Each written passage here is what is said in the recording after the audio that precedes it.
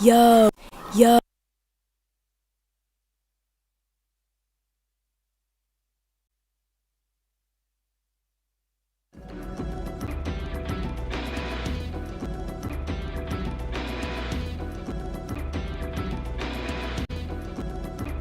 Yo, you heard about Mike? Oh, they say always working on every muscle. Always working on every muscle. Always working on every muscle. Always working on every muscle. Always working on every muscle. He's like a giant, all decked out in heavy armor.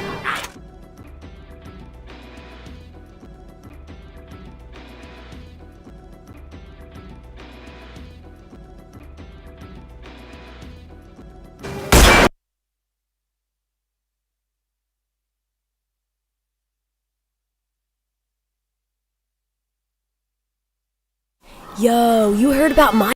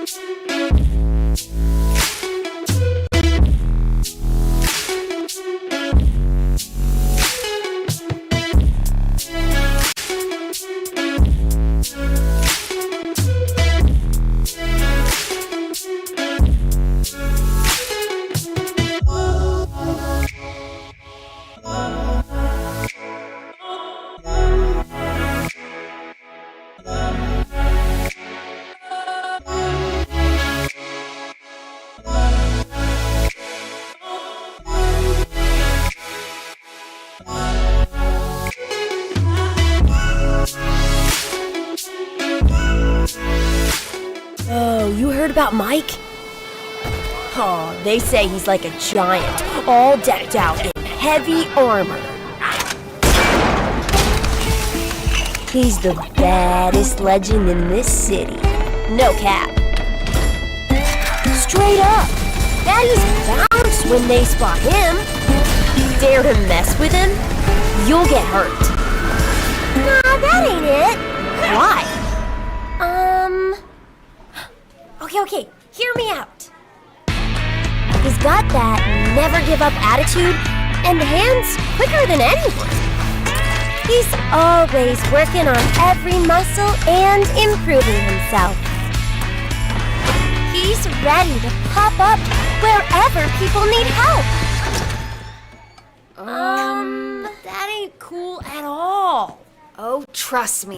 When he pulled me out of that fire, he was hella cool.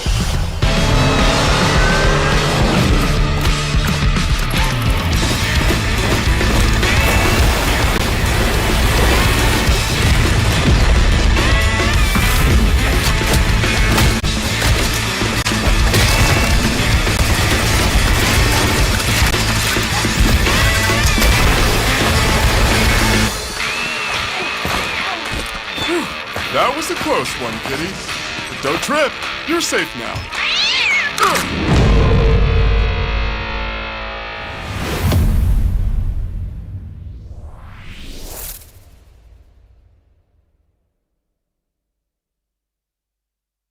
And then it went like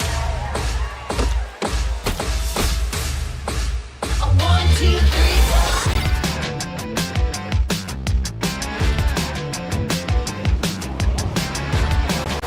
A 1, 2, 3, 4. It's class, yeah.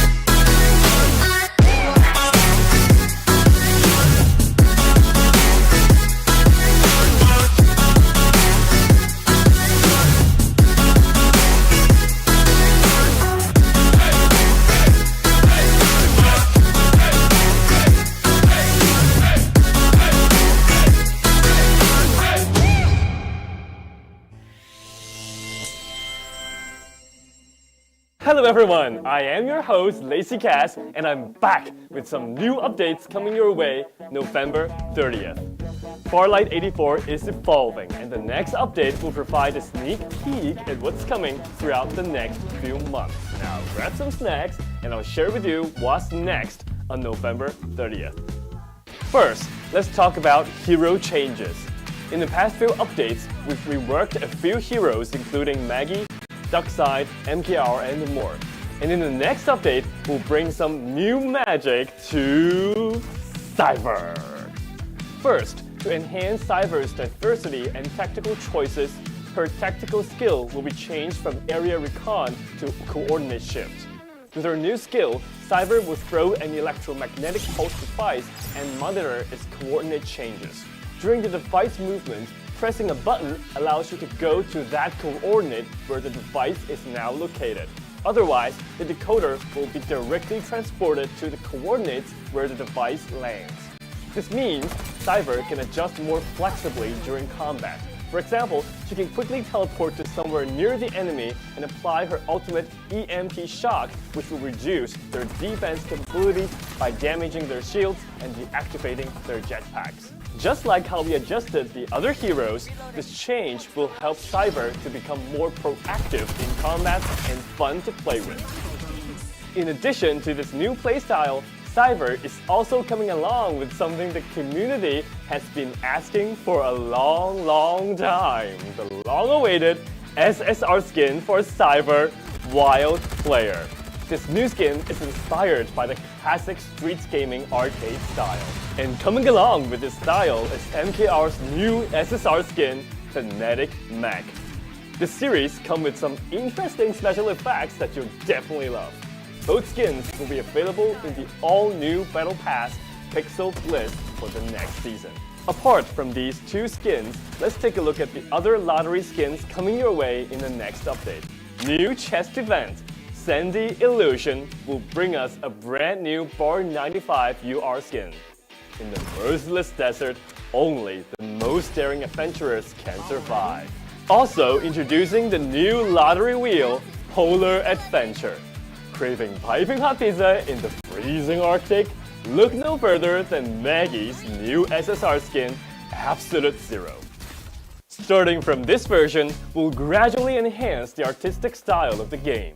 You've shared a lot of ideas about the game's art style, including suggestions for a new lobby art. That's a fantastic idea, but to do that, we need to first redefine the style of some characters so everything can look coherent. You may have noticed that many new skins released recently share a common theme. They all look trendy, quirky, and modern. Knowing that you love how these skins look, we'll start by expanding the aesthetics to some of the heroes that don't share these traits. And the first one is our fireman, Captain. Captain has a low selection rate, averaging only 3%. Unlike the other characters, we feel that Captain lacks his unique personality with the current character design and would like to update his look. The new Captain will have a more prominent personality, showing his robust physique with a gentle and reliable twist. Inheriting his instructor's will and continuing to seek truth, Captain will become the synonym of justice and will remain a helpful friend of the neighborhood. Being a skillful fireman, his Aqua Blast skill deals extra damage and slows down the enemy. What did you know? The effects actually become stronger when used closer to the enemy. I bet most of you don't know because so few of you play as Captain. Now, to reintroduce this hero to all of you, we've prepared a video to tell you more about Captain. So remember to subscribe and hit the bell for more Battle Royale content. What's that? Captain's dancing? Listen closely. His dance comes with music now. In the upcoming new version, we're introducing special sound effects and background music to some dance emotes. I really can't wait to try them and piss some people off. In addition to the dance emotes upgrade, in this update, we're introducing a new item, Kill Announcement. When you kill an enemy, everyone will see this announcement. Everyone. Talking about showing off. This will become a brand new way to highlight your perfect kills. I finally have some new motivation to practice my shooting skills. To make the gameplay experience more sophisticated for the long term, we're planning to make some important changes to the weapons in Farlight 84. So far, you'll notice that the recoil of our guns is designed to be relatively low compared to other games.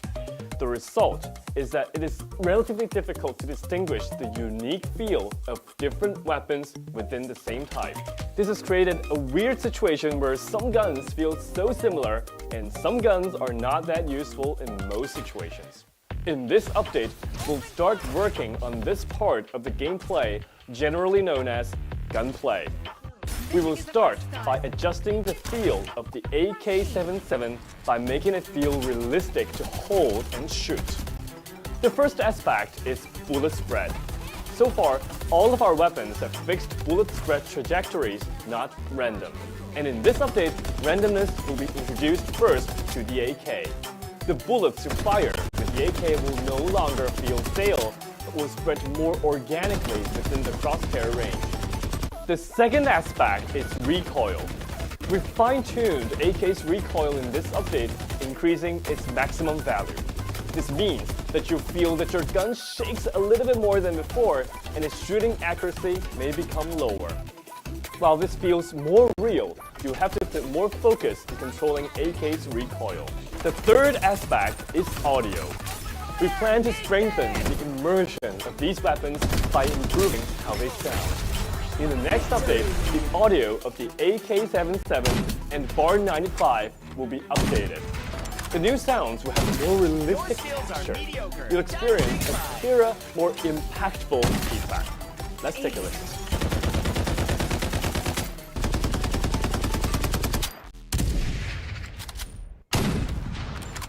Overall, our goal with these adjustments is to raise the skill ceiling of gunplay, giving you more room to learn and master the weapons. Your full potential will be expanded, creating an excitement that lasts longer. You may ask, will that make it more difficult to play on mobile devices? We totally understand your concern, so the mobile experience will be optimized by recalibrating aim assist so that the experience still fits well in the palm of your hand. We're preparing a special announcement video to talk more about these upcoming changes and share some design thoughts on making the Farlight 84 experience even better. So subscribe and follow us to stay tuned. Next up, events. The event column is introducing a new announcement section. In the future, updates and announcements will be displayed right here, making it convenient for everyone to understand the details of the updates and know what's happening in the community. For example, we'll post anti-cheats updates right here for you. While we kept updating the ban lists every week on social, not everyone gets the information because of social algorithms. Now, these info will be shown right here, so every one of you gets to know the latest news. And good news! Rewards are getting even better in the events. Now the daily tasks will provide you with new challenges and rewards every single day. At the same time, more rewards are now available for progression have also been increased. We've added the drop of Elite and Legend pack in the progression track, and you'll keep getting extra rewards even if you finish the whole progression. We have also optimized the chest event. The chest event will now be an open draw, meaning you can be sure which item you will get for certain within a given number of pulls, let's say 50 pulls. In the past, you couldn't be certain about that. Additionally, on any PC version, the update will now support the direct purchase of weekly and the monthly cards, offering more choices for you to support the game's development. Personal profiles also have some exciting new additions. In the future, your profile will display a popularity score. Encounter a good teammate, give them a follow to boost their popularity. At the same time, you'll be able to view the history of visitors to your profile. Talking about social features, I guess you have encountered this weird situation. You see a friend when you log into the game. You want to invite them, play together, but they're already in a match. You wait, and they finally finish that match. You press invite, but he's in matchmaking again. After the update, you won't get this kind of trouble anymore. you can schedule to play with your friends who are currently in the game. Of course, if they indeed don't want to play with you, sadly, it's okay, we'll find another one. Now, you finally managed to find a friend to play together and you're in matchmaking now. While you wait, you want to claim the event and seasonal rewards, but you find that you can't click. After the update, this will happen no more. You can now claim the rewards whenever you see them. Finally, before everyone in your team's gone after a match, you will relive your highlights in the game. Every brilliant moment is worth watching and analyzing repeatedly. And I mean repeatedly. I'm sure you'll want to watch that 1,000 times. Okay, that's all for the update on November 30th. It's also almost December, and we've prepared some community holidays events for everyone. So once again, subscribe and follow us so you don't miss out on these free holidays rewards. Don't forget to like, comment, and share this video with your friends. Get the game updated on November 30th. I'm LazyCast, and I'll see you in the next one. Bye!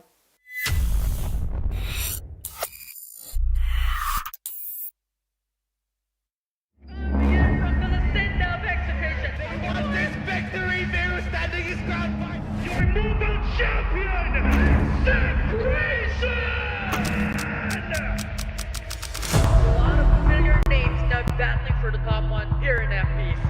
The energy is rising up. Get the infantry talk available there to open an ultimate attack. They've taken down one of their rats, now it's forward now. And one of their players shot down.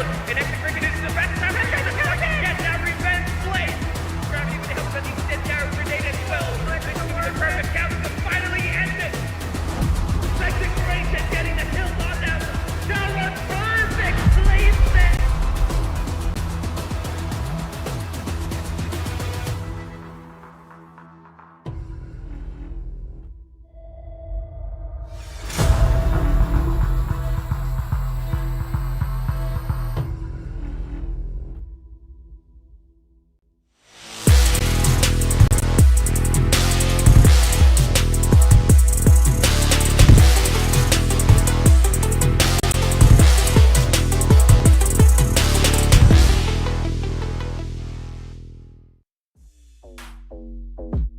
It's a new year and a new light for Farlight 84 Philippines Championship Season 2. We'll welcome you to the knockout stage where we narrowed down the 1,000 of teams to 60. The competition is just about to get fiercer. Joining you on the first half today, it's Kelly alongside Burger Kim. The OG duo is back, and with it comes the new set of updates in the game that awaits us here today. Hey, Happy New Year, by the way, to everyone who's watching. I can't believe it's like the first cast that we're having this year. And I'm so happy to be starting it out with FPC 2. Are your eyes glowing, or is there something new with you today? Yeah, I think it's the effects. I have to remove that one later on. But yeah, a lot of changes that we're actually experiencing, right? I mean, first it was the Cypher update that we had like a few weeks back, and just a little bit a week ago, right? We saw an Ember revamp, we saw Momoy, and the new meta actually coming into play. Now the M4 is going to be the strongest assault rifle in the game here, PK.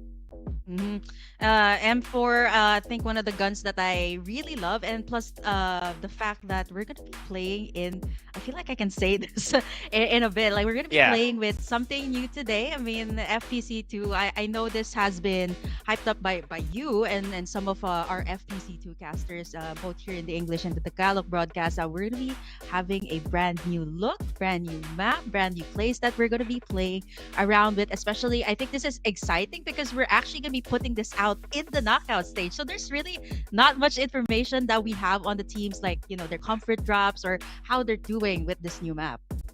The teams were advised to actually scrim, you know, back in the back end to play this new map that we're going to be allocating here today, right? So obviously there's still going to be a lot of preparations heading into this because it's the first time that we actually see this team actually go head-to-head at it in an official Farlight 84 major event. So there's actually a lot of things to look forward to here on this matchup, knowing that it is a new map. That means there's still going to be a lot of new strategies that's going to be unveiled, and not to mention the teams that have been struggling at Sunset City map itself could just redeem themselves heading into the new map that we're heading into play, especially when we played at map number 2. Yeah, I think not only that, we will be seeing perhaps like some new capsulars that might be utilized so well here in this new map called Lampton. I think the playstyle will also change because it is so different from Sunset City. I think the size is actually pretty much similar, but Lampton is just way more like there's so many things to cover here. I actually put out some content about this, like how to win in Lampton if you're new to it, and at the same time, these players that will be playing. Of course, we're gonna be starting out with the mobile division here today, Kali, for FPC2. So let's check out the tournament format here for the mobile division. We're just done with our open qualifiers, and now we're heading into our knockout stage. So let's see what will happen here. It's been like, what, 5 weeks already? And that time just went by so fast, right? Our first stage already set and done here for the mobile esports tournament. It is just going to be a lot more crazier moving into this, right? As we take a look at our steps in towards our season finals at stage 3, we have to go back into stage 1 open qualifiers where we saw a lot of highlights and moments coming in from the teams that we did not expect to actually sign. And starting on week 1, we saw the first repeat happen for FPC Season 2, and it was from NRX Blackfire. Then a couple of weeks after that, we saw multiple teams actually get on with the trend here, PK. Yeah, Aquila, to name a few. Like, I really lost track, and everybody's just stepping up this season too. And we were done with our open qualifiers. Every single week we've been having it. Top 60 moves into the weekly finals, and of course the top 60. These are the best of the best teams that will be heading here in our knockout stage that starts today. Group A, Group B, and of course we also have Group C and Group D that will be happening, tomorrow. So today we're gonna be having Group A and Group B. So it's gonna be an exciting day for all of us. And of course, the top 30, the best of the best, will be moving, of course, to our land finals for the mobile division. We have day 1. We're gonna be having Group A, Group B. Top 15 will be separated both into an upper and a lower bracket.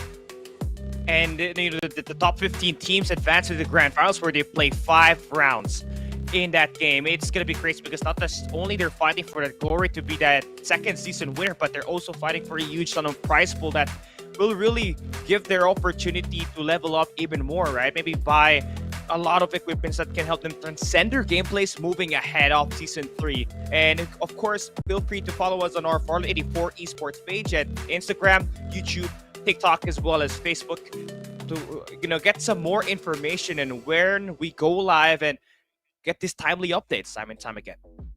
Yep, of course, everybody is going to be looking forward to our finals. We're going to be heading towards it in just a bit, and everyone's fighting for a total prize pool of $37,500. This is our second split for FPC, both for mobile and the PC division. And I think it gets so much more exciting because we're starting to see the stories unfold for all of our players, all of the teams, all the re-rosters. And I think we can get a clearer picture right now on who will be moving forward after the knockout stage. So it's going to be super exciting. Not only do we see something new today, but we see some familiar faces, some of our favorite teams that will be playing today. And speaking of, Kali, let's take a look at our qualified teams here for today. We have Group A, Execration, Cloud Avenue, former Rect International, TI6, NRX rather, SR717, Seiya, AXGSS, Master X2, Playbook Tyrant, Viva, Dress to Kill 4, Master X6, up until Master X9 and Master X0 is here as well. So a lot of Master X teams are actually going to be here in this group, and our defending champion is here as well. I mean, for Master X, at least one of them should secure a top placement here and move on to play at the next stage, right? I mean, you have more quantity, so there better be a higher chance of you getting back to there, right? But Group A, obviously, Execration and Aquila, these two teams, they scored 3 peats at the open qualifier, so expect them to explode out slower. But on the Group B side, it is gonna be the Stream Raider, the SR Nakage squad, who have shown a lot of potential, especially at the open qualifiers, where they dominated most of their lobbies, and they're going up against teams like Built Different, Powerhouse, Org Please, and PH Beta, who obviously had a new set of teams actually playing here today. So I think Group B might just be a sleeper team. I think this is more competitive compared to Group A. Yeah, there's a lot of teams here that have actually made their name in the past few weeks, especially in the open qualifier. So I think let's see how they will stand here since we're down to already the best of the best teams here in our knockout stage.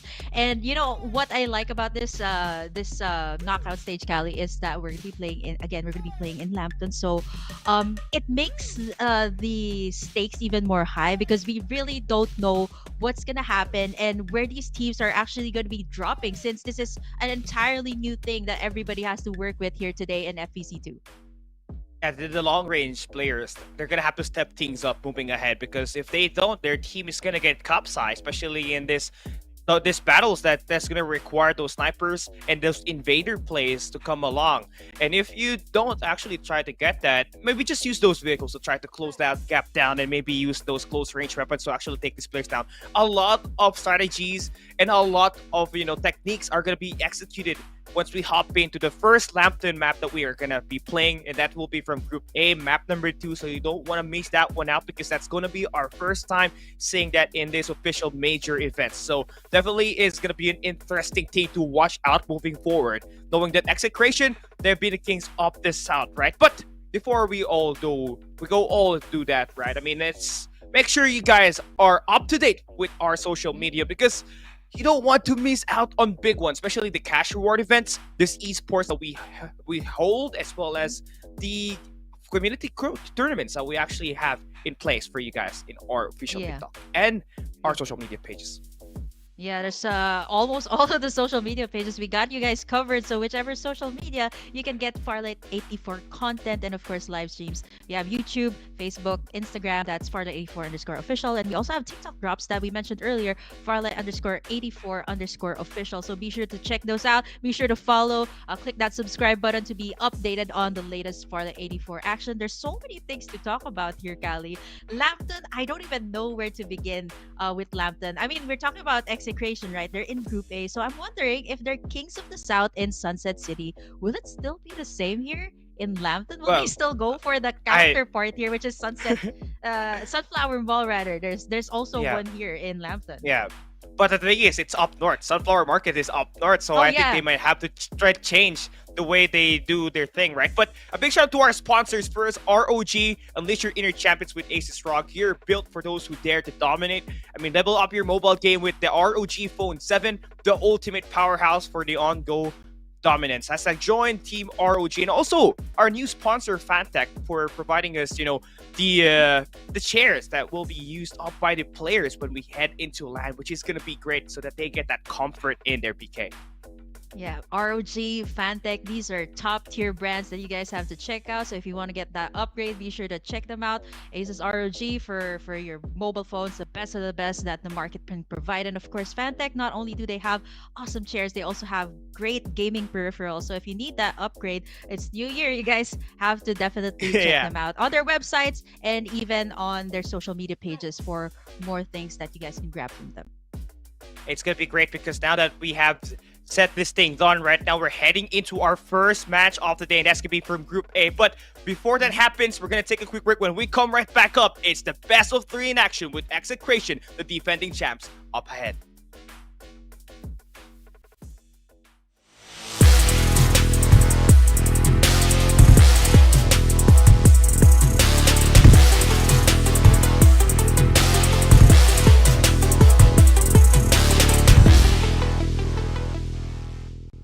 Yo, you heard about Mike?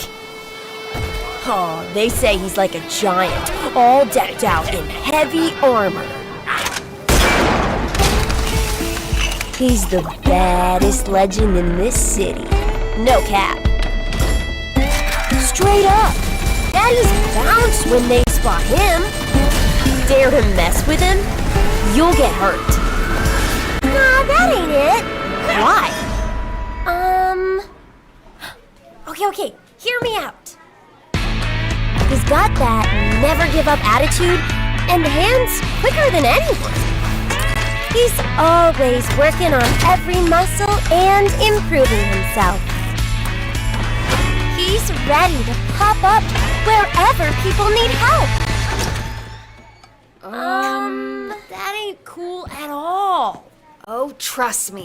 When he pulled me out of that fire, he was hella cool.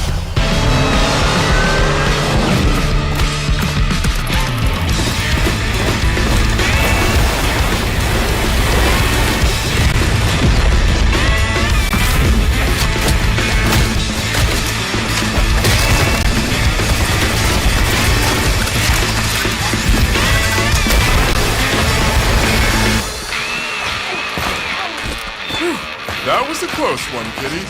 But don't trip. You're safe now.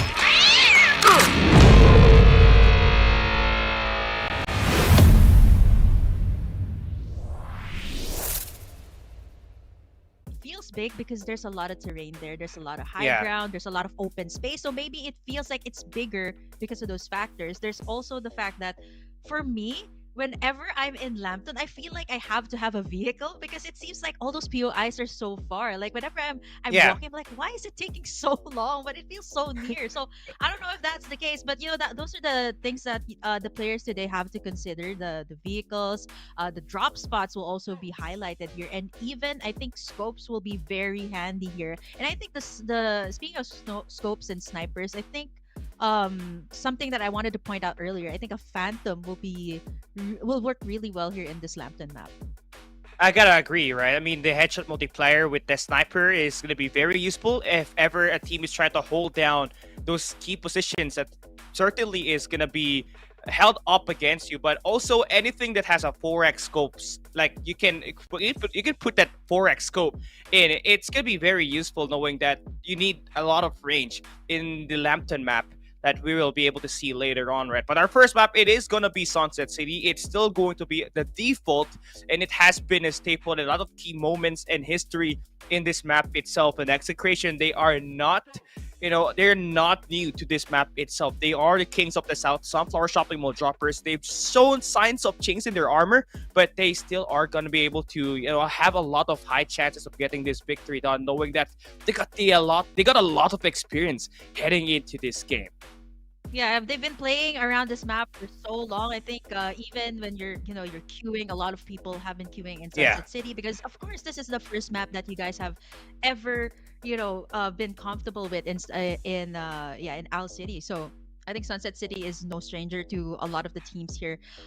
Execration, I think the biggest question here for the knockout stage is, will someone actually try to contest them? And looking at the teams that are actually here in this group, we have a lot of Master X teams. I mean, will that be a strategy? Will you try to go and contest for Execration, or will these seasoned teams actually go for different drop spots? Because speaking of that, I might be getting ahead of myself. Like I'm talking about NCG already in the next group, but I want to highlight the fact that some of these teams have been doing like backup drops in the open qualifiers. I've seen that with NCG. They dropped in Sanctuary Tower. Not only do they drop in Planetarium, so I'm not so sure if this is the case for Execration. Do they have like a backup drop here in Sunset City?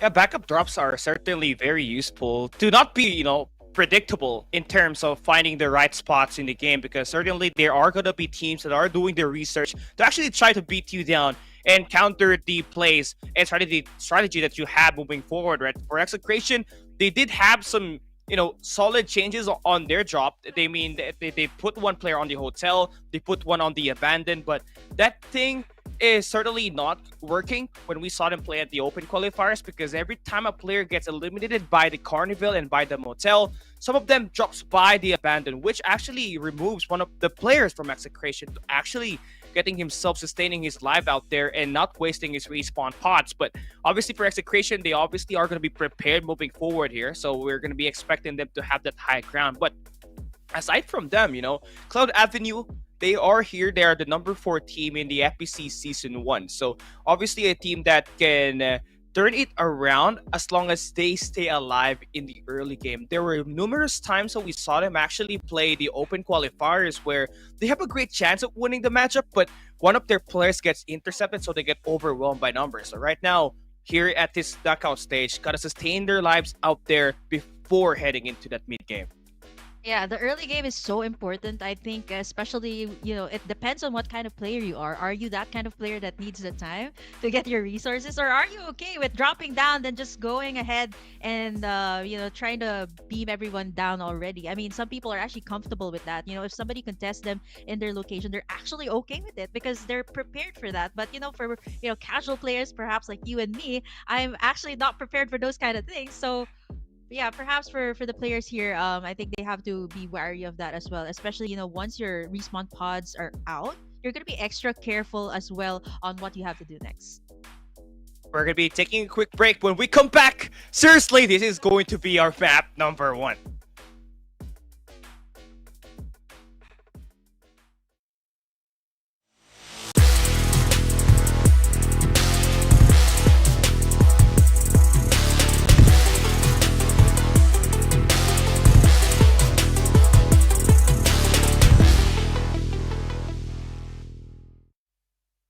Yo, you heard about Mike? Oh, they say he's like a giant, all decked out in heavy armor. He's the baddest legend in this city. No cap. Straight up. Baddies bounce when they spot him. Dare to mess with him, you'll get hurt. Nah, that ain't it. Why? Okay, hear me out. He's got that never give up attitude and hands quicker than anyone. He's always working on every muscle and improving himself. He's ready to pop up wherever people need help. That ain't cool at all. Oh, trust me. When he pulled me out of that fire, he was hella cool.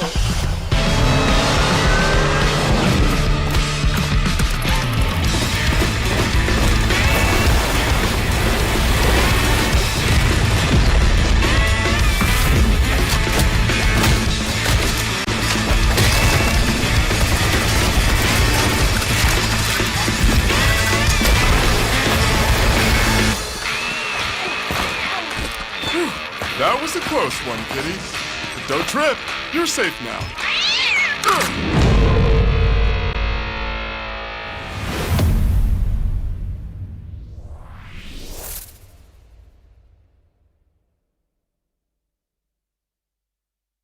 And then it went like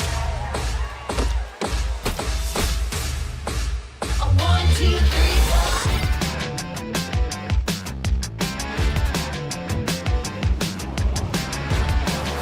A 1, 2, 3, 4. It's fast, yeah.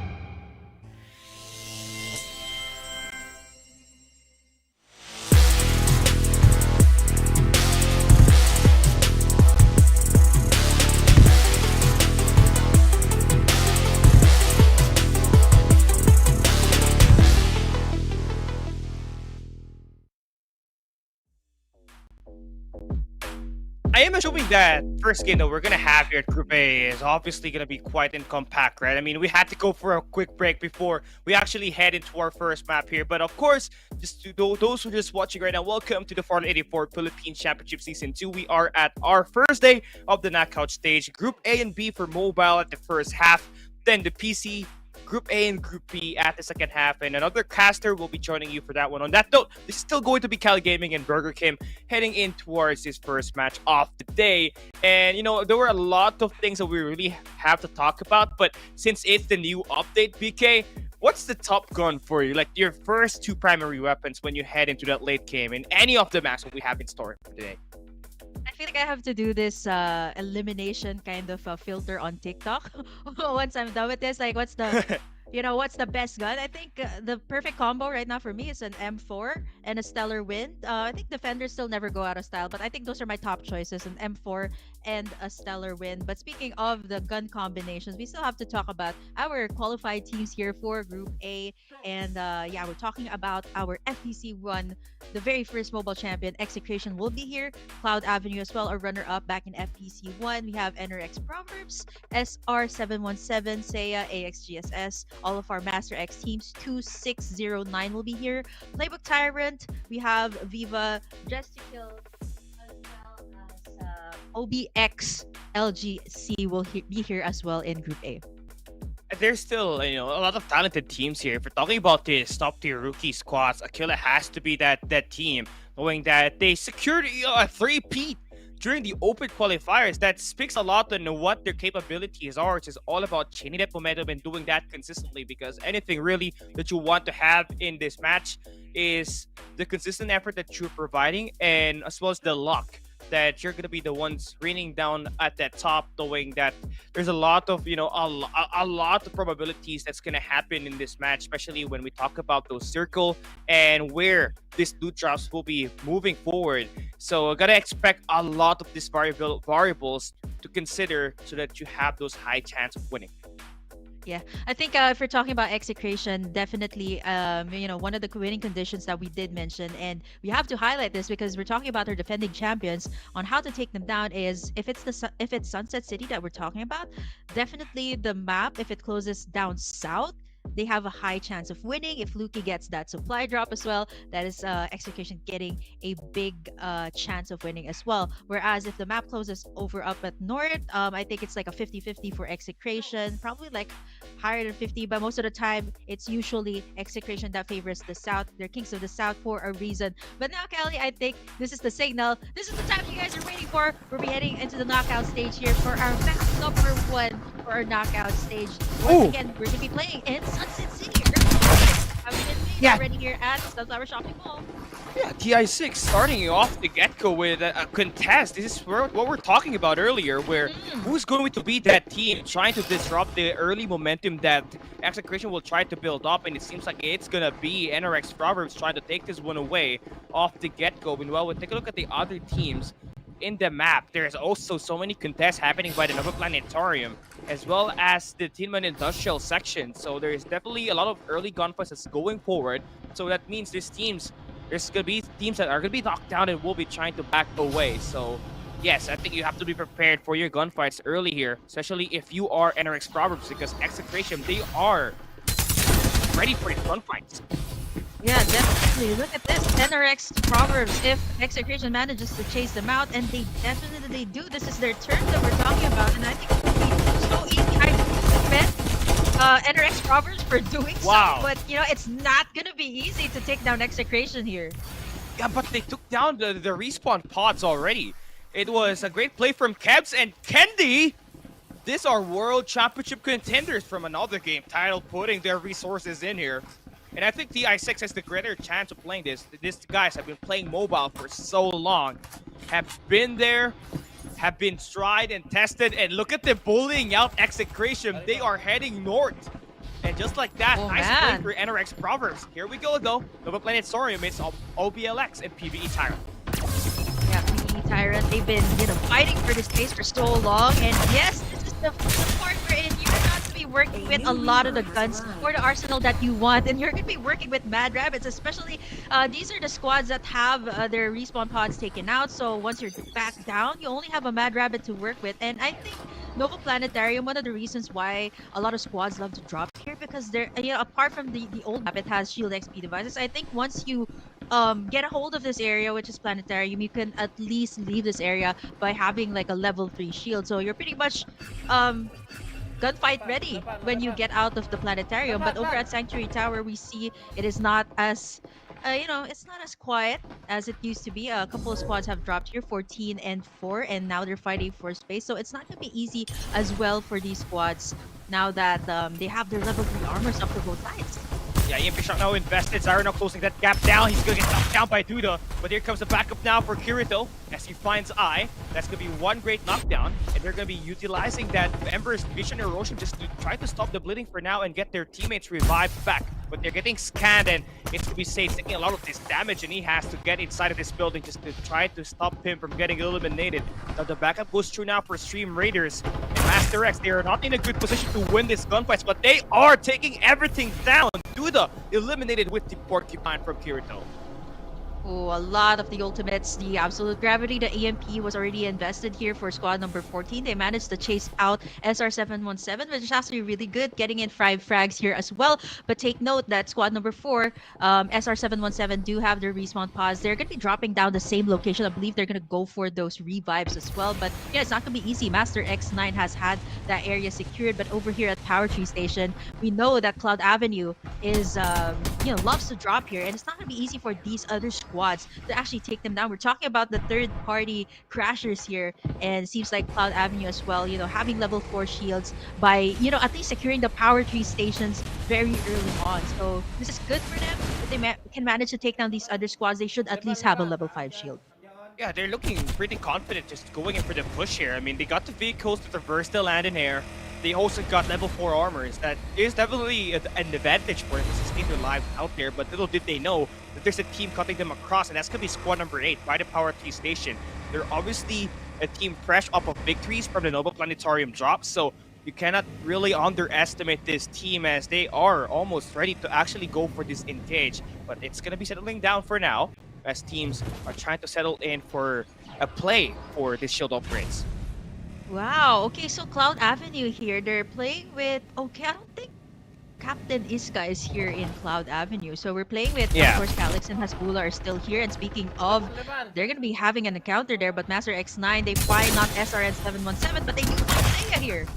Yeah, Ashura, nice kill there, nice picked off.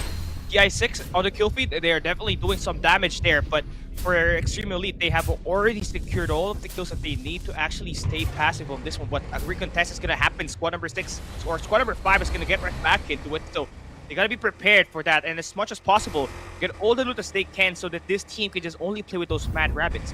On the flip side, it's going to be Cloud Avenue. I mean, they're going after another squad here, which is going to be another Master X squad. They only got 2 kills, but Hasbula is definitely out there with no armor. He got knocked down. So he's that one player that you want to step out the most, but he's lagging behind a bit, so gotta have him restored back to his original stuff.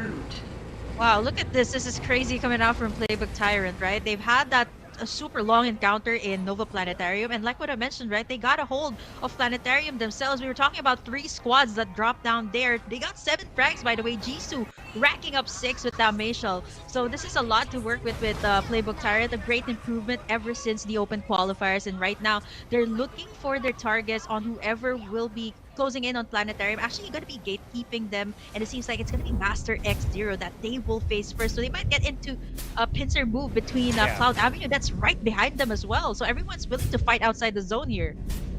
And this is going to be quite interesting. We're knowing that PB Tyrant, I mean, you're caught into a bit of a pinch. Look at Avenue, you have already spotted this squad. You're going to try to go for that hit.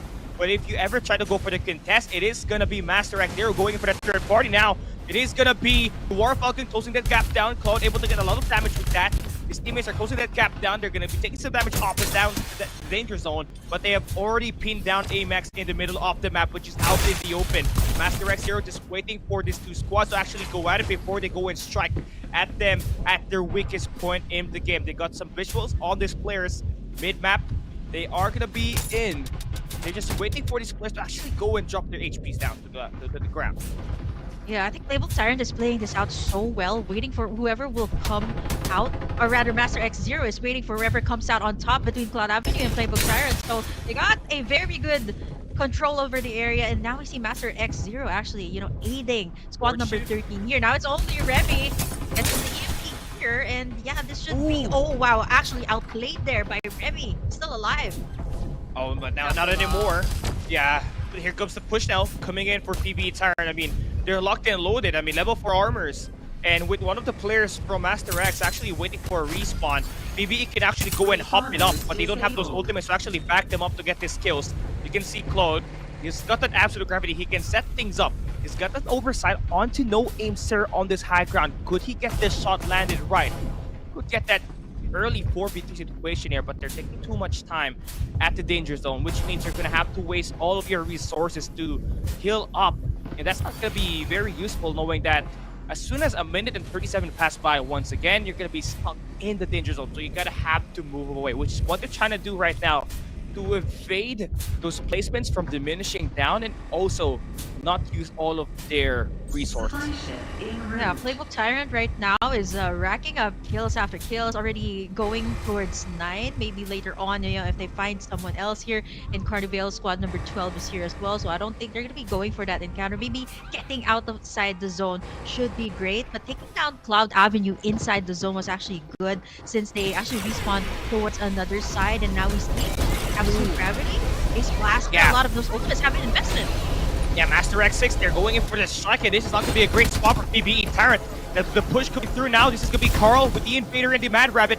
They are closing that gap down. They have perfectly set this team up, and they are going in for that beatdown. But nice counter play from Jisoo, getting 1 kill there. But as soon as Ghost gets to get that backup, his teammates gets to relocate back. One player will be waiting for that revive, but they successfully neutralize all the players from Master X6 going in for that aggressive. So that's going to be one less thing to worry about. Yeah, now Playbook Tyrant as well. Having Jisoo here as the Mayshell just enables them so much to be aggressive. Having in that ongoing show, getting in that high ground is still one of the things that the mobile players love using. Getting in that high ground and being able to beam all of the other players down who are in the vicinity. So Playbook Tyrant right now, they are racking up kills after kills. That is 11 frags that they already have here. We have at least 2 or 3 squads that have already been eliminated here in our first map, and it seems like there might be another one. Our sister teams are going at each other, and that's gonna be Master X0 taking down their own Master X6. They've been doing pretty well as they've been doing pretty well as well in this map number 1, knowing that they came from up top and now they're moving their way towards the middle of the map. Yeah, but now it's going to be an open area. Motel, the only building reside is going to be the motel itself. So everything is going to be exposed up. So you're going to have to make your move. Master X0, they got that information. They got that high ground as well. But they do have the flank. They don't. So that means PBE Ghost gets the kill onto Busha. And Claude is going to be doing that pincer maneuvers. They're going to get this team pinned down. That circle closing in means that PBE Tyrant gets to claim another loot, and that's going to be a step closer to them to leveling up their player XPs to provide them more of that damage. He's provided more players from mid. He's going to have the sniper shots connecting. And mid, he is back against the wall here. Does he have those resources to actually maintain his life out there and get himself healed back up? But the damage out the circle is going to be insane, right? So you're going to have to make your move, Loki! You have already strike out of nowhere, actually.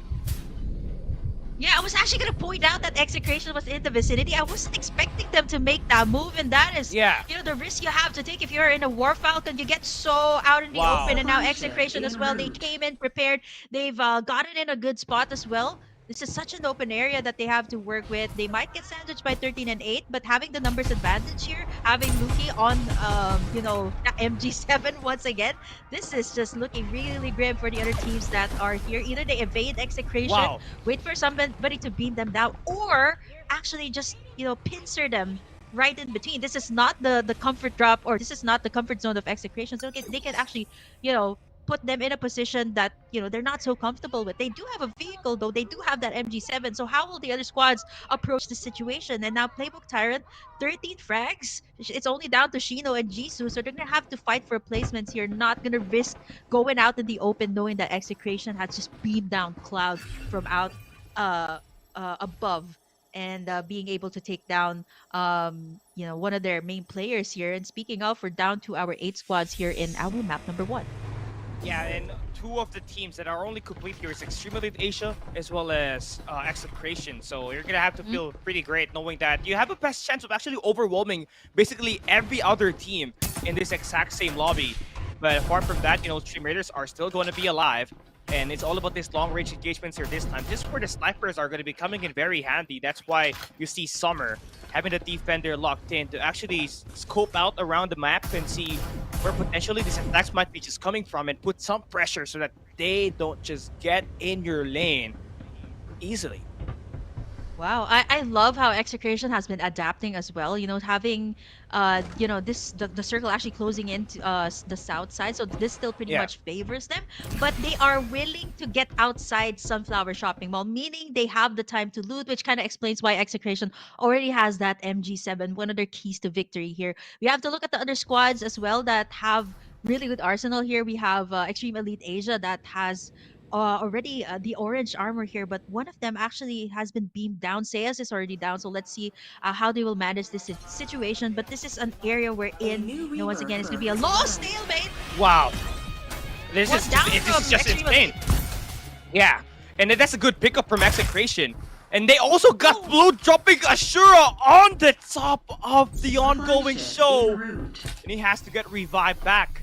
Now, the thing with that pressure from Execration, you think they're going to be pouncing, but no, it is not going to be an easy area to actually roam around the map because it's a 360 open area, and you might just get beamed down by a defender from this opposing angle. But still, nice pick up from Execration. You know, they got already 18 kills, and they secured themselves a good position inside of the circle. They can actually go and take down PBE Tyrant, who's way up north, and also all the other teams by the construction site.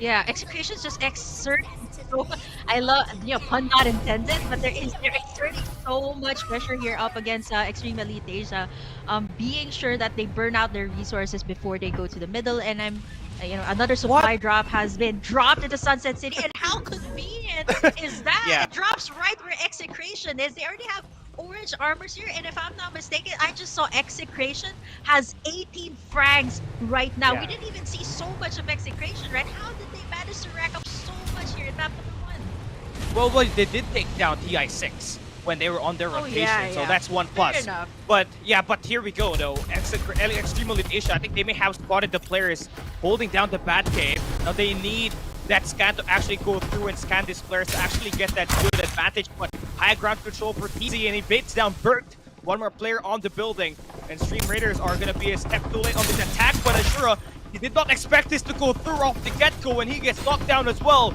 Stream Raiders are holding their ground. The beatdown is on. One player goes through, and Extreme Elite Asia will be swept by Stream Raiders 717. Yeah, impeccable positioning here from TZ, having in that high ground, and was able to beam down Bert. And right after that was a domino effect here that took down that squad. I actually thought it would have been Extreme Elite Asia. They had the better arsenal there. And speaking of having better arsenal, SR717 didn't have anything. They didn't have frags. They had at least a level 3 armor. And now by taking down Extreme Elite Asia, they have level 5. But, you know, I think all eyes are still going to be on Execration here. They got in 2 supply drops. They managed to take down some of the teams, so I think that was a good move coming out from Extreme Elite Asia. While Execration was taking in the supply drop, they, you know, tried to go for the lesser evil here, but it actually backfired. It was SR717 that actually reaped all of the rewards here, having in the vehicles that Extreme Elite Asia has as well. Yeah, just maintaining the top position. TZ just played great on that note. But the circle's closing in once again. It is going to be out in the bridges and by the waters. So no cover whatsoever as we close this circle down. In Execration, they may have 18 kills, but this area is about to get condensed, and every other team outside the circle are going to get their position inside. But if you're Stream Raider 717, the circle's closing down. The danger zone damage is a lot to worry about. So you gotta move inside desperately. Luki taking some shots on the kill feed.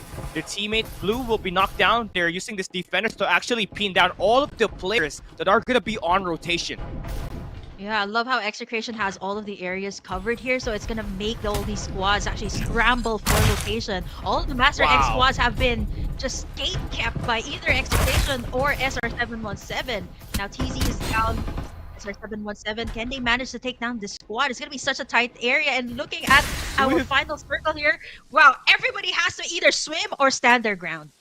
Yeah, I mean, Swift, he has been spotted here already. And also, there's going to be a scan happening as well here for Stream Raiders. He's going to be a good spot for them. INTZ, as well as Primo, taking so much damage.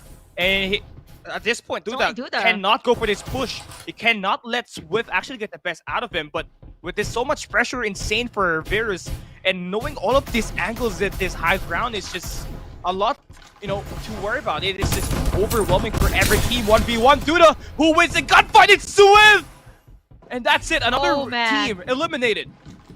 Oh man, swiftly taken down Duda. That would have been like at least one hit, right? The gun choice there, having that AK-77. I love how we're seeing a lot, you know, apart from the defender plays, a lot of the AK-77s have been working so well here.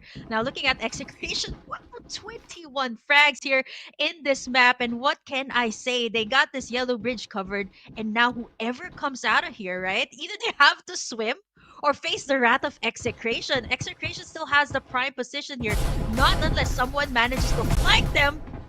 And they just got all the areas covered here now for Execration. They're just cleaning up the work here, and now it's down to 2 squads here. Execration is squad number 9. Yeah, they're just going in for the 25th kill. Finding these players are going to be key.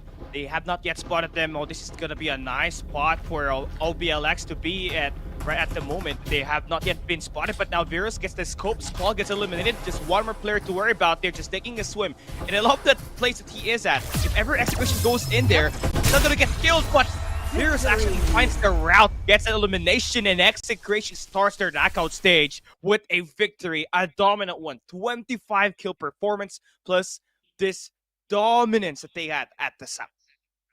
The Exterminators have done it once again, showing us how it's done. You know, Rat Exterminators, eliminating whoever comes onto their turf, and that was just such a good map for Execration. Even though, like, we didn't really see much of them in the early stages of the game, they did manage to take down, you know, NRX Proverbs. Although props to NRX Proverbs are actually trying to contest the Kings of the South that have managed to end this map number 1 with such a dominant fashion once again, racking up 25 kills here for the squad. And this is the OG squad, the squad that we're talking about that took the FPC 1 Mobile Division champion last season, and they're looking to continue their streak, looking to create another saga here for the Exterminators, getting in the victory here for map number 1. Let's see if they can keep this up here for our knockout stage.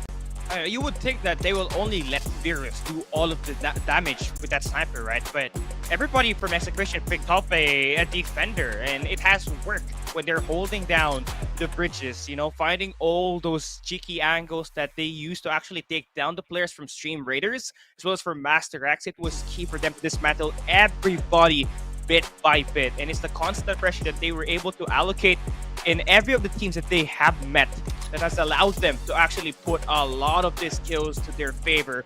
Everybody is just improving for Execration, and you expect that for this for these champions, right? The defending champions. Yeah, mad props to NRX Proverbs here. It is just insane how they were able to, you know, contest the Kings of the South. That is some determination that they got and some confidence that they got, and I have to give them props for that. They're the first one that has been eliminated, and that just enabled Execration to just rack up kills after kills. We didn't see so much of them because the feeds were either, you know, focused on, you know, Playbook Tyrant, Cloud Avenue, and some of the Master X squads. But speaking of the Master X squads, none of them have managed to actually get the podium finish here, surprisingly. It was actually Execration, followed by OBX LGC, then AXGSS here that got the podium finish for map number 1 here of our knockout stage. The closest team to actually go head-to-head with Execration in kills was PvE Tyrant, but they played 7, right? So it's just so interesting that Execration was just not only able to dominate with kills, but the timing of the loot shops were actually favoring them, which is kind of unfair for these other squads because not only they did have one loot shop actually looted already before we entered that final 2 circles, literally a loot shop held down in the skies, actually in front of Execration to give them not just only that MG7, but as well as another level 5 armor that helped them just build up really insane with their arsenal. And Execration gets this first victory, but I'm expecting more of these other squads actually to go for that contest. We did see NRX TI6 go in and pressure Execration off the start. We saw them, bully out Execration in their initial drop. They had to move down up north towards the Nova Planetario Manx, and that was key. But you have to put that one through consistently, and Execration still looking undefeated here. Yeah, I think one of the key factors also was that the circle closed down south, not really at Sunflower Shopping Mall, but still in an area where they're comfortable with. And Luki, I think Execration just had all of the things that they needed in this game. 2 supply drops, Luki getting in that MG7, and look at that damage he was able to dish out. 10 frags, 4 assists, and then 2,316 damage. That is just insane, right? I think Playbook Tyrant, what really went downhill for them, they were at par, almost at par with Execration, right? But Cloud was just, having in that War Falcon, he was beamed down by Luki, and after that, Playbook Tyrant was just at shambles on what to do next. But, props to them for at least, being able to dominate the map, at least get in those frags. NRX Proverbs, I think one of the most bold things that they've ever done here was actually contest Execration. And it's just, it's just insane how they were able to try and contest the Kings of the South here for map number 1. And that's a nice try, but they got to do better, especially when you're moving forward towards that mid game, because NRX TA6, despite that early gunfight 1 up against Execration, they were the first team to actually get eliminated here at map number 1. So gotta do better on the next map up ahead, which is what we've been talking about, building up all this time. Lampton City will finally be part of the map pool for Farlight 84 Philippines Championship Season 2. And it will be a delight to see how these players will actually line up because of how long this map could be when you're playing your angles and how punishing it can be if you don't have any vehicles to traverse the land and the air. Yeah, I think apart from the new Lampton map, I'm starting to see as well some other capsulars that capsulars that have been used here in map number 1. A lot of the duck sites that have been shining. Still May shells have been the top choice as well in the mobile division. So I'm not surprised that a lot of the squads have been using it as well. But of course now, Callie, a lot has happened. The Kings of the South have done it once again. Let's take a look at what happened in our map number 1 for our knockout stage as we check out these highlights.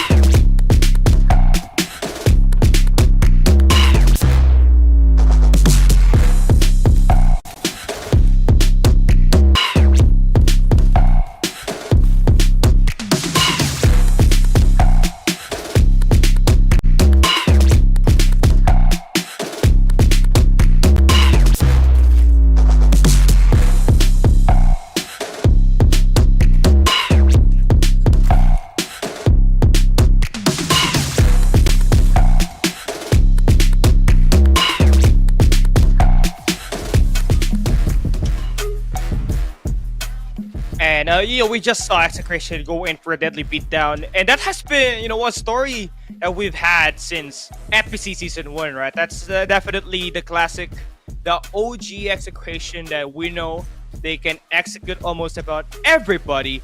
And it's just been interesting because the team dynamically has changed so much drastically in the weeks that we just saw this team play. With week 1, we only had 1 sniper. Then at this point in time, we got 3 of them rocking the defenders. So getting more versatile when it comes to playing range is something that other teams has to also learn to actually dominate those long-range engagements when the final circle relies you to actually pull out a long-range weapon. Yeah, and I think the positioning of execration was just so good in, every single time, right? Like you see them constantly moving across the map, making sure that they have the prime position once the circle will close in, making sure that they got the middle spot or at least some high ground there. And I think that's one of the conditions that, made it really hard for the other squads to actually take them down or actually find a game plan on how to take down execution. Not only do they have like the best of the best armor, they also have prime positioning. So I think the other squads were just unsure of what to do next. But we still have two more maps here for our knockout stage, and yes, we are going to be talking about Lampton, and so I can't wait to see what the squads will be putting out here. I think even the composition, Kali, will be so different here. Even for mobile, I think if you're talking about Lampton, there's definitely going to be long standoffs because the area Yeah. is just so huge. So I'm not so sure how our squads here, Execration, Cloud Avenue, even the Master X squads will play it out here in our next map. So we're gonna have to wait for that. So it's very interesting. We still have to talk about, of course, the MVP on that last map on Sunset City. And I think, Yeah. without a doubt, it should be Luki here. Dishing out 2,300 plus damage and having that MG7 was just way too good for execution. It's just something that you kind of expected for a player like him. He is arguably one of the youngest yet the most dominant force in the game right now. Look at the Skywalker. We saw him using the rocket launchers before back in the early seasons. Now he has transcended to become one of the better MG7 users as well as a sniper. We saw him with the duck side able to take down two players from Stream Raiders at the Blue Bridge, which was key for them to dismantle a very good team that could actually strike them and dominate them. But before we actually go and talk more about that, let's take a look at our MVP and let's see if our guess is right. We talked about Luki. He should be the MVP. He's got the most Oh, damage yeah. and the signature cipher to go along with it. A 61 rating. That's the highest it can get. Yeah, 10 frags as well and 2,316 damage. That is insane, especially, having that MG7 just amped up the damage so much more here for Luki of Execration. And having this, classic signature pick coming out from Luki, I just have to point out as well that he was one of the players that adapted so well to the revamp of the tactical skill of the cipher, making sure that he can use it offensively, so a way to disengage as well. So I think Execration is just apart from being one of the top tier teams here, one of our defending champions, they also adapt really well to the meta. I think apart from Luki, we see Blue and the other members here of Execration have been picking up other captures as well. We've seen a duck side on their composition, so it is great to see them adapting to various kinds of play styles here. So I can't wait to see more of them in our next map number 2 here of the knockout stage. And I think apart from that, Kali, as well, they're racking up the damage, the kills that they have that will be accumulated to their total FPC points here for season 2.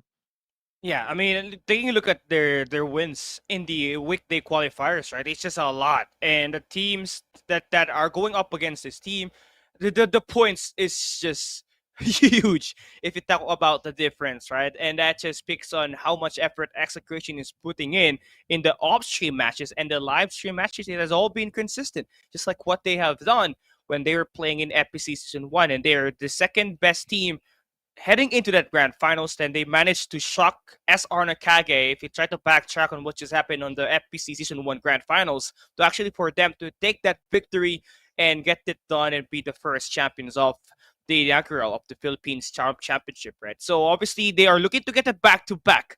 And I think it's mostly possible judging by the pace that they're playing right now in Sunset City. Yeah, I mean, what can you do if you're equipped with the best of the best? They have that ROG phone as well, being equipped with that definitely, enables you so much to make in those great gameplays. So shout out, by the way, once again to our sponsors here for FPC2, Asus ROG, as well as, of course, Fantech for providing us with the best of the best, enabling all of these players to bring out all of their best playstyles here for our knockout stage. And I think it gets so much more exciting as well, Execration. I think you're right, right? It seems like it is looking so possible for them to actually win in the next split. But we can't count out as well, of course, our uncrowned kings and some of the top Yeah. tier teams that have been, pulling off different types of strategies. I have to, name a few of them. Aquila, Blackfire. These are the squads that have pulled off, a three-peat, and the only squad that has been able to do that three-peat back to back for both seasons is actually NCG. So let's see if that can be, once again, these teams will be seeing them in our LAN mobile finals that will be happening, I think, in roughly 2 weeks, Kali. I Yeah, can't believe it's it's that crazy. fast. Yeah, it's that fast. 5 weeks just went by the open qualifiers, and now we're at the knockout stage. And next week it is going to be the PC finals, and right after that, it is going to be the mobile LAN finals, which is going to be interesting because the last time it was very successful. It was hype, and it totally lived up to the moment where we saw a lot of these teams just fight for their survival to become the champion, right? So make sure you actually drop us a follow on our official social medias for you to get a timely update and where that venue will be at, because that will be the interesting thing. Last time we had it in Makati, could be the exact same area that we could do, but the only way for you to find that one out is to actually follow our social media page for you to get updated on where it will be most likely. Yeah, because I heard it's either going to be in a new venue or is it going to be in the same venue back in season one. So you guys have to find out. Definitely, it is one of the highlights that we have to look forward to here in January. I think I've been waiting for this ever since FPC 2 was announced. It's like, where's the location going to be? There's going to be another LAN event. So I think it just makes the community a lot more solid, right? Like meeting all of your idols up in front, like meeting all of your favorite players as well, and your co-talents all in one place. That is just insane, right? It's different from an atmosphere like this in the knockout stage. But I think the LAN Grand Finals is just going to be absolutely insane this season 2, and I can't wait to see who will be crowned as the champions here for season 2. Yeah, a lot more talents are able to shine up, and stream readers Nakage, they have shown to become a better version of their past self. I mean, if we're talking about history with Stream Raiders Nakage, they lost the ACC Asia Cup. They also lost FPC Season 1. That's back-to-back losses where you're projected to be the #1 team. And I'm not showing shades here. That's facts. Now they have 3 times. The third time for them to actually secure a championship, and I think they have the best chance at it. But you guys have been amazing so far. That's why we're going to be giving away our first code of the day. Thank you guys so much for letting us reach 300 views. And now you get 1,000 gold for you to be a step closer to buy a loot drop or a new character. There's a lot of loot drops here for our knockout stage, both today and tomorrow. So be sure to watch FPC2 all throughout from the start to beginning, because we're gonna be dropping a whole lot more of that. A lot of TikTok drops as well. So be sure to watch out for those if you want to get in those goodies, you want to get in redeem codes as well. And I think this 1,000 gold is so good as well for the newer players of Farlight 84. It just helps you to buy those capsulers that you need, and especially for me when I was starting out, when I was watching ACC, getting in all those goals were just so good. This was back when I was before I casted for ACC. So yeah, speaking of that, NCG, right? Like we are just throwing out facts. I'm so tempted right now to post that meme of mine, but I'm just waiting for the right time to post that. Yeah. I'm just waiting for the right time. But you know what? NCG, Execration. I actually want to see more of the other teams, right? The other teams that have performed well. Aquila or maybe NRX Proverbs here. Well, speaking of that, will that squad do the exact same thing for the next map? Will they still try to contest Execration? And if we're talking about Lampton, where will these squads actually drop? For me, honestly, I think you're gonna have to get this one through, right? But yeah, we got an in-game reward for you guys, another treat. So you guys have to make sure you check it out right now. It is gonna be #Farlight84, #FPC, #CreateYourSaga, and #FPC2. Yeah, that is our official hashtag, by the way, the Create Your Saga. So if you have any stories or any highlights that you guys want to post, FPC2 related, or any highlights that you want to share that is Farlight 84 related, be sure to use those hashtags as well. Yeah, there's a special in-game rewards, and be sure to grab it because only limited players can be able to avail this one. So expect to see more of that throughout the knockout stage, throughout our PC finals, and even the LAN finals as well. So please stay tuned for all of the games here. We still have 2 more maps here, Callie, for our Group A, and let's see if Execration can continue their hot streak here ever since map number 1. Yeah, I mean, Luki just fresh coming off of a very dominant map number 1 with 10 kills and 613 in damage. Yeah, I think he's going to be that T player that you have to expect do a lot of those dirty works for Execration. But I feel like moving into Lampton, they're going to have to play through blue. Or Virus, the sniper players that can guarantee you those skills and those long range, especially a player like Virus, Mr. Finals MVP himself in FPC Season 1. He was able to create tons of damage for Execration with the help that Defender plays that he was using for Sunset City maps. But here this time, it's going to be a new challenge for them because it's going to be a new terrain that they have to actually play through. And with Lampton City being part of this knockout stage, it is going to be interesting to see what are they going to be able to pull off here. Yeah, will they drop still in Sunflower Market in Lampton, because they've been dropping? I mean, that's way up north, so I don't know at this point. Will we still call them Kings of the South if we're talking about Sunflower Market, which is up north in Lampton? So let's see, right? That's gonna be very interesting here. Ever since Execration showed those defender plays back in Sunset City in map number 1, I think we can expect to see the same thing here in Lampton. It's such a vast space that you can work with, and I think the high resource area will be of great value as well to our players here. Especially, I think mostly like high resource area is gonna be either in. Usually it's in Remnant's camp or the Nova Energy Station. So we'll have to find that out once we head into map number 2. But looking at our stats here, Callie, as well, I have to point out the top capsulers that have been used so far in the knockout stage. We have, of course, Never Goes Out of Style, Cypher, the Lucinda. We also got Mayshel and Young that has been, one of the favorites ever since. But I also have to commend our honorable mention. Duckside is actually being picked up so much here in our knockout stage. So let's see if that will be the same case for our next map. Yeah, I think 1v1 wise, especially when you're playing up close battles, the barrier coming in from Duckside is very useful. But in a long range map like Lampton, right, I think you're gonna have to utilize more of a great vision control. I think Ember is gonna be a big usage here for any of these teams, just in case there is a third party. If they're going up against a squad, that vision erosion can actually just drop in a big dome that covers their tracks, and that's gonna be very hard for them to get killed, right? Especially when they are out in the open, and it's gonna be consistent all throughout this map. So I think teams obviously can experiment with that Ember gameplay, but if it's not wrong for them to actually go for the default and maybe add in a little Duckside on their roster just to put themselves into a better, safer pick for them to actually sustain their lives out there in the battlefield. Yeah, I'm actually curious if Mayshel will still be used here because there's a lot of open area. So I think high ground is very vital here. Imagine getting in a high ground, then having that ongoing showdown. It's just too much high ground to give, right? That is just insane if you have that Mayshel up. So I think Mayshel will still be vital. I also have to point out that Phantoms will be very deadly here in the Lampton map. So let's see. We're going to be dropping into map number 2 here for our knockout stage. This is FPC Season 2, and we're going to be heading into it finally, our Lampton map. And let's see where our players will drop here. Execration heading over to... Okay, I am not surprised here, Callie. They're heading over into Remnant's camp immediately. That is... Yeah, what a way to go. There's a lot of resources here. Pretty much like Sunflower Shopping Mall in Sunset City.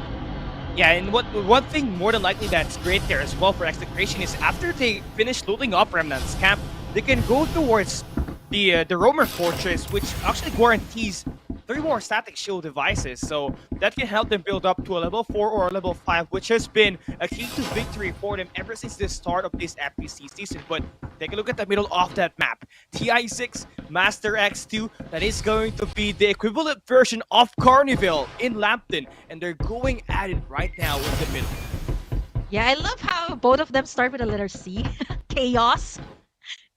For both Carnival and City Plaza. So I think we pretty much have the same idea of what that place is. But speaking of the high resource area here, Callie, I think AXGSS will be getting a good amount of arsenal as well up their hands, getting into the sentry post as well. So expect to see the other teams who are in the vicinity might actually go for the sentry post, knowing that there is a lot of resources there. And speaking of the Remnant's camp, this is once again Execration having the pick of the litter here. They're getting in so much.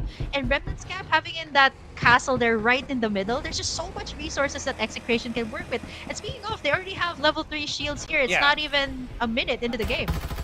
Very early gunfights now. This time on the other side of the map, northern side we go. Extreme Elite Asia trying to go up against Master X. It's going to be quite interesting because both of these teams neither have a great amount of weapons to actually go up against each other.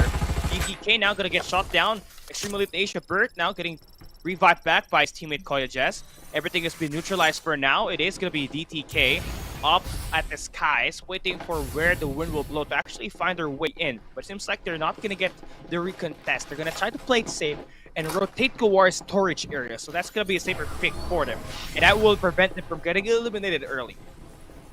Yeah, I love how they actually try to go for another spot because some of the squads are such daredevils that they would drop in the same spot. Now, Master X2 and her Proverbs that had a hard time finished last in our map. So let's see if this will be the same thing. Let's see if they can chase out Master X2 here. And it seems like Master X2 is only three of them left. Jay-Z, Swift as well. Last two members up here. Let's see if you guys can take a hold of this area. Yeah, Swift is having the high ground. It's just a big key advantage, but he's gonna get knocked down there by Cavs, one of the better mobile players in the FPS, getting himself huge 2 kills there to actually keep TI6 in track. But the recontest is gonna come through. It's still going to be Master X going in for that attack, so they gotta prepare for that. Cavs is the only player with a great armor. UA is there to pick up his loot. And by the time that the players from Master X goes back down, it is going to be TI6 having that advantage in getting all these eliminations. It's just a matter of picking your position and getting that high ground. Wow, Master X2 and Execration at the... Yeah, I was gonna say Carnival, but they're in City Plaza, so this is just absolutely devastating for NRX if they manage to get eliminated here by Execration. Blue now giving out the information here, knowing that NRX, this is a rematch of what happened at Sunset City. Now they find themselves here in our new map, Lampton. Let's see how the teams will actually, go about this situation. But seems like Execration has that level 3 armor that just enables them so much to go in for those encounters here. And seems like Blue has a War Falcon as well. Sato getting in that level 4, so this just gives Execration so much power right now to take control of City Plaza. It is unheard of for Execration to play this aggressive off the start, but it's the trend that they've been able to set all this time that has made them, a bit too unpredictable going up against any players and any teams in this lobby. Execration, you expect them to drop by the Remnants camp, head over down towards out at the Romer Fortress, but they went out City Plaza to actually get some kills here. This time, it's going to be Stream Raiders Primo closing that gap down. It's going to be an open area attack for Ashura. Summer gets Primo on the kill feed, and Ashura gets the kill onto Duda. But the trades is just insane. No players getting any equal rounds in this matchup. Koya Jess and Summer, they got the good angle on this rotation, but Bert now, he's going to get knocked down by Ice. So it seems like Stream Raiders are going to win the gunfight, but you think not, because Seiya has been able to hold themselves very well here. Yeah, look at that M4 being worked on by TZ, and this is just actually the reason why I was pointing out this is probably one of the best guns that you guys have to get once you head into Lampton or Sunset City. It has been, buffed up pretty well, so let's see if SR and Seiya will finally eliminate each other from this Lampton map. It seems like SR717 has gotten a hold of this area. Duda's already down. So will Seiya go down here in one fell swoop? Yeah, Koya Jess is just back against the wall. Circle is closing in, and he's gonna feel this damage. He does have 2 medkits. Primo, he's gonna be trying to revive his teammates. He could go for that beatdown for the moment, but Primo, he's just taking his time, taking all these ankles. And Seiya, Summer, they are trying to teaming up, but this engagement is just gonna come through. It's a 2v1, nice spot coming from XCA. And Primo gets knocked down, high ground now for I. Easy hops back down, but the barrier is just too good for Summer. 2 kills for him on this altercation, just 1 more to get this kill. His teammate Koya Jess is gonna be late on this rotation. It's a 1v1 situation. I is taking his time, but Summer, he's got that info. Koya Jess has to just get this medkit done back up to get this attack. Doesn't have a medkit. Seems like it's gonna be through. Koya Jess is gonna get scanned, and now the blinding mark is on. If he gets shot, he is gonna be blinded, and Koya Jess now has the perfect opportunity to win this gunfight. He's closing the gap down, low on HP, and he's gonna win the gunfight up against I. And that's gonna be a very scrappy fight he just won, and that will put XE in an opportunity to win the gunfight. But DZ coming out of nowhere, flying, getting that kill, and that's gonna be another win now for the side of SR. Oh, eye for an eye there. AXPSS getting in that drop, and Sentry Pose is just giving them that level 5 armor already. Man, they're working their way towards the center of the circle, and squad number 12, Master X6, is here to greet them as well. But knowing AXPSS, they have so much to work with. Yeah, skills coming through from the AK-77. They're closing that gap down. It is just a complete siege in that area. And that's gonna be one team gonna be eliminated. Not really entirely, but they're gonna get fallen behind and they're gonna lose control of the position that they have here by the lighthouse. And for AXGSS, there is two ways that they go at it. I mean, they can go for the contest by the pickers if ever they do want to get that to happen, or they can go through towards Desert Village and actually go for some gatekeeping scenarios. But I think for them right now, just play passive. You're in a good spot. Ow. Playbook Tyrant once again, this time working out that War Falcon once again that they love so much, even though Cloud was actually... Execration. It was a double-edged sword once again. Cloud being beamed down by Execration once more. This time they weren't able to successfully beam him down, but it is enough to make him get out of there. Now, Playbook Tyrant, I think Execration knows their location. If they can manage to catch them off guard here, they just came from Remnant's camp. They might just go for it. 5 frags here for Execration, and they find... Yeah, they're closing it down. They're closing it down. Oh my gosh, Luki, they got all this information. Kendi and crew now, they're gonna get sieged in. Luki's gonna be the front man. He's gonna take down Kendi. Cavs is inside. He's gonna get beamed down by Sato with the MG7. And that's gonna be 2 Ps coming from Execration. 2 more players to take down, and they will eliminate TI6 there. They're gonna be backing away, but DTK, they're gonna be close by. It's a mirror matchup in the top side. He's gonna run away, but he's gonna get picked down by Virus, and what a siege coming in for Execration. Already 9 kills in this matchup, and it's not even over. Yeah, the third-party crashers are here as well, waiting for the right time to go into Execration. But you know what? The Kings of the South know that very well. I'm not so sure if we can give them another moniker here for this next match, because Cloud Avenue, they're closing in as well. Not on Execration, on Playbook Tyrant. Oh, nice shots with the base blaster, just taking down the guy up top and using the angle correctly to take down that player. It's gonna be key for them to actually sustain their lives out there. But Virus, out of nowhere, actually takes down Calyx.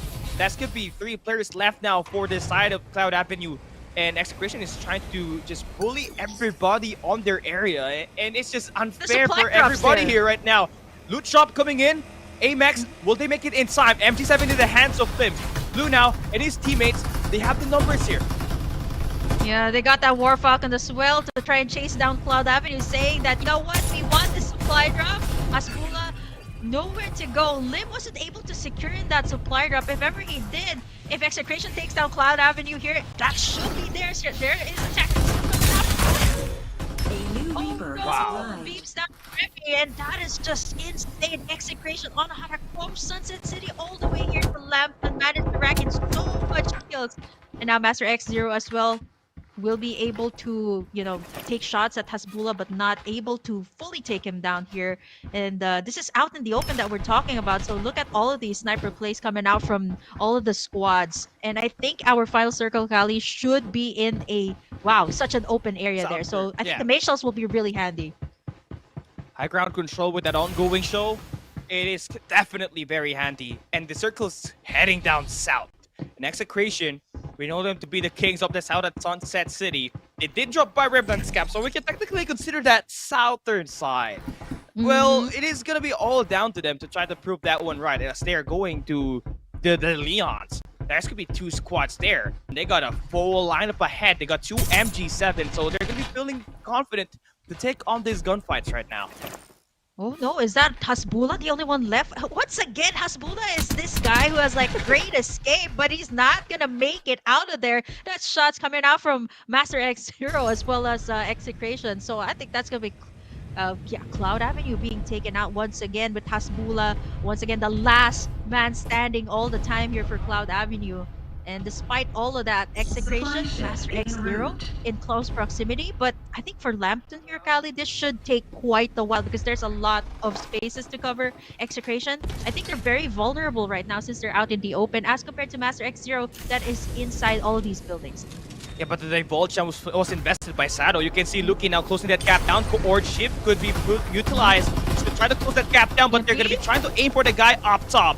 EMP shock is activated. That's going to remove Execration from getting this contest on the tower so far. That's going to buy them some time to actually recover their HP and their armors. But not with the amount of pressure that they're just taking in only one angle. But you can see Execration going to back away for now.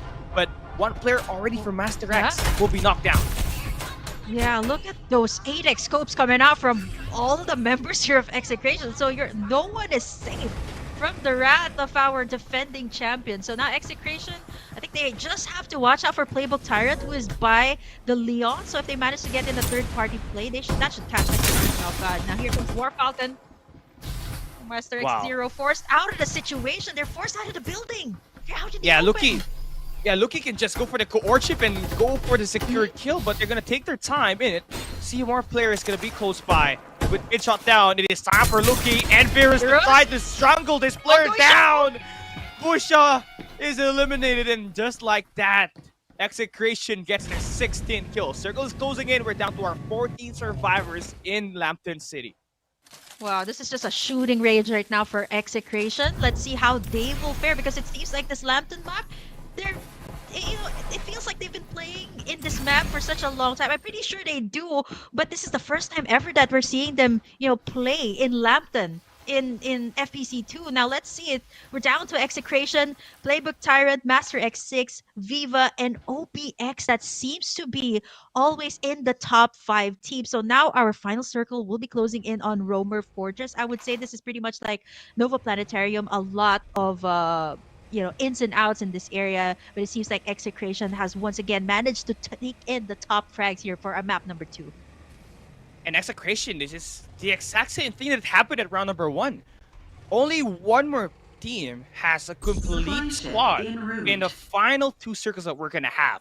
And they can just hand out the medals once again here. Just go in for that cleanup and exterminate the rats. And we provided an oversight, and Loki just going in for the beatdown on Soya. That's just gonna be another squad finally eliminated. Master X6 gonna be 5th place. Now we're eyeing for that 4th team to get that 4th place. Oh man, the Exterminators. I'll just say that the Execration name fits them so well. There's so many monikers that we can give them. Luki actually going in for the cord shift to just get in that vehicle, and I think this is one of the conditions I mentioned in my content, that you should have a good vehicle, and Execration has 2 of them right now. Great way to engage and disengage. I think that's flamethrower as well as a blazing infantry that they do have in their hands.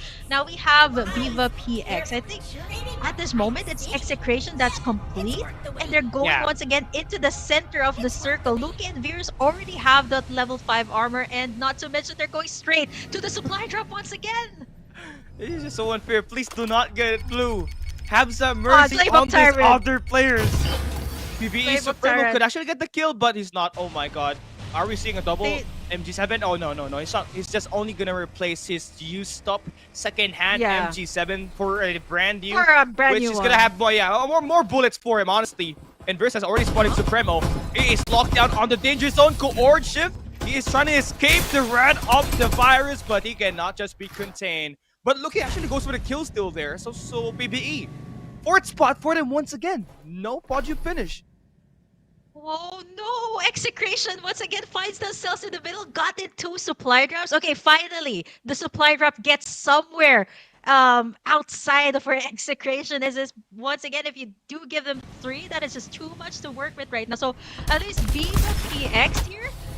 Last 3 squads, last member remaining. Oh man, the Exterminators are just doing it one by one, eliminating the rats here. So now it's down to the last squad, Execration versus who's left here in Lampton? OBLX GC.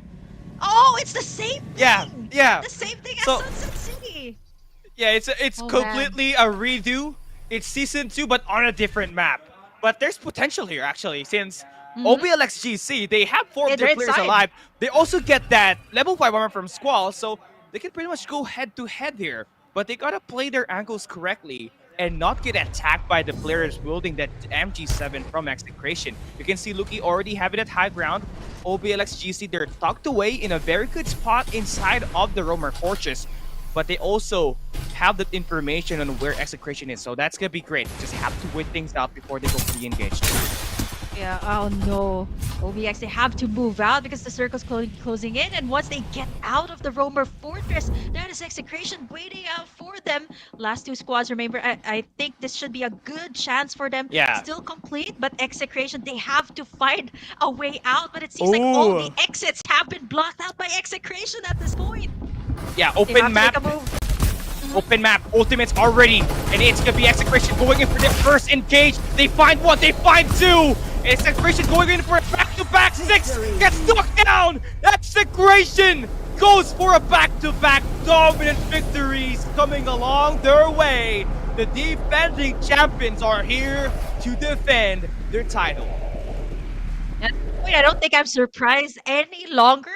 Not only do we change the map, Execration once again takes in a brand new map with, you know what, having no information about the other teams. I think Execration just played out their cards so well here. And once again, 2 supply drops out for Execration. And it's just insane to think that they managed to take in a brand new map here at the knockout stage, racking up, I think, if I'm not mistaken, almost the same amount of frags that they got in map number 1. So once again, it's 25. It's just deja vu here in another map for our defending champions once again that have secured the victory for map number 2. Let's see if they can get in a 3-peat here, and what a statement that will make Cali here for our defending champions, getting a 3-peat in our knockout stage. That is just absolutely insane. Yeah, the last time we saw a 3-peat at the knockout stage was from SR Nakage back in Season 1, which goes a long way back. That was last year, and Execration putting themselves in a great position to go in and hop into a 3-peat for the second time in this season. They did one in Group D in one of our open qualifiers in Stage 1. And looking at the dominance that they've had so far in his first 2 maps, back-to-back 25 kill performance, there's definitely potential that they can go for that 3rd win. And Sunset City as we go back into that map once again. Yeah, looking at our final overall picture here for all of the squads this time, I think for Cloud Avenue and Master X2, all of the squads that have been eliminated quite early here in the Lampton map is either they've gone into those POIs that have at least 2 or 3 squads. Respawn pods have been taken out quite early, and once they're out in the open, once they get into crossfires between different squads, they're just out in the open, very vulnerable. And I think the common denominator that I see here for all of the squads here in our map number 2 is I don't think anyone has surpassed the 1,000 damage. It's only Execration that has surpassed that. Everyone else has like either below 500. That's just Execration once again showing their dominance here in a brand new map, and to think that they have finally secured the first ever Lampton map here for FPC2, and that's just making a statement once again for our defending champions, and they're looking to take once again our map number 3 here for a knockout stage. They started it with high expectation. Now the other teams that will be playing at the mobile division has to top that performance. I mean, Stream Raiders Nakage are going to be right back into Group B, and I think they could get that performance at the same level, or in fact even better. But it's going to get tougher for them knowing that PH Beta is in that lobby that they're going to be playing later on. But Execration, you love what you're seeing. You got Luki standing his ground, winning those close range engagements at map number 1 in Sunset City. Then you see him do that here in this map at Lampton. Now, one thing more than likely that I was expecting here was Furious taking that MVP.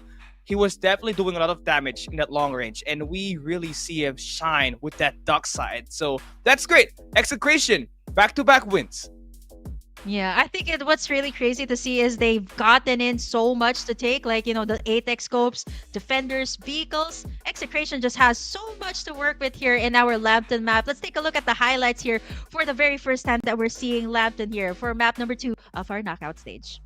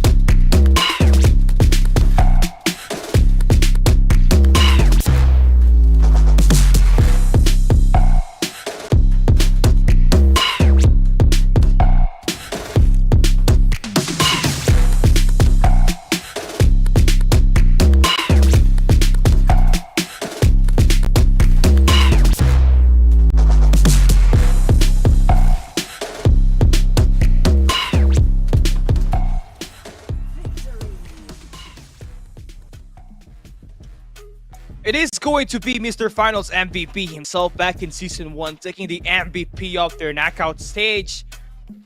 Map number 2, MVP. It is going to be Virus with 7 kills, 2,655 total damage. And you expect him to use Young, but he's out here playing the duck side, which is interesting because normally you see him just maxing out the stats with that Young, but here he is just closing the gap down with that barrier and directing duck ball.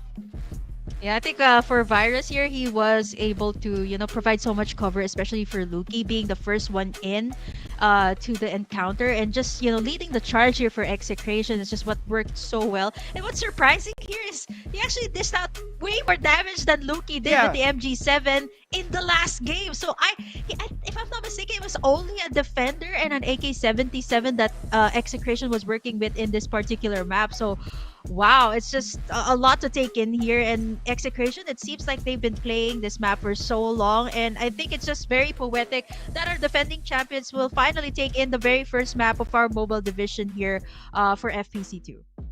You would think that once you became the champion, you're going to slack back down a little bit, right? And just let this other team shine. But no, they're too greedy with it. They want the back-to-back wins. They want this three-peat as well. I mean, back-to-back 25 kill performance in map 1 and map 2. And what's even worse is that we're hopping right back into Sunset City, map that they love to dominate the most. But I just hope that the circle ends up at the top side of the map so that there's an equal fighting chance for these other teams. More specifically, PBE Tyrant, who showed some potential when they were playing up against these other squads out there. Yeah, even in Lampton, right? In this map number 2, I think Playbook Tyrant showed so much promise. I think what really made it different for, if you're talking about Execration and Playbook Tyrant, is the positioning. Because Execration, if you see the map closing, they make sure that they get a prime position and be able to, just gatekeep whoever's coming into the last circle. So I think that's something that Playbook Tyrant and the other squads have to consider here, knowing that they're going up against, these seasoned teams, the defending champions that is playing here in Group A. So let's see. I think that would be interesting too if the circle closes in up north. I think it just gives a bit of a disadvantage, I would say, for Execration, and give a little bit more of a thrill here for our defending champions for our next map here of the knockout stage. But you know what? I think it's just exciting to see as well a glimpse of Lampton, and I think it's just nice to see like a back and forth switch between the maps here, Sunset and Lampton, so that you don't know what you're gonna get next year for FPC2. Yeah, momentum-wise, it's gonna definitely change things up, right? The pacing is a lot more different. You gotta play a lot more passive when you're trying to play Lampton, knowing that it's a long-range map. But now we're heading back into Sunset City, the default game and the map that we've been playing all throughout the major stage here at the Philippine stage. So obviously, it is gonna be finding that right positioning and whether if there's going to be any teams contesting Execration when they are dropping at their initial drop. We saw it in map number 1. It was NRX Proverbs trying to get that contest. They even won the early gunfight, and bullying out Execration is such a huge thing. But just like a cockroach, Execration, they will never go away. They ended up winning the map despite them being bullied out on their initial drop.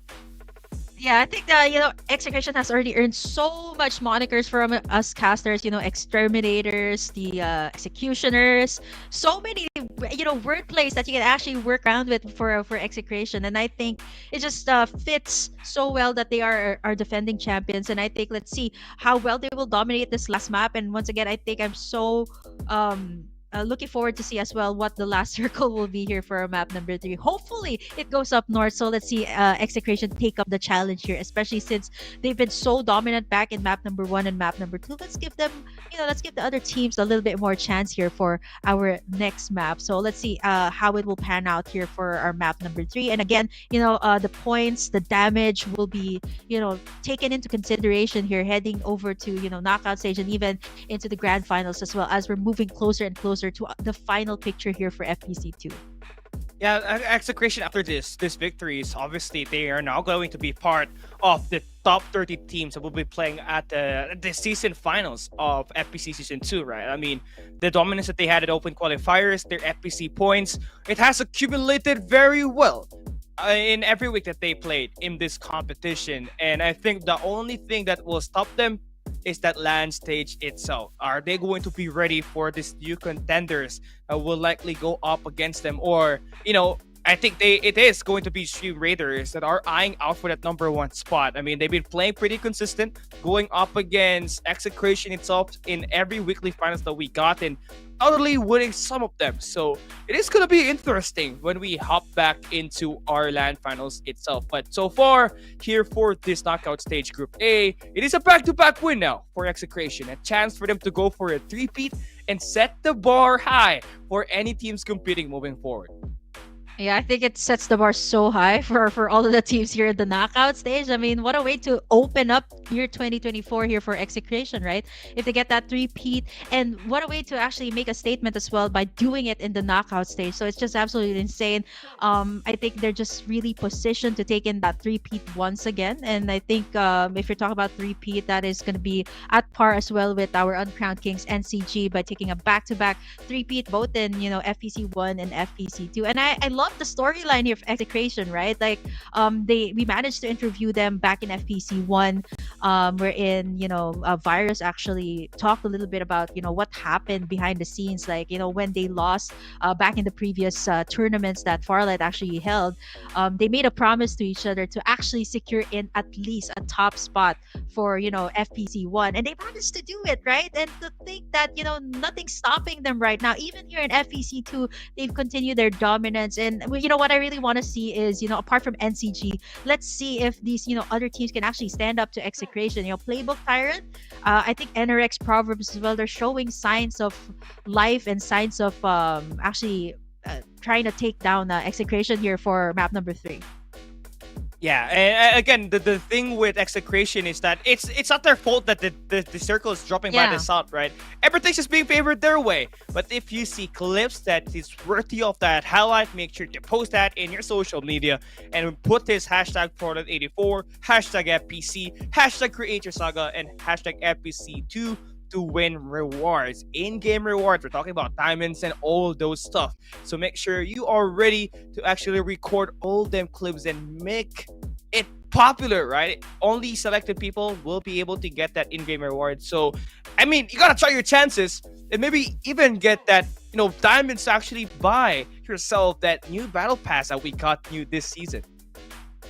Yeah, I actually was able to grab a few of the battle passes, care of the codes that were given out back in December. And yeah, you guys should be able to grab that as well. Use those hashtags. And for everyone who's just new to FPC2, if you just tuned in, or if you're not so familiar, first time you've encountered FPC2, our official hashtag is actually hashtag Create Your Saga. Once again, huge shout out to our sponsors, Asus ROG and Fantech, for actually being a part of history here, for being a part of a Farlight 84 family. And I think it's just so good for our players to have all of these, having Fantech, the best gaming peripherals, and as well as Asus ROG being equipped with that just enables you to be great here in this game.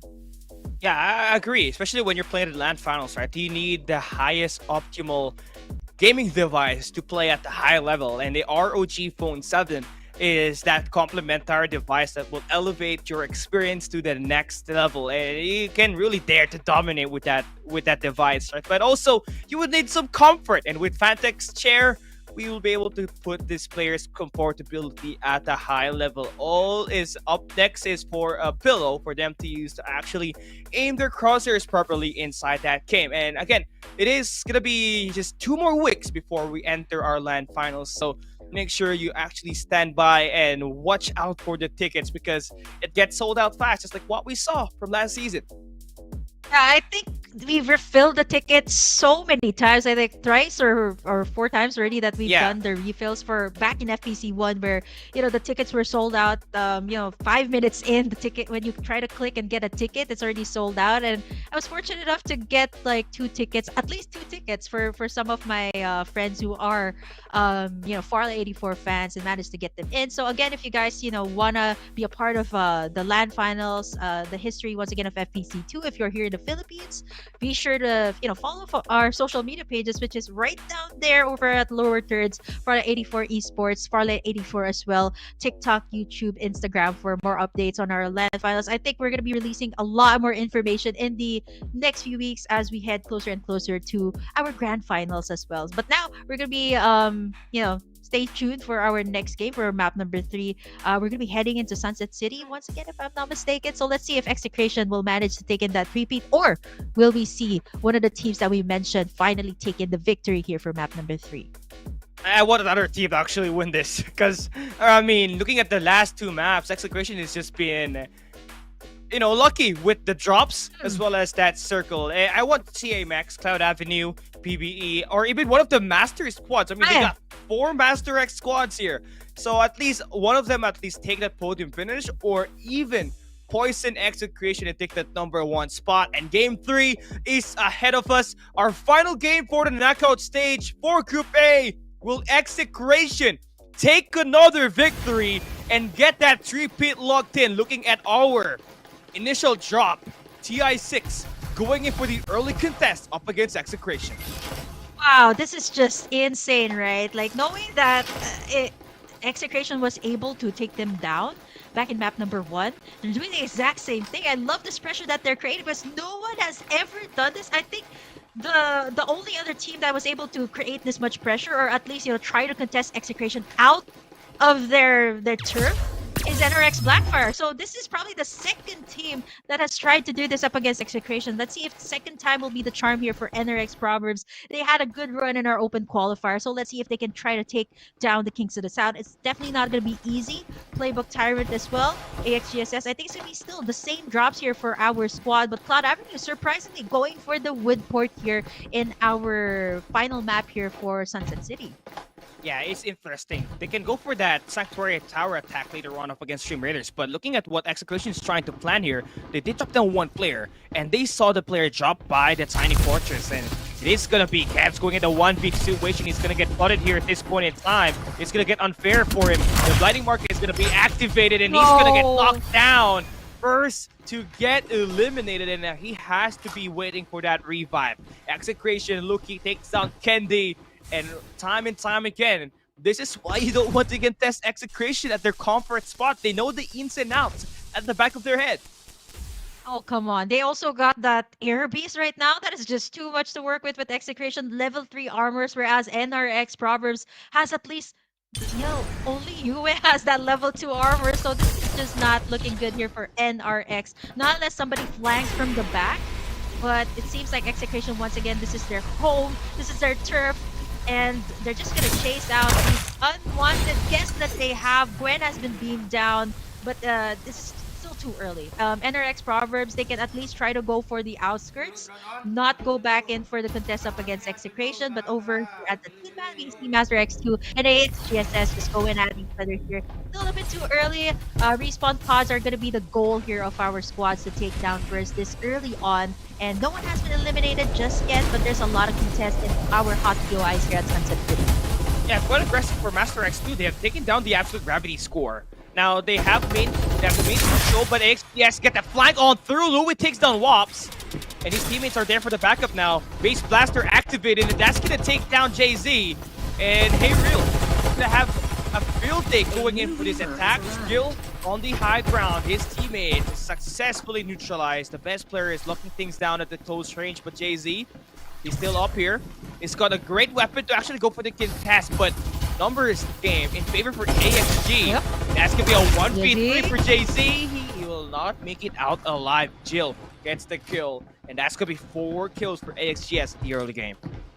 Oh, this is our award-winning squad that we're talking about. JZ, Swift. I think they just changed up 2 players here for this team, but it seems like AXGSS has won that gunfight. They should be able to at least loot in what that squad has taken in, at least getting in that level 3 armors once they get out here of Tin Man. So I think squad number 7 has been bullied out. Master X here on the flip side. Quite ironic that Cloud Avenue didn't drop here. Actually dropped over at the outskirts of Woodport, by the way. So they didn't drop in their usual drop. So I think this is going to be very interesting on how they would take on this situation. Iris Rand might get a little bit contested. Squad number 14, they're a bit scattered out right now. 1 in Power Tree, 1 in Iris Rand. So let's see if they will try to survive this onslaught between 13 and 12, because it seems like numbers advantage are going to be going to squad number 13 and squad number 12 that is complete altogether in the same location. Yeah, Master X0 now going for the engage. No aim, sirs. Could take that damage like a man.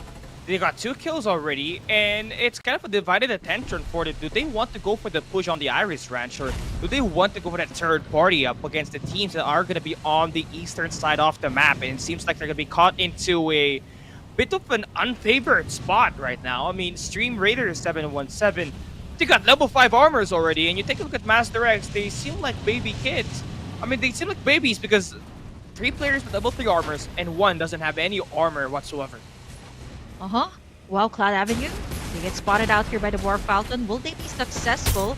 They are trading in shots here, but you know, that leaves Master X0 out in the open. Cloud Avenue not gonna risk that one. This is actually very interesting coming out from Cloud Avenue. Their signature move is usually aggressive, going in for the third party place, but so far in all of our maps here, I haven't seen them you know, either take the initiative, go a bit a bit more aggressive here in this map. I think it's also a big factor that they're playing with Remy and Lim here, so the playstyle actually changed up a little bit more here for Cloud Avenue. So we don't have Captain Iska here, so it is just Hasbula and Calix that we all know from Rec International that will be playing in here for Cloud Avenue for this knockout stage. Yeah, team chemistry is a huge thing, and it cannot be underestimated. We saw Execration pull up with, you know, one of the best communications inside the game. That's where they're able to relay all these attacks one by one and top it all off. At least get a lot of this numbers advantage and get that high ground and with that against the wall, getting teamed up. The base blaster just getting that kill.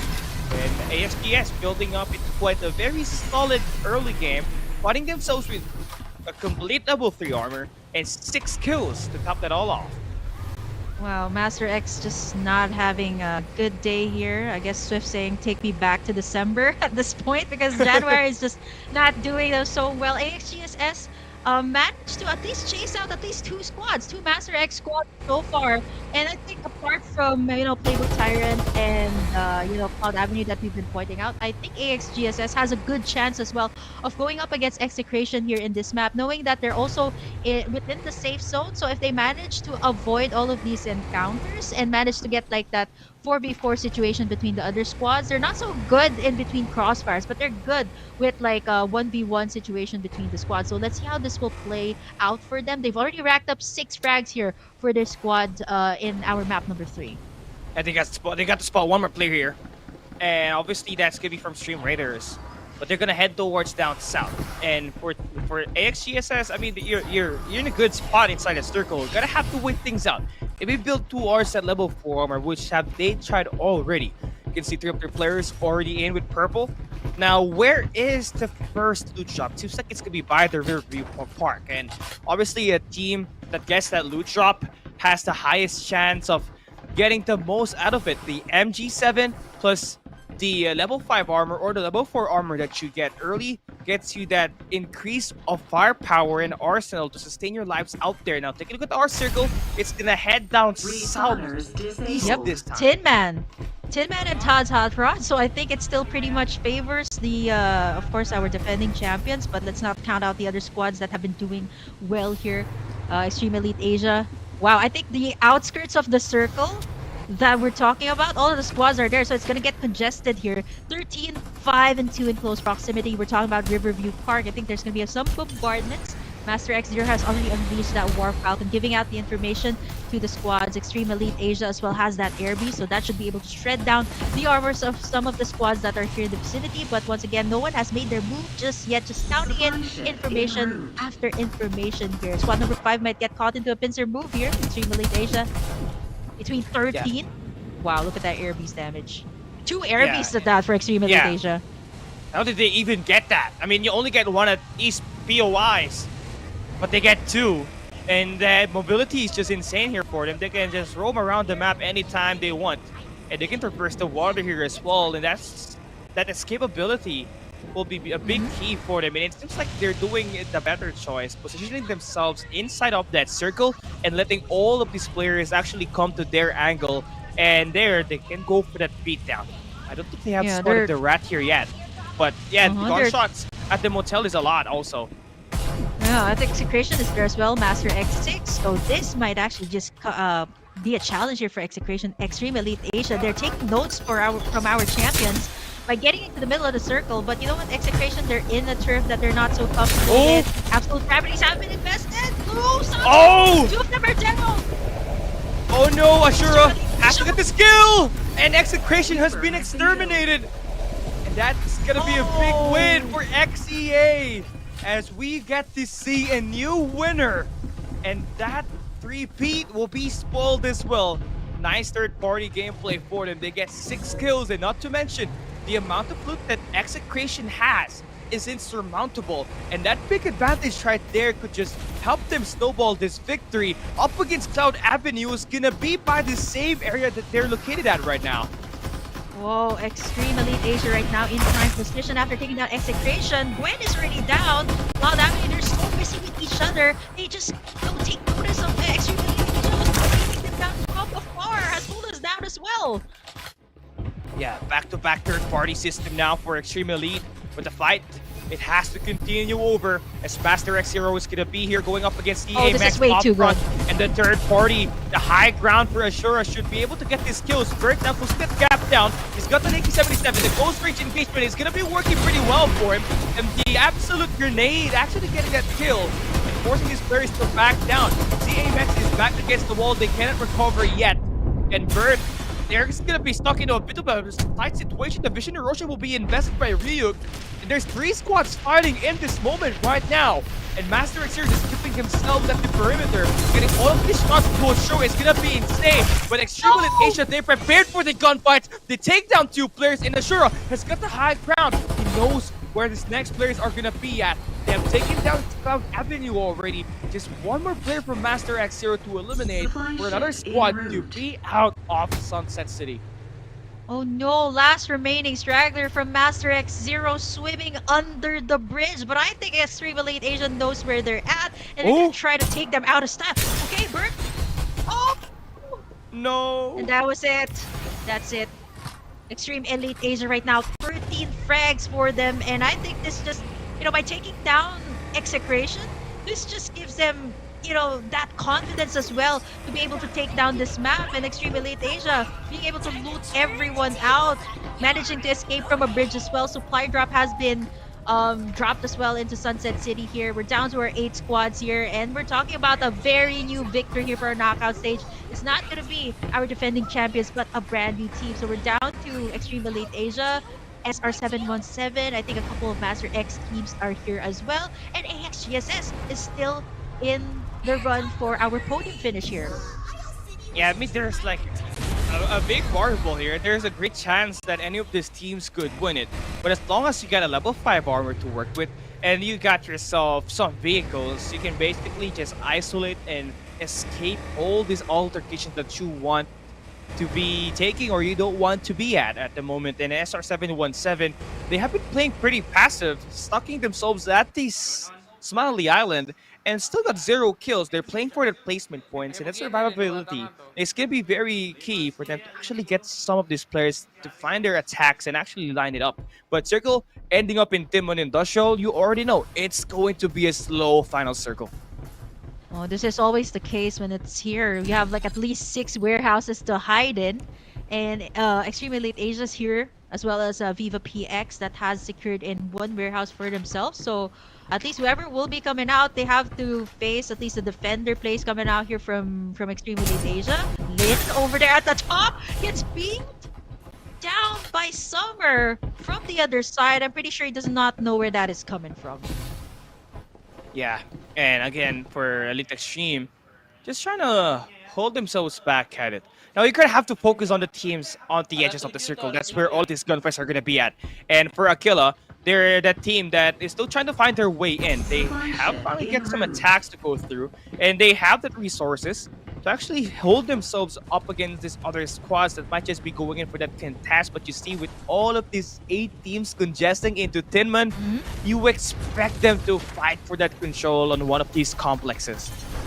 Yeah, at least 3 of the squads have already gotten in a compound for themselves. So let's see who will be fighting on the outskirts. I think there are 2 stragglers here from both Master X and NRX Proverbs. Only have 1 remaining member left. Let's see if the other teams can actually manage to locate them.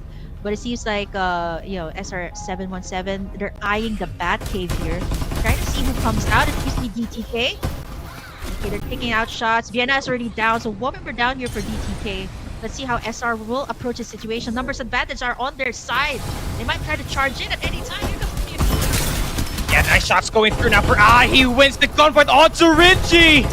That's gonna be a big key play for him to sustain his life out there and play the numbers game. Primo dancing around is good at high ground. He gets knocked down Vienna. TZ is there. He's waiting for that revive. And the Absolute Gravity core will now be eliminated. Just one player that they took down, and just also a squad that they just finally get to kill. And that's gonna be Gecko hiding on this watchtower so far. Has managed to keep himself alive, but the numbers game is already there. The backup is gonna be overwhelming Gecko. And it's gonna be another squad out of round number 3. Okay, so it seems like Extreme Elite Asia are moving over to the outskirts as well, knowing that there are gunfights here. They're out in the open though. They're taking out shots from SR717. Has been beamed down here. Numbers advantage. This looks like the same case that they've gotten in earlier on. Divulge has been used. Information's out. Let's see how Extreme Elite Asia will approach the situation because they're out in the open. Ashura's down. 3v3 situation here for both of the squads. Yeah, Primo, they're slowly closing the gap down, but Koya just beams Primo down to the ground. And that's gonna be a 4v3 secured. And Extreme Elite, they're gonna be feeling confident that they can win this gunfight. But that Absolute Gravity is gonna be useless as it gets destroyed right away, but they have closed that gap down. But Kuyajess gets knocked down by TZ. The backup has to be faster here for Extreme Elite, and Summer is there to complete one, but 2 kills is one more player to worry about, and that's gonna be Duda on the watchtower, back against the wall. He gets knocked down by Summer, and that's gonna be 17 kills for Extreme Elite. I love how Extreme Elite has been giving highlights to the brand new gun that has been amped up by Farlight 84, the AK-77 next to the M4. This is probably one of the guns that has gotten in a very good gameplay experience as well for our players. And I think for all of the maps here, a lot of the teams, Execration, Extreme Elite Asia, HGSS has showed us how this AK-77 has been worked with. 17 frags here for Extreme Elite Asia. They go back once again back inside, but they find themselves under the hands of AXGSS. One member down already. Yeah, nice flood there for Aquila. The Extreme Elite there out in the open. Kendi Koya Jess? actually could be close. He could take down Koya Jess, but he's gonna try to back away. But with the open area that Extreme Elite is currently at the moment, this is gonna be a big disadvantage for them. I mean, you have taken down Execration, but you want to be the #1 team after this round 3 ends. And with one of your players waiting for a revive in a gatekeep situation from Aquila, it is going to be quite tougher to actually execute that. They got to play with a third party. Okay, they got in the base blaster here as well, and I think this is the point wherein Extreme Elite Asia was like, we should have stayed at home, we should have stayed in Tin Man, because right now their aggression going in towards the Batcave just actually put them in a situation wherein they don't know how to get back into Tin Man, and they're facing, you know, either AXGSS or Viva. Now they can't go in. We see Extreme Elite Asia as well trying to gun down the vehicles that are in Tin Man, so it's gonna be very congested over here at the left side of Tin Man actually. Kendi, the last remaining member, at least he's a duck side, so he can at least take in some fire. But Viva, PX, and AXGSS, I think they have the prime position here to take in the top spot. Last 4 squads here. I think NRX fighting in for placement. Extreme Elite Asia as well out in the open. Oh! The shots coming out from Viva. Oh no, that's 2 members left here. Ashura down already. Yeah, Kendi was able to take that shot. Now it just has to secure that kill, and that's going to be down to our last 3 squads, but the damage has already been done. Extreme Elite Asia, they're down to their last 2 players. Aquila, they have a great position inside of this complex. They cannot afford to let one of these players actually get inside and get them eliminated. Aquila now, they are definitely going in for that beatdown, but Seiya just completing these kills at the perimeter. They take down 1, Herald is eliminated, and AXGSS, the circle is compounding, and it's congesting into an open map. The high ground is where you want to be at. And Bert, he has spotted Kill. Kill is back, and he has shattered his armor, and his health has been diminished by Bert, and that is going to be a big kill for him. It is going to be a 2v2v1, and Koya Jess has 7 kills. He has spotted the dark side up top, and the damage on the circle is going to be murring a lot, and Bird gets the Wombo combo. AXGSS, they are not going to be having a good time at all. The team up is insane. Bird gets the kill. 20 kill performance for Seiya to take round number 3. Oh my gosh, and that Farlight The 84, dance. that's the top it all off for Bert. What a way to close Eat it out that. here. Take that, execration. We finally get in. And can you imagine? They were trying to get into Tin Man, but they managed to actually capitalize the situation. So the final circle actually closed out in the open, favoring Extreme Elite Asia and having Kuya just there end last two members, it wasn't a problem for them. And it just, all of the other squads that were remaining just gets deleted by the circle or gets deleted by the defender plays coming out from Kuya Jess. What a way to close things out here for Group A, the knockout stage. 22 frags here for Extreme Elite Asia. Finally, a new victor here for our map number 3 here of our knockout stage. Yeah, I mean, you really gotta love the combination there between that duo that was last left standing for Extreme Elite. Koya Jess with that long range, Bert with that mid-range to close range action with that AK-77. One who will disrupt the player at the high ground or out in the long range, then Bert is there to close that distance and get those kills. Big key position for them. They did not bother going into the complex, but they rather stayed at the perimeter where XGS and Viva was trying to go for them kills, and they got distracted, and Extreme Elite was able to pick down the kills one by one. Okay, looking at the stats here once again, I don't think anyone has surpassed the 1,000 mark. I think it's only Virus here from Execration. This is quite surprising too, that they got eliminated. They're actually in the bottom half here of the squads in our map number 3. So apart from that, we got OBX as well, Ace that has secured in 1,000 damage. But other than that, the most exciting part was actually the last standoff here. And to think that Extreme Elite Asia, to think it was all over when Ashura was down. Last two remaining members, numbers advantage was actually towards XGSS and Viva PX. But Extreme Elite Asia once again managed to tag team the members here of XGSS and Viva PX and managed to secure in the victory finally here by racking up at least 22 frags here. That is as much as Execration got in the past two maps here for our knockout stage. It was insane, right? I mean, the moment that they took down Execration, you kind of felt like, oh, this team might just go and take this victory. But they had to go through an arduous one because one of their players was knocked down inside of the complexes that made them only having 3 players by the time the last 2 circle kicks in. Then one of their teammates was taken down by Candy, the lone rat for NRX Proverbs. And that made it a 2-player versus at least 6 on the other side. And it still made a lot of difference by making sure that their mental fortitude is there to keep it intact and get that victory. And what an amazing end towards Group A. I mean, you really expected a new team to shine. It was Extreme Elite that was able to deliver. Yeah, Extreme Elite, a name that we've come to love and know back in ACC. Actually taking in one of the championships themselves. So I think once again they're showing signs of signs of glory here once again in FPC too. And I love seeing this as well. A brand new victor here, denying execration of their 3-peat here in the knockout stages, chopping them off. And actually, I think it's very poetic as well that they were the ones who took down execration in this map and actually taking in the victory here for our map number 3. The knockout stage has been pretty much exciting because these are all of our top teams. But of course, Callie, we have to take a look at the highlights on what went down in our map number 3 of our knockout stage.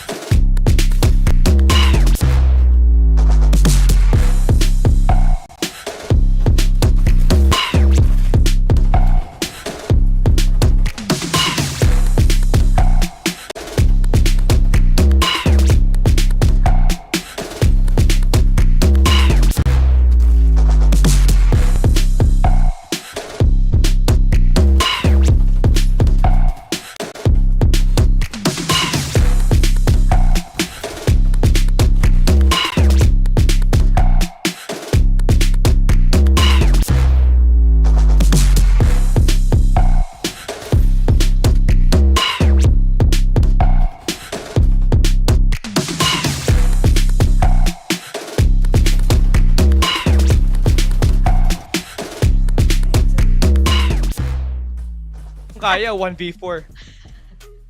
And let's take a look at our MVP of the match. It is Koya Jess, providing you the long-range support as well as that information and letting this team get a very exciting victory up against Aquila on the final circle. It was a 2v2 situation that they were able to accumulate and get the job done with 1,791 total damage. Yeah, I love how it's icing on top of the cake that we ended our highlights with Bert actually dancing there in our highlights. So it's just I guess a great way to close it out for Extreme Elite Asia here. Kuya Jess, a tag team duo here for Extreme Elite Asia for their last standoff. Having in that 8x scope for the defender, then finishing off that duck side with the AK-77. I guess this would have to be Extreme Elite Asia as well, showing us that they can rock this. Not just the M4, but the AK-77 had plenty of highlights here in our knockout stage. And I'm so happy to see this gun finally shining here, because for the past few, FPCs, even in ACCs, we haven't seen a lot of that. Not really the top choice of guns, but right now we're seeing it shine. And of course, to team it up with the defender plays as well. It just works so well for Extreme Elite Asia, finally getting in a map here and denying Execration that three-peat map here in the knockout stage. You gotta feel good, right? If you are Extreme Elite, because not only are you gonna head into the top 30 of the season finals, but you are gonna be coming fresh off of a victory as well. You not only took down a great team like Execration, but you managed to survive in a very existing and unique way in that last circle. That was they only had 2 players. The other 2 teams has 3 and 2 players. So the way that they handled the pressure was priceless for them. It paid out towards a victory, and that's something that they gotta do more heading into our mobile finals in the next 2 weeks. Yeah, Extreme Elite heading here into the knockout stage and finally closing it out, denying our champion. So I think it just gets a very interesting message across here as well in a very stacked group here for Group A. But we still do have Group B here, and I think it's a very exciting mix and match here of both Sunset City and Lampton that you finally got a glimpse back in map number 2. So I'm so happy and I'm so excited as well. We're down to our last 2 weeks of FPC2 and we're going to be heading into the grand final. So I'm so excited. Once again, don't forget to follow for our social media pages for more information about our grand finals and of course the upcoming matches here as well. It's crazy knowing that we're down to our final 3 weeks, right? I mean, it started just like it almost felt like it just started like a few days ago, where we saw the week 1 was won by NRX Blackfire in the mobile division, but yeah, the time just went by so fast, and here we are trying to determine out of the 60 teams who will make it on the final 30 squads fighting at the mobile LAN finals, where it's going to be a LAN event where you get an opportunity to use that adrenaline from the crowd and actually win your battles. So it's interesting. And how will these teams actually turn it around when they play at a big event, a personal face-to-face event? Yeah, and to think that they will be equipped with the best of the best once again for FPC2 in our grand finals and even now. And huge shout out once again to Asus ROG as well as Fantech for providing all of our gamers here, for all of our pro players in Farlight 84 with the best of the best equipment here, for enabling them to create their saga here in season 2. So I can't wait, right? We still have Group B later on today, so you guys have to stay tuned for that in our knockout stage, and we're finally going to see the bigger picture here on who's going to be heading towards our land grand finals that will be happening shortly in 2 weeks to be exact here for FPC2. Yeah, and I feel like for all these other squads, it's just all about finding that right rhythm now. Since this is gonna be, if you're from Group A and B, this is going to be your last match before you head into the land finals. So you gotta put a lot of scrim time at the back end to actually put in a lot of more improvements in what you're playing at the current state right now, because when you play at that LAN event, it is just going to be different. It will eat you up if you get nervous, but it can also help you get a lot more advantage by using that adrenaline to actually get you that boost and get all of the skills that your team might just need to become the next Farlight 84 Philippine champions. But that's all going to be determined once we finish up the knockout stage. We're just halfway there. I mean, 1/4 there. We just finished Group A. We got Group B here. And tomorrow is going to be Group C and Group D for the mobile division. Yeah, just Group A, and we're gonna be heading into Group B later on. So I think a bunch of our Master X squads have already been fielded out here in Group A. So maybe let's see if some of them will actually be heading over to B and C, which you guys will be seeing the B later on. C and D that will be happening tomorrow as well. So I think it's gonna be really exciting. We have to tally as well on who will be heading towards the LAN Grand Finals right after we finish everything. So I think it has pretty much been a statement here for Execration, right? Getting in 2 maps and racking up so much kills just solidifies the fact that they might actually secure themselves a spot over at our LAN Grand Finals. And not only that, right? This is going to be their second appearance in the LAN Grand Finals. So let's see also who will be the teams that will be getting a back-to-back appearance in our LAN Grand Finals that will be happening in 2 weeks. So again, stay tuned for more information in our Farlight 84 pages. Yeah, make sure you follow our social media. We have an Instagram, a Facebook, a TikTok, as well as a YouTube. So the more follow social media that you get, the more timely updates that you're gonna acquire from us. And not to mention, we got community events happening every time. We got pro players giving you tips at our official Facebook Farlight 84 page. And if you ever want to participate in community events, such as the Christmas event that we had just a few weeks back, just make sure you are timely updated in every time there's a post in our social media. And by the way, the TikTok page that we got, there's a TikTok drop there. The moment that you acquire a lot more time, the moment you get a lot more loot. So make sure you visit our TikTok and drop us a follow there for you to have an opportunity to get more rewards. You guys can also be content creators if you guys have been, doing in all those highlights in Farlight 84. You guys have a lot of cool content. You can put it out there. Farlight 84 actually has a Farlight 84 content creator program. And for artists like me who have been putting out art as well in all of our respective social media, you guys can join the FCL. So that's the Farlight Creation Lead. If you guys are into art, you're also into Farlight 84. It's a great way to showcase your talents as well. And I think finally this is it. We're going to be finally hearing from our champions, our defending champions from FPC 1. So now, Callie, I think we're going to be tossing it to our Tagalog casters for an exclusive interview here with our defending champions, Execration, to know more about what happened in the knockout stage.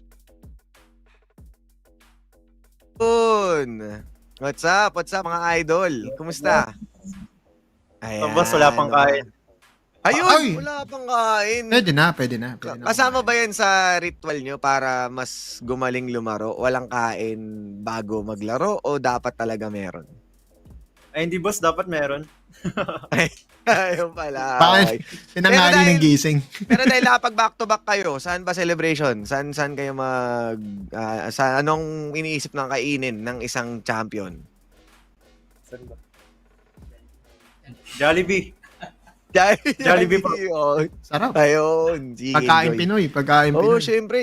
Panalo sila eh. That happy meal. Happy lang. Ikaw naman, Kuya Otto, may tanong ka ba mula sa ating mga idolo? Tanong ko sa buong Execration, yung pinamalas nyo dun sa unang, technically, unang Lampton eh. Unang Lampton sa FPC. Season 2, diba?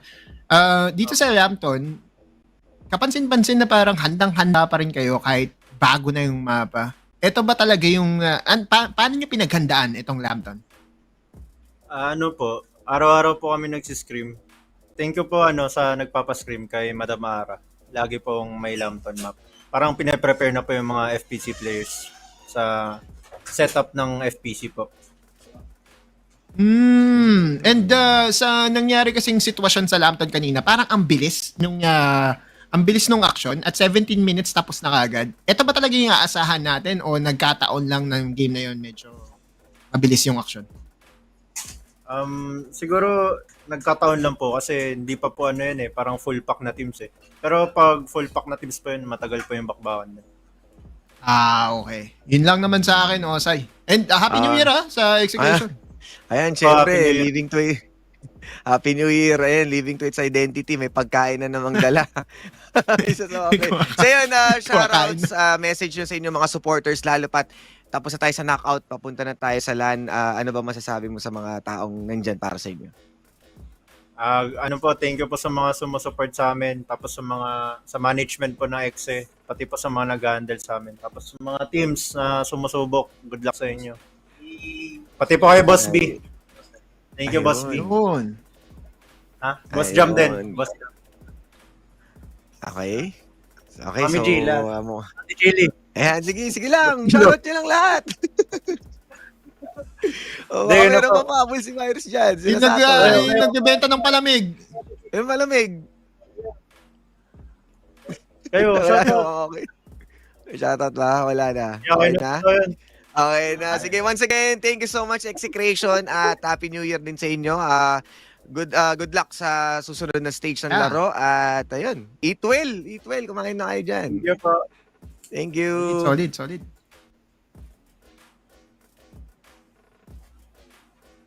Sumasabay.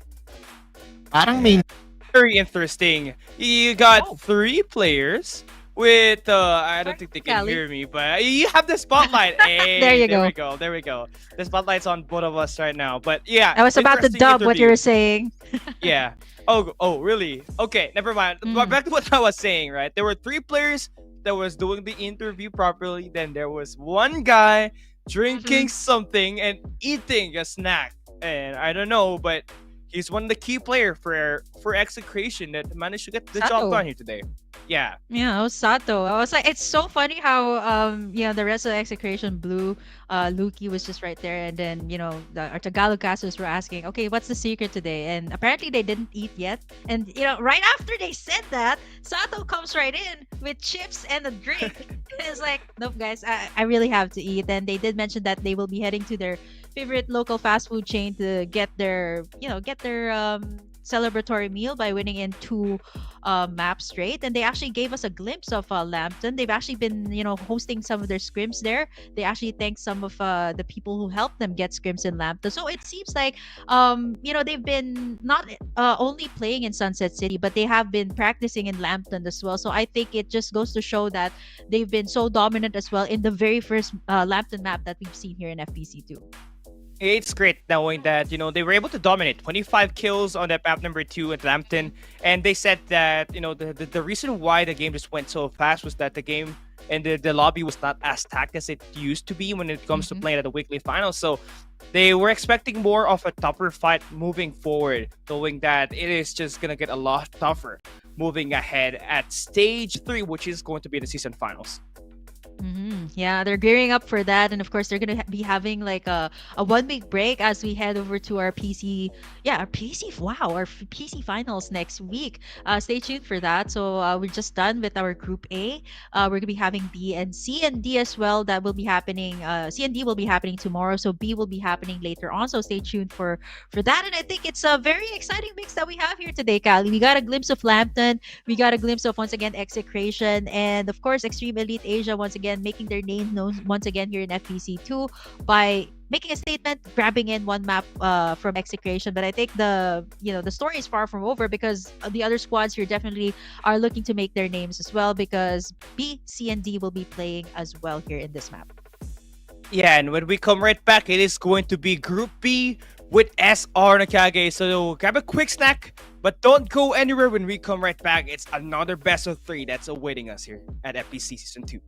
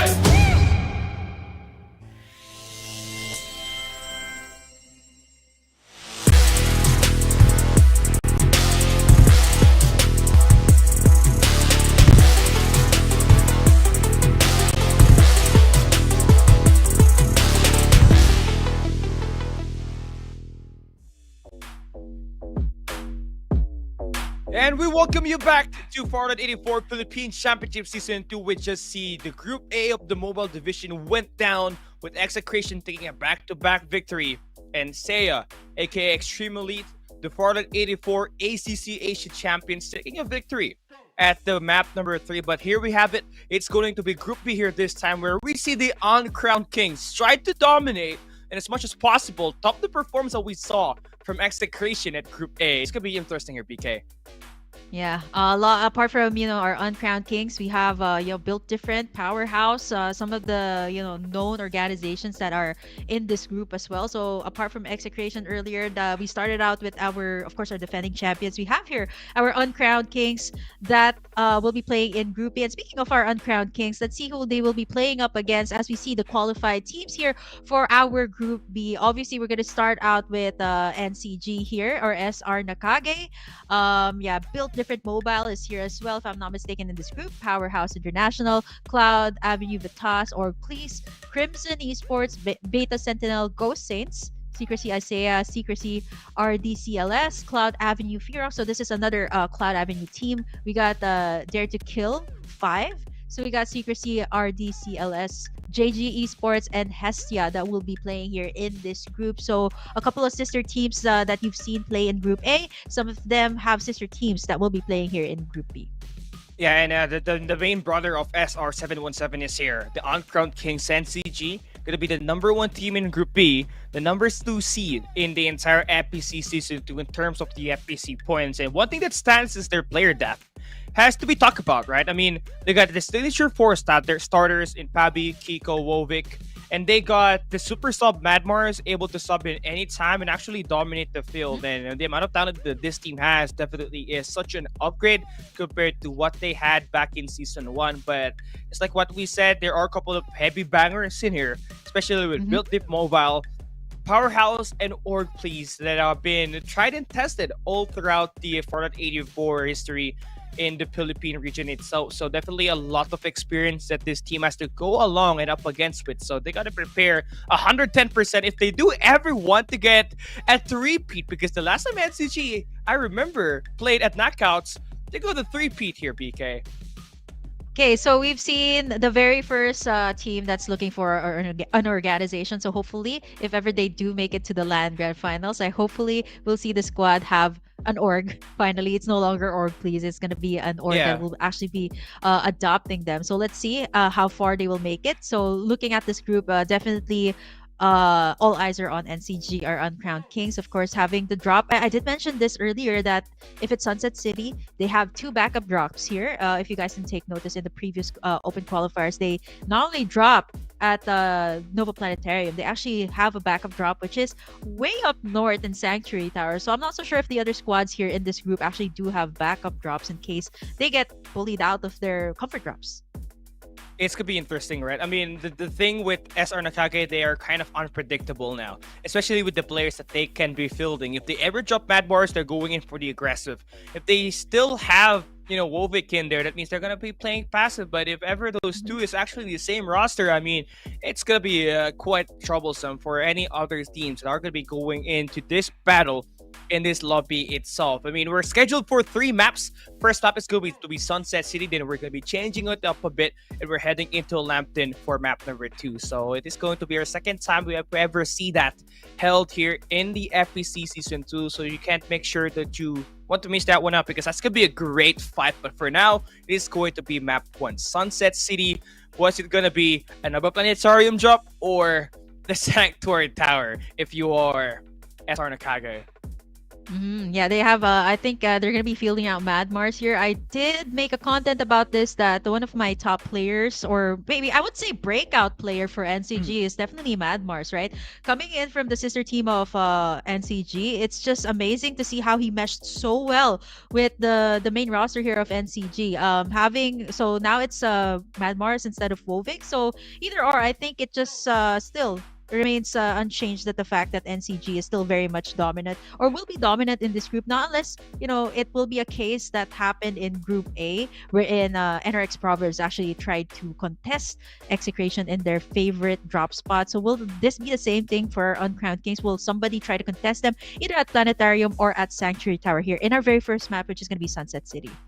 It's interesting. Now that you brought it up, Matt Morris is that breakout player for the season 2 itself. But one of the best players right now, individually, it has to be NCG Major. That guy has been averaging 8.5 kills heading into the knockout stage. And to talk about that kind of consistency, you would need to average crazy numbers. And he was able to really light things up when he has an MG7 in hand.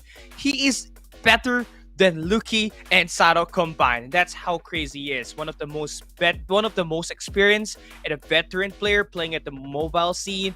He has to be the one that light things up if ever SR Kage wants to go either for a 3-peat or a very dominant map game. You know why he's also burning? It's because he was also called Burn for a while. But you know what? We'll have to get back to that, Callie, because we're going to be tossing it first to a short break before we head over to our first map here for our Group B.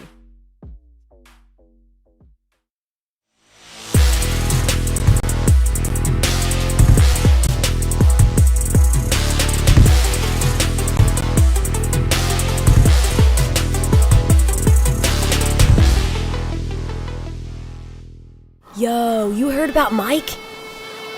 Oh, they say he's like a giant, all decked out in heavy armor. He's the baddest legend in this city. No cap. Straight up. Baddies bounce when they spot him. Dare to mess with him? You'll get hurt. Nah, that ain't it. Why? Okay, hear me out. He's got that never give up attitude and hands quicker than anyone. He's always working on every muscle and improving himself. He's ready to pop up wherever people need help. That ain't cool at all. Oh, trust me. When he pulled me out of that fire, he was hella cool.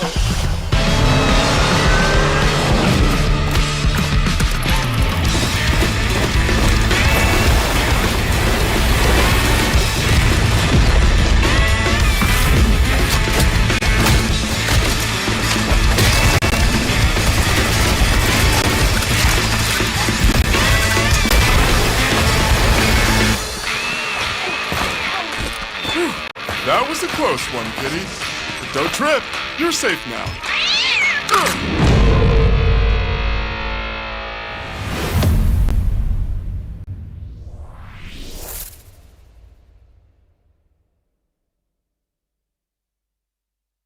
And then it went like a 1, 2, 3, 4.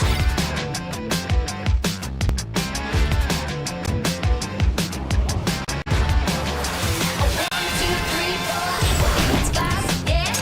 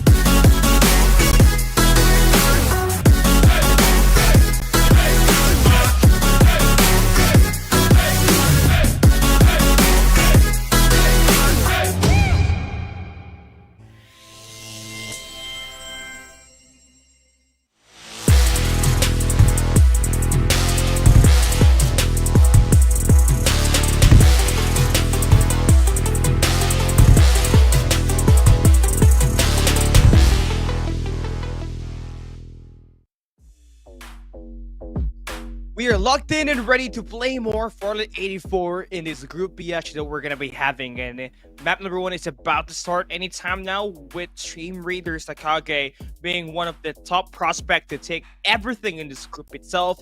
It is up to these other teams to actually take that one away from them. A lot of experienced teams in this lobby that can just easily take it away. So hopefully we get to see back and forth action between all the other squads that we got here in this lobby. Yep, so Sunset City, Lampton, and Sunset City. So you're getting a mix and match of different maps here for our knockout stage. And speaking of the knockout stage, I think it's also very important or very crucial to point out that we will be, racking up all of those FPC points and seeing who will be finally heading into our grand finals for our FPC season 2. It's going to be a LAN event, so if you guys are from the Philippines and you guys want to watch it live, so be sure to wait for more information. We're going to be having a 1-week break for the mobile division and finally seeing the PC finals next week. Then we have the LAN grand finals for the mobile division. So I would say this is the penultimate chapter for our mobile players and our PC players to finally show in what they got before they head into the finals here for our last 2 weeks of FPC2. Yeah, from 60 teams, we'll cut it down to 30 moving into the season finals. And by day 1, you got 30 teams, and by day 2, you only got 15, where every FPC points that you accumulated in the season will be reset back to 0. So it can be a haywire, could be a mayhem for them. But for now, it is going to be Group B, map number 1 at Sunset City. We are locked in and ready to have displays line up for everybody as we head into Sunset City. Let's take a look at our map drop and where this flight plan is going to be. It's heading southbound, going to northbound. Okay, so south side, I think this is going to favor especially the teams who love dropping at Sunflower Shopping Mall, Powerhouse, to name a few.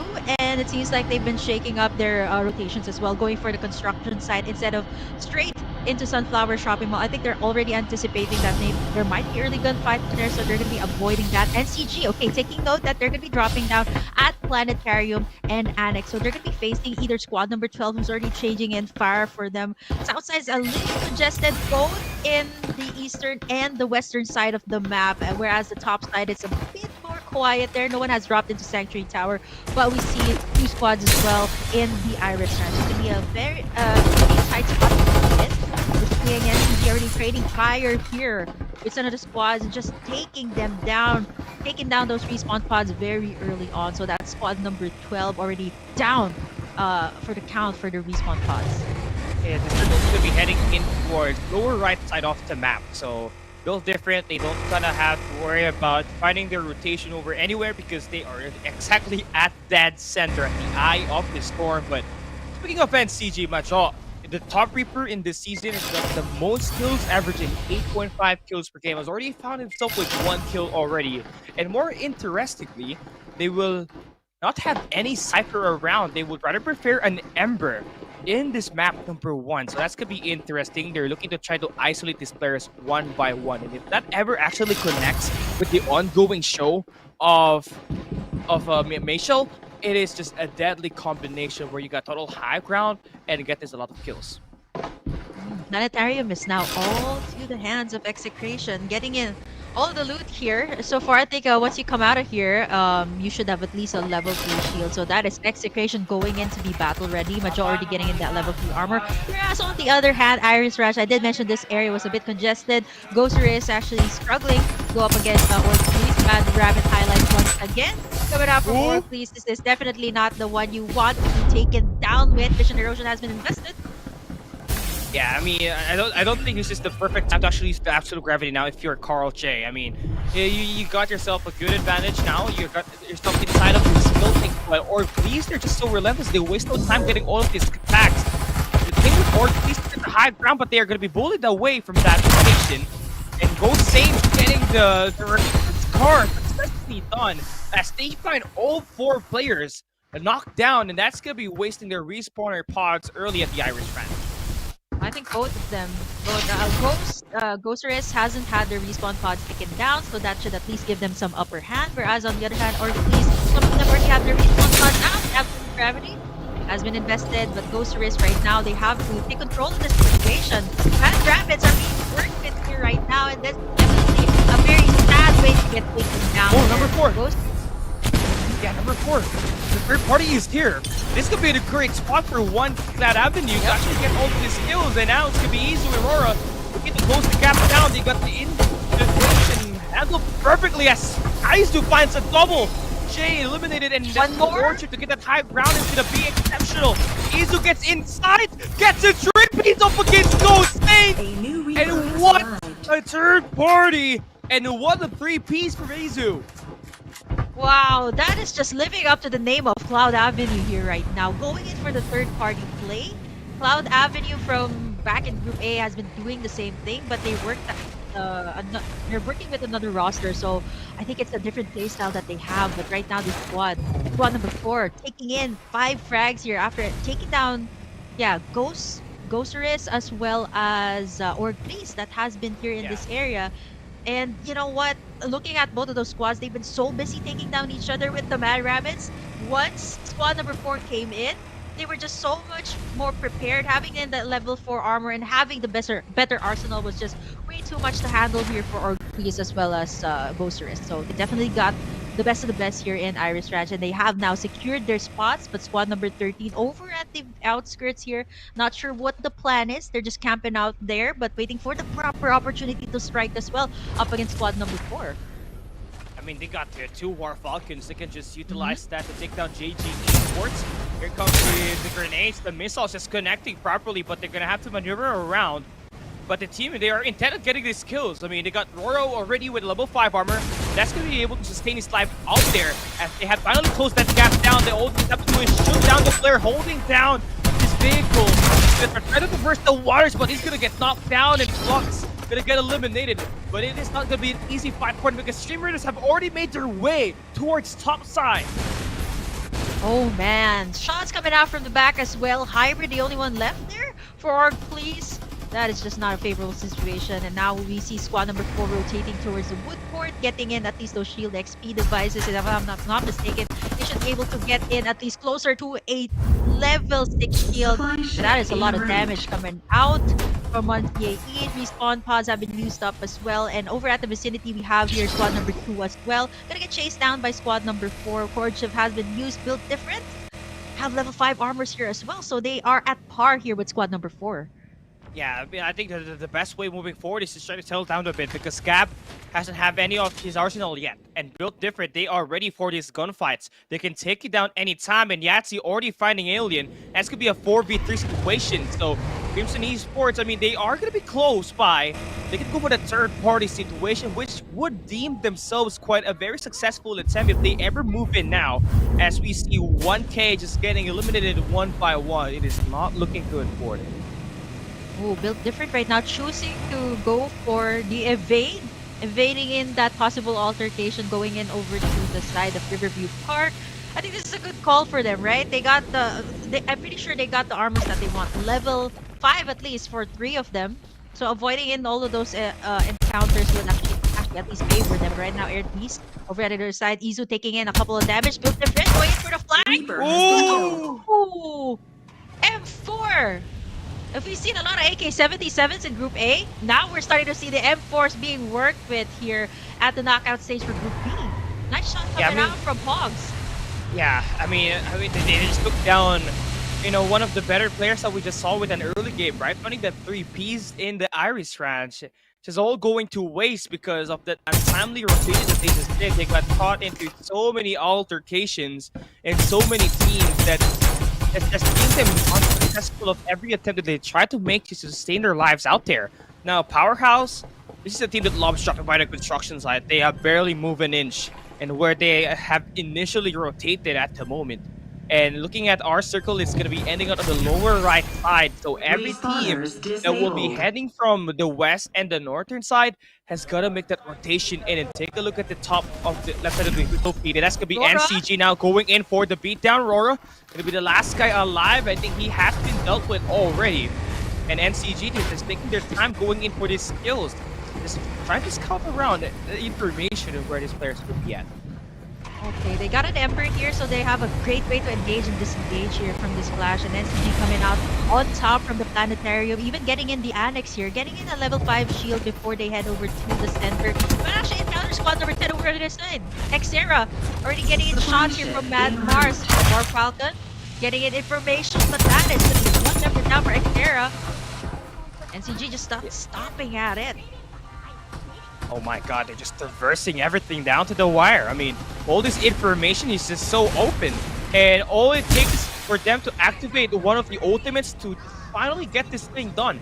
Now remember that the respawn pods have been deactivated, so if a player goes down, you're going to have to wait for a revive. If all of these players gets eliminated, you are going to be swiped away. But for now, NCG will try to spray on the rat. Oh my!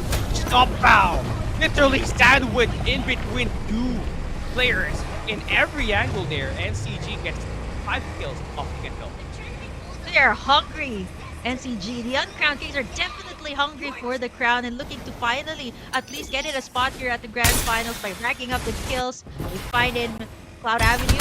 One member here, Ellie doesn't have anything, and that would be the AK-77 Mad Mars finally dealing with him. And that should be Cloud Avenue taken out of the picture here, but squad number 4 in the vicinity here for NCG. I think they should be prepared to take them on. They do have 3 vehicles here. They got then the best of the best arsenal, AK-77s and M4 to work with here. So I think they can manage to beam down squad number 4. And if I'm not mistaken, they're actually quite isolated here. One over at Smiley Island and one all alone here. So Cloud Avenue, they're just scattered all across the map right now. I think this has to be a strategy, right? I mean, they're trying to play for that placement points after just being taken away. And I love that everything is just evenly distributed right now. You got one guy at the top of the Batcave, then one player at the Smiley Island way behind the cliffside. No one will be able to spot you there unless they intentionally try to check those corners. I think Batcave is just a great way, right, to hide up on top, or maybe that could actually be a double-edged sword for you. But now NCG, orange armors for all of the members, and if they manage to at least eliminate one more squad or one more member, that should at least be a complete, a full armor for at least 1 or 2 of them here at this point. Gab, I think he gets spotted out there by Majo.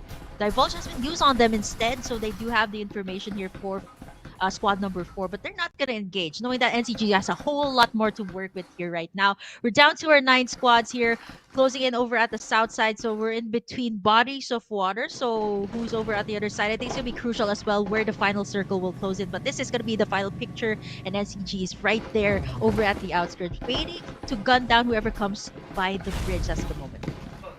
It's great that they're not even playing aggressive. They're just letting that circle just get defined, and therefore find a way to secure themselves a good position inside of that. Now, they are going to be staying between the Batcave, so that's going to be a big one for them. But the other teams at the Smiley Island, especially Crimson Esports, who's got the better chance of actually stunning the Stream Raiders, the Kage has to maintain a lot of their positions. And not to mention, Built Different is at the same exact island that they are at the moment. So they gotta be playing their cards correctly, or it might just snowball out of control. Mel, take a look at the circle closing in once again. Team Industrial has PH Beta just swimming around. They got 10 kills right now, BK. Have 10 kills, but they don't have any health kits nor any shield recharges. They barely have anything. And now, once they swim right up, they are still in dangerous territory. Once they get up, they have nothing to work with. And you have squad number 11, who does not have that much frags, but they're waiting for them to come right up. And let's see who will go in for the engage. It seems like it's going to be PH Beta actually capitalizing on the situation, getting in between crossfires. And this is the time to engage. Here comes the Wrecking Console coming out from PH Beta.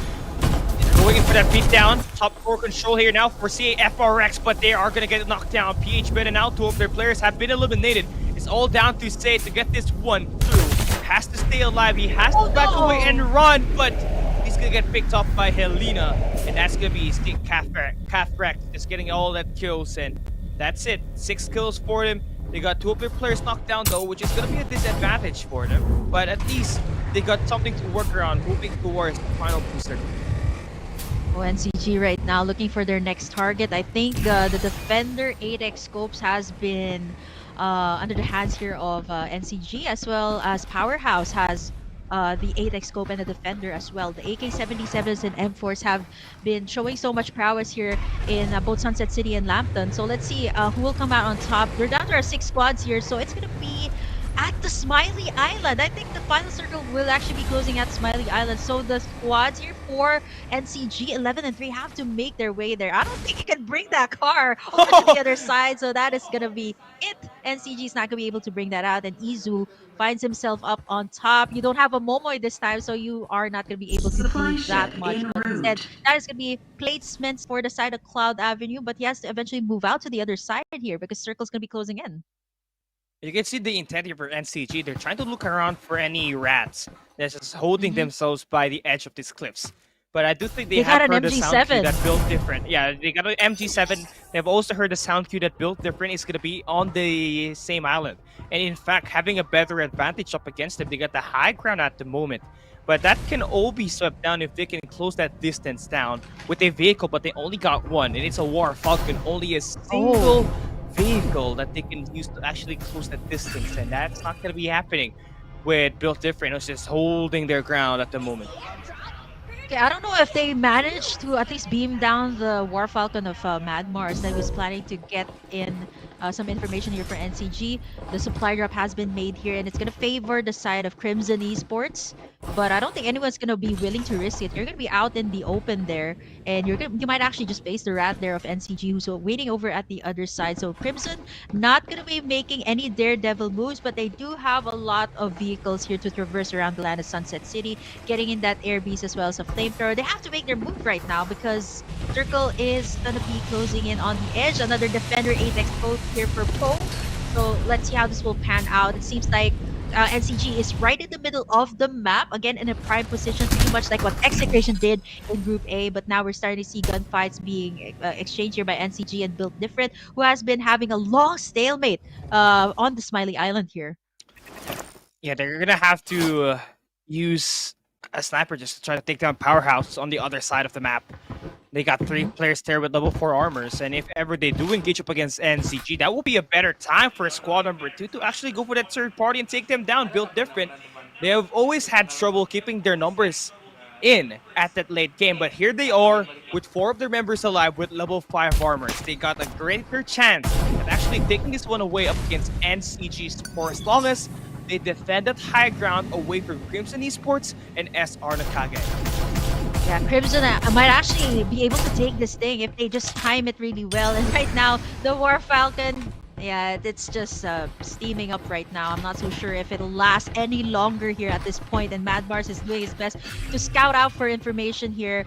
Crimson Esports over at the other side. I think everyone's just willing to play on the edge. I think it's going to be a little bit more difficult here for 3 and squad number 11, who will be swimming across the land. So NCG has to watch out for that. They're focusing their fire here on Built Different, but they're not focused on the other squads that might actually creep up behind them. Squad number 3 is already behind them. Let's see if they are prepared to take that one down. They're so busy over at the other side. I think this might just stun NCG here. I mean, they do have an MG7 as well as this long-range weapon to actually win their gunfights up close and long.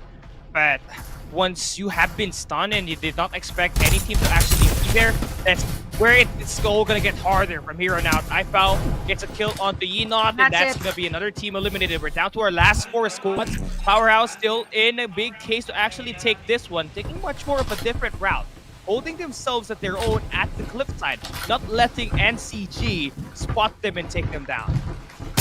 Now NCG has played their cards out well. Built Different. We're all known that this team is always podium finish, but never the first. But they've been showing so much improvement here in FPC 2, actually winning in maps here, both in the PC and mobile division. So let's see if they can actually hold their ground here against the Uncrowned Kings. We're down to our last 4 squad. Crimson, squad number 3. I think it's going to be a 4v3 situation here for our last standoff. Unlike the Group A, this one's a lot more compact, a lot more variables that these teams have to consider. One thing more like that NCG has, that long range, it has been working effectively, but that blinding mark will not work, so they do not get the scan onto Powerhouse by the cliffside. There's just so many things that they're going to have to worry about right now. Yeah, I think squad number 3, Powerhouse, I think NCG knows for a fact that they're down there, but they're choosing to ignore it, knowing that the bigger picture is going to have to be built different, or Crimson that is coming in from the other side, so they're not going to be focusing their fire there. But this might actually be a plan here for squad number 3 to actually make their moves. Go in for the third party play, hold it out. Not so sure if they have much, but they're out in the open. Claudie's already down. It's down to Chips. Possibly the last 3v3 v3 situation that we're going to be seeing here. It's going to be a long stalemate. A lot of compounds have been used here, and that's going to get really tight. Powerhouse with the last remaining member, I don't think they have much to do. Maybe it's going to be really vital here, but the ongoing show has already been used up by members. Yeah, and this is it. Crimson Esports, they're back against the wall. They get that revive.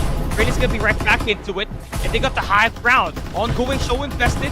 They got this information where Build Different is gonna be at an NCG Madforce and Pico teaming up, getting these kills. And what's better is that a Vision Erosion is available for Macnnonade to use and utilize that MD7 for later on. We're down to our last 3 squads. Yatsi has been taken down by iPow, and Build Different has successfully neutralized one of the players, but Crimson Esports having the better numbers in this matchup. NCG, they're waiting for them to pounce. Who takes that first engage? Who's got that high ground? It's gonna be Dre holding down that bus. And NCG trying to find a way to get right back into this. As they got one of their players eliminated, they have to work through Macnnonade, the top creeper in this mobile division. Can they turn the tides around? Vision Erosion has now been invested, but it will be cancelled down. And Castle takes down Krabi. It is now for Crimson Esports to get the elimination. NCG's back against the wall, and Crimson Esports takes the win, eliminates NCG in the final circle to take the #1 spot.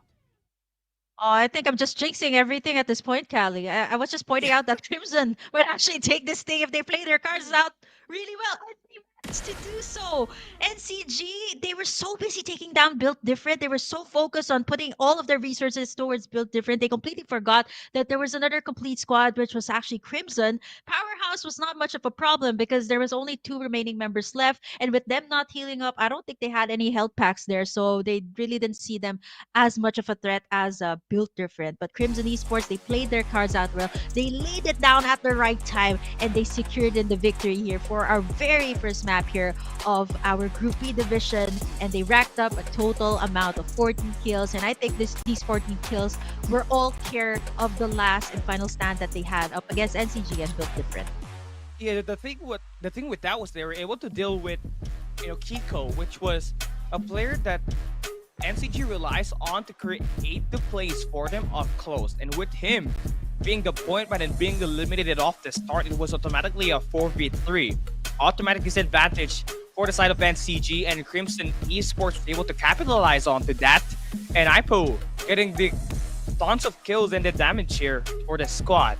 And the positioning was just insane for them, right? They were worrying about Build Different, they were worrying about Powerhouse, they were worrying about NCG. And they were able to take care of that with their insane communication and just focusing on one goal at a time before getting that #1 spot. Wow, I think they probably are one of the squads that racked up the most damage here. And looking at the squads that have that fell short here in this map, from 8 up until 14, they've only racked up at least less than the highest amount of damage here is from Hybrid with 732, and the rest, even up until squad number 4 up until squad number 10, they haven't dished out as much damage. So I think all of these are below 500, and the ones that have racked up the most damage here is of course the Uncrowned Kings and Crimson, care of IPO, that has dished out 1,641 damage. That is way more damage than Majo and Mad Mars in this entire game. I'm not so sure. I have to take a look back at what he actually had built under his arsenal here for Crimson Esports. And I think this just goes to show, Callie, that we cannot underestimate any single team here at this point in the knockout stage. We're talking about the top teams that have made their way through from 1,000 squads who have applied to FPC 2, going into the open qualifiers and finally qualifying here for the knockout stage. It's definitely no joke. And what a feat here for Crimson Esports, finally getting in their points and of course a victory here for our Group B stage here of the knockouts. And one thing that they did great, right, was that they secured themselves level 5 armors by the time we entered that final 2 circles. And it was just more than enough for them to actually sustain their lives going up against build different at the first early engage and up against Powerhouse on the cliff side. And you really have to watch out for this team moving forward, knowing that they just eliminated NCG at the final circle with a 1v1 squad. Now let's take a look at our highlights and see what just happened at this map number 1.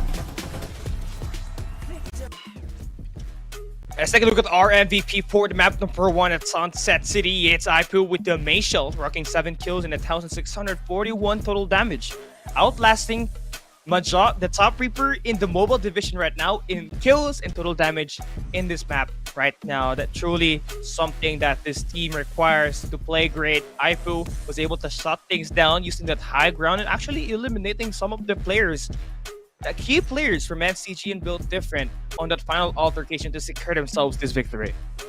Yeah, I just jinxed it, like saying, well, I gave more of a blessing towards Crimson Esports, saying that they might actually take this thing if they played it out well. And yeah, I think timing in the ultimates is very important. Looking at the highlights there, not only did they have the Maciel with the ongoing show, they actually had the Blazing Infantry as well that really amped up their damage here. I believe this is the most damage that a player has gotten here for map number 1. 1,641, even more than Mad Mars, even more than Fabi here in this entire game. So it's just a feat here for Crimson Esports. Not only do they get the win up against the Uncrowned Kings, the ones favored to win here, they also have racked up the most damage for map number 1. Let's see how they will actually go about the second map here. It's going to be Lampton here for map number 2 of our knockout stage. It's going to be very interesting as well to see how the teams will play it out. We've seen a glimpse of Group A play it out earlier on, so let's see it for the second time here for our Group B stage here, for our Group B teams to play it out in another map. It will be interesting what will be the main drop here, right? I mean, especially if you are Crimson Esports, would you rather go into CDD Plaza and put yourself at a big advantage by securing all these loots, but also have to worry about some teams dropping there? Or would you try to stick around the corners where you got an opportunity to build yourself up very slow and build up just like what you did in Sunset City, build that level 5 armor and just play 4 positions to secure yourself that victory? And again, if you are SR Nakage, you lost one map, you got to find a way to get right back into it. You cannot let this one destroy you, because you have to go out in this knockout stage with a huge bang, because we all know that they're going to be part of that LAN final so that they can swing that momentum over when we play at the LAN event. Yeah, it's a long road for NCG, all the way ACC up until now. Let's see if they can finally snag their very first crown here. But you know what? To everyone who's been watching, who has been tuning into FPC 2, I think there's going to be there are limited drop items that have arrived. So you guys get a chance to win an SRM for Candy, an SE White Dwarf, a couple of really cool prizes, even legend tickets or 50 diamonds. So all you need to do is share this live stream publicly on your Facebook post. Don't forget to include Farlight84, the hashtags that we have put out earlier, hashtag Farlight84, hashtag FPC, hashtag FPC2, and of course our official hashtag for the season is hashtag Creator Saga. 50 codes will be given per day, and 50 lucky winners have a chance to get the prize. So don't forget to share this live stream, whether you're on TikTok, TikTok, you're on Facebook, be sure to share the official live stream on your pages and make sure it's public so that we know that you actually did share the live stream together with your friends. We're going to be having a whole lot more FPC action all the way up until tomorrow, so please stay tuned. Be sure to grab that limited drop that will be happening solely for the knockout stage.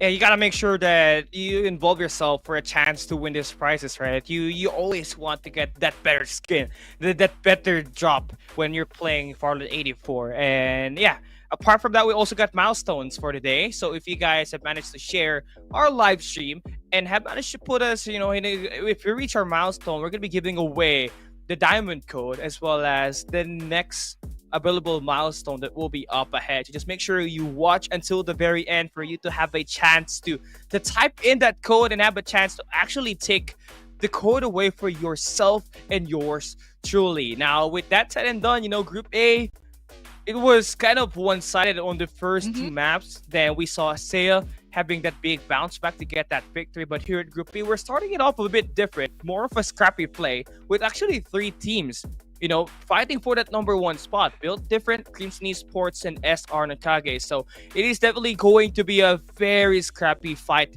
in this matchup. But before we head into our map number 2, we will be right back for a quick break. When we come back, it is going to be Lampton being the map played for Group B.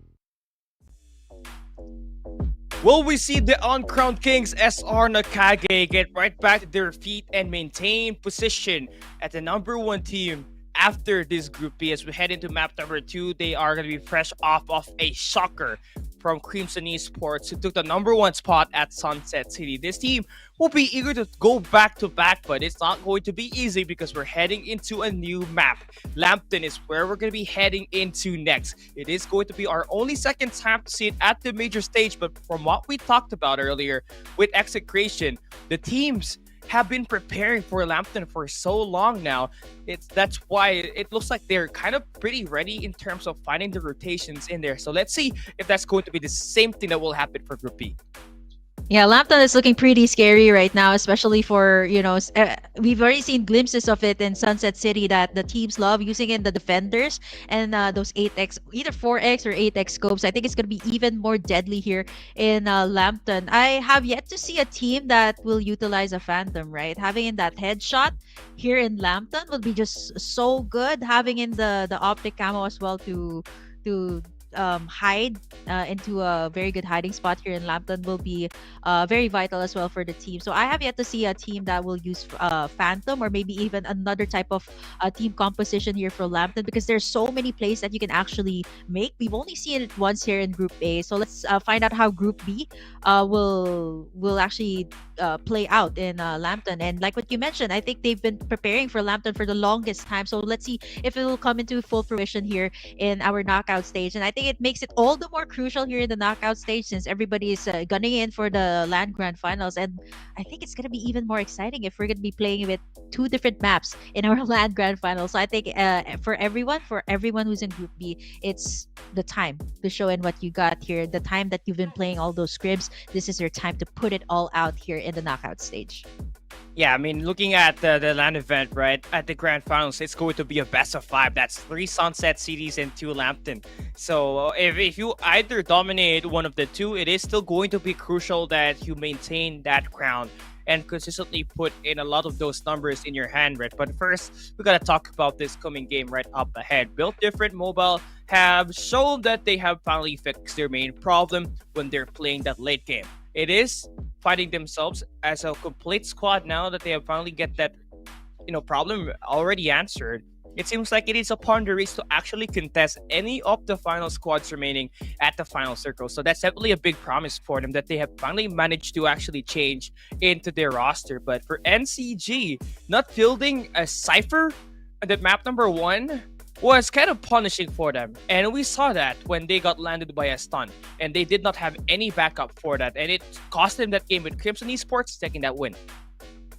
Yeah, I think it's also a big factor with the type of composition that they played, right? Having an Ember, they had a great way to disengage, and I think utilizing the new Ember, they wanted to do that for Sunset City in map #1, but it didn't really pan out very well for NCG or Uncrowned Kings. So I think it's nice to see that they've been working out on different type of composition, but let's see if they will finally use once again their comfort picks, which is the Cypher here, or maybe even 3 attackers. I think sometimes that does happen, especially in the PC division. But here for the mobile division, let's see how it will pan out. I think Lampton is all about gathering information. It's all about getting in the high ground, all about getting in those sneaky hide spots, because there's a lot of good ones. Actually, I think I'll make content about that, like good hiding spots in Lampton, because there's just so much to take in here. The high resource area as well that I pointed out, that's usually in Remnant's camp, if not the Nova Energy Station. So let's see. I think this is going to be the very first time, Callie, that we're going to be seeing our teams drop here in Lampton. So let's see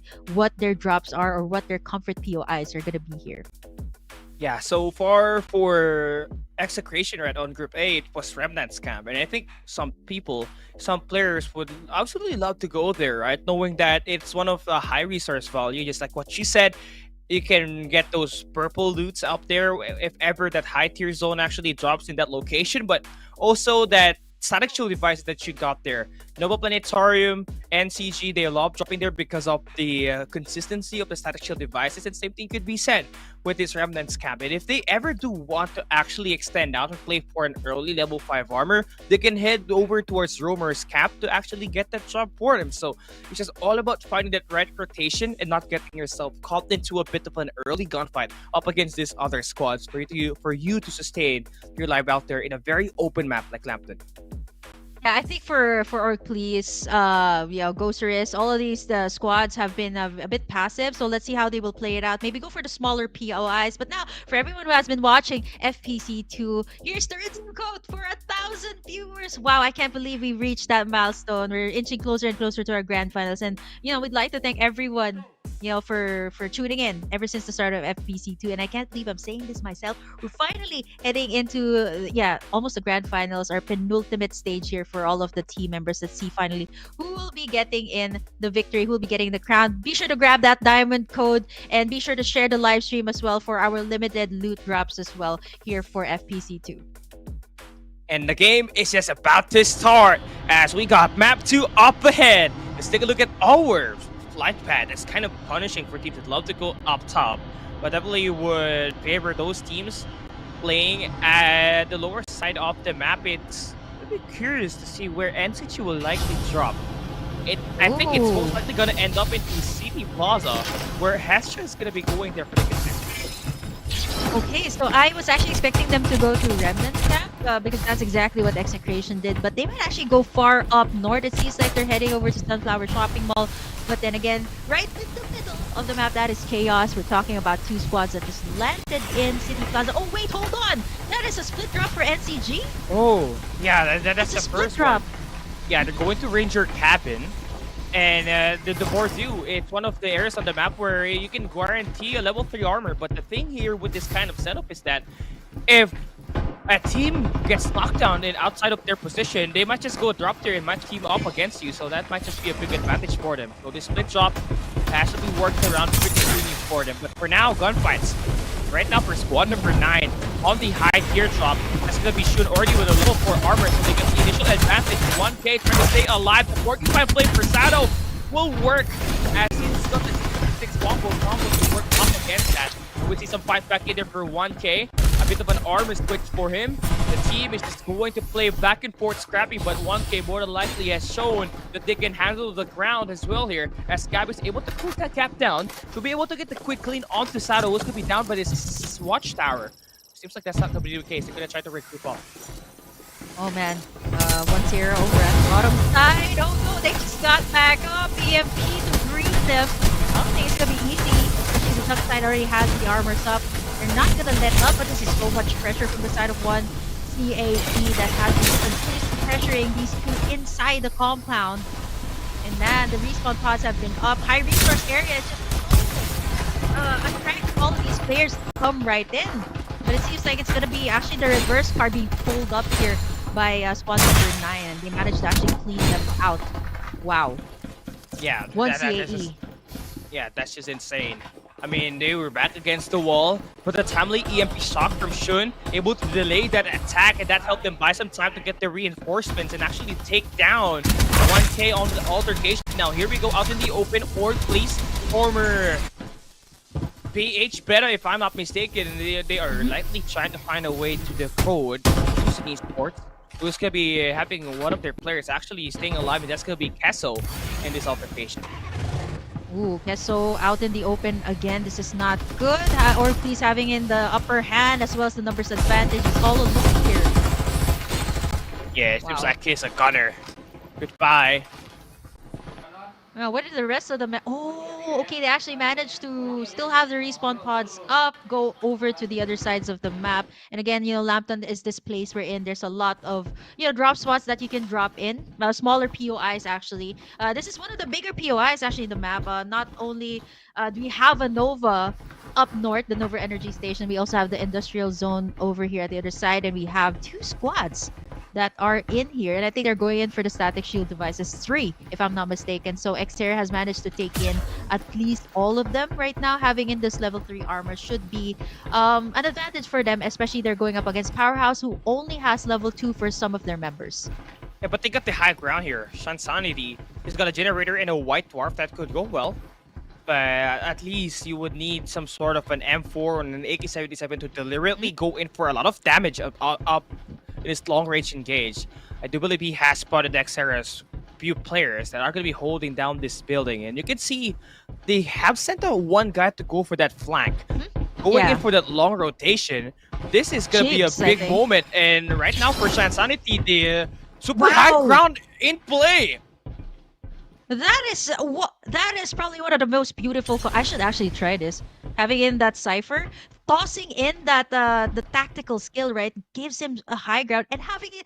Okay, so here's the thing about Lampton. There's not a lot of defenders, but there are a lot of generators, which works as I would say it's pretty much like the defenders here. So Sean Sanity up top, he has a good idea of where Xera is. Sandwich play. Cheeps also going in for the flank, a possible flank here. So Xera is in big trouble here. They're all in the same compound. Yeah, look at the diamond setup right now for Yeah. Powerhouse. It is just a complete lumlack insane. right now for Xera. And right now, Shasani, they may have been spotted, but little did they know that Choice is there to actually go for that attack off the back. If Chiefs actually gets that information, Shopao is gonna be dead. Back against the wall, drop down to the ground. But Xera trying to wrap away. They're taking so much damage. Cloudy and crew, they got ultimates available for use. That EMP shot from Shansanity could actually just finish things off here and finally put Xera's front to the ground. And you can see Cloudy having the high ground. Eo takes safe pound.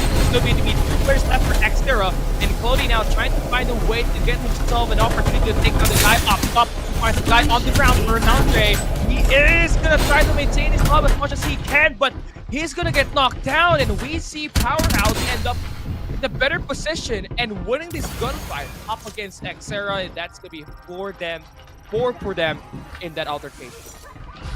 Okay, they're gonna be squad number 10 actually gonna be dropping down at the same spot. Is that actually a wise decision to do, knowing that Powerhouse has just taken in what they've got up against you, and now they're I think they're called there. They want to get their revenge, but over here NCG are uncrowned kings fighting outside the zone, getting themselves an airbase. I think this is one of the most important things in Lampton too. Getting in a vehicle to traverse the land, because there's just I think it's the same size as Sunset City, but it just feels so much more bigger because of all the terrains, all of the mountains, and all of the open space here. It makes it so much more bigger than Sunset City. And whenever you're traversing through POIs, I think it takes a longer time than Sunset City. So I think it's a wise choice that NCG did that. But now Crimson Esports over here at the south side, the harbor, there's a lot of topography here, a lot of bodies of waters as well, and they're going to be fighting in a dangerous zone next Sarah. One Sarah rather, fighting in this zone. 5 frags for squad number 9. And again, mind you, they're fighting outside the zone here. Yeah, I mean, the thing with Hesh is they dropped by the city plaza. I don't know why they had to go way down north. I mean, you can just go in, wait at the edge of the circle and get these kills. I mean, you already got level 4 armors. What's the reason you're trying to get these kills? What's the reason for this aggression? You're just putting yourself at a disadvantage by wasting your resources when you're trying to get your ship locked down. And you can see the reverse card has already been locked in by one Sarah. Now they're the ones trying to pull Hesh's leg down to the ground as they got the high ground in the position inside of the circle.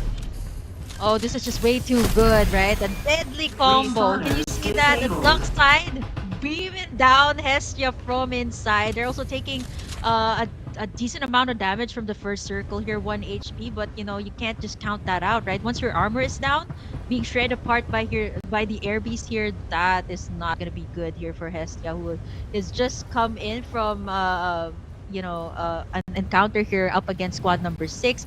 Speaking of squad number 6, they're actually quite isolated right now in the map. So I think for one Sarah here, squad number 9 has a very good high ground right now. They got the air beast to work with as well. So Hestia is now waiting for the proper opportunity to strike, and they can't find a breathing space because right now Ninja has been beaming them down with the air beast, and let's not underestimate the damage coming out from that. They're taking in a lot of the damage here. I'm not so sure how they can manage to come out alive here. Just like what you said, you need vehicles to reverse this land, and right now for the 2 players from Hestia, they don't have anything in their hand. They can't reverse anywhere. They have to be exposed themselves out in the open, and that's gonna be leaving them vulnerable to long range attacks that's just being thrown to them by one Sarah. No. You can see that one is working. Yeah, that's one down, just one more to go. He's trying to stay alive. He's got his armor down to the T, and Ahun gonna be eliminated, and that is gonna be a great adjustment for one Sarah. They did not bother going in for the attacks outside the safe zone, they had to go inside and just go in for the PhD party, and that is gonna be it. Crimson Esports also down. One of their players left outside of the circle. Yeah, that was a very weird move coming out from Estra, like what you mentioned. They came from City Plaza, so I'm pretty sure that they have a lot to work with, right? Level 4 armor, so they actually really managed to go all the way down south. It actually caused them, such a tight situation. They're only left with like 2 members here and going back into the middle. So this was just a fatal mistake that they did right now. 2 members left, and one Sarah just capitalized on the situation. Whereas here in the Golden Ratch, we see 2 squads, 14 and 5. But or please, they have a complete squad here. So yeah, squad number 14 is gonna have to go out. Alright, nice play here now for Nabu and Ponta. I mean, they're just trying to stop the push from happening. They're trying to stop that bleeding because Orclease is about to complete that siege. And he is taken down Nabu. Asjet is in deep trouble. There's one more player alive, and he is being hunted by Hybrid, who's looking for an organization right now. They are as desperate as a hungry lion as they try to look for these players and go for that ace. But fight's not in over though, as they are trying to slow it back down. Ghost Stains on the other side of the map. Carl J is taking down Flux Stacks, trying to go for the complete siege. Long range attack is gonna work for them as Godbert takes down Escanor. So beautiful plays all the way. 4 kills for Ghost Stains at the moment inside the circle. Yeah, what we haven't taken notice of is that NCG as well, the Reaper is actually Mad Mars currently in this map. So it seems like they have adjusted quite well here in this map. Powerhouse as well that has racked up 6 ranks, but now they're going head to head up against Ghost Risk that has the complete numbers. They also got a War Falcon here and at least level 4 armors for their key players. Here we go right now for Ghost Stains. This is the better way for you to start. You got a defender to work with. That is gonna be cheesy when it comes to playing at long range. We all know the damage that it does and the kickback that you get when you have finally eliminated a player in a map like Lampton, where you require everybody to at least have a long range weapon. And with them having 2 defenders, that's gonna be a delight to see. They can just easily take down any player that they want if they have that high ground. Mad Mars right now, not only does he have that ongoing show, he also got that War Falcon that he loves so much. It means that he loves scouting in for the information. They got this area all to themselves, going again for the upgrades on the shields. But I think there is one straggler in the areas, that squad number 10 if I'm not mistaken. But that's not going to be a problem for NCG. Right now they're going in for, this time not the Ember, but going in for the Duck side here from Majo. Yeah, I think having a Cypher is still very important. You need that EMP shock to dismantle any team when they're holding down a sturdy position on the map. I mean, fine, you can get that the Duck side, you can get that 1v1 machine with that barrier, but the amount of crowd control that you get from a Cypher is just insane. But there's a reason why NCG is at the top of the leaderboard. They are trendsetters, right? So they're trying to change down the narrative that Cypher is our one best hero that you need to have exactly in your roster, right? So let's see if that's gonna work here for them. They have 12 kills already, dropping in. I think they may have spotted a couple of teams inside of the building, so that's gonna be that entire mission. You gotta secure that industrial zone if you ever want to take this win. Oh, NCG. Yeah, they actually are near a lot of stragglers earlier up against Andra, and now they have the last straggler here for squad number 13. Not too sure if they do have the information, but right now, one Stera. Wow, 1 member already down. That is Ninja already eliminated. Or please, right now, still relentless on the kills. They have already ranked up 8 ranks right now.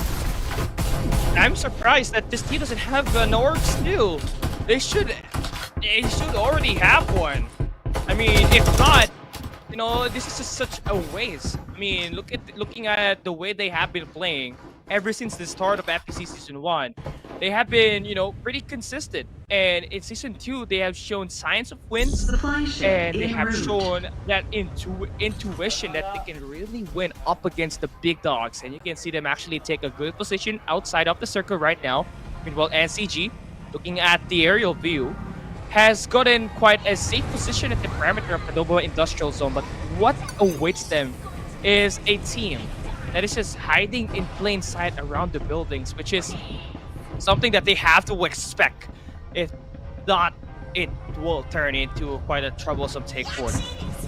Oh, that's Powerhouse, right? They haven't moved an inch from Nova Industrial Zone. They've been here, right? Ever since they managed to chase down Xera from this location, right? Getting in that deadly diamond pincer move onto that squad. They were able to get in the dibs onto the location here. Actually, they might actually chase out either NCG, squad number 4, whoever's trying to come in. But let's not forget, all of these squads, they've managed to get in at least an 8x scope. Ghostress is taking shots from Kiko here. Wow! All the damage.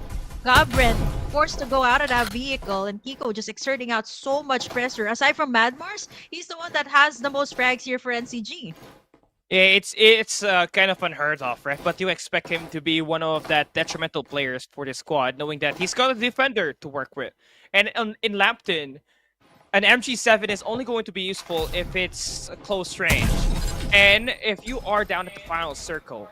And so far for NCG, they're just gonna have to keep it up, stay by the circle, and stay towards finding a lot of these open areas where you can actually spot down some of these snipers at the moment. Taking a look at the way that this team has been playing so far, Org please by the zone's edge. 48 seconds for them to make a move. They only have one vehicle, and that's gonna be quite hard for them to actually move inside. So they gotta plan this attack strat, or it might just be the end. Koji. Oh man, Koji was beamed down. This can be the signal for Org Please to actually make a move. But here's the thing about Lampton, right? You can get so caught up trying to beam down another squad from the other side, not knowing that there might be actually another squad trying to beam you down from the other side. So, you know, that's something that the squads have to think of here, especially since you're working with an open area, especially for Org Please right now. They're out in the open. Especially heading over to Industrial Zone, there's a lot of high ground there that, you know, a lot of people can get information from you. And right now, it's a long standoff between Org Please and Ghosterist, who's right up top. No one has claimed in the victory just yet, but we see NCG as well as Powerhouse that has a secure hold of the Nova Industrial Zone. Despite the great position by NCG, this is still not going to be 100% sure victory for them. I mean, Org Please, Powerhouse is still here. That can do all the job for them, but Kiko, he is just beaming everybody up. Jay has been knocked down. Carl J, he is pressured. Has to hide between the trees, but he is gonna get knocked down, and that's gonna be a squad eliminated. That's gonna be all down to our last 5 squads. NCG once again aiming for the #1 spot. They lost that one up against Crimson Esports at map number 1. Trying to turn things around here is NCG, but Org Please have truly incentivized the positioning here at the moment and have finally got themselves quite a huge amount of kills. Yeah, this is actually quite surprising for Powerhouse that they haven't made their move. Right now, they can't find them, you know, that deadly diamond move that they did earlier on. Now they're stuck in this compound. Other squads are having their eyes on them. NCG as well. I think they're down to 3, if I'm not mistaken, for NCD. No. Okay, they're still about up to have. Okay, I don't want to jinx anything just yet. But they're still up and kicking, right? Complete squads for Org Please, for NCG, and even one CAA. I'm not so sure if they managed to get another member back up. So this is a bit more exciting compared to Group B, where, you know, Execration has just dominated the back-to-back maps. Let's see how NCG will look into the situation, knowing that they're right now playing on the outskirts of the map, a little bit more safer than what they do. But now Absolute Gravity has been invested here by Pabby. So that is going to be 100 seconds before it's back up right now. Yeah, the circle's closing. 5 squads remaining, 14 survivors. Trying to inch their way to secure this #1 spot. NCG Montreal has just been bullied away from his position and has to back away. Hybrid has been able to shut him down. Rabbi has to hit his shots. Hybrid gonna be step too late on this attack, and that will let Montreal stay alive for the moment.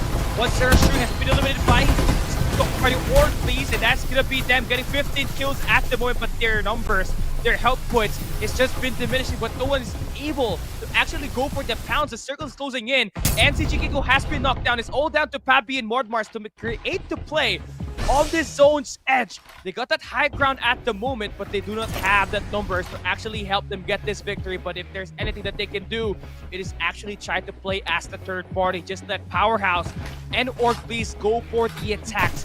Do not let yourself be spotted because there's still so many factors that these teams have to allocate in order for them to take this win. Yes, Powerhouse right now, they know that SG is down south without the numbers, and they have to move right in, or please play this out really well. We're down to 4 squads just up and kicking.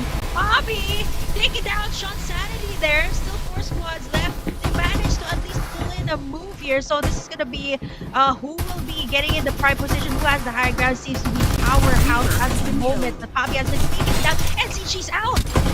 Yeah, Matt Morris is down. It's all down to Orb, please. It's one more player to worry about, and it's going to be a complete victory for them. And it is going to be a 20-point performance from them, taking it over and winning. Somebody sign this team right now. Oh, they definitely have to. I mean, look at this. Getting in the very first Lampton map here for Group B, that is definitely a feat for Org, please. And to think that, the first map was a little bit too rough for them for Sunset City, but it seems like Lampton is the key for them, and they have played their cards out really well, having in the numbers advantage here for the last and final stand. And for NCG, once again, failed to grab in this map. But let's take a look at the overall picture here. It's gonna be Org, please, racking up 20 frags here in total. Somebody sign this squad, please. I believe this is some members are actually former AP Brent. Yeah. A different combination of different members going in together to form Org, please. But they definitely showed their chemistry here in the Lampton map, racking up 20 kills and finally getting in a map from our uncrowned kings once again here for map number 2. Yeah, well, what's insane was that they were one of those teams that had on an unfavorable position at the last 2 circles. They had to route their way in towards Nova Industrial Zone chip by chip, and they had so much patience. And again, a former AP brand Esports finding themselves with a victory here that should be able to, help their portfolio in finding as in some way an organization to sign them, right? I mean, I heard that they were only asking for jerseys to represent, heading into towards the LAN finals, and I'm like, what if I just support this? Yeah, what if you actually just give them a jersey?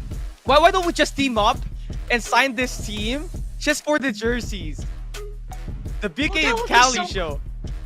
Oh yeah, I would love that, right? I mean, if they want jerseys, I can give them more than jerseys, right? Jerseys, perhaps like, I'm gonna be giving out stickers as well in the LAN final. So just putting that out there for people who actually want to come over. But yeah, or please, I'm surprised at this point, right? Reaching the knockout stage is definitely a feat, right? 1,000 teams, you're able to narrow it down to our top teams right now. So it's kind of surprising that they haven't found an org yet to support them. So yeah, I'm gonna take up on your offer, Kelly. Let's try to message them later on. Hey, do you guys wanna sport in our jerseys? If we actually cast it in the finals, let's see. Let's ask them. It's surprising that they don't have an org yet. It's just insane, right? After this victory, I think somebody or someone has to sign them at least. Just for the jerseys itself, man. They don't ask for anything else outside of that jersey, just to be able to represent and be uniform at the LAN finals is all that they ask for. And I think for this team, right, even though the cards are stacked up against them, they have made sure to stay consistent all throughout the open qualifiers, and here they are even able to win at the knockout stage and stopping NCG from taking a win, which is one of the more surprising factor because 2 times without the Cypher, 2 times they lost up against teams that had a Cypher. Yeah, they're definitely, trying up something new. But, I'll take up on your offer for Org, please. That would be so cool. Osiris has his team. We definitely have to get our own team here for Season 2. But of course, Callie, let's check out the highlights of what went down in the Lampton map here for map number 2.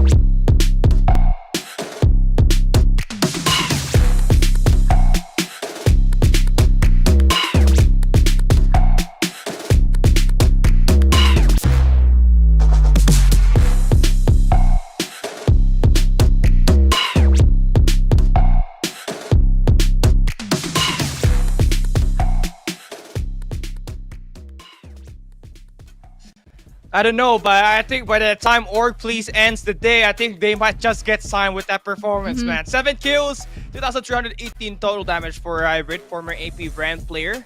Now is looking for an org, and you know, at the highlight discussion I had with Burger King, I think it's possible that we get Org Please some jerseys at the offline major tournament.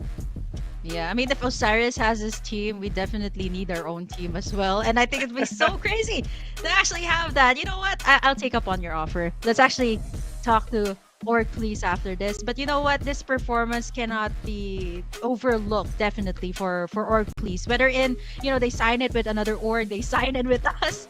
And that was a spectacular performance that they did. And I think it's a great way to close out the knockout stage for them, right? The first Lampton map, they were able to close it out. So what more in the major offline tournament that we will be having, right? If they manage to pull it through here in the knockout stage. But it seems like it's very likely here right now with the performance that they made here in the very first Lampton map for Group B.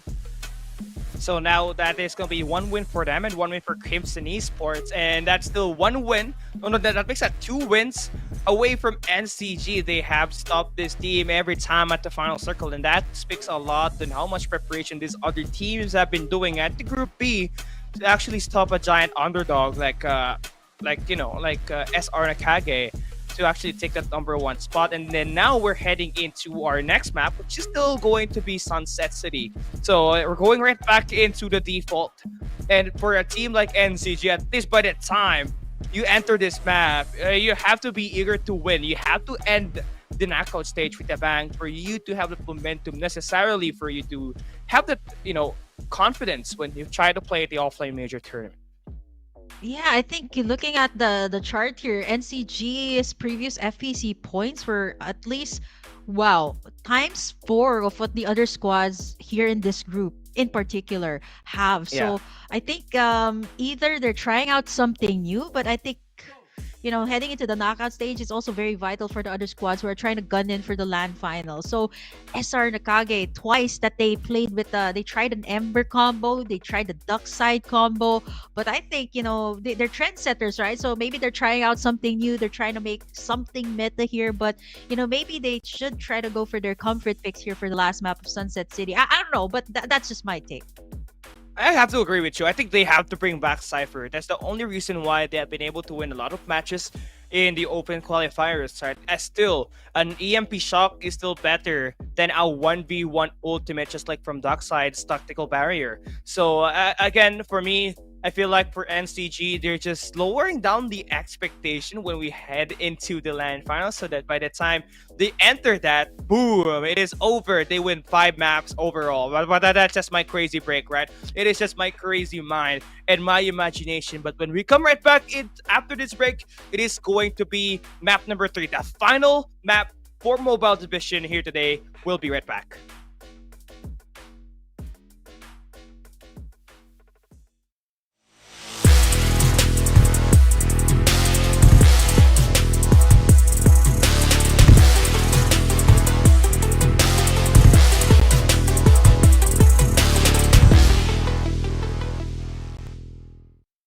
Oh, you heard about Mike? Oh, they say he's like a giant, all decked out in heavy armor. He's the baddest legend in this city. No cap. Straight up. Baddies bounce when they spot him. Dare to mess with him? You'll get hurt. Nah, that ain't it. Why? Okay, hear me out. He's got that never give up attitude and hands quicker than anyone.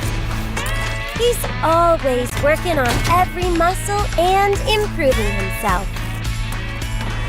He's ready to pop up wherever people need help. That ain't cool at all. Oh, trust me. When he pulled me out of that fire, he was hella cool.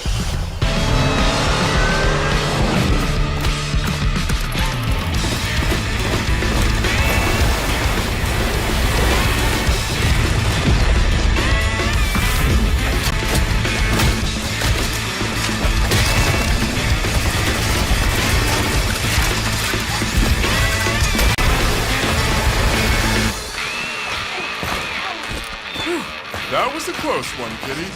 But don't trip. You're safe now.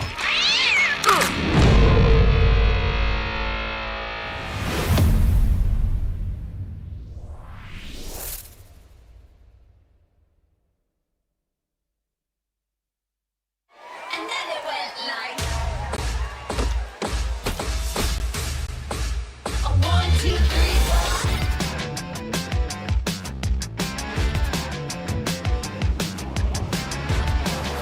A 1, 2, 3, 4. It's fast, yeah, you're gonna shine already. Battle your battles, you gotta turn it out with a cure. Breathe in the water. You teach me how to do it, I wanna take a swim and bring me with you one time. We can fly if you take me under your wing. Let me do my thing. And then it went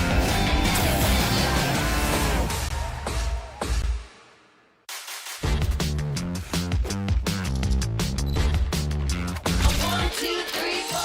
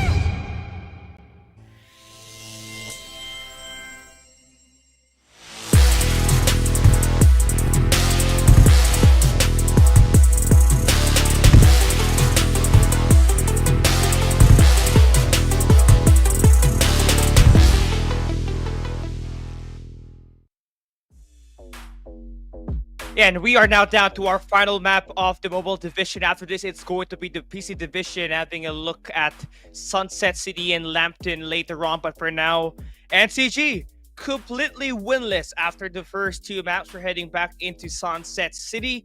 where we got an opportunity for them to actually strike back, or could either build different mobile Crimson Esports as well as the recent Org Fleets winner at map number 2 actually take that one away from them once again as we head into map number 3. Yeah, and I love how you just put out facts there. You know, I wanted to put out a meme, but I'm just waiting for the right time to post it. An NCG specific meme because we're talking about Group B right now. Hey, belated happy birthday, by the way, to Boss Watts of NCG, by the way. So, yeah, hopefully you guys can win this last map because this is the last one. Yeah, this is going to be the last time we're seeing the Uncrowned Kings here for FPC 2. Maybe the next time we're going to be seeing them is going to be the LAN event. So, yeah, hopefully this time, will they try another defender, Watchman? Or captain? I don't know. Are they gonna go for something crazy?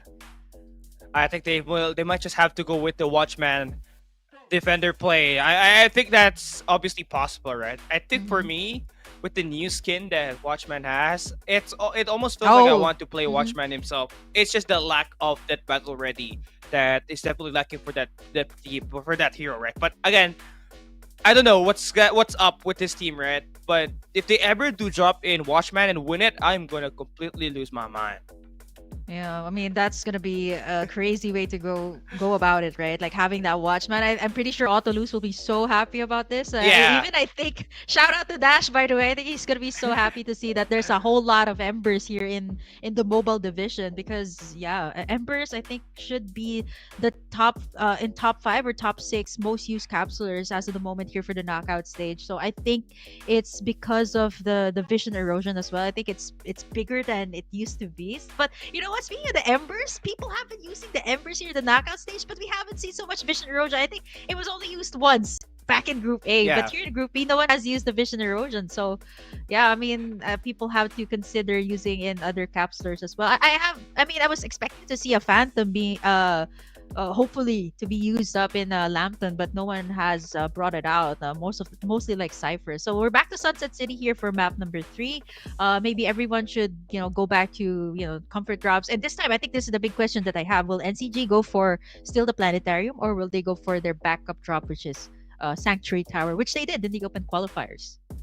I think that they had to go through Sanctuary Tower here. I feel like the Nova Planetarium is just too congested for them. But who knows, right? I feel like for many of these teams, that Sanctuary Tower has been one of their better drops. And if ever NCG tried to go in for that, they might just get sandwiched, right? So I think comfort drop and having that comfort hero might just do it for NCG. If they ever do want to take this victory, they need a Cypher. A Cypher is very useful in terms of that 1v1 gunfight and in terms of trying to take full control of buildings that a team might just be positioned at. Trying to bully them out, that's one key thing, and trying to immobilize them is just one of the better factors and why you need a Cypher in your composition as you try to field in your heroes in Sunset City. But so far, so many surprises here. We expected SR Nakagi to be that better team, but a lot of this underdog squads has just been fully utilizing that underdog mentality to actually score these victories. Many times NCG was denied of that number 1 spot here today. Well, it's been happening ever since ACC. I'm so sorry. Oh no, it's starting. It's okay. Starting. Yeah, I'm not gonna put out my memes. I'm just saying, what actually transpired in the past few championships. But NCG, I think they've been dubbed as Uncrowned Kings, and let's see if they want to hold on to that title for so long, right? FPC 2 is already here, and I can't wait to see what they will pull off, especially if they manage to pull it through to the LAN grand finals. Will they finally at least snag in the crown, or once again will it be under the hands of Execration or maybe another underdog squad? But this is gonna be the last map, their last chance to prove it here in the knockout stage. So back into Sunset City, I think pretty much everybody's comfortable with this map right now. So it's not gonna be Lampton here for the last map. So let's see how it will pan out. Our uncrowned kings that still definitely deserve their crown. Somebody crown this squad and somebody give org please an org. So these are the things that you guys have to consider as well for those of you guys who are watching FPC right now.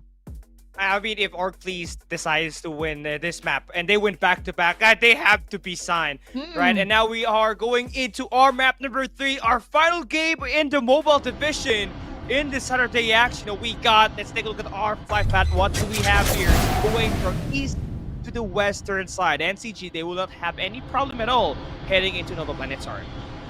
Yeah. Is squad number 4 gonna try? Okay, they're actually gonna go up top over to Power 3 Station. So whoever's gonna drop in at Power 3, Iris Ranch, and even at Sanctuary Tower, that is gonna be quite the travel going into those areas. But I think some of the underdog squad or the smaller squads, they will definitely be taking their time to build up their arsenal. But right now, NCG once again going in for the split drop. Half of them in the planetarium, half of them in the annex. I think it's a very good strategy because you have a good idea or a good vantage point of where everyone who's up north will be coming at, and you also have a good idea of everyone who's coming out from Sunflower Shopping Mall and even the Heart Island.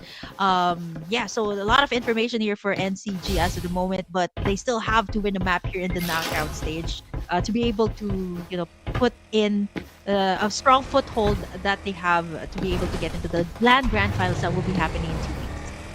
And look at the rear view mark drop so far. That's like 1, 2, 3, 4 squads just playing their lives out there, trying to waste their respawner pods as fast as they can. NCG played slow. Level 3 armors are always going to be attained anywhere if you drop by Nova Planetarium. And they're slowly trying to build up to that. Build different mobile. They had a great start in map number 1, but we did not even see them at all at map number 2. So there's some serious learning curve that they're gonna try to have to traverse on moving forward to try to sustain their lives out there more. But so far for NCG, taking a look at Bad Mars right now, Defender and M4. He's already logged in for that late game weapons. All they just have to do is upgrade those armors so that they can finally go for the engage.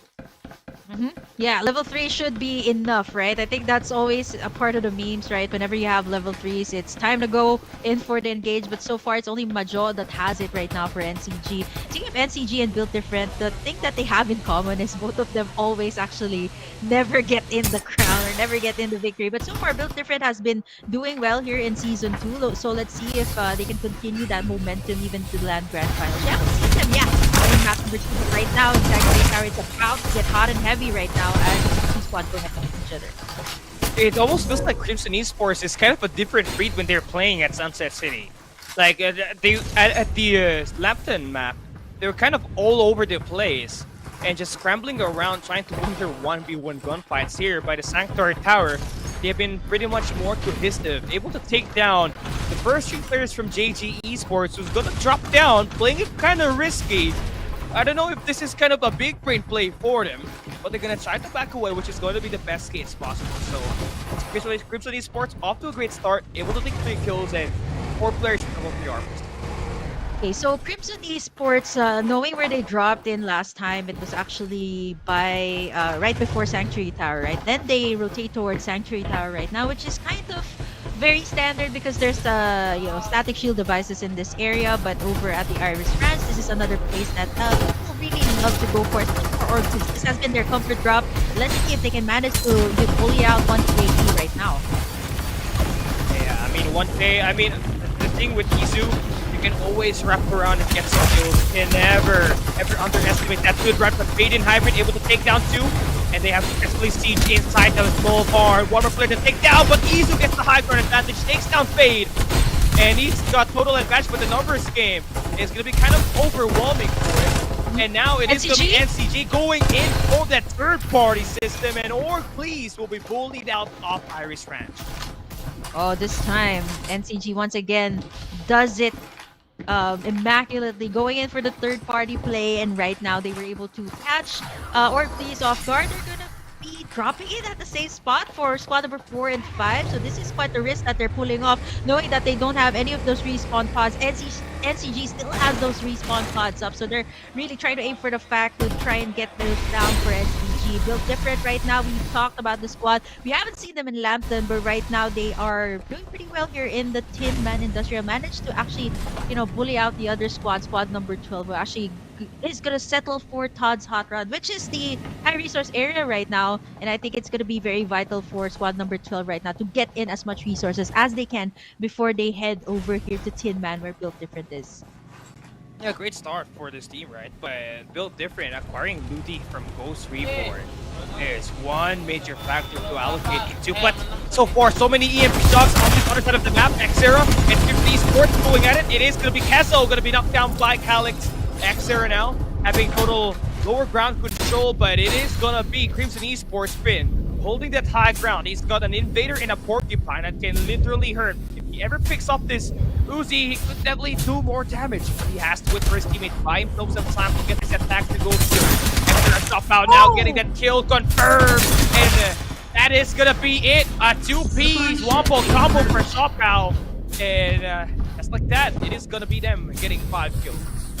Oh no, Xera right now, they managed to chase down squad number 6, who's actually going to be dropping it to where they're at again, trying to get in another kill, getting in those revenge, but you know, having the Mad Rabbit, that is definitely not the gun you want to work with, and right now, that's the respawn pod used up, so the rest of the members actually disperse over to the other side of the map, trying to go for the wood port instead, so Xera right now getting in those level 4 armors after taking down that squad, so that is just a fatal mistake that the Crimson Esports did. Although they did manage to get in the stuff from Sanctuary Tower, it's actually squad number 10 that reaped in all the rewards right now. Yeah, look at them just claiming all of this reward. Level 4 armors already, and some of their players are already level 6. Now for NTG, Majok gets another kill, the top Reaper in mobile so far. They're going to be hunting for that place, right? But on the bridge side we go. Ghost Saints able to take down Kaiser. That's going to be one less player to worry about. They got to maintain that high ground to keep them away from all of these shots coming in from the bridges. Yatsy, he's got an AK-77 and an Invader to work with. That's going to be utilized fully in that long-range engage. Ghost Saints now trying to back away. Koji, his vehicle is now about to explode. He has to hop out. The damage is just insane. Yaxian built different mobile now, and the empty shot will not go and find some good value. It will not destroy anything, but Ghost Saints, they get dropped down one by one. Carl J eliminated, and Pogs, having that right read at the right time, gives themselves an opportunity to secure another kill. Built different, just played it out so well, getting in that EMP shot for the side of Yahtzee to make sure that he has the time to heal up in case someone just pounces it on him. And now Built Different right now gonna try to go in for the pressure as well over the other side. We see squad number 10, squad number 8 by Riverview Park, and this is the point where you see how everyone is already Daredevils. Absolute Gravity has been invested. Xterra gets spotted out by Built Different here. They're fighting outside the zone here, and Xterra is in trouble. Lucy's got the high ground information as well. Snowberry is going to be first 6 feet under. Absolute Gravity is just insane for him as he finds a triple. That's going to give him 4 kills at the moment. Yeah, that's gonna be Ludi taking in the Reaper position here right now for this map, and Built Different, racking up 8 frags right now at Riverview Park. This is what they were willing to do, fight outside the zone, and I think this was a Built Different that we haven't seen back in map number 1. They weren't as daredevils as they were right now. You know, going in back into the map, getting in those kills, and right now they should be able to capitalize on the situation, having in those level 5 armors after they managed to take down that squad. We're down to 12, still a lot of squads that are up here for our final map here at Sunset City. Yeah, plenty of stuff to actually still worry about, right? But the first loot shop is gonna be heading over towards Sunset City now. Powerhouse trying to complete this speech against Cloud Avenue, and this is a team that has been finding trouble finding ground, but so far they're doing a great job getting a lot of these eliminations. Steve's able to get some high ground for the meantime. Seb, his armor has just shattered, and the EMP shock is just going to make things even worse. EO finds that kill with the MG7, securing that 6 kill spot. You can see one Sarah eyeing for that supply drop, looking to try to take down Powerhouse as well. Are they ready for this gunfight? Okay, numbers advantage towards squad number 9, definitely 3v4 situation, and the supply drop as the IC on top of the king. Sean Sanity goes in for the information play, but yeah, they're just shooting fire as at the moment. Xterra right now in the lower ground as Powerhouse still once again has a good vantage point here and a warp out of the base. And now Batinji is trying to close that gap down. He's got the tactical barrier. This 1v1 is going to be quite chaotic if you are Powerhouse. As much as you can, try to stay away from it. While high ground in control now for one Sarah, Powerhouse are bullied away from their initial position. And you can see everything is being cleared off at the moment, but they are not spotting any of these players. Powerhouse are doing a great job hiding their position, attacking away at these insane angles. Yeah, and it's crazy to think that they did that, but Xterra timed it out really well, making sure to beam down the vehicle so that Powerhouse will not have anything to move forward with, and they can have a solid hold on that fly drop. Jeebs! Oh, no. And once they're finally finds that, wow, okay, surprising, that was their first kill for this map. Yeah. The first one down. Took them quite a while. And that's it. I mean, all it takes is for you to get the first kill. And looking at what's happening right now for their squad, right? I mean, everybody's just kind of still working towards that level 4 armor. Kind of imbalance for them, knowing that Shun and Fine already got level 5. But they are in a great position. I mean, level 6, level 5 player experience already, the damage is already there, quite significant. But on the other side of the map, outside of NCG, Built Different Mobile has really built up quite a great momentum, but they gotta secure themselves a great position now out inside of the circle to actually find their way in and do those gate-shooting scenarios, just like what we are seeing from NCG. Yeah, Ludi's the Reaper as of the moment, right? And Ludi has the best armor here for Build Different. Having in that red armor as well will enable them to make in those plays. The Divulge has been invested. And now speaking of the squads that have taken in map number 1 and map number 2, I think they're down to their last squad, both Org Please and Crimson. So that's Gizmo and another one stuck there at Carnival. So I think what NCG is trying to do here is try to gatekeep anyone who's coming in to their turf, which is Nova Planetarium. So pretty much like Execration, they got a hold of this area. They know this territory very well, so it's not going to be a problem for them. But I'm actually looking at the squads who are outside. Squad number 2, 12, and 4 who's trying to get into the Planetarium. And squad number 5 is there as well.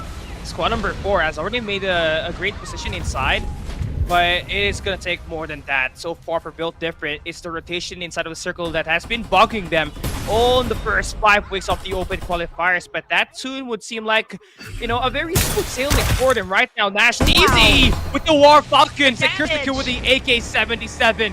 Nice timing there to get that kill.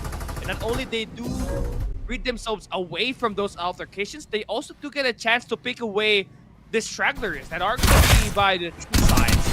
And it is just going to be interesting that 1K have still managed to find their way in despite being eliminated at the early game. Built Different at the back though. He has been invested here. Duty and crew. I mean, I think they have taken down Izu already. They still have 2 players though, so that's still not going to be an ace. If you're Built Different Mobile, you got to hunt those other 2 if you ever want to raise that kill board up to a higher level. So far, NCG is going to be right across. Anytime a gunshot is heard, they can just go for the pound. Oh, the defender plays are coming through once again, and they beam down Nash easy, as well as another last dragon from squad number 12. And you know what? NCG's playing their cards out, right? Creating so much pressure from the other squads that are trying to come in. Built Different as well. Numbers advantage towards NCG as of the moment. They're on fire right now. Yeah, they got 11 kills. And not to mention, Built Different is going to be close by. Ludi able to get a good pick onto Pappy. The initiator is now going to be eliminated. Ludi has no ultimate ready, but they are currently at the advantage here. It's a 3v3. They got the armor advantage, but Pogs, his armor and health points is slowly diminishing, and NCG has pulled the gap down. Macho has find one, able to sustain himself in the matchup right now as he takes himself quite a time to actually heal back and get right back into it. Rudy is the only guy alive right now for this side of Built Different to try to clutch things up. He's got a level 6 armor. He's fully maxed out, but can he do it up against the last 2 players from NCG who's looking for that beatdown? Ludi, he is waiting for the perfect moment to strike and hold that defense forward now. But Macnnonade is taking bigger picture. They want to overwhelm with higher numbers, so they try to revive. They got Macho up. They got Macho up, so now it's numbers advantage for the side of NCG. Ludi is not taken down. He has that complete armor. But what is that complete armor up against the M4 here of Kiko? They managed to hold it out, and NCG gets their revives here right now. And without Built Different, it seems like this is the squad that they have been, you know, keeping their eye up against. But now NCG, they're still healing up from that fight. One Sarah trying to capitalize on the situation. Here comes some more Falcon from their side, getting in formation. Yeah, that's the premonition attack there now. NCG, I think they are ready in terms of this arsenal-wise, but it's going to take some time for them to use those skills to try to get an inch of advantage up against 1-0. One thing that they have is those shields. They got level 4 and level 6 armors, level 5 and level 6 armors already. They can completely overwhelm them with the amount of attacks in all angles. Yep, that is going to be a 4v4 between squad number 9 and NCG, as well as the last straggler here from Powerhouse. EO is just going to have to wait it out here for these two squads to go up against each other. Oh, make that 2 from the side of Powerhouse, but right now it's NCG. Build Different has the most frags, but NCG is the last squad standing here. Complete 12 frags now. Once they're taking in shots from the defenders here from NCG. They're creating pressure. Sato forced to use in that information, but gets beamed down there by the AK-77. That is a lot of pressure being done by NCG, and right now after taking down Built Different, they should have a lot under their belt. Level 6 armors for Kiko. Not to take down for Sarah. Yeah, I gotta agree with you on that note. NCG, they struggled finishing and closing out map 1 and map number 2, but currently, with the current pace of this matchup right now, they got the best chance at closing this matchup at the Nova Planetarium Anex. They got 2 players holding that high ground. 1-0, they are currently back against the 2 squads kind of in between. They gotta hold it down a bit and let these other players do this counting for them. Search zone is circling in 10 seconds. They got to find a way to make a move and hide their corners very well. Yeah, NCG does not have their ultimates as of the moment, right? Kiko, Majo, Mad Mars, and Pabi, they have used up all of their ultimates. So I think they're waiting for the cooldown to be done before they go in for the engage, right? Having the ultimates is just going to be so vital. And now that is going to be one man down. Powerhouse down to their last member here. But you know what? I think Sarah knows that very well. Bigger picture is definitely going to be NCG here. All eyes are set on them. Some of them are trying to go in for the flags here for NCG. Numbers advantage. NCG, so one man down for the side of squad 9. Yeah, and EO could actually go in, beat down one more player from 1-0 if ever he does want to get that move already. But again, you're never too sure. NCG, they may have those high grounds, but 1-0 is just trying to play this one tactically, just waiting around the corners, letting NCG focus on that one guy at the corner, at that building, at the cliffside. So far for NCG, maintaining high ground is one of the key priorities. They got this War Falcon already. They have spotted the 3 players on the edge of the zone, and the Bloody Mark actually connects. Fabric can go for the kill with the MG7. 2 players now, all of their armors have been shattered, and this is the best time for NCG to complete this kill. And it's gonna be an up-close battle for Matjaw, and he wins that up against Shoes. What players to worry about for 1-0, and Powerhouse EO has shown his location as well. NCG looking to try to take over and get all the skills one at a time. Oh no, NCG has definitely the numbers advantage. The Vision Erosion has been invested, and it's time to go here to catch the remaining members here off guard. NCG just in a prime position to take it all. I think that is going to be it for the side of 1-0. That should be it. One remaining member left for both sides. Wrecking dunk ball for EO. He's just buying time here for Powerhouse. Yeah, he wants that number 2 placement, but he's being hunted by Pabi. The resource refill is there for him, but Pabi has got a level 6 armor, level 5 armor, but an MG7 to work around. He's got a tactical barrier though, so he's gonna be able to deflect some of the shots, but the health point is not there, and EO gets knocked down, and it's NCG finally able to secure a win at the final round of this knockout stage for Group B.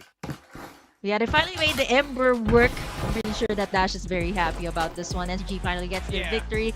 And I think what really was detrimental for the side of 1xera was Powerhouse, right? Even though they had 2 remaining members, they were able to create so much pressure up against 1xera, knowing that they were on that side of the map. And you know what? NCG definitely has to thank Powerhouse for, continuously pressuring that squad right there in the middle. And NCG finally, this is a composition that they worked with for map number 1.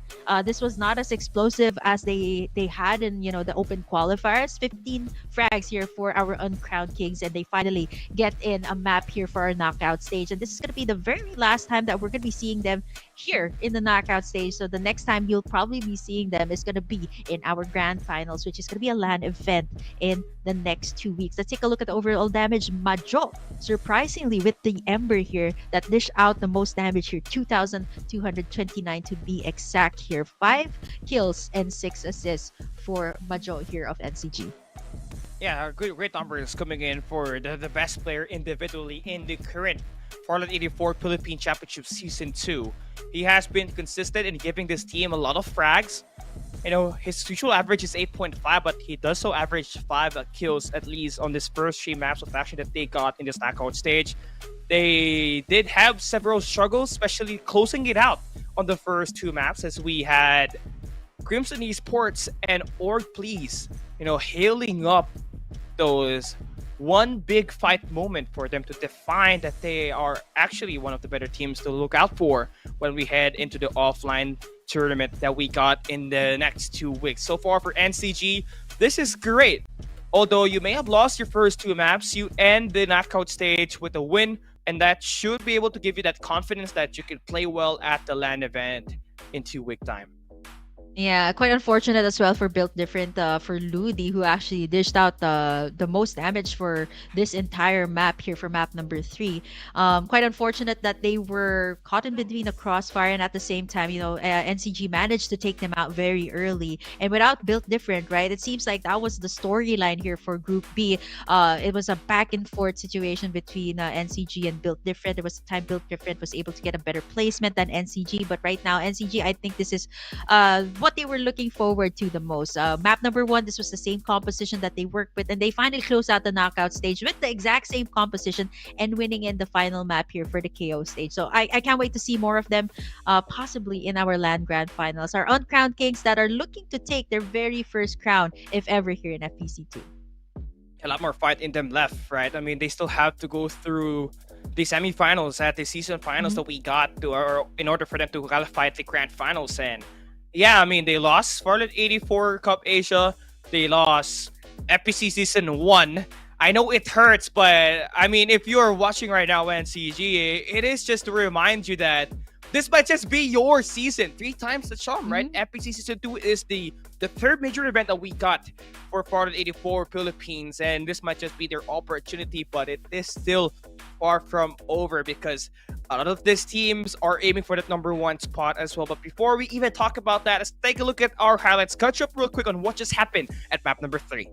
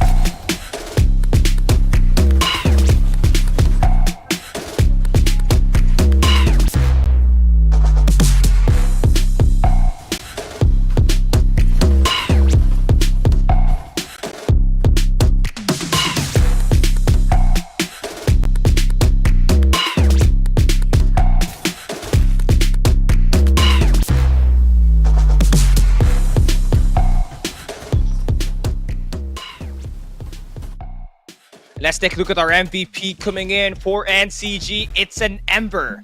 Maja, one of the best individual players in the Farlight 84 Philippine Championship Season 2 mobile right now.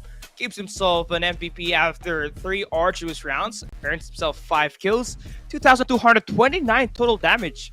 Do in fact, at Group A, Luki had 11 kills with 2,163. This guy only had 5, but the amount of effort he does in trying to take as much damage for his team to secure these kills is kind of important for them to secure a map victory to end the knockout stage for Group B.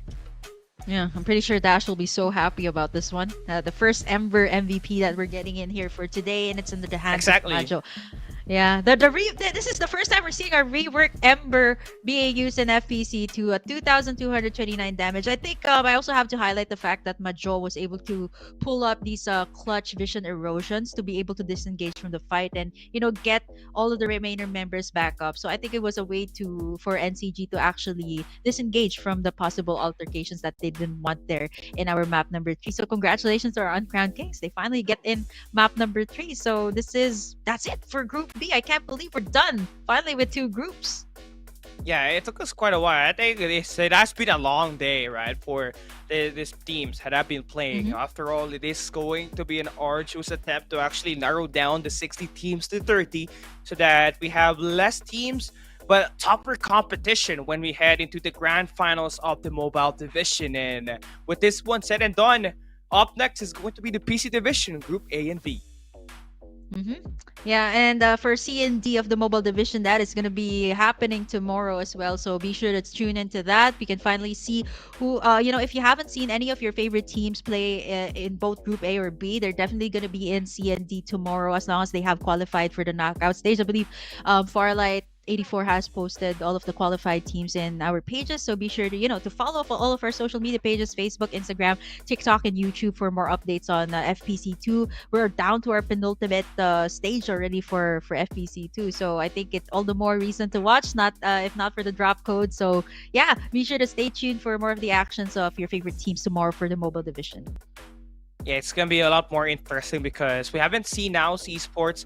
We haven't seen Ghost Reborn play in the map so far. So there's still a lot more to anticipate moving towards Sunday, where we find out the last 30 teams to make their way and try to earn as much points as they can to have that last attempt to play at the LAN finals after 2 weeks. And that is gonna be the main talking point heading into that day, right? But finally, we got to see a very refreshing take here for the day, right? Especially for Group A and B.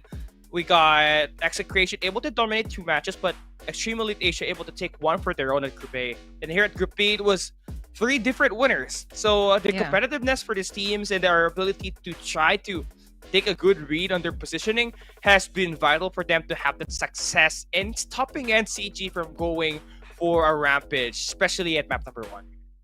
Yeah, I think we also see, just to highlight as well that we've seen glimpses of the Lampton map on where our teams have been, comfortable dropping in, knowing that a lot of these teams have already been playing in Lampton, have been doing their scrims in Lampton. So I think it's a great way to open up the knockout stage as we head over into the grand finals as well in just a couple of weeks. So it makes it all the more interesting. We have a lot of our FPC casters that have been making content about, Lampton, me included, Kali included, and even some of the Tagalog casters as well for FPC have been doing Lampton content. So if you guys haven't tried the map, you guys have been playing in Sunset City, be sure to check out Lampton as well, because we're going to be using that as well in our finals or land grand finals. So stay tuned for that as well. So I think overall today was like super exciting because I didn't know what I was going to get. Was I going to get Sunset City? Was I going to get Lampton? I think it's just the difference between all of the maps here. It was also very different, the pacing.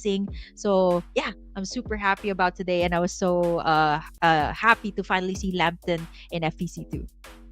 Yeah, it was definitely a sight to behold, knowing that we have been playing Sunset City for the longest time, and having a new map to play means a new set of strategies for this team to adjust into, and also find a way to get that better technique to execute this one consistently moving forward.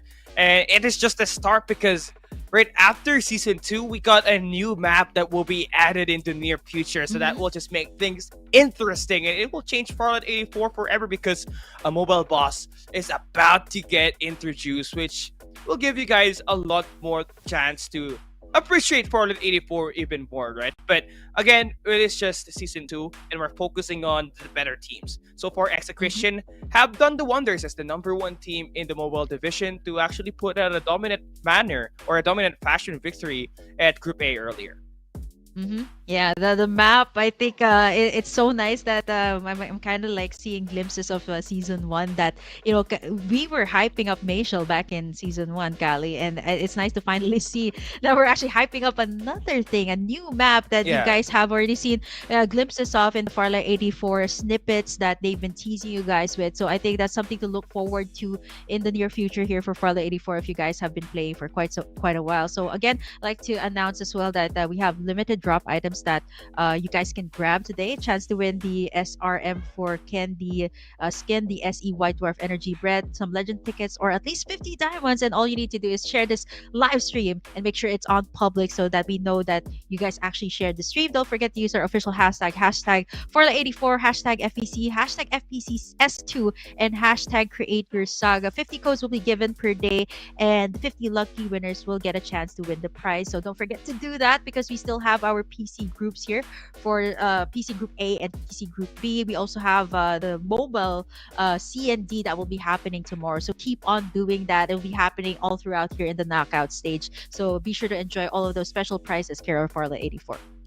And also a big thanks to our official partners and sponsors, Asus ROG, for being that mobile gaming partner that we got when we play LAN. Those ROG Phone 7s are gonna make that difference in making this team there to compete and beat the best competitor. And we also got Fantech with their seat technology, right? They will be providing us that seats, those chairs for these players to have that comfort, that max comfort to allow them to play very great in terms of finding their adjustments and getting all of these skills and aiming for that number one spot when we play at the Mobile LAN finals. And also a big thanks to everybody that's been watching here so far. You guys have been amazing, and make sure to always stay until the very end because we're still giving away milestone rewards. So you don't want to miss out on a skin that can only be obtainable in only 10 players.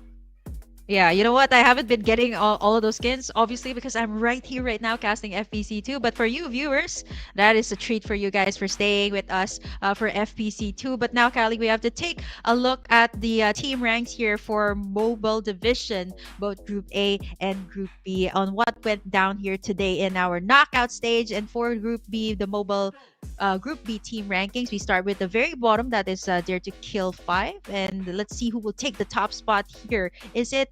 Oh, it's NCG here for Group B, followed by Powerhouse Crimson, of course, considering the fact that they took a map. Or please, come on, somebody signed this squad. One CAE and, of course, Built Different, and one Sarah as well, taking in the upper half of this Group B. Yeah, and it's still, expected that NCG will end up with the highest kills in this lobby, but please, to actually get themselves the second highest with 29 speaks a lot on their effort to actually find the players and actually convert that into round kills to extend their loot even further. Now, one thing that they need to work on is their Sunset City. I think that's the only hole that's gonna be giving them a lot of struggles when we play into the LAN finals in 2 week time, right? So their Lampton has just been amazing. They scored 20 kills on that. Just need to polish up a little bit on their rotation as well as their drop spot when they play Sunset City. Yeah, who knows? Org Please might actually have, some jerseys by the time we head over, if they head into the grand finals. Yeah. But now, Callie, I think we have to hear from our uncrowned kings themselves on what went on in this group. Let's throw it back to our Tagalog casters right now for the exclusive interview with NCG. Grabe talaga yung mga tropa natin. Hello sa inyo. Kamusta naman? Ayun, yung kulit ni Kuya Kiko. Ayun. So, simula ko na yung unang tanong since parang recently nakikita ko nga si Mars maglaro. May chance bang lumaro bigla si Kuya Wovic? May kung malaki pa rin naman po yung chance na maglaro siya. Depende po yun sa amin. Sa ginagawa po naming meta, ganun po. Ayun.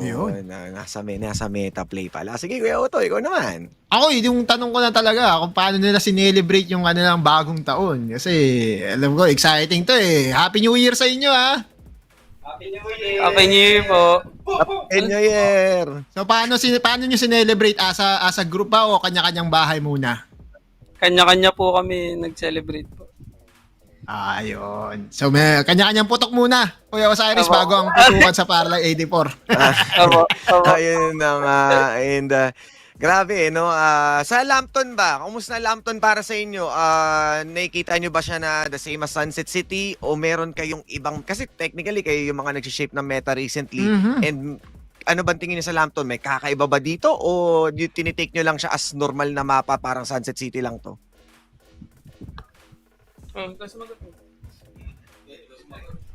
Ano naman po? Gusto mo sumagot ko? Nakakahiyaan na mga tropa natin. Ano po? Oo. Lampton naman po. Siguro, ay, may mga hindi pa nakikita yung mga players because yun nga, bago sa pro scenes bago dito sa competitive. So, yun. Siyempre, sa amin, cheat game muna. Ayun. Secret. Surprise na lang sa finals, no? Yun ang gusto natin sa Sir Nakagi. Tama. Pero, ayun, yun na. Any message sa inyong mga supporters, sa family nyo, knowing nga na papunta na rin tayo sa LAN event? Ayan, so shout out nyo na. Support us, MCG. So, unang-una po, shoutout kay Boss Watson. Happy birthday po. Ayun. Happy na birthday pa. Big shoutout. Shoutout ka sa lahat. Happy birthday, boss! Shout kay Pabi, kay Ate, sino ba? Kay Ate Pat.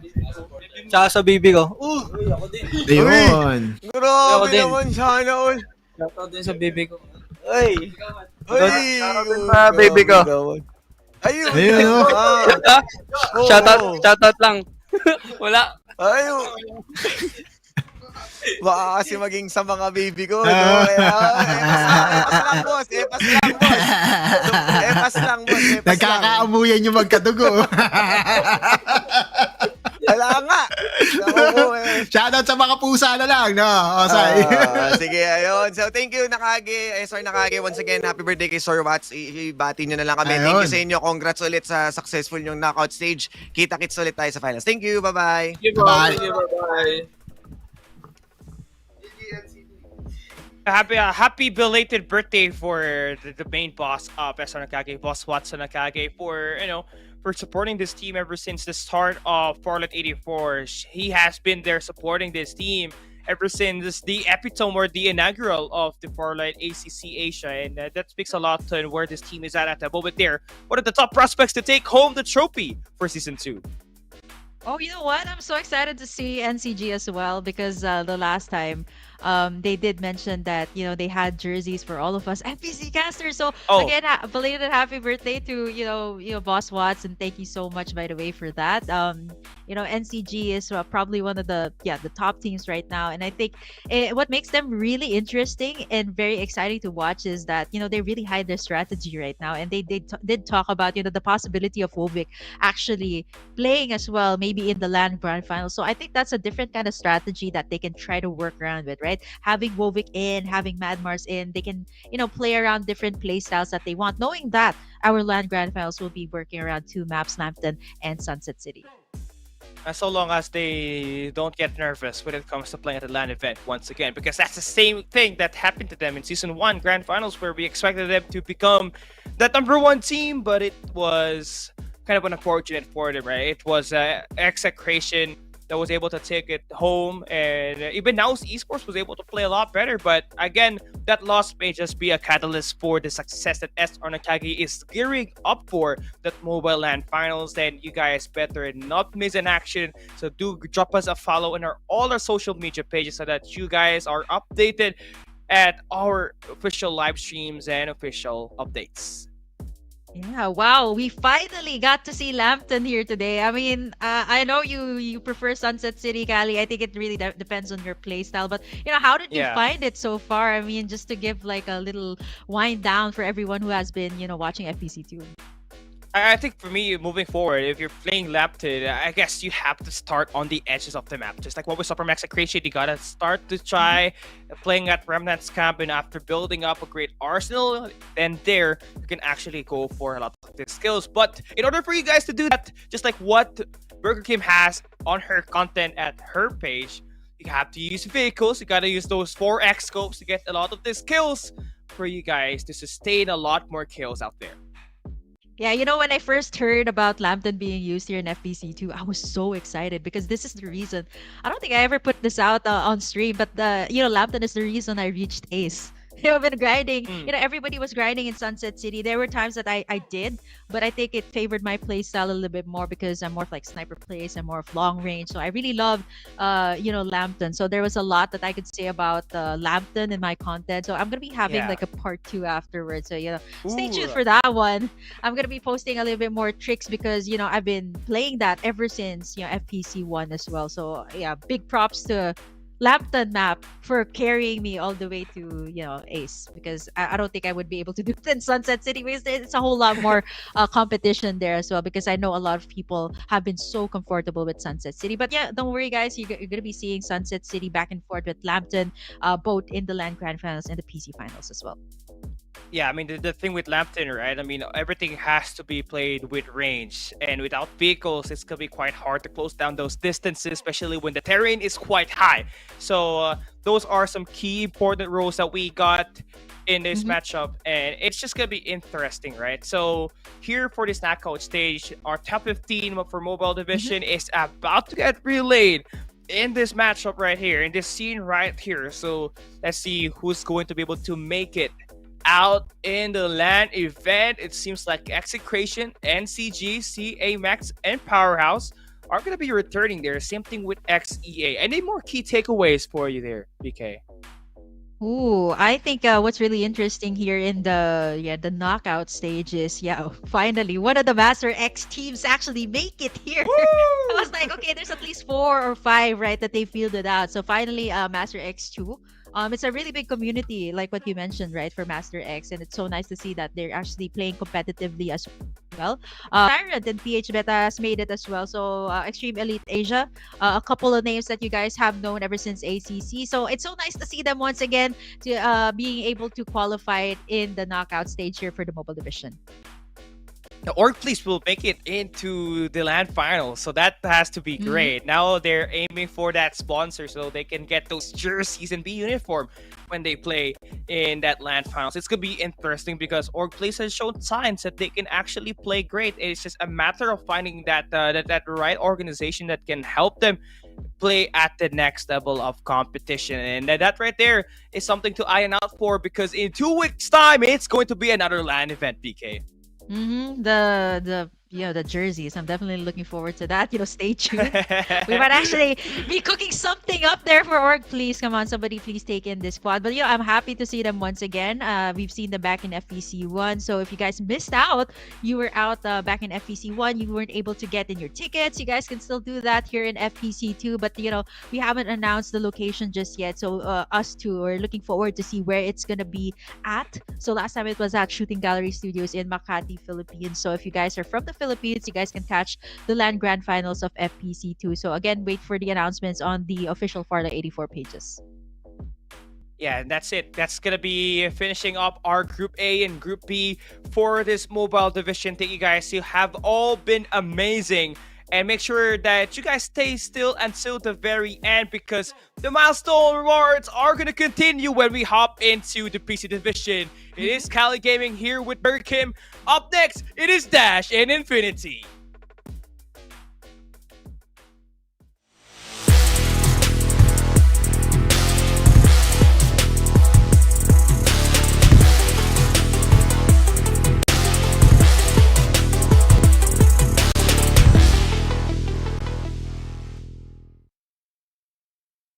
I am your host, Lazy Cass, and I'm back with some new updates coming your way November 30th. Farlight 84 is evolving, and the next update will provide a sneak peek at what's coming throughout the next few months. Now grab some snacks, and I'll share with you what's next on November 30th. First, let's talk about hero changes. In the past few updates, we've reworked a few heroes including Maggie, Duckside, MKR, and more. And in the next update, we'll bring some new magic to Cyber. First, to enhance Cyber's diversity and tactical choices, her tactical skill will be changed from area recon to coordinate shift. With her new skill, Cyber will throw an electromagnetic pulse device and monitor its coordinate changes. During the device movement, pressing a button allows you to go to that coordinate where the device is now located. Otherwise, the decoder will be directly transported to the coordinates where the device lands. This means Cyber can adjust more flexibly during combat. For example, she can quickly teleport to somewhere near the enemy and apply her ultimate EMP shock, which will reduce their defense capabilities by damaging their shields and deactivating their jetpacks. Just like how we adjusted the other heroes, this change will help Cyber to become more proactive in combat and fun to play with. In addition to this new playstyle, Cyber is also coming along with something the community has been asking for a long time. The long-awaited SSR skin for Cyber Wild Player. This new skin is inspired by the classic Streets Gaming arcade style. And coming along with this style is MKR's new SSR skin, Fnatic Mech. This series comes with some interesting special effects that you'll definitely love. Both skins will be available in the all-new Battle Pass Pixel Bliss for the next season. Apart from these two skins, let's take a look at the other lottery skins coming your way in the next update. New chest event, Sandy Illusion, will bring us a brand new Bar 95 UR skin. In the merciless desert, only the most daring adventurers can survive.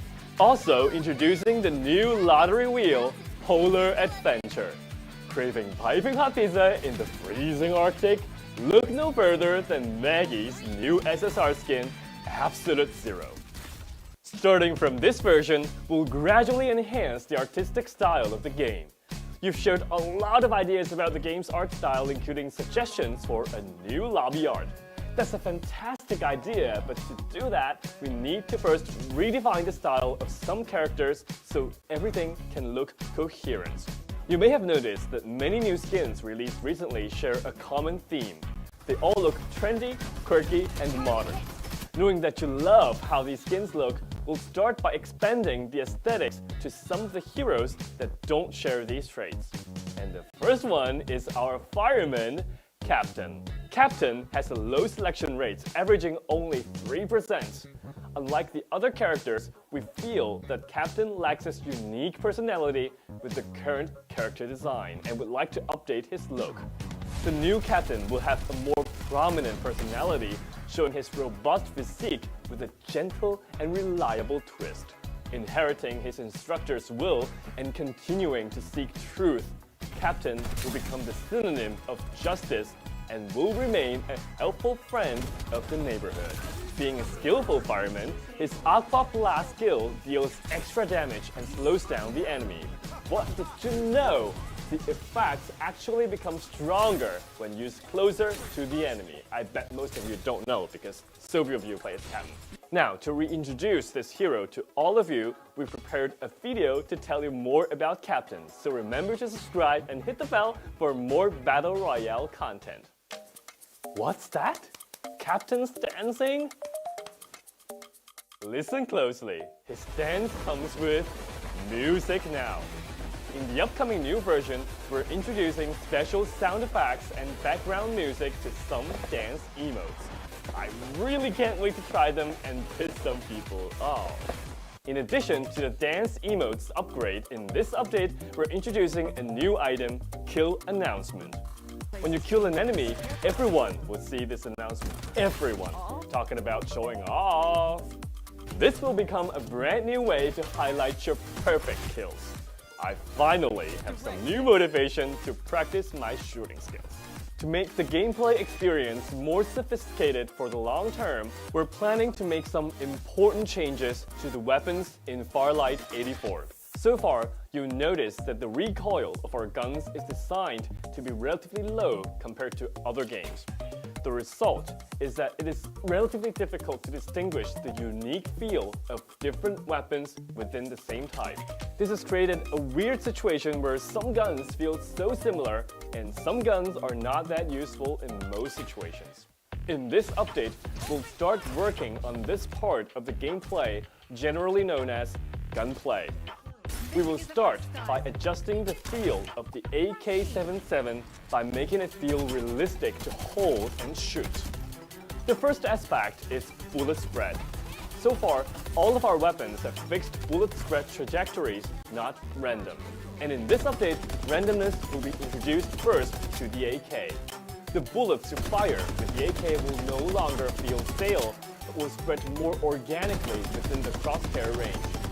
The second aspect is recoil. We've fine-tuned AK's recoil in this update, increasing its maximum value. This means that you feel that your gun shakes a little bit more than before, and its shooting accuracy may become lower. While this feels more real, you have to put more focus on controlling AK's recoil. The third aspect is audio. We plan to strengthen the immersion of these weapons by improving how they sound. In the next update, the audio of the AK-77 and Bar 95 will be updated. The new sounds will have more realistic texture. You'll experience a clearer, more impactful feedback. Let's take a listen.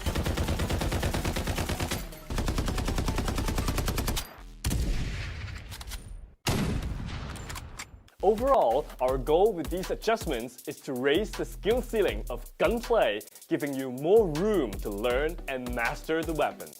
Your full potential will be expanded, creating an excitement that lasts longer.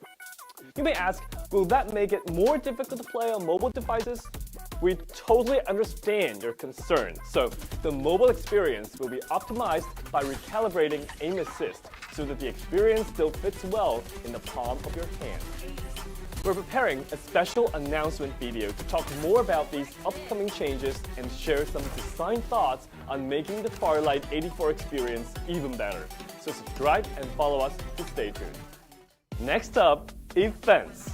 The event column is introducing a new announcement section. In the future, updates and announcements will be displayed right here, making it convenient for everyone to understand the details of the updates and know what's happening in the community. For example, we'll post anti-cheats updates right here for you. While we kept updating the ban lists every week on social, not everyone gets the information because of social algorithms. Now, these info will be shown right here, so every one of you gets to know the latest news. And good news! Rewards are getting even better in the events. Now the daily tasks will provide you with new challenges and rewards every single day. At the same time, more rewards are now available for progression have also been increased.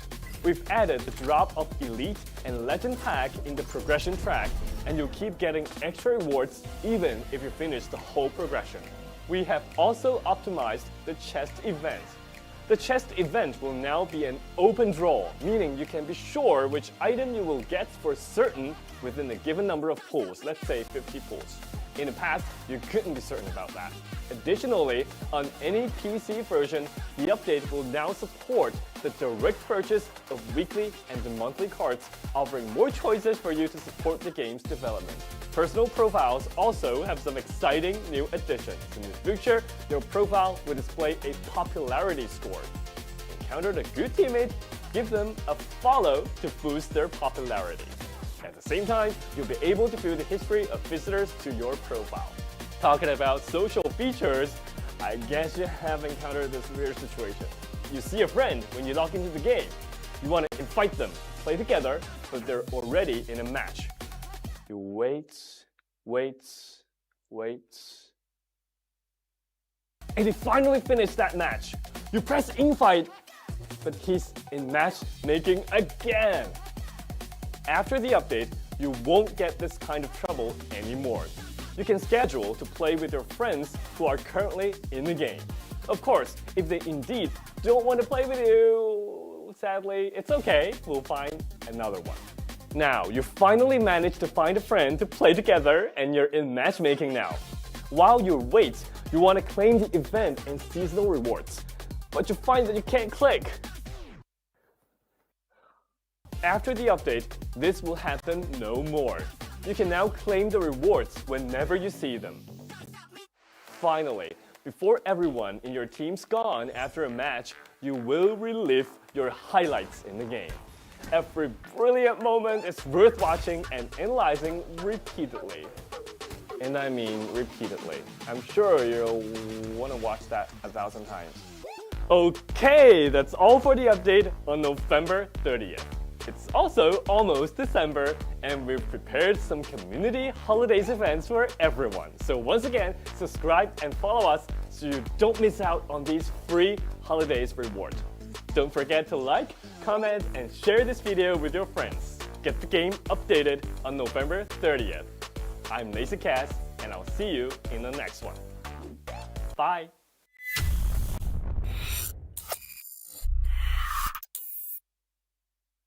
And then it went like a 1, 2, 3, 4.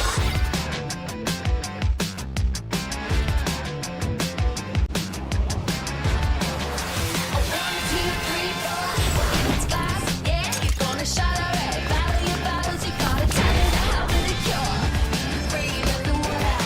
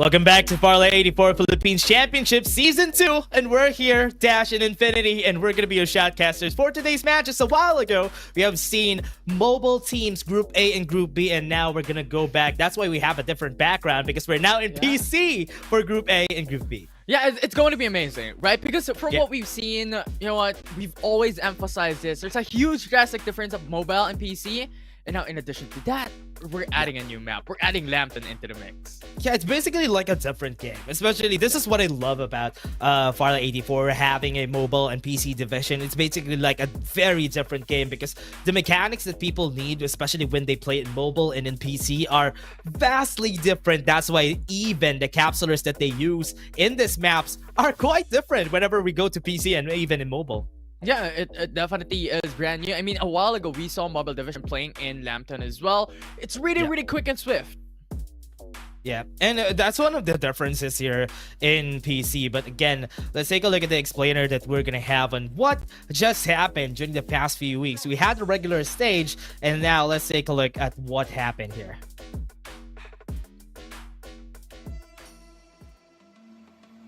There you go. In the tournament format explainer, everybody, we have very vastly different format from the PC division because every week we just have 2 groups, right? Oh yeah, we only have 2 groups jumping into the PC finals. We are only able to see one of those days as well. Every Sunday from the prior year as well, looking into the open qualifiers. Who's the team that really excels out from each and every single team and even group? And we've seen that last year, back in November, back in December as well. We had daily matches going into the weekdays, and we had the PC finals in every week. Yeah, and biggest difference here is we had a 2-week break for all of our players. So for sure, during their holidays, they were able to practice a lot and are geared towards what's going to happen this coming knockout stages now that we have Lampton in the mix, which is a vastly different map to Sunset City, which is now going to be played every map 2 in our games. Let's take a look at the knockouts. We have Group A and Group B, and tomorrow we're going to have Group C and D. And after this, all of the knockout stages are just going to be played this week, and the next weeks after are going to be the finals for PC, and after that is going to be the mobile finals. And that is what every single FPC fans is waiting for, right? Going into the PC finals next week, like what will happen? What will occur? Because right now we're already on the knockouts, and coming down into the PC finals, that will happen on the 13th and 14th of January, fighting for a total prize pool of 37,500 USD here in FPC Season 2. Yeah, and we always have talk about the difference of PC and mobile, and biggest difference of PC, other than the controls that you use, other than the capsulers, is that here in this tournament in PC, anybody could win. We have always talked about how anybody could win in every game compared to how it is in PC. But let's take a look at the prize pool, everybody. It's 37,500 US dollars for whoever is gonna win the PC finals. A massive amount at stakes on the line here for each and every single team. I mean, 37,500 USD is not just about any prize you can belittle. Yeah. And now, let's take a look at what's going to happen here for Group A. Group A, we have a very great group because this is where the strongest team in the group is going to be. And let's take a look at it. It's going to be, now it's PC, the top 1 team in the whole of PC. And now we also have a lot of very familiar names from the past season. Yeah, very familiar names, as you have mentioned. A lot of franchise teams that's coming in as well, and even non-franchise teams, right? We're looking at Naos, we're looking at Powerhouse. These are quite notable names. Mantas Esports for one as well. In addition to that, I mean, as you have mentioned, right, PC is a little bit more of a coin flip. Like each and every single one of these teams could definitely take a win, take a round for themselves in the respective series, just given the fact of how different it is compared to mobile. Yeah, and this is 12 teams that are going to be fighting each other, and we always talk about how the number of teams in the groups are going to affect how they are going to play, because honestly, having less amount of people in the group is not going to be good for the players, at least, just because it's going to take a longer time for them to meet each other. So having 11 teams here in Group B also, this is going to affect how each and every team are going to play.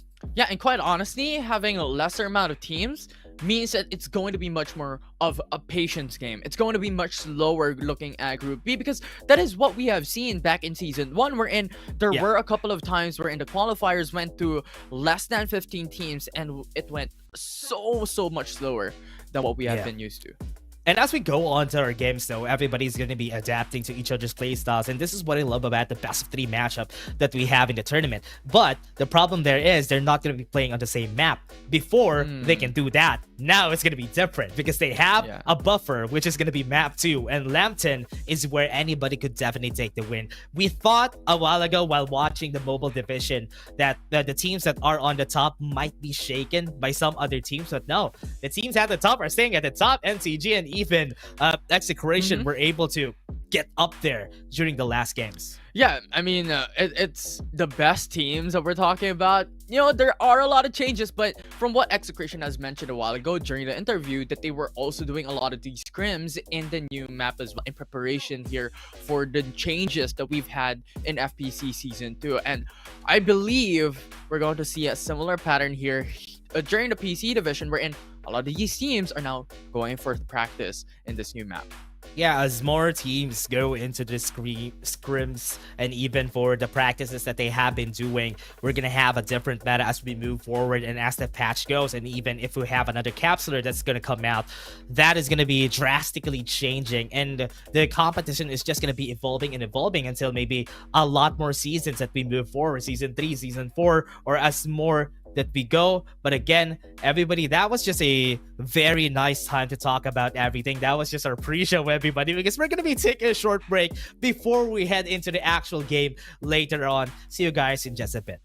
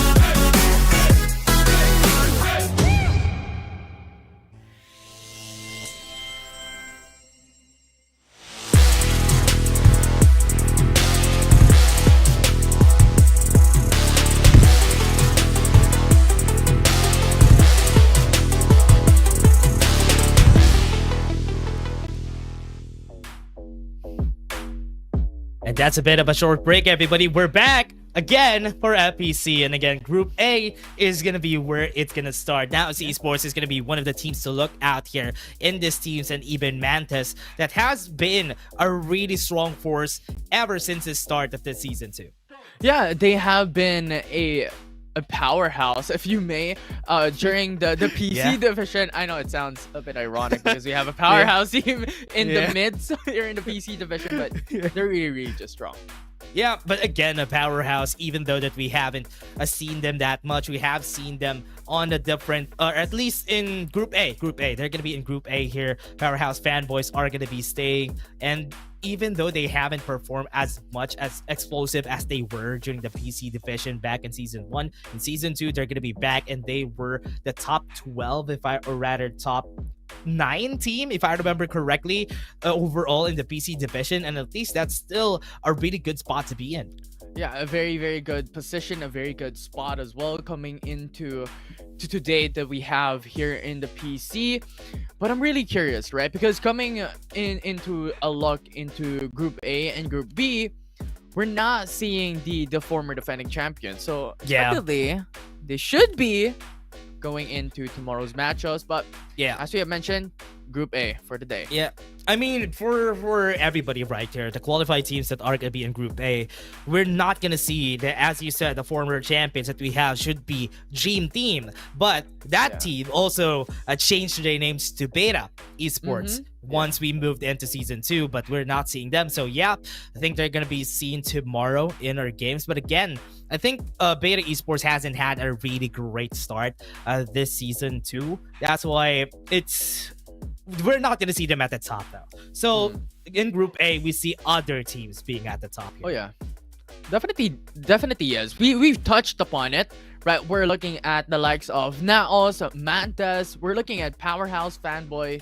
as well. You have Notorious coming out on top here in their respective groups. So I think these are some of the teams of expectations for the viewers watching at home.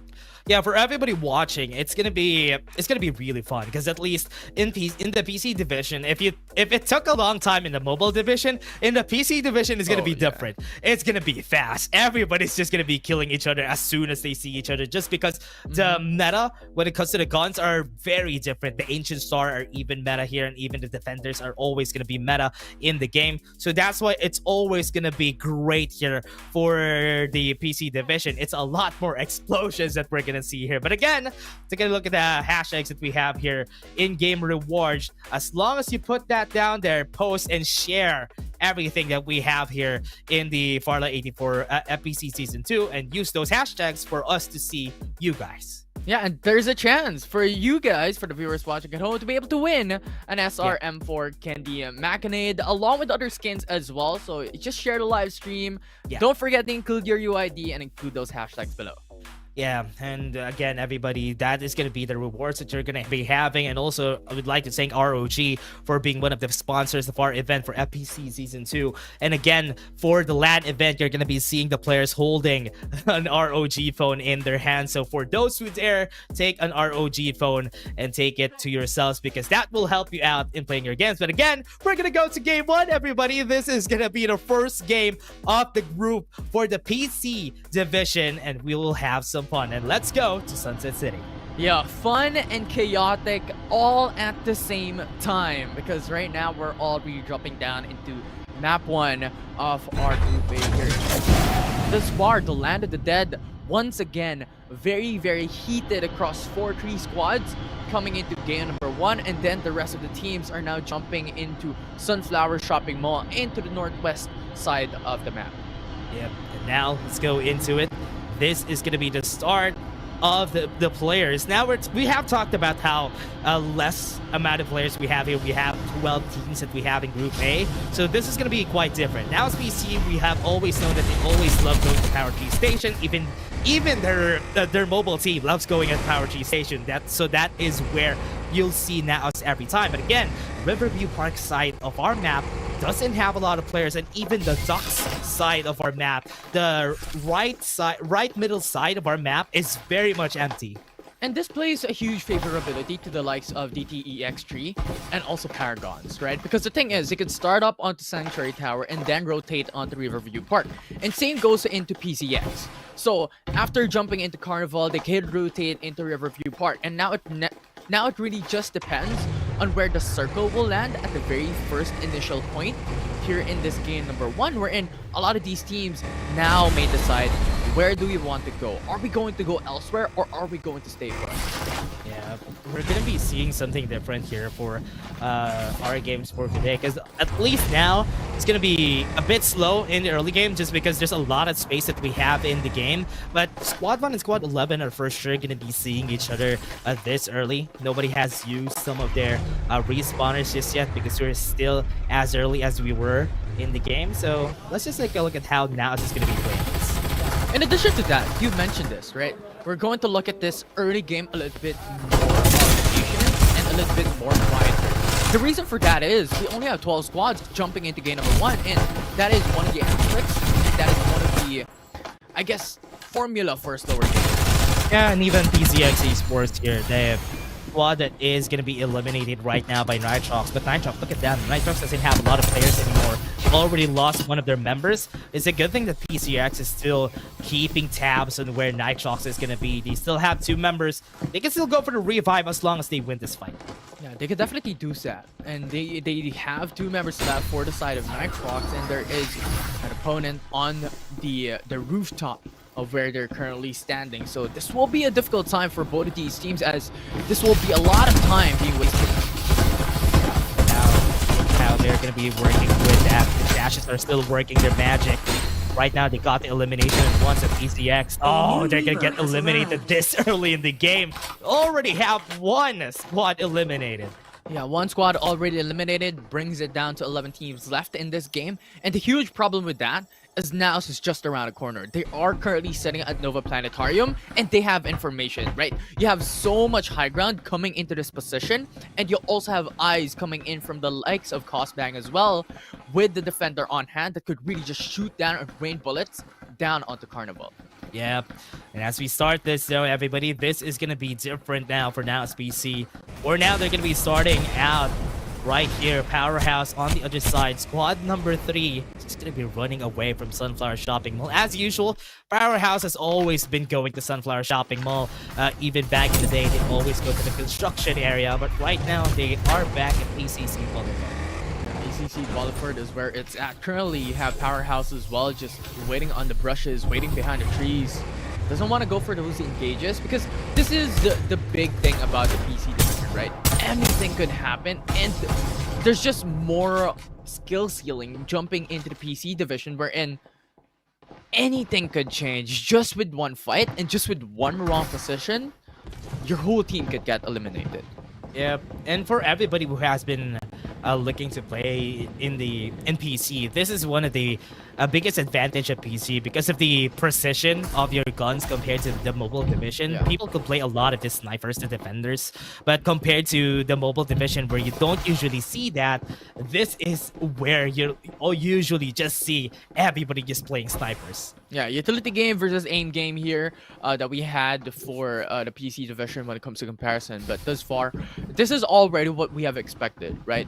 These early games are not going to be as explosive as we have imagined it to be, especially considering it's a PC division that we're talking about, and there are less squads when it comes to this lobby compared to what we had into the prior series that we've had last year, even during the qualifiers, where in 15 teams really just crowded the whole map. But right now, safe zone is stated onto the top west part of the map, and that will now dictate how these teams will rotate. Yep, and for everybody out here, right there out in the zone, Notorious at level 4 armors are going to be keeping tabs on where Squad 9 is going to be. Both of them very, very healthy. Right now with the War Falcon on their hands of Notorious, I think they have a big advantage here. Once they start the fight, they can go from up in the air. Yeah, I like how you mentioned about the War Falcon, right? Because if they decided to just jump in, you have a lot of utilities that you can still utilize. Along with War Falcon, you still have the Cypher from the Corner Strip, along with you. Ooh, they have a lot of air beasts on their side, so they're just going to be running away. Nobody's going to be able to chase them because Notorious doesn't really have a lot of vehicles on their hands. reposition themselves, and they are gonna start trying to kill the members right here. They got one down. Yeah, INX just got sniped away by the opposing side, Squad 9, but those revives are going to be such an important thing. It brings it down to a numbers disadvantage. DTEX, with their airpiece, could just pounce. Even time has been having a great time here. Now they're just going to be running away. Once they got that first elimination, that is going to be enough time for them to just run away and reposition out of the zone. Zone's not going to hurt that much this early, but we are going to the top left side of our map. That is where the zone is going to be, and this is where the TEX3 is going to go. Yeah, everyone's just playing a little bit more towards patience, right? They're playing towards the late game, as this first initial zone still doesn't hurt as much.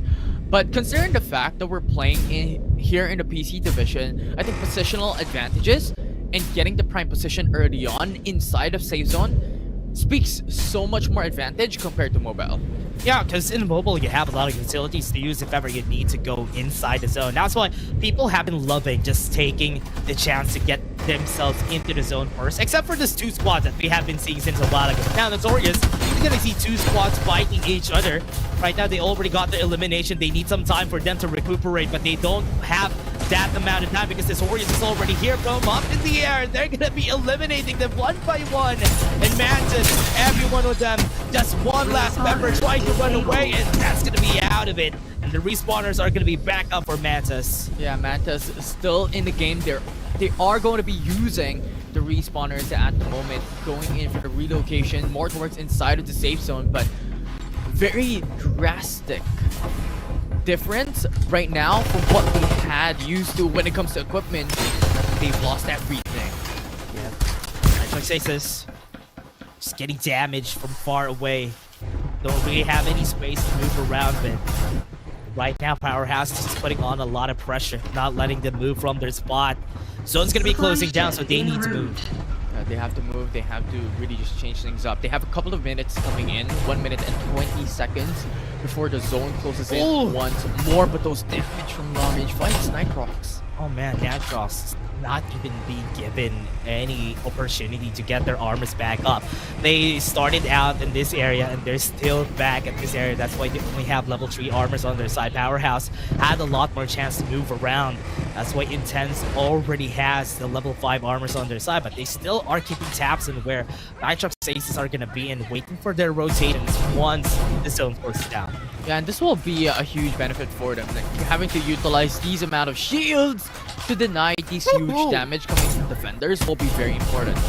Yeah, headshots are going to be very, very important in this fight, especially where Monami would be able to get one elimination on their side, but they don't really have a very fast vehicle on their hands, so if ever they get any eliminations, they won't be able to follow through. That's why this decision that they have right now would be way, way better because don't need to commit to anything. Yeah, and that's the big problem that Nitrox has to really conquer, right? Because the thing is, they are more towards outside the zone, so they are the one who has to force the issue. They are the one who has to force into the location and push it out. 3 squads are going to be seeing each other here. They're all in Carnival, and Powerhouse, look at what they did. They already got the high ground. The hill close to Carnival has already been taken over by them. And even this god spot that we have in the middle has already been taken by Powerhouse. So this is going to be a time for them to just use it. Ground is just on a spot in where they're not going to be seen on the crosshairs right here of Daisy. Almost got the kill there.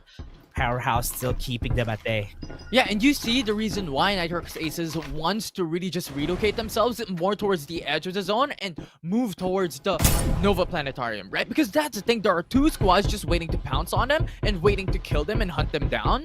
And they are on a worse position because the zone is already closing in and there are 2 squads gatekeeping them. Yeah, what they need to be careful though is going to be Squad 7. Squad 7 is also in a great spot here. If ever they go to Nova Planetarium, they're going to be waiting for them. But at least Nitrox hasn't had a lot of armors in their game, so it's also going to be okay if they try to fight back against that squad. So it would be a greater chance for them to win compared to the fight that they're having with Powerhouse right now.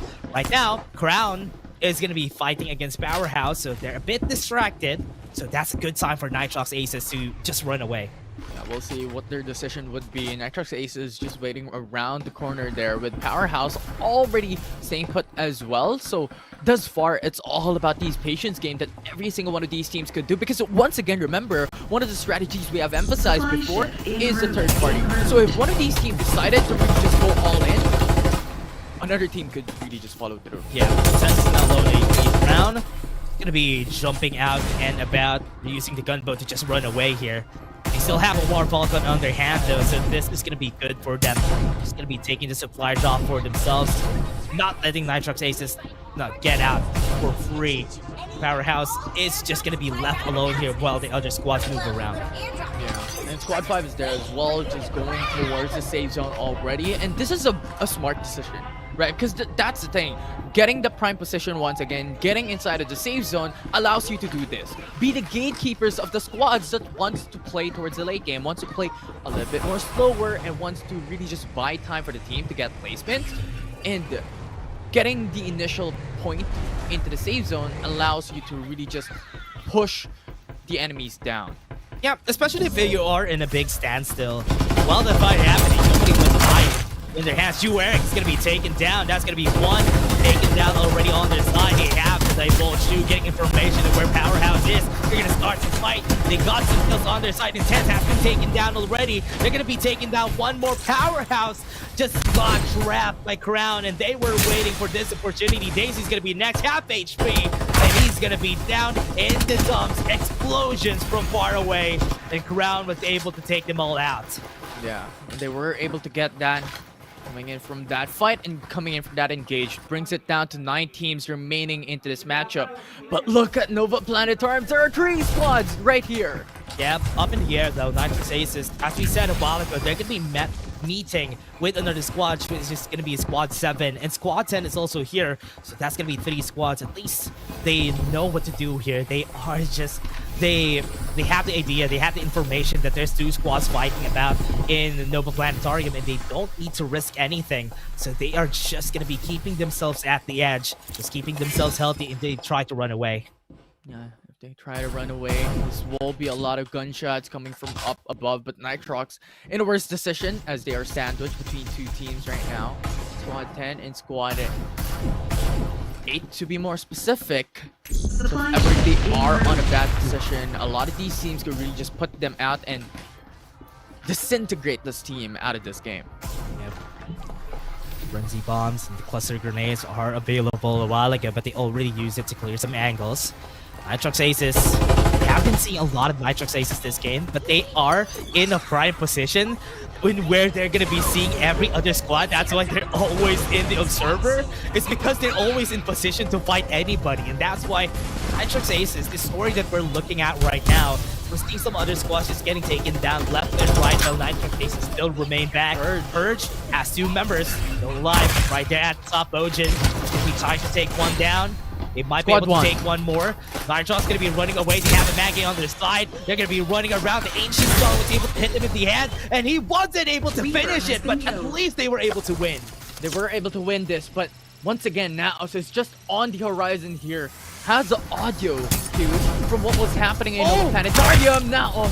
Yeah, Nitrox Aces, one last member though.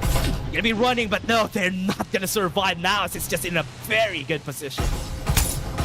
Very difficult right now. Naos in a better position. A very huge advantage coming from this team. They understand there's someone coming in from Nova Planetarium, with them being able to scout and hearing a lot of these audio cues with gunshots coming from that position. They just have eyes on it. Once again, emphasizing the advantage of getting the initial spot here in the safe zone. Naos is really poised to be able to take it down. Yeah, and again, they were able to position themselves in the center of the zone, so they don't really need to move. But that's also a 50-50 for this squad, because they need to look at the other squads that are going to come in away, or rather, that are far away from the zone. So they need to keep tabs on where everybody is. What's smart about this, though, look at where Naos is positioned. Every one of them is positioned to know where the other squads are going to be. But the biggest threat that they have here is going to be Notorious. Notorious has a lot of big armors on their side, so they could definitely fight Naos toe-to-toe.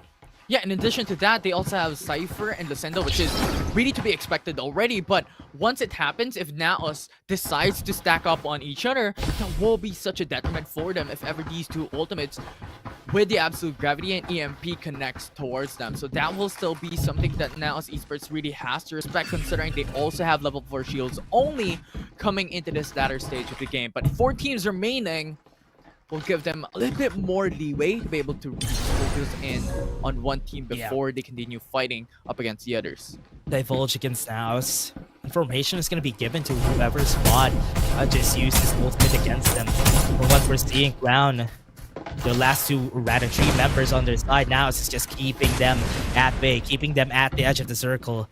This is 4, or rather 3 complete squads. We have 1 straggler that we have on the other side, though. They're going to try to go in. That's going to be 1 down. Smash has been taken up. And now FPC is just making it hard, making it hell for their side. Bojan is now seen also by now FPC. They know where everybody is, but Notorious, they use this time to be able to go away. The smoke bombs coming in from their side. The Emperor is just making it easy to spot the last 1 member. Bojan has a rock in his place. He's stuck in a rock in a hard place. And now Squad 4 slowly creeping in inside of the safe zone already. They have understood that Naos is already fighting with someone else. Gold ultimates have been used already by Naos Esports right here, so they still have time. Still have the high ground on their building. They can use that to their advantage, but right now the zone is going to be closing down in just a bit. They have 30 seconds. Everybody has time to heal up before the biggest fight would happen. I like these plays. The position are very important. Bojan, 1 more shot. Oh, he's not yet dead. Tossbang almost had it in their hands, but weren't able to finish it all. Need to use the Divulge against the members right there of Notorious. They know that Bojan is just 1 straggler, so they're not keeping tabs at him. Notorious just eliminated him. So he purged that guy, and now that's going to be 2 members that are complete. Yeah, 2 of these teams have their respective advantage, right? Naos has cover and Notorious has shields. So we'll see how these 2 teams could be able to utilize it. And I love the patience that Naos is showing us, because the thing is, they have not used up their ultimates to fight up against Purge from their prior engage. Ooh, they still have 1. 2 headshots could potentially end this fight if ever somebody makes a mistake here. They know that aim is on the edge of the zone, so it's going to be closing down at the edge. They need to find their houses, even have their vehicles still on their hands. This could still be a chance right here. Aim doesn't know that somebody's really close to him. Needs to be careful if he tries to go for a fight here. INX just ran away. Yeah, so far just holding still, and this is already to be expected, right? When it comes to these final zones, every single one of these players, one of these teams are just waiting for the zone to close in before they jump through, and that is what Notorious is doing. And remember, they have the advantage when it comes to the shield, so this will be an important key note to take note of before they jump into a fight. Man. They want those pokes, they want those long range damage. They still have a War Falcon. They still have a War Falcon on their hands, so they could use that on this big fight. Notorious. Use the ultimate already. Aim is just going to be trying to heal up. INX is going to be on the edge of the zone. They need to play around it. War Falcon's going to be here. They still have the zone on their eyes. That's going to be an absolute gravity, and they still have the MP. Aim is going to be taken down really fast. Notorious is just making it work for themselves. They still have the mission approaches that they can use. And right now, they still have Tossbang inside. And now INX is going to be left alone here. Inside the Vision Erosion, there's still 1 member. That's going to be the elimination coming to their side. They still have 2 members alive at 2v2. 1 has been taken down, and INX is going to be the last member standing. He has an Asian Sar. Goes in for reload. Doesn't hit the shot. It's going to go in. Tries to run away. Still have some time. He's going to make use of the high ground, and they know where he is. They're going to go for a heal. They know where he is. He's going to use the incendiary grenade. Just push him away. Asian Sar on the head. He eliminates 1, and 1 more shot. INX goes in. Tries to go for more. No dash it. And this might be the win for him. His shot is not going to work, and Tupac gets the win. Tupac was able to really conquer it all. It was an amazing sight to watch. He was playing it patiently towards the top side of that building, and he was trying to reset. He was trying to make it back into a state wherein he could fight up against Tupac. But we're talking about the Sienna there, and the utilization of the heals just made it an advantage for Tupac to be able to really fight it through up against the last man standing for the opposition. INX just made it really hard for the side of Naos Esports there. It was a 2v1 fight, and that Ancient Star almost turned things around. This was just the last 2 shots that he had there. Could have been the win there for Notorious' side, but Naos still remains supreme against their enemies, their adversaries. And now Naos Esports, even with 10 kills, can definitely say that even if they had 10 kills, they had a lot of damage this game. Yeah, it was an amazing sight to watch. That final zone, especially considering that 1v1 when it comes to the team fight, it was just fantastic from both sides. Defensive footwork as well coming in from INX was a sight to behold. But Naos once again just being one of the best teams, if not the best team here in the PC division, showing why they are a team to beat. Yeah, AIM just got eliminated really early in that fight though. I wasn't expecting AIM to get eliminated, but because they use a lot of their ultimates against AIM, it was working in their favor. And I love the addition of Ember in their side for Naos PC. Because of that vision erosion, they were able to remain alive for quite a while there. And that's why the addition of Ember in this meta, I think Burger Kim has been talking about it. Yes, I'm happy that Ember is now back in the meta because we haven't seen him as much just because of Cypher. Yeah, and aside from that, right, AIM was more towards the edge of that specific location, wherein Naos was playing more towards the 3-1, wherein AIM was a bit more towards the farther side from the team, so he was a little bit isolated from the rest of the crew, which is more vulnerability into risk. So I think that is also an addition to why he got eliminated early on. But as you mentioned, the Ember utilization up against Notorious, what was, I think, one of the miracle plays there for Naos. Not exactly miracle, but one of the saving grace there for Naos into that fight. And that's why they were able to stay alive there. But again, for that game 1, it was really explosive for our players. It took quite a bit of time compared to what we expect from the PC division. But we've seen a lot of battles once the zone closed out in the top left side of our map. That is when everything just went to destruction to everybody there. But again, for that game, it was nice that Naos Esports was able to get it. But Notorious also had a lot of kills that game. Oh, they had a ton. Like, coming into that final zone, I believe they had 11 kills. So it's not something that, you know what, even if they got top 2 position, it doesn't really matter. They got a lot of kills, which really still puts them in a position wherein they can still get top 1.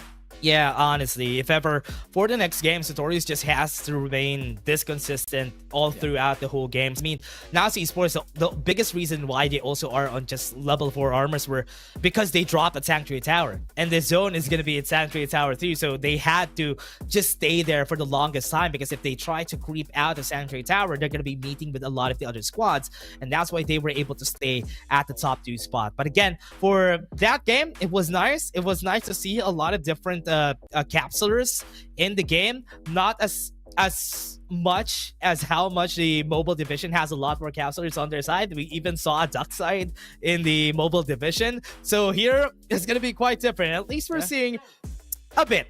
An Ember is there. Yeah, an Ember was there. It was a new sight, right? A fresh air to breathe. And again, for everyone, let's take a look at the highlights.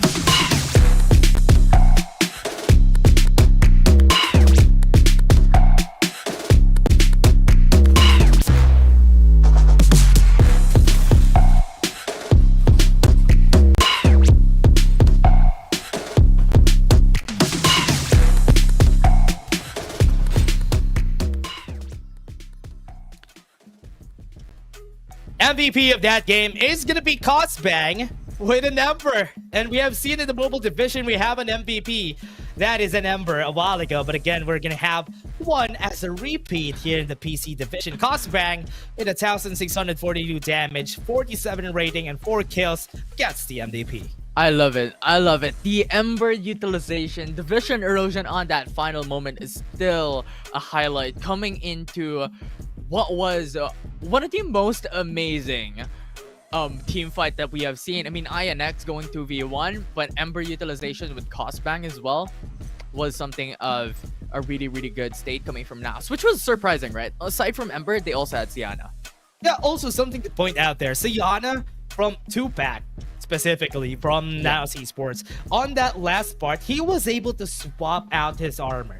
That's the reason why he won that fight against INX, because if he wasn't able to get that armor swap before he went in for that fight, that could have been a loss for their side. That's why that game was super close, because I thought that might have been a chance for INX to just turn things around in a 1v2, but again, NAS Esports just got the win still in the end there. But again, everybody, Farlight 84, we still have another game that is going to be coming out. We're just waiting for game 2. But what are your expectations for the next game, Infinity? Ooh, if we had Sienna, if we had an Ember, why not have a Duxa? Why not have an MKR coming into the mix? But of course, that's just a joke. I'm not expecting these these heroes to come through. But as you have mentioned, one of the expectations are it's going to be a much more slower once again, considering we have 12 teams coming into this specific group to battle it out here in the knockout stages. It's still going to be slow. And we're going to go to Lampton too, so that's going to be different again. So in map 2, it's going to be a very different map and a different setup for everybody. So a lot of adjustments, but again, let's take a short break before we head into the next game.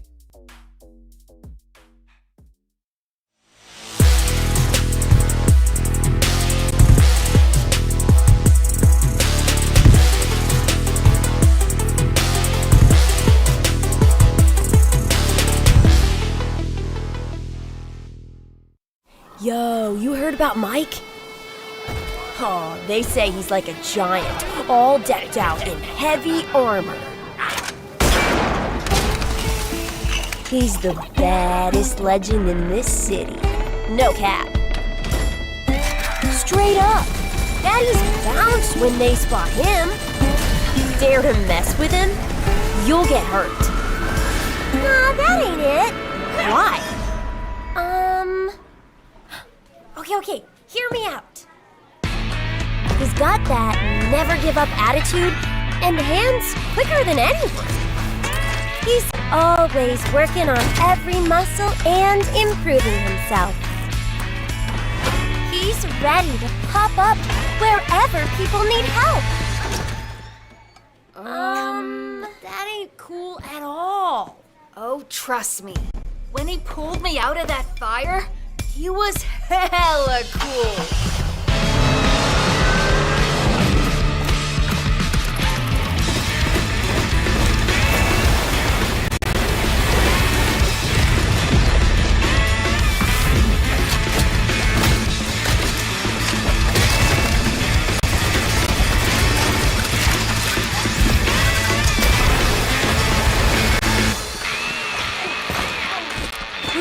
That was a close one, kitty.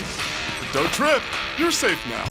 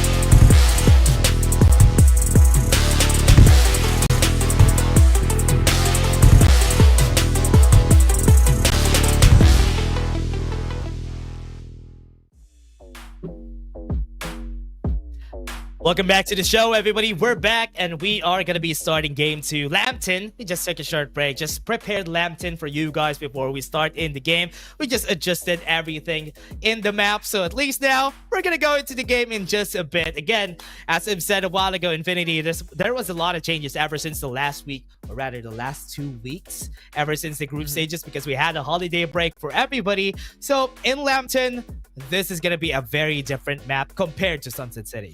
Very, very drastic difference, right? Because comparing it into Sunset City, the thing about Sunset City, what makes it so unique innately is you have a lot of buildings, you have a lot of bridges, you have a lot of basically choke point that a lot of these teams could gatekeep. But in comparison, onto Lampton, it's pretty much non-existent. It's all land.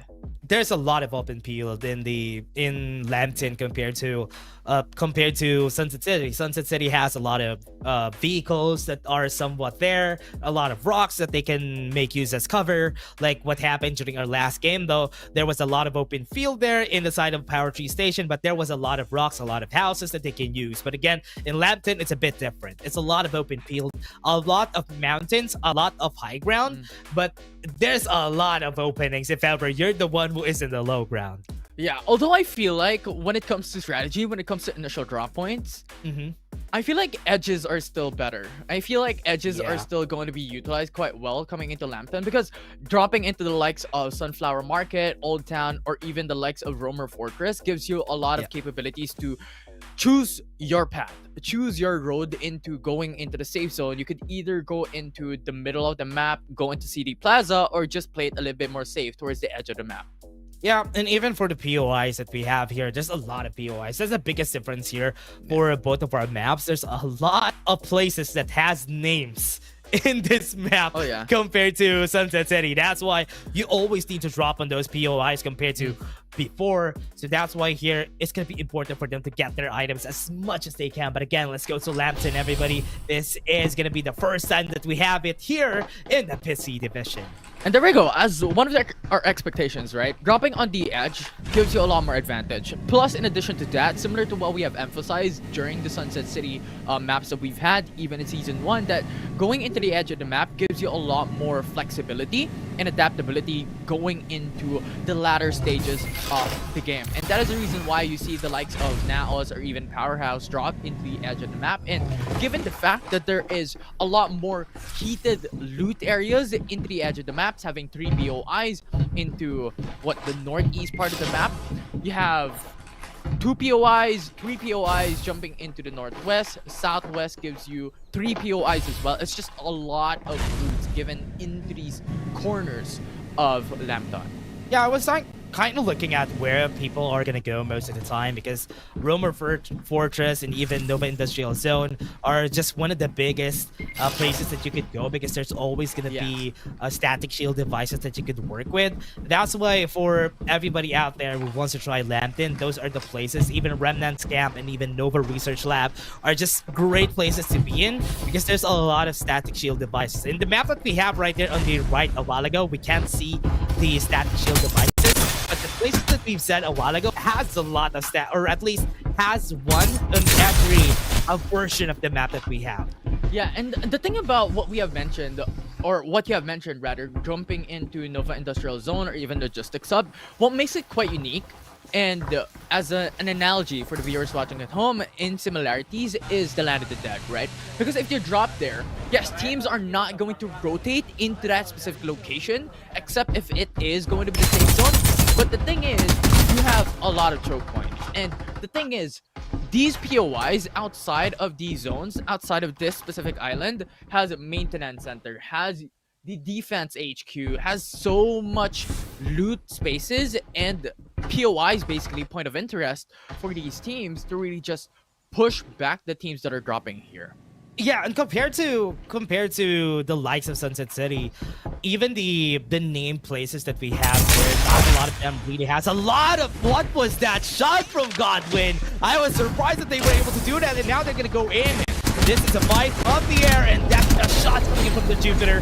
This absolute gravity is not gonna help out for them to survive. Yeah, and I like what I'm seeing, right? The paint is real and it's into the because Philippines, I believe, will be in the game when Oh, I was surprised about those shots, though. They were able to accurately pinpoint those shots. This is what we were saying about the covers that we have here. What I like about Remnant's camp specifically is because there's a lot of buildings, but there's also a lot of verticality in this area because this is honestly a lot of buildings all together.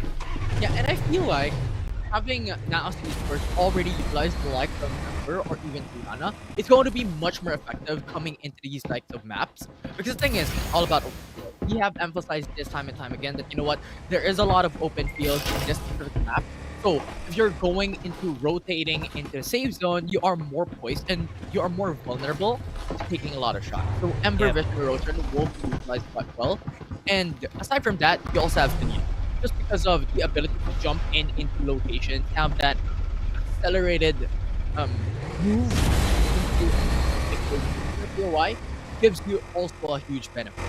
Yeah, and let's also talk about how Siana has been seeing some play in the PC division specifically because I can see the value of Siana when you have the Mediax and Restoration Field whenever you are in a pinch. For example, if you have a lot of kills with defenders, that is when Siana shines the most. And in the PC division, there's a lot of those types of kills. The defender shots that are from far away, once you pop the Mediax against them, it's going to be easier for them to just get revived, but even if you're so far away. That's why Siana is finding values in this game. And also, because a lot of players have been playing at the edge of the zone, it's also a good pick.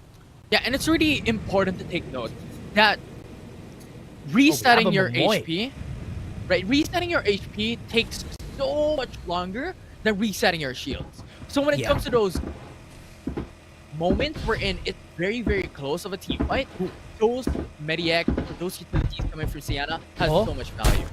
Yeah, it's gonna be Steve Flight here at the top side. Daisy trying to go for the elimination. They weren't able to get the kill. What was that? Is that the Dwarf bucket from what? From outside getting the kill, and that's why they got the elimination. First squad has been eliminated. But I would like to talk about this too, Infinity. Momoy has been changed from the recent hotfix that we had. Momoy now has a shield. Momoy gives shield, and when you have a Siana together with a Momoy, you're not gonna have any problems getting those shields and even those health back. And that's why the Guardian Shield from Momoy is just a really helpful tool, and that's why she's getting some priority in this space. Yeah, and the thing is, Momoy's biggest asset always is the passive, right? The passive of Momoy has always been so good for the team. So, yeah. In addition to that, changes as you mentioned, it just gives you so much more ability to really utilize Momoy jumping into the mix, especially considering what we have been saying that utilities are now jumping or being inserted into the PC division is much more important from what we have been used to in season 2. Yeah, I love that they take off the Lucinda in this map in Lampton specifically, because they really don't have a big use of the incendiary grenades. They don't really have a big use of the absolute gravity, because those skills are so good at when you have a lot of buildings. And you don't really have a lot here. You don't really have a lot of buildings here in this map. That's why you won't see a lot of Lucindas getting played. That's why Siana, oh my, I love that we're seeing a lot of Siana in this game. It's just sad when you don't see a lot of Embers, but right now Crown is being pushed down by their gunboat, and they might get eliminated because of it. One last shot coming from now. The aggression of this squad are still seen. They want to eliminate that squad as fast as possible. Mugen on the other side of this hill might be up for the prize to go for the third party. Once now PC ends the lives of this member, Warfalk is gonna come out. Oh, literally the king of the hill here wants to be taken down by Squad 11, but War Falcons are still readily available. They have Momoy, they have Siana. There's just so much utility built into Naos, and I think this is already a synonymity to what Naos has shown us back in Season 1 as their playstyle, right? It was always AIM who was funneled through with the likes of Sunil and a lot of utility into their composition. They were the ones who were the first ones bringing the Ember into the PC division as well. And now jumping into Season 2, they're bringing out the Siana, they're bringing out the Momoys. These are huge values for the likes of AIM to really shine. Yeah, and even if AIM gets eliminated, Cosbang, we have seen Cosbang be able to be the star of the show a while ago during the last game. You do expect him to play a lot of... Oh, whoa, that EMP was able to hit, though. Bojin tried to run away. No shots, no kills just yet. Purge is gonna go in, try to eliminate one member as fast as they could. Mantis is got to eliminate him first, and that's gonna be Aya next. A while ago, they're the top 2 squad. You need to respect the top 2 squad. Guns are made, eliminations, and that's gonna be a Mantis is snowballing out of control with a frenzy blast, and that's why they win that fight. They might not have reached the peak in Sunset City in the prior game, but here in Lampton, 4 kills already coming into the early phases with level 5 shields for 2 of the members are huge. Oh man, Mantis Esports, even with the same playstyle that they have here, we've seen the elimination just come through. They didn't become impatient when they were going for that fight. That's why they were just able to just control the tempo with the battle. And now they're just gonna go inside the zone once it closes out. 45 seconds before the zone closes in.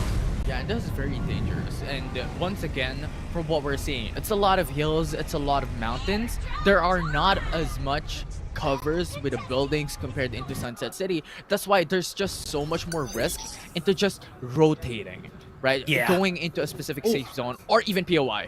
EMP Shock has been used here for Mugen X. I think that's a bit of a misclick. Nobody was there in that area. And I thought that was I think that was a misclick. And now with that, I think there's another squad that saw them across the bridge when they used that EMP Shock. And now that is going to give that squad an opportunity to start a fight. Nitrox, Aces are just going to be starting the fight. They're just waiting for a chance to pounce on Mugen. Yeah, they're just waiting patiently as Nitrox is just around the corner here, but they're jumping in. They just have eyes on their baiting away. Oh Mugen. no. Asta's left alone. EMP Squad one EMP is blast around is the gonna corner. hit. Wait, what? Whoa! No way, Asta!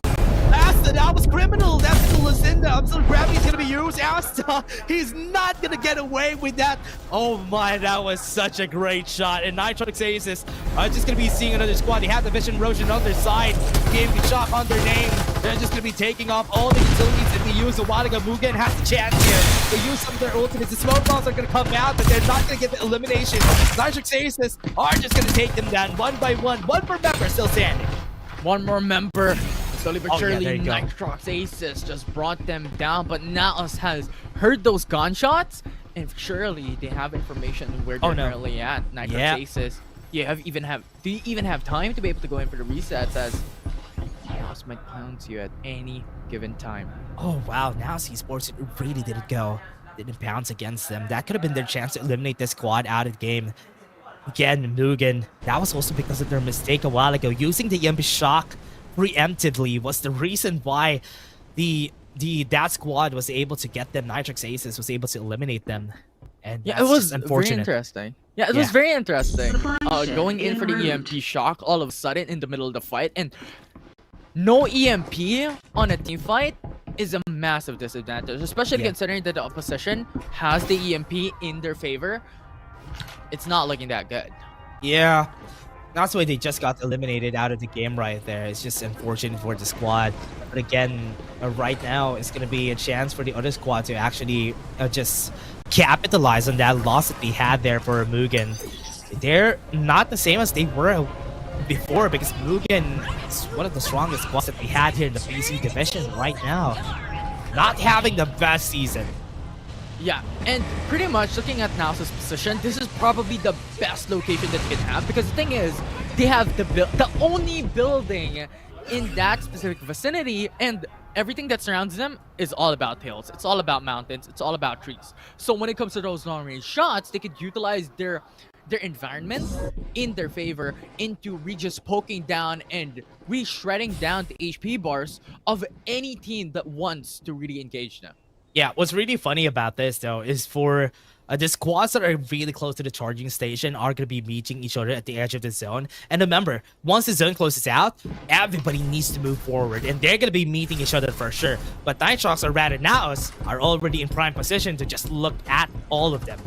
Yeah, a very, very good position here, and every single one of these teams wants to really take it down for themselves, except if the safe zone opts to go for a different route. But expectedly, from what we are seeing, the center of it all is going towards Naos, so that gives him a lot of advantage coming down to it. We'll see if the safe zone lands towards them, and that is it. They have a massive advantage moving forward. Yeah, with the flamethrowers that they have in the blazing infantries. Just need to move forward, and this is what we were saying a while ago. There's really not a lot of cover. There's a lot of hills though, and you can use the low ground to get some covers for yourselves, but it's really not going to be effective as we move forward into this game because Notorious could get eliminated by anybody once they hold on to defenders. Yeah, and right now, Notorious as well, just waiting patiently as they have eyes onto a lot of teams. Powerhouse as well, having to have a fight against Mantis. Yeah, Mantis is gonna get eliminated here really early. There's still one member still alive here for the squad. Right there, Revert is gonna be eliminated, and now we're back down to 8 squads. There you go. 8 squads remaining. Notorious still very healthy when it comes to shields and HP. But Powerhouse, when it comes to that engage, it was really good for them because they'll got that elimination. Oh, comes to the rotation, it will be a much more safer route for them. Yeah, getting some items for themselves. Notorious just gonna be eliminating Demon Time as fast as they could just for them to get the spot for themselves. Just is waiting for anybody from that squad to just move forward. But right now, waiting for some eliminations. Nitrox are in a bit of a high ground. Notorious already is aware of where they are. Yeah, Notorious is in a very bad position. If we're going to think about it, Notorious is on downhill, and when it comes to climb, when it comes to the top of that hill, when it comes to the top of the mountain, there are a couple of teams waiting for them as well. So a very dangerous spot for them. And once again, emphasizing the position of Naos Esports is just too good. Yeah, and also they're not really stopping in just one place now. As you said, this is where it comes to fruition. Once the zone closes down, they need to go to the high ground. They need to go at the top of the hill. And this is one of the problems here. Even if you have dashes in this game, you always need to be aware of where you're positioned because this zone is going to hurt. Yeah, and if it's all about open field, your dash is going to be really helpful even when it comes to that position. Now, already having a long range right there. One down. Got elimination. Nitrox got eliminated with one. Shang is just going to go for the HPs for themselves, though, but Notorious is gonna go in right now. Cluster grenades, frenzy blast, gonna work their way through their magic, and that Nitrox is gonna have a hard time. They fall almost just there inside the zone. Right now, they still have one member on the side of Nitrox. Naos, we'll see. They're still holding their position here. Nitrox only with one member left. Have eyes on them as well with Young's ultimate already used up. All about patience game from here on forward because the thing is there's still a lot of risk for that third-party strategy we constantly talked about. Kai. What? That frenzy blast was able to hit though, and now Godwin trying to get the elimination for Nitrox, but there's still another squad there. Oh no, Naos was the one who eliminated it from across the zone. The tree will not be your friend today. It's definitely not. But once again, Notorious from up the hill, one down already. Great shot coming in from Demon Time. Just gonna take down the other squad from across the zone. Right now, Demon Time has shown themselves, and now they're gonna get eliminated just because of that one kill.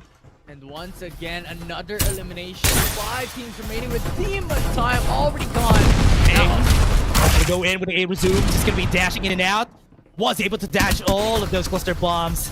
Now this is gonna be enough for Naos. Just go in and out, eliminate them one by one. They're inside the zone, so they have advantage up in the air. It's not gonna work because Naos is just ready for them for the fight. And most of the members of the Notorious are having a hard time getting close. And him gets eliminated or run it down, but he's still gonna be revived at that Medi-X. Yeah, Sienna ultimate at this point is just too good, and this allows Naos Esports to utilize their strategy that they've even done in game number 1, wherein they're going in for their 3-1. They're going for a little bit more of a separation, wherein one of their members is going for those scouting role. Or V2V4, Powerhouse in the open area. They're gonna be eliminating the other squad now. Back in the same spot against another squad, against Powerhouse. They have to play their zones perfectly, but right now Powerhouse is not in a good spot. It's a good thing they have vehicles in their names. Yeah, and the thing is, you also have a lot more loots here with the MOMA availability for the side of Naos Esports as well. So a lot of utilizations along with Sienna as well in their composition. This boils down into an all-in fight where squad really just has to come in. They need to close in. Powerhouse is going to go inside the zone. Now Esports are just ready for them to happen. At the low ground by themselves, they might be able to take some shots from Naos. Still not gonna work out. They're waiting for their ultimates before they try to start. We'll see. Because right now, Patience Game will be the name of the game here. Ooh, Now, nice armor. Just holding their fort. It's a fortress to really just break down. It's too hard. The question Fly is, drops. can Powerhouse still utilize their power coming into this game to be able to take them down? And doesn't have any armors anymore. Intense might get the upgrade that he needed here. Resume is now going to be down, and Powerhouse right there at the bottom. It's going to be seen by AIM, and that shot coming in from their side. AIM might get eliminated, close to death, but they still survive. They still survive. Shields are broken down, but resets are coming through quite easily. Powerhouse already utilized their skill to be able to get that shields in. Ooh, playing this really smart though. They still have Daisy. Remember, they have the EMP Shock. If ever they try to go for a fight in the open area, this is going to be good for Powerhouse. They have the EMP Shock. They might be able to take down AIM as fast as they could. Intense doesn't have any cover. Might get eliminated. Was able to dash away right there down at the bottom. AIM needs to run away from here. The EMP Shock has already been used. That's going to be good. Now it's PC. They'll have to ultimate in their favor. Joe Eric got the elimination of Tupac. And now it's going to be a 4v3. Warfalcon already utilized, gets the information. Gets the area, and now Powerhouse Esports has an advantage. Combat is going to be eliminated. Still have members. Great shot coming from full clip. That member right here, Yonbu, gets elimination and AIM, and now it's BC. Still was able to turn things around, and AIM wins the fight. The Patience gained the prime position as well as how they really defended the area. It was just too good, and they netted a top 1 finish here in map 2 of the respective group. What a showing here in Lampton. Great shots coming in from Powerhouse and now Esports. That could have been anybody's game again in that last zone. It was a 2v2 to a 2v1, and now was still able to turn things around by themselves. 2 game wins so far for now Esports in this group A, not letting anybody take their spot by themselves. But so far, top 2 has been taken by the top 2 of the group by itself, and even the top 3 of the group, which is Powerhouse. So this is working in the favor of the top teams in this group. Yeah, and quite honestly, it could have been anyone's game at all. But with how Naos Esports secured that area, it's probably one of the best positions that you can secure out of the whole map. Remember, AIM was trying to bait himself, or at least trying to bait the other team by using himself as bait during the whole time, but he wasn't eliminated any time during that fight. Tupac got eliminated very early in that battle, and that sparked the fight in favor of Powerhouse Esports. But Naos played their position really well, playing against the high ground that they were able to take, and Powerhouse really had a hard time finding their targets amongst the buildings there. Yeah, and the thing was, it was the opposition, it was the opponent of Naos Esports who used the EMP first. They were the ones who tried to engage first, and yes, they were able to take that kill. But the thing is, as you've mentioned, they were playing, or Naos was playing towards the high ground, so they were able to take down a couple of shields from one of the members for Powerhouse. And the thing is, they also utilized the Warfalcon. We're in. Jump through, get the initial damage, and then they followed up with EMP. It's all about the utility that's stacked in favor for Naos overall, along with their position. Yeah, and also the positioning of Naos during this whole game 1, game 2, very good. That's because they were able to stay inside the zone. And so far, based on what's happening during game 1 and game 2, whoever stays in the zone, or at least whoever is in the zone before the zone closes out in the last zone, has the advantage. And we have seen it time and time again. It's also because during the last zone, there's only just 2 complete squads that are there. That's why Naos is getting away with this strategy that they can go, because they know if it's a squad versus squad battle, they know that they can win. They definitely do. I mean, they had so much advantage. They really thought about what they're gonna do here in Lampton, and it played every card in their favor coming into that specific game. It was just too good to really watch out for. And the thing about going into that specific location as well, if you're looking at the environment, it's all about hills, right? And there are a huge space between the hill and that specific area and that specific building where Naos is currently waiting. So if ever you want to jump through, there are still a lot of teams around the vicinity that could really just shoot you from those defender shots. Yeah, and also what's good about Naos Esports is they put everybody in a great spot just for them to look at one place. Like, this 90-degree spot is going to be yours, this 90-degree spot is going to be yours. So that's why they always know where the enemies are going to come from, which is really nice to see from Naos Esports during this whole time, game 1 and game 2. But again, again, everybody, let's take a look at the highlights and what happened during that whole game.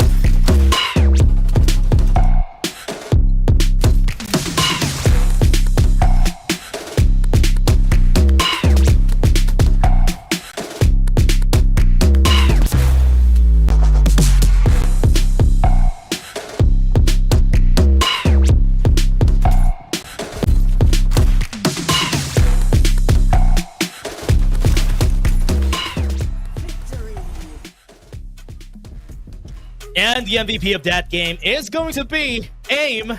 Very well deserved. 2,100 damage and 59 rating with a total of 8 kills. And using himself as bait is going to make it so that he's going to be the MVP of this game. It's always what they do. And from what we have mentioned a while ago, what is the characteristic of the PC division? It's all about aim game. Yeah. And you know what? You can't spell aim game without aim. Well, Hey, it's the aim game. Yeah. That's like very obvious, but you know what? Aim is just really good. Can't spell aim without AIM. And he has all of those letters.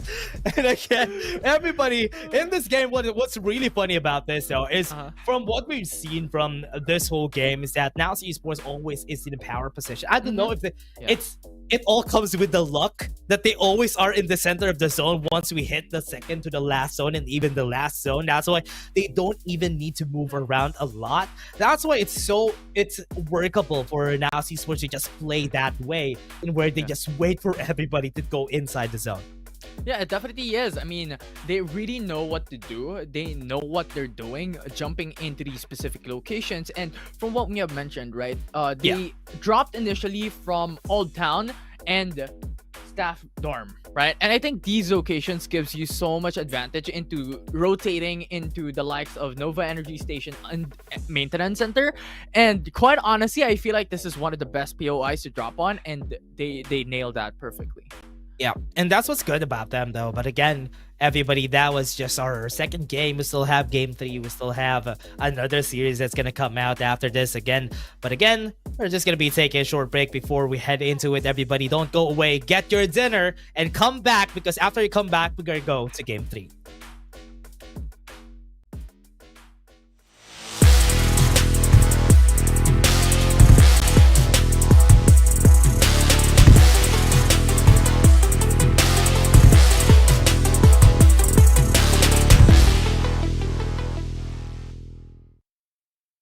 Yo, you heard about Mike?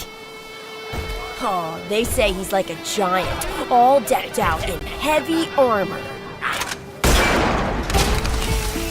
He's the baddest legend in this city. No cap. Straight up. Baddies bounce when they spot him. Dare to mess with him, you'll get hurt. Nah, that ain't it. Why? Okay, hear me out. He's got that never give up attitude and hands quicker than anyone. He's always working on every muscle and improving himself. He's ready to pop up wherever people need help. That ain't cool at all. Oh, trust me. When he pulled me out of that fire, he was hella cool.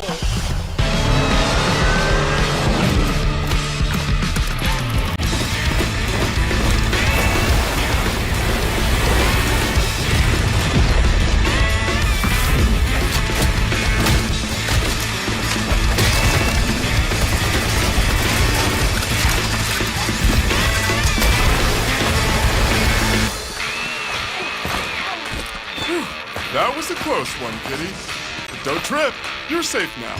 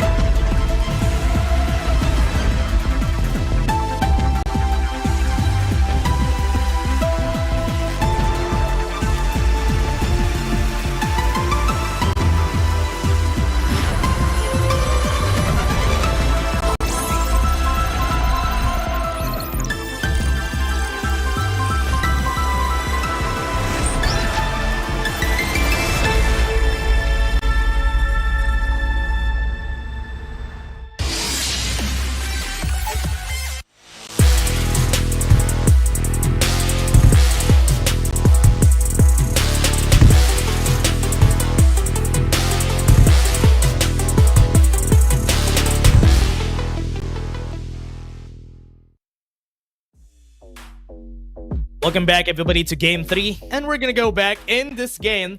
We're just gonna give you just like 1 minute, and we're gonna be back in the game after this time. Infinity again. We're gonna go back to Sunset City. We just took a vacation in Lampton, and in that 2 minutes, we got back to Sunset City, so that's why we're here. We're back home in Sunset City. Yeah, we're back home. We're back at the original land of what we have seen back in season 1. It's like a short trip. Like you're going out of town and then you're going back home. It's like a 1-day trip going back and forth. It's a good vacation. Yeah, that's why we had a bit of a vacation in Lampton, and I hope everybody got a glimpse of how you're going to be playing in Lampton. So here in your solo queue games, just take a look at that and try out Lampton. Maybe that is your chance in getting your trusty ace once you go into Lampton, because there's not a lot of people who has been playing a lot in Lampton. Everybody has been playing in Sunset City, so give Lampton some love, everybody. Yeah, not anymore up until today. Yeah. Well, we'll see. Because the thing They're is, gonna be inspired. Lampton, Lampton is pretty unique in and of itself when it comes to the map, and we have seen a lot of these changes, a lot of the differences come to life and come to fruition, be taken advantage of one team or the other, but it was overall a really, really good sight to see coming into the mix of FPC. Yeah, and once we move forward, though, this is where we're gonna see a lot more. Maybe next time we're gonna have another map, and we're gonna be having games from those maps for a best of 3, like 3 maps on a best of 3. So that is gonna be the evolution of our tournament overall. So once we go to season 3, maybe season 4, we're gonna have a lot more in store for you. But again, game 3 is underway, everybody, and we're gonna go back to Sunset City. Let's take a look at how these teams are gonna battle it out. Yeah, we'll see. It's going to be exciting. And you know what? You've mentioned like season 4, season 5. I was like, is that a spoiler? No, I'm kidding. No. even us, we don't know if ever there's gonna be another. Season 4 and season 5. So for everybody out there who is gonna be looking to be a pro player themselves, maybe you're a player, or rather, maybe you're a student, or you want to play out, join the FPC during the next season, because for sure you're gonna have your chance like this players right here. Yeah, and you know what? Hopefully we'll reach like season 20, season 100. Right? We're going to reach into that point where in the following years it's all about Farlight. But focusing on to this game, we're having a look into PC Division once again. But what is exciting and what is a big difference here is Naos has sole control over Power Tree Station, and then a lot of teams have shifted their POIs, have shifted their initial drop point. Now with Riverview Park, also being occupied by the likes of PZX and having the Land of the Dead with still 3 teams on it. Yeah, Nitrox going to Carnivale is something different that we have here. Usually they go to Nova Planetarium or maybe even to the side of Sunflower Shopping Mall. But now that they're back here in the Carnivale, because nobody's here, Built Diff is not here, so you don't really need to worry about Carnivale being occupied by another squad. So this is very smart for the squads here. Just being far away from each other is also a good strategy, just for you guys to just get your resources and be ready to gun, or at least fully armed on the next gun battle. So that's what we are expecting here for the squads. Yeah, it's one of the expectations coming into these teams as well. But once again, Naos is going to have a much more greater time. And if similar thing happens, if they're going to run it back from what we have seen in game number 1, after they jump into Power Tree Station, they could go into Nova Planetarium, get their initial points. And the thing is, having the 2 POIs of Power Tree Station and even Nova Planetarium taken into advantage for the likes of Naos with so much of a high mechanics, they're going to have so much of a very, very good position from then on forward. Because the thing about Power Tree Station is it has one of the most golden chests in the game, in Sunset City to be more specific, and Nova Planetarium gives you a lot more shields as well. Yeah, and for everybody out here that we're seeing right now, Notorious already going for a fight though. EMP Shock is going to be used. Aces is going to have a problem here. They are just trying to run away, but right now, Notorious is going to be falling down like flies, and that shot from the air, the artillery is not going to help them out. You have Absolute Gravity inside, they're going to be pulled back. They're going to get pulled back, and now Division Erosion as well, being a huge detriment to the opposition. Yeah, still, 4 members alive for the likes of Notorious. 2 members are going for reset, jumps back in. This will give them an even level playing field up against the opponents. Respawn is back up in this hot zone. There's going to be a problem though. Nitro Ace is playing it so well, playing around the cover as much as they could. Right now, they're just pushing back. Still have some ultimates right there on their side though. Air Zoom is not used yet by Aces. Right now, they're just flying back. They still have a smoke in front of them, and that's making it work. And that's why they were able to eliminate one. Nitrox Aces are going to be eliminated one by one. The Ancient Stars are making magic out of the members of Notorious.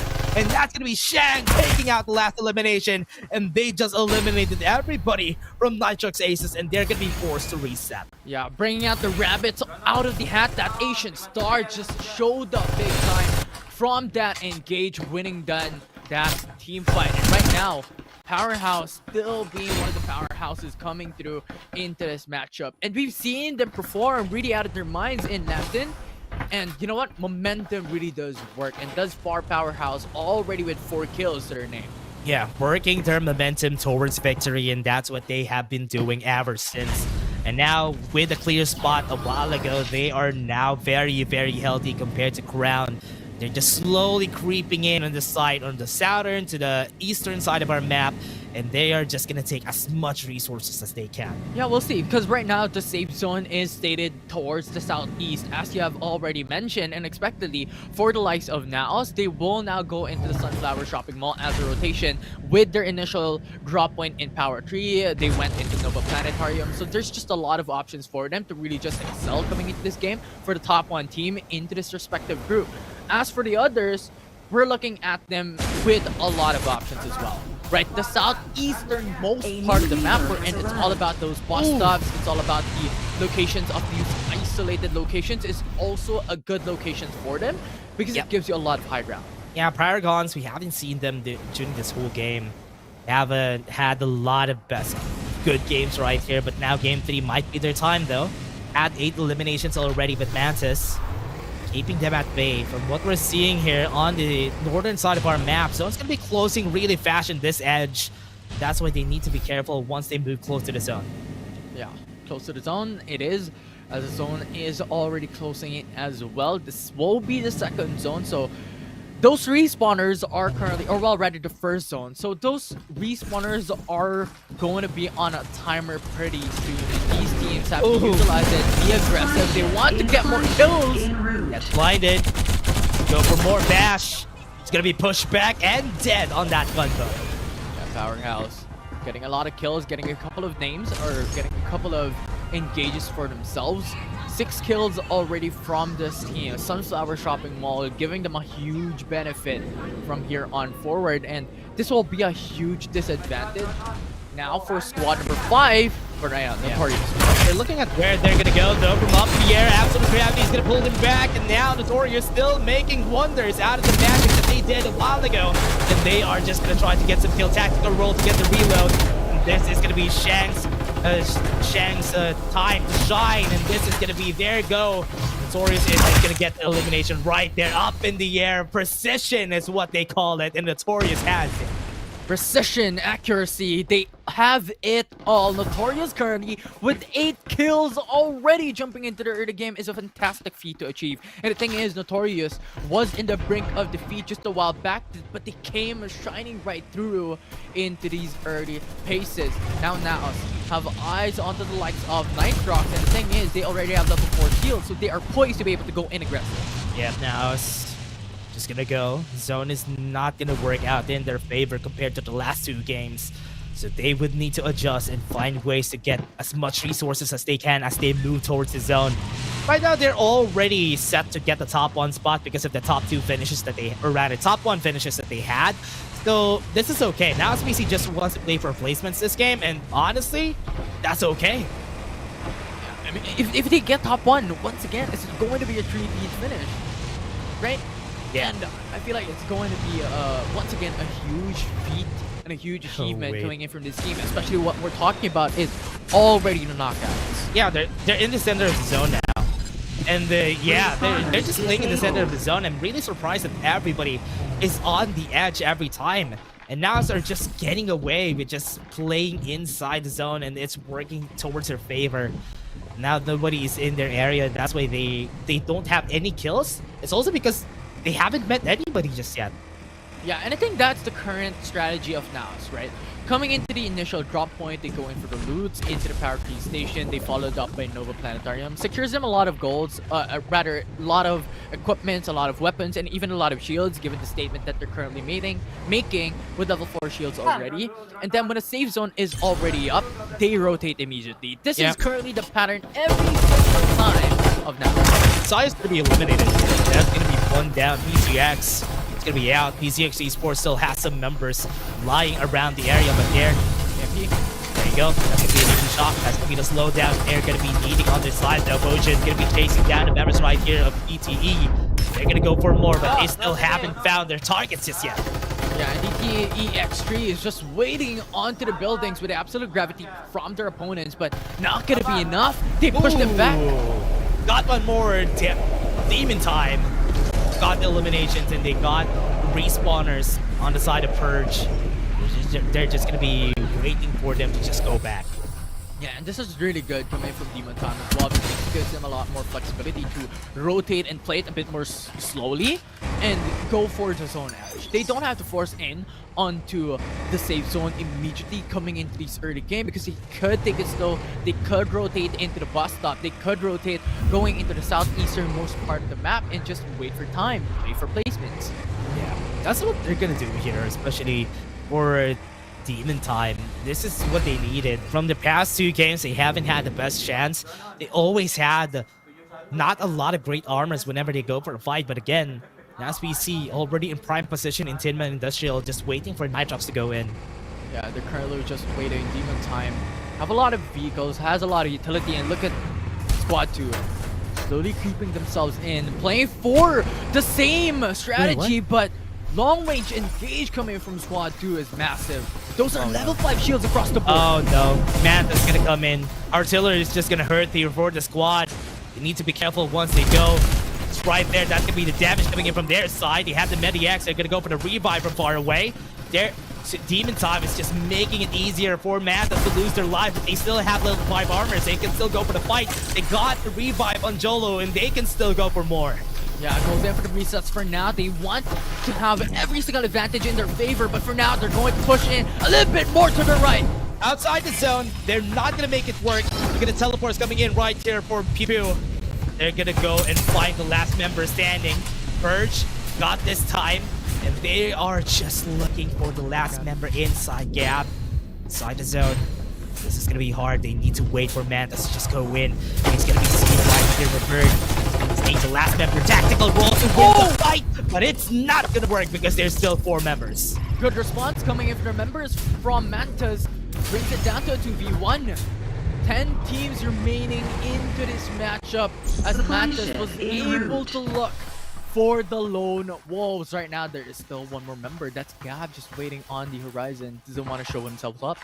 Yeah, I think Gab is just gonna be staying by himself here. Demon Time still alive by a hair, and they are not gonna see the last member that is waiting for them there outside. Trying to hear out if ever somebody's healing with a medkit. They hear nothing, and they are just gonna be leaving Gab alone. Yeah, and Gab will have a fantastic time because the thing is, they have the capability still to go in for the revives, and they have to do it now if they want to do it because there are 20 seconds remaining before the zone closes in once again. And Manta's already rotating once again. Yeah. Still having no eyes onto Gab. Yeah, Gab is just gonna be able to survive here. And we're just gonna be waiting for him in the last zone if ever he survives. Right now, let's tell the story of Mantas and even now Esports who are still alive. And Powerhouse fanboys are still alive in this game, so we're gonna be seeing this top 3 squads fighting it out in that last zone. I hope they're gonna be complete once we go to that last zone. Long-range shots coming in from the southeastern Aim is part down. of the map. Naos only has 3 members left. Need to find a way to revive AIM because AIM is going to be a very big element for them to win this game. Still have some time to wait for that revive though. So they're just looking for Crown, and that elimination is going to work here for their side. But on the far right side, Curbs was able to get the elimination from one of their members. So Crown is not going to be as confident facing Naos now. Cosman is waiting, having eyes onto CR as well. As they opted to go in for the rotation into the land of the dead, and just gives so much advantage for the likes of Mantas with the save zone going into the southeasternmost part of the map. Yeah, Notorious is also still alive though, so with Naos Esports getting the revive on AIM, that's going to be very big. They were able to get the revive just because of that elimination from Paragon. Crown ran away from that bridge where AIM was revived. Yeah, and I think that is like a better options. It's a win-win basically with Paragons having to really just push down the likes of CR out from their position. Naos was able to go in for the revive, and CR was able to get a better position. And I think overall Naos had a better trade there, had a better lead going into that fight, but overall survive. 4 members into this. Notorious Mantis fighting, plus the grenades are going to be working their magic. Oxy's going to pull down. Notorious might get eliminated right here. Mantis are still making use of the restoration field. They even have the Medi-X on their eyes. They can go for the revive, but Powerhouse on the other hand would be able to get the elimination on some of their members. They need to be careful about this. Jolo is down 4 Mantas. They need to go in for the revives, but Paragons have sights on them, as well as Powerhouse as well. And the thing is, that's 4 member of a squad that we're talking about, and Mantas has a massive disadvantage on their hands. Mantas is not complete anymore. Powerhouse is just able to dwindle down their members. Just need to be careful in this War Falcon. That might get their eliminations up. Still can go for the revive here for their squad, but they're going to be in an open area if ever they try to revive Jolo, which is so far away from their side. They will be. And the thing is, if they do not go in for the revive, they will have a disadvantage when it comes to the numbers game later on, especially when it comes to a 1v1 team fight, if ever they survive that long. But at this point... Have you seen that? Demon Time eliminated most of the members of Naos. What was that? Naos is now out just because of Demon Time. Demon Time? It's Demon Time. They're just waiting for that time. Remember Gab from a while ago? Oh man! Wait, no shot! His team eliminated Naos. That was the seed that they planted. Yeah. That was the fault of Mantas. They're just playing through their name. You know what? They're just waiting for the darkened times to come through, and then pounce all of a sudden out of the night, right? And Naos Esports stolen away a 3-peat finish in their respective games. It was Demon Time. Oh no, Mantas. They left Gab alone. They left Gab alive, and now they eliminated Naos Esports. That was a good investment for Mantas. Yeah. At least now they're not gonna think about Naos Esports anymore. It's part of the strategy that, you know what, we're gonna leave Gab alone. We're not gonna clean house this team because we want them to eliminate teams. So when it comes down to a time wherein we have to fight Demon Time, we can win up against them. Oh man, Demon Time doesn't really have a lot of resources too, because now Esports, remember, they only have level 4 armors, and that is what they're going to be using to fight against Mantis, and Mantis already has a Pew Pew with a level 6 armor, so oh no, this is going to go good for Mantis. Yeah, very, very good as well, considering the safe zone is going to once again further southeastern part of the map. It's really, really good position for the likes of Mantis, and Squad 3 will be one of the teams that they have to really fight up against to have full control over this position. But from here on forward, it's just Mantis and Powerhouse that could really just dominate this specific POI. Or They could just wait for the squads that are outside the zone and are across the river. So they're just going to be eliminating them one by one. Crown, Nitro Aces, they're going to be eliminated inside the zone. And that's just going to be eliminations by eliminations. The squads that are going to be fighting last are for sure going to be this two, Squad 2 and Squad 3. Yeah, Mantas, PZX, and you also have Powerhouse International, or Powerhouse Fanboys, having the complete control over the zones. 3 squads remaining. It's a 4v4v1? Yeah. Yeah, there you go. You see him. Crown. Crown only had 1 member alive. Demon Time got eliminated too. So Mantis got the better end of the stick out of an investment. And now they're just going to capitalize on it. And maybe they could definitely win this game and get at least a win for their squad. I love how we call it an investment. It's like an unintentional investment. Like you clicked on a stock and then it skyrocketed all of a sudden. That's what happened to Mantas. Yeah. Right? It got high all of a sudden, and they were not sure that that's gonna happen. And now they're gonna be seeing Crown. They're gonna be going to a low ground. I'm really surprised that Yeonwoo's here.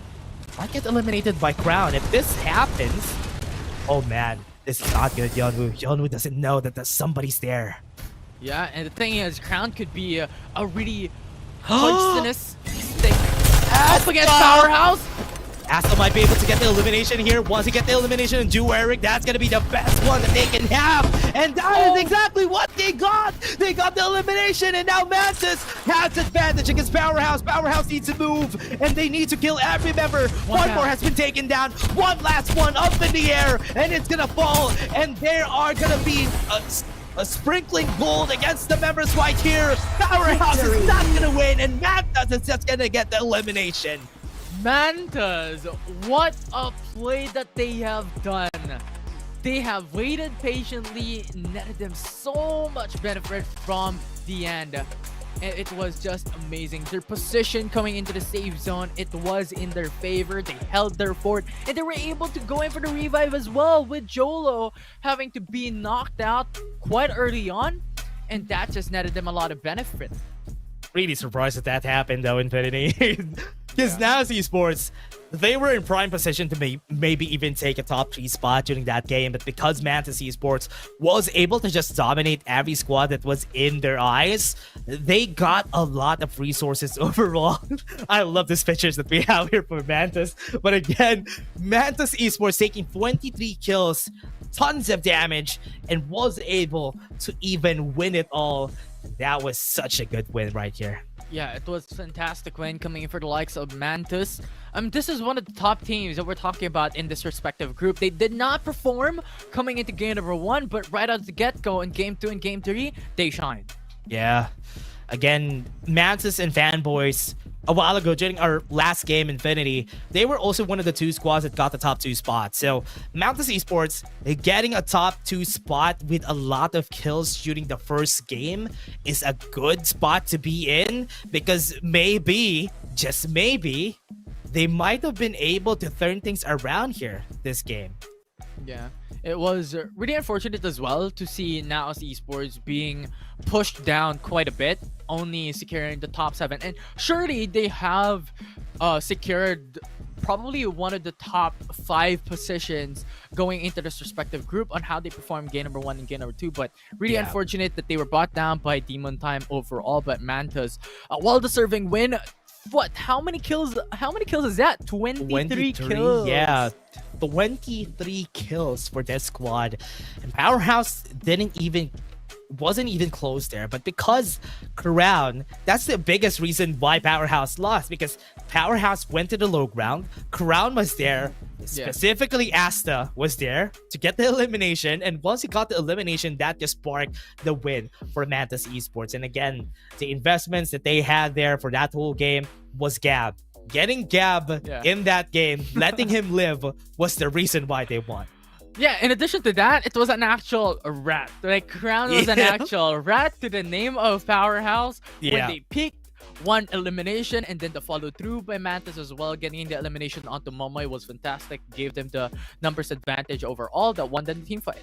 Yeah, and also that's also Powerhouse letting one live on the side of Crown and forgetting that Asta was still alive. They were the squad that was gatekeeping the members right there of Powerhouse, and now because of that they were able to win. But Demon Time, I was surprised that they were able to eliminate now, as that's why we didn't see them in game 3, and their 3-peat in this group was cancelled by Mantis Esports. Yeah, it was cancelled. It was really unfortunate. Once again, I believe this is the second time around that we have a 3-peat finish denied, because a while ago we had the Execration hoping for that 3-peat finish with NCG just breaking them down, and then coming into the PC division, now it's Esports was stolen once again for that possible of a 3-peat finish. Yeah, but again, the top 4 of our group was also well deserved, because the top 4 of our group in this group A has stayed in the top 4 because they were the squads that were always consistently just winning Notorious together with Mantis, and even together with Powerhouse. They were able to stay at the top the whole time around. That's why it's so good that this squad's very well deserved that they are here. But again, we're going to be taking a look at the highlights, everybody, because this game was a lot of fun. And let's take a look at what Gap did and take a look at the scoreboard, everybody.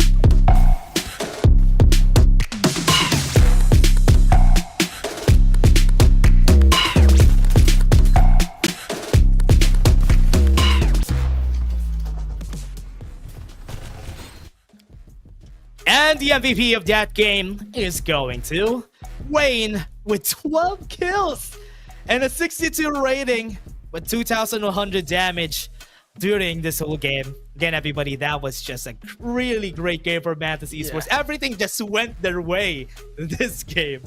Yeah, it was fate. You know, it was fate going towards their favor. The eliminations onto Naos, how they were able to have pretty much the prime position going into game number 3. They got a lot of kills going into that game as well. And when was the last time we saw a player get over 10 kills on himself in a single game? Yeah, I mean, it's been a while. It's been a while for, especially for a team to get like 23 kills in PC, because so far we haven't seen a lot of big kills in this whole series. But again, 23 kills is going to be the kills to beat for the knockout stages, and where everybody's just so good. Everybody's just so great at what they do. And again, for everybody just waiting for the codes. Codes might be flashed later on. Oh yeah, it definitely is. I mean, we've mentioned this. Like, there are a lot of giveaways that we're going to have coming into these streams, coming into these broadcasts of FPC. And of course, FPC is not going to happen without our sponsors, ROG and Fantech. Thank you very much. Yep, and for everybody out there who has been who has been watching ever since. We had some giveaways during the holidays, if you remember. Before we went to the holidays, we have the PC Cafe. So I think we're gonna have a lot more once we go in closer and closer to the finals, because next week is gonna be the PC finals already, and after that it's gonna be the mobile finals. So if you are a big fan of this, and if you are living in the Philippines, get yourself the tickets once it comes out. Yeah, and speaking about tickets as well, I mean, going into the LAN finals last year, those tickets ran out with a snap of a finger. It was so fast, so good coming in. It was a lot of players, a lot of fans jumping into the venue as well, supporting the respective teams. And for the viewers watching at home that hopes to be able to watch this LAN events for actually the first time as well, if you're not able to go and watch last season, I mean, have a look out in our social media platforms. Yeah, I'm really excited to for that to happen though, Infinity, because a lot of things are going to happen once we move forward to our LAN finals, and even the PC finals is going to be way more fun, because that is where everybody is just going to be as competitive as can be. The last PC finals, everybody didn't expect the winners. Their dream team just made it so that they're a sliver of points in order for them to lose to Mugen, if I remember correctly. Yeah, the PC division, it was pretty much like a 1 point difference. I think so. It's literally 1 point. It's just one kill so close. could have been anybody's game there. But again, for the redeem code, everybody, check that out. Thank you very much to 1,500 views, our Trails Flare. And for everybody out there watching in TikTok, we also have some TikTok drops, so don't forget about that. So once you're watching in YouTube maybe, or in Facebook, also open your TikTok. You might be able to get some TikTok drops together with it. Yeah, cool TikTok integration into the FPC broadcast. It's just an amazing sight to watch. And even last year in I believe the last week that we've had into the regular stages, we were broadcasted into this team as well, so it was really good. It was so nice to see overall from what was happening here in Farlight 84 Philippines Championship. So always do check the social media platforms for those consistent updates. Yeah, let's take a look at the team rankings here. That's going to be what's next here for our slides, everybody. You're going to see who is going to be at the top here for Group A, because take a look at this. We're going to see who's going to be at top, and that's going to be Naos for sure. He's going to be at the top here for the top one. Yeah, I think Naos is going to be, because they got 2 victories, and they were in the middle during that last game. So yeah, they're going to be getting that top one. So good. It was so good. I mean, they got a total kills of 29 kills, but Notorious and Powerhouse, wow, are creeping in so close. Oh man, they only lost just because not of the placement points, but also because of the kills. Look at the placement points and the kill points that they have here for Notorious and Powerhouse. Really surprised that they got the top spot, because they got more kills, right? That's why they got the better spot there. Yeah, and the reason why Mantas is brought down into the 4th position, given the fact that they have 31 kills, or well, 31 kill points, is because they underperformed in game number 1. And that is what we have emphasized, that every single game of this series is very important. Also, the placement points right there is going to be important, especially for the top one, or the game 1 and the game 2. Even if you got like 23 kills during game 3, if you didn't get a good placement during game 1 and game 2, that's going to be a problem moving forward. And that's also the reason why Notorious and Powerhouse got the top 2 and top 3, because their placement points aren't really that bad. Their placement points were really good during game 1 and game 2. Yeah, it was definitely amazing to watch. It was definitely an amazing comeback that Mantas was able to do in game number 2 and game number 3, on how they played in Lampton, how they brought that momentum coming down into the final game of our respective group. But overall, still the highlight of that series, of that group, was Naos. Fantastic team. It was just amazing. Time and time again, they showed up big time in Season 1, and they're doing it once again in Season 2. Yeah, and again, winning that is very important here for Naos Esports. Is really putting themselves out there. For the last time that we've seen them during the Season 1 finals, they weren't able to grasp that finals, but now they're in prime position to actually get it, because during the whole time, during the whole weeks that we had for the group stages, they were very consistent. They were consistent. They're constantly playing onto the top of their game, a game always, when it comes to their respective groups, and that is the reason why they brought out like one of the top 1 position here in Group A. Yeah, now we're gonna go to the interview. I think we're gonna be interviewing some players from Naos Esports. So for everybody out there, we're gonna throw you back to the Tagalog broadcast.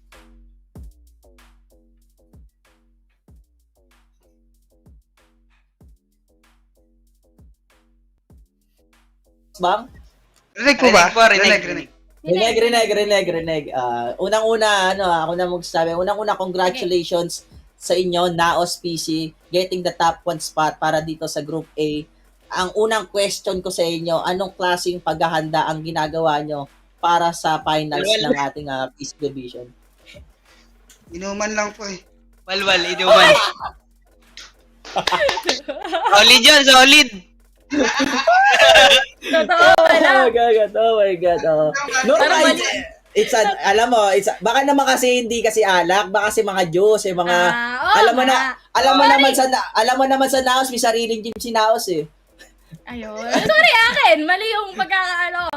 Okay, so apart from that, kamusta ba yung New Year nyo? Nagkaroon ba ng break, as in break from Farlight, or nagsunog pa rin kayo ng kilay, naglaro, screams pa rin kayo kahit na holiday season? Sa New Year po, nag-uwian po kami. Kanya-kanya po kami uwi. Tapos balik po kami dito rin ng 2 po. 2 po. Pahinga rin po, nagpahinga. Tapos Short break lang talaga. Nagpapahinga pa rin pala ang mga taga Naos PC, no? Ako, ang question ko naman, mga boys, Cosbang and Aim, sa lahat ng nakalaban nyo dito sa tournament natin sa FPC Season 2, sino pinaka-tinitignan yung pwedeng maging tinik sa inyo para makuha nyo yung kampyonato for Season 2? Sino? Exe. Walang exe!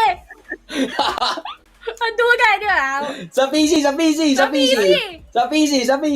Hindi po namin alam eh, kasi ginagawa naman po namin yung best namin kada laro namin.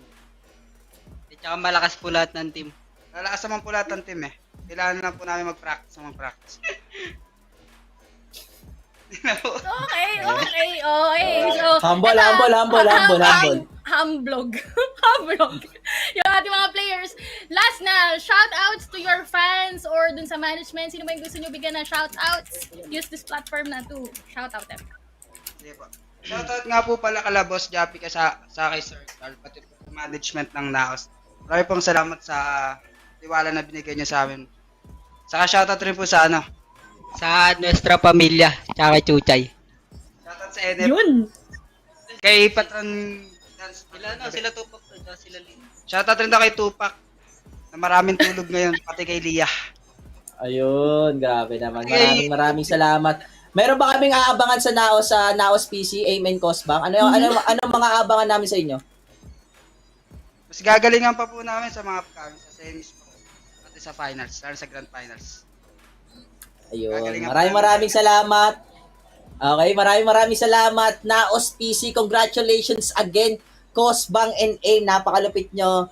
And they deserve to get that number 1 spot. And sa mga fans ng Naos PC dyan, abangan nyo daw sila sa grand finals ng PC Division kasi ibang klaseng demonyo, maligno ang ipapakita nilang gala. Voice is also going to come out there for everybody, especially for Naos Esports. This team has always been very consistent, and from what we've heard from them during the whole time there, they are very humble as a team. They don't really find anybody as their enemies. I don't know if that's humble or I don't know what you call that, because they don't see anybody as their enemies, you know, in this tournament. No. You forgot about Exe, no? Oh yeah, they talk about execration, but that should be in mobile though, not in the PC division. But at least there we have seen that Naos Esports, especially the PC division, has a lot of fun, and even they took a lot of breaks during the holidays. They didn't even play, as they said. They went back to their homes and didn't even practice as much. They only practiced once they came back during the New Year's.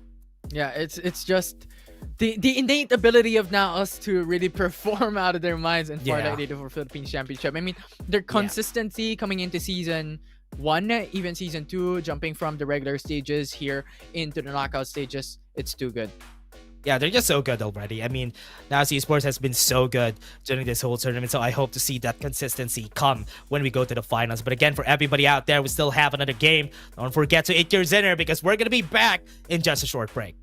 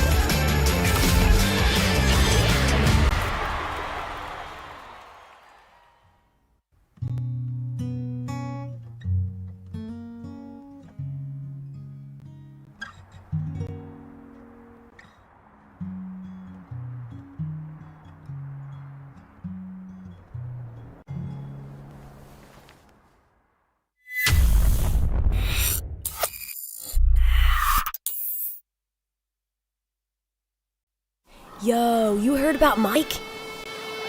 Oh, they say he's like a giant, all decked out in heavy armor. He's the baddest legend in this city. No cap. Straight up. Baddies bounce when they spot him. Dare to mess with him, you'll get hurt. Nah, that ain't it. Why? Okay, hear me out. He's got that never give up attitude and hands quicker than anyone. He's always working on every muscle and improving himself. He's ready to pop up wherever people need help. That ain't cool at all.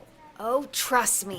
When he pulled me out of that fire, he was hella cool.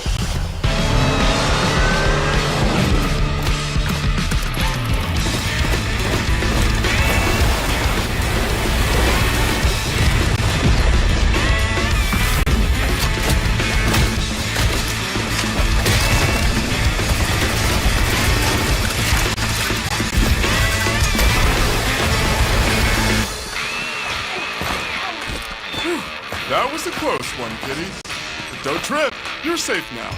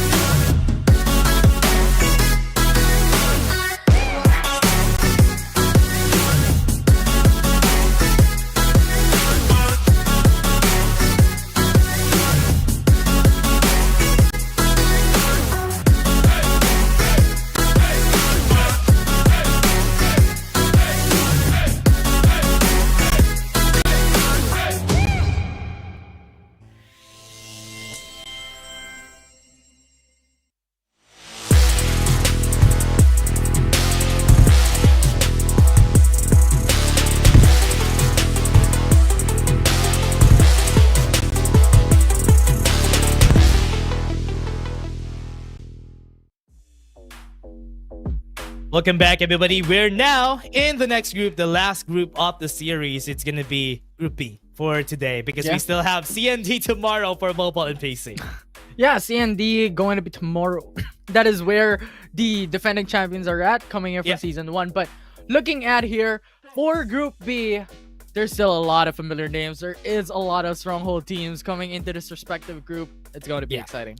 And Group B has built different. Built different during Season 1 was one of the strongest squads that we had consistently during the group stages. They're always at the top and they always rack up a lot of points. The only problem that we had for Build Diff when we started the tournament last season was during the semifinals and the finals, they always really struggle a lot and weren't able to place themselves at the top. But they really performed this season. Yeah, and the thing about Easy Sweep is during the qualifiers, they were not the team who's just racking up a lot of these top 1 finishes. They were one of the top teams. Do take note, they were able to secure consistent top 5 finishes, top 2 to 5 finishes, but they're always getting snatched away from these top 1 games and top 1 matches. And coming into these into this season, things have been different. Easy Sweep has been one of the best teams coming into the PC as well, racking themselves a couple of wins here and there. Yep. And for us, for everybody out there, for the ones in the PC division for Group B, there's a lot of things that we always need to think about whenever it's in PC. Because again, we're gonna go back to Lampton. We're gonna have another vacation later on. So once we go to Sunset City, we go back. Then we go for a vacation. It's like the holidays, right? We go to a holiday in Lampton. Then we're gonna go back after the New Year's. That's what we're doing here whenever we go back to Lampton. But this vacation in Lampton is a little bit more unique. We're spending a couple of minutes in Lampton, then going back into Sunset, which is a vacation like no other. Yeah, and we just go in and go back. That's why we have a Lampton in our eye. So again, everybody, this might be the first time that we have Lampton in the whole tournament. Maybe in Season 3 we have it in the actual rotation that we have in the game. We're gonna have Lampton a lot more, or maybe even by that point we might even have another map by Season 3, because after Season 2 we have a month break, so that might be some patches that's going to happen before that happens. Yeah, and it will be exciting as well. I mean, what are the changes that's going to happen in Season 3? Because if we're thinking about like how the patches work, surely there is going to be a difference when it comes to these heroes. But now focusing on into the last series that we have for the day, it's Group B. As you mentioned, Built Diff is in it, but along with that, you also have GS Rhea, you also have Rates, Paragons is here, 1BAP, DDN3, and the rest of the teams, as well as B-Diff, the sister team of Easy Sweep, coming down into this respective group. Yeah, and for Group B, we'll be seeing even Ghosted Born Alpha in the squad, Rates and Paragons. We've seen a Paragon squad a while ago, but they weren't successful. But this Paragon squad is going to be built different, as they say. The entry also one of the top 2, top 3 squads that we had during Season 1. But so far during this group, they haven't seen a lot of great performances compared to what we expected from them. So yeah, a lot of different patches really changes a lot of the scale of things in seasons. Yeah, it changes up the wave of how things work generally, especially when it comes to team compositions, right? We see a lot more Momoys, we see a lot more Sienna, Embers coming in as well into the composition, into the PC division. It became a lot more favorable to really pick up these heroes and have a lot more utility coming in these fights. And I think it's similar coming into these games as well, how your team is able to adapt into these situations and these changes. Yeah, and that's what I like about it. Again, everybody, we're just going to be taking a short break before we head into our actual game. That was just a bit of an introduction for you guys before we actually head into game. We're just going to be taking a short break. Everybody, see you guys in just a bit. Don't go away.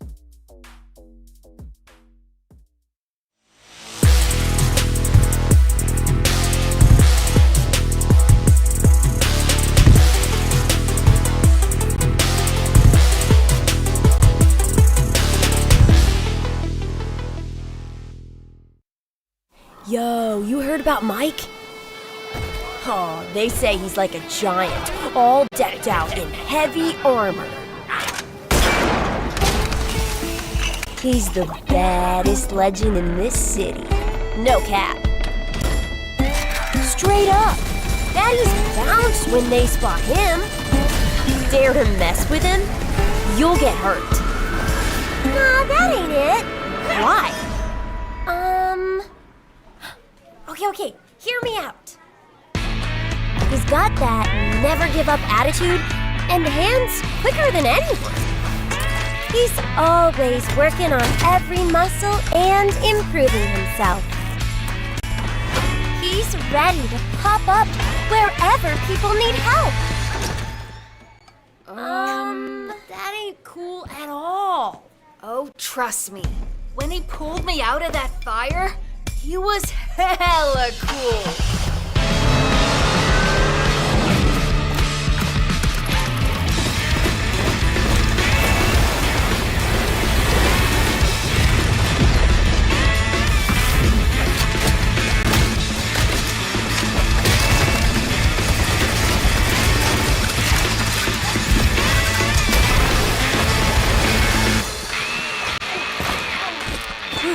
That was a close one, kitty. But don't trip. You're safe now.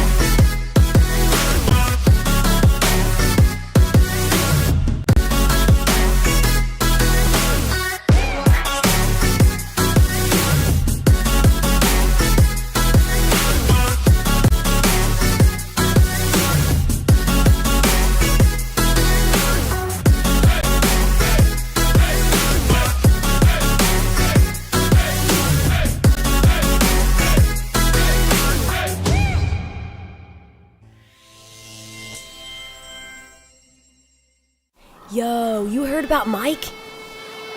Oh, they say he's like a giant, all decked out in heavy armor.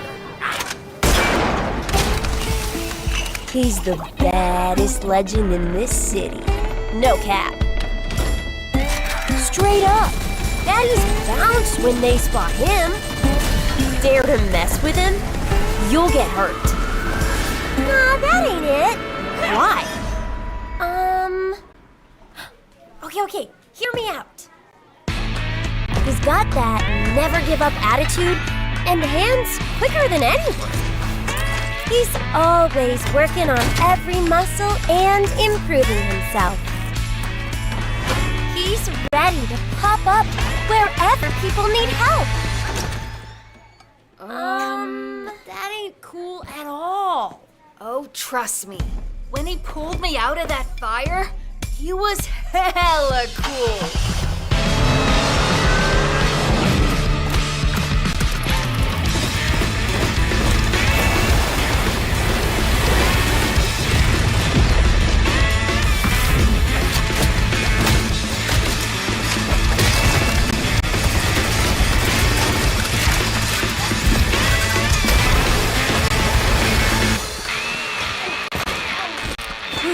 That was a close one, kitty. But don't trip. You're safe now.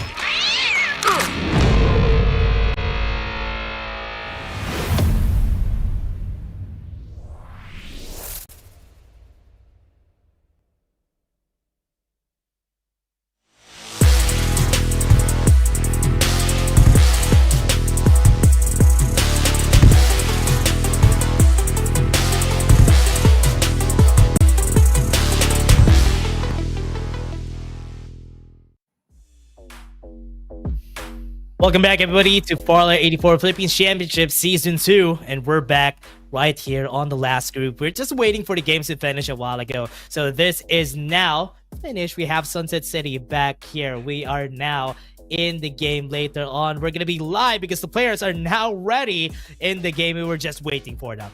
Yeah, we were just waiting, and you know what? It's a little bit of that thrill coming through for the series, for the last series that we've had for the day. And the thing is, we've mentioned this quite a little in the pre-show that we've had coming into this group, that you know what, there is a lot of strong teams coming into this series. We have Built Diff, we have Ghost Reborn, we have Wraiths. So really eyes on these games that we're gonna have. Yeah, we have a lot of teams that we need to look at here for the whole squad. Raids, Paragons, and even Bad AMPH really outperformed themselves during the last season. That's why they're on the top 6 of the whole series here. The most important part for every team that is in here in these groups, they need to get to the top 30. Once they get to the top 30, they are secured for the finals, or rather the semifinals after this. So they need to get at least to the top 7 of each group in order for them to get to the semifinals. Yeah, they're gonna be set. Like, having the security of the top 30 finish is going to be each and every single team's goal, right? Coming into these games, coming into these matches. And yes, you want to go beyond, you want to gain a lot more points throughout the knockout stages, because it really is going to be very important for every single one of these teams, because the teams that are not going to cut it will just get eliminated out of season 2. Yeah, and again, for season 2, for every player out there who has been looking at the knockout stages, I hope you guys are excited too, because for season 3, we're gonna have another chance for you to open up the registration for season 3 soon enough, after a month break, after the finals that we're gonna have. So for everybody out there, I'm also excited for what's gonna happen, for at least now for the finals for season 2, who's gonna be crowned, who's gonna be the uncrowned kings again. So we're gonna take a look if that's gonna happen for the end of the season. But for the PC finals, anything could happen, and would Naos Esports get their crown after getting that great performance from this knockout stages?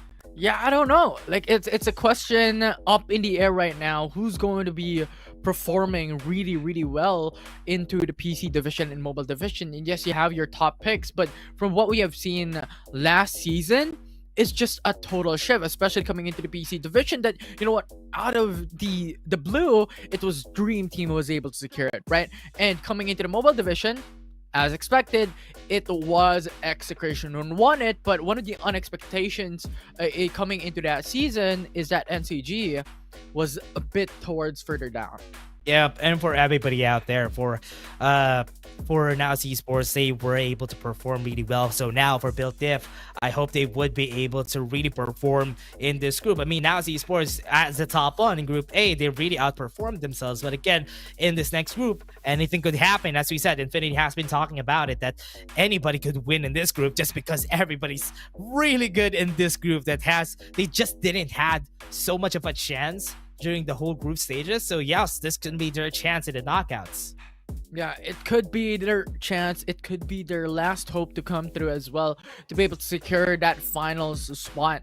And I think it's just a lot at stakes on the line. It's an opportunity for each and every single one of these teams to be able to secure the championship title for Season 2 and even the lion's share of the prize pool that we're going to have here in FPC. Yeah, so it's going to be important for them to get the lion's share here for everybody there in the finals. It's going to be their time to shine. It's going to be their time to make sure that they would be able to get a piece of that pie that we're all looking for. And as we were talking about this, we're already into, or at least waiting for the game to start. We're just waiting for the players to get ready. They're already ready a while ago, but now they're getting ready. They might be pumping themselves up for because they had their dinner for sure. That's why they're pumping themselves up for this next game.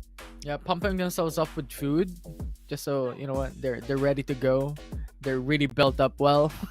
So we'll see if those foods are gonna give them the boost of energy. Yeah, I'm really excited for everybody out there. They already are pumped up and are ready to get into the game. We're gonna go to Sunset City, everybody. I hope you're excited for this next game. Here we go. Once again in Sunset City that we're gonna have, but something of new to really look out for is the capsule path that we're having, because it's really leaning towards more of the east side of the map, which means that a lot of these teams are not able to go to the likes of Nova Planetarium or Power Tree Station at the very least, so they have to opt and adjust their positions and go to Iris Ranch or Carnival instead. Yeah. Now look, we are going to be starting here. Let's take a look at where the zones are going to be. That's really far away from the western side of our zone. So those squads that are really love going to the western side aren't going to be that close there. So they're going to be dropping at Iris Ranch. So Power Tree Station, Nova, and even Sunflower are free. And nobody's going to go to these areas. Yeah, it's definitely free. I mean, this is the huge problem with the capsule paths leaning towards one side, like very, very favoring one part of the map. It disables a lot of these teams to gain access into the further edge of the map as well, which is a lot of time and also a lot of disadvantage, because from what we have seen, what we have noticed as a pattern is that dropping initially quickly into your POI gives you a lot more possibility into utilizing the time on your hands to pick up loots and rotate somewhere else. Yeah, nobody drop at Sanctuary Tower, so Sanctuary Tower and Riverview Park are going to be really easy to rotate into. In raids, I can see a path in where they could go to Riverview Park, get the armors by themselves before they move towards this zone that we have. So that's going to be what we are expecting here for this squad. Right now, from what we're seeing, both of the squads are just going to be out of the, or at least the squads that are in the northern side are going to be the only ones who has a chance to get more armors compared to the other squads. Definitely is. And right now, the safe zone is more towards the Carnival and also the motel, so it will be something that a lot of these teams have to really just take note of as well, that you know what, the safe zone is here. We have to rotate a couple of minutes into this game if you really want that prime position, but coming into these early phases, it's not as rushed yet. There's still not as much pressure to go into the safe zone this early on. And for everybody out there, for going into the safe zone here, Build Diff really expected them to go somewhere else, but now Tinman Industrial is where they're going to be going. And this is going to be a bit of a different spot than they were before. But this was a transition that we were expecting from Build Diff, because they always drop at Carnival back in Season 1. Now in Season 2, they're looking for Tinman Industrial, and I think because nobody's here, it's going to be a good spot for them. Yeah, and I was here, and it will be really Build Diff Easy Sweep who has it in the bag for the Land of the Dead. The Tinman Industrial, they have it as full control coming in from this team. Something brand new coming in though is that Build Diff did not drop into what they were used to back then last year and even in season 1, which is Carnival, because this is one of their spots that they really favor towards to. But now Tin Man Industrial is their new adjustment. Yeah, and with this adjustment, I think it's gonna be working out quite differently from what they do expect a lot more. RCM, we're seeing RCM here, trying to take a look at where the other squads are. Oh no! Not gonna see RCM in this game. Yeah, really unfortunate that happened there for the likes of Built Def Easy Sweep. But nevertheless, you still have the likes of Raybear coming in from the squad. And from what we have seen, really, Built Def as a team have been evolving significantly coming from season 1. And even prior to that, wherein they were playing initially in their own names, Easy Sweep, during the qualifiers. And then they went in, was acquired by Built Def overall. And after that, it was just so good and how improved this team is. Yep. And I like how the integration of Siana in our PC meta is slowly just going into everybody's heads, and so far it has been working because there's a lot of long range fights in this in the PC division. That's why they always go for this, and the fight's been happening already. The Built Diff team was able to get one elimination on Ghost Reborn PH. Really unfortunate. Bay Diff still going for it for this fight. Yep. Oh, on elimination, Ghost Reborn PH, Built Diff DD, able to make things work for themselves. Yeah, they were able to break it out. And this is one of the highlights that we've talking about in terms of Siana. Just the ability to gain HP while you're going in for the shields as a reset gives you a lot of reduced time to be able to battle up against other teams as well. And that's just the strength of Siana right now in the current running meta that we have. It's just all about utilizing the time, all about that pressure that we're going to have on those team fights. Yep. For now, far away, Squad 3 and Squad 4 just going to be seeing each other out of the zone. Wraith and Paragon don't want to fight each other this early in the game. They were able to rotate, as we were talking about it. Wraith is going to have a chance to rotate to Riverview before it can ever need to. Paragon's already has that in the bag, and they already has level 4 armors on their side, and they might be able to intercept where Wraiths are going to go. Yeah, we'll see. As right now, Paragon's slowly creeping in, but they have information about where Squad 3 is currently at, so they rotate somewhere else. Oh, I think they're going to be seeing each other here, Infinity. Look at the direction they're going. I think because of this angle, I think they're going to be weakening Wraiths. Yes, they are going to be seeing each other. They have a lot of vehicles. They're going to be placing themselves on a high ground, be able to poke the members right there of Wraiths. That was a good shot, though. From that headshot, Warflag being utilized, gets information of where Paragon is currently. That has been hit in the head, though, so he needs to really run away from that Warflag. And Wraiths and Paragons are going to be eliminating each other this early in the game. Early in the game. It's just that Wraiths wants that shield XP devices for themselves as well, and I believe Paragons also wants it for them.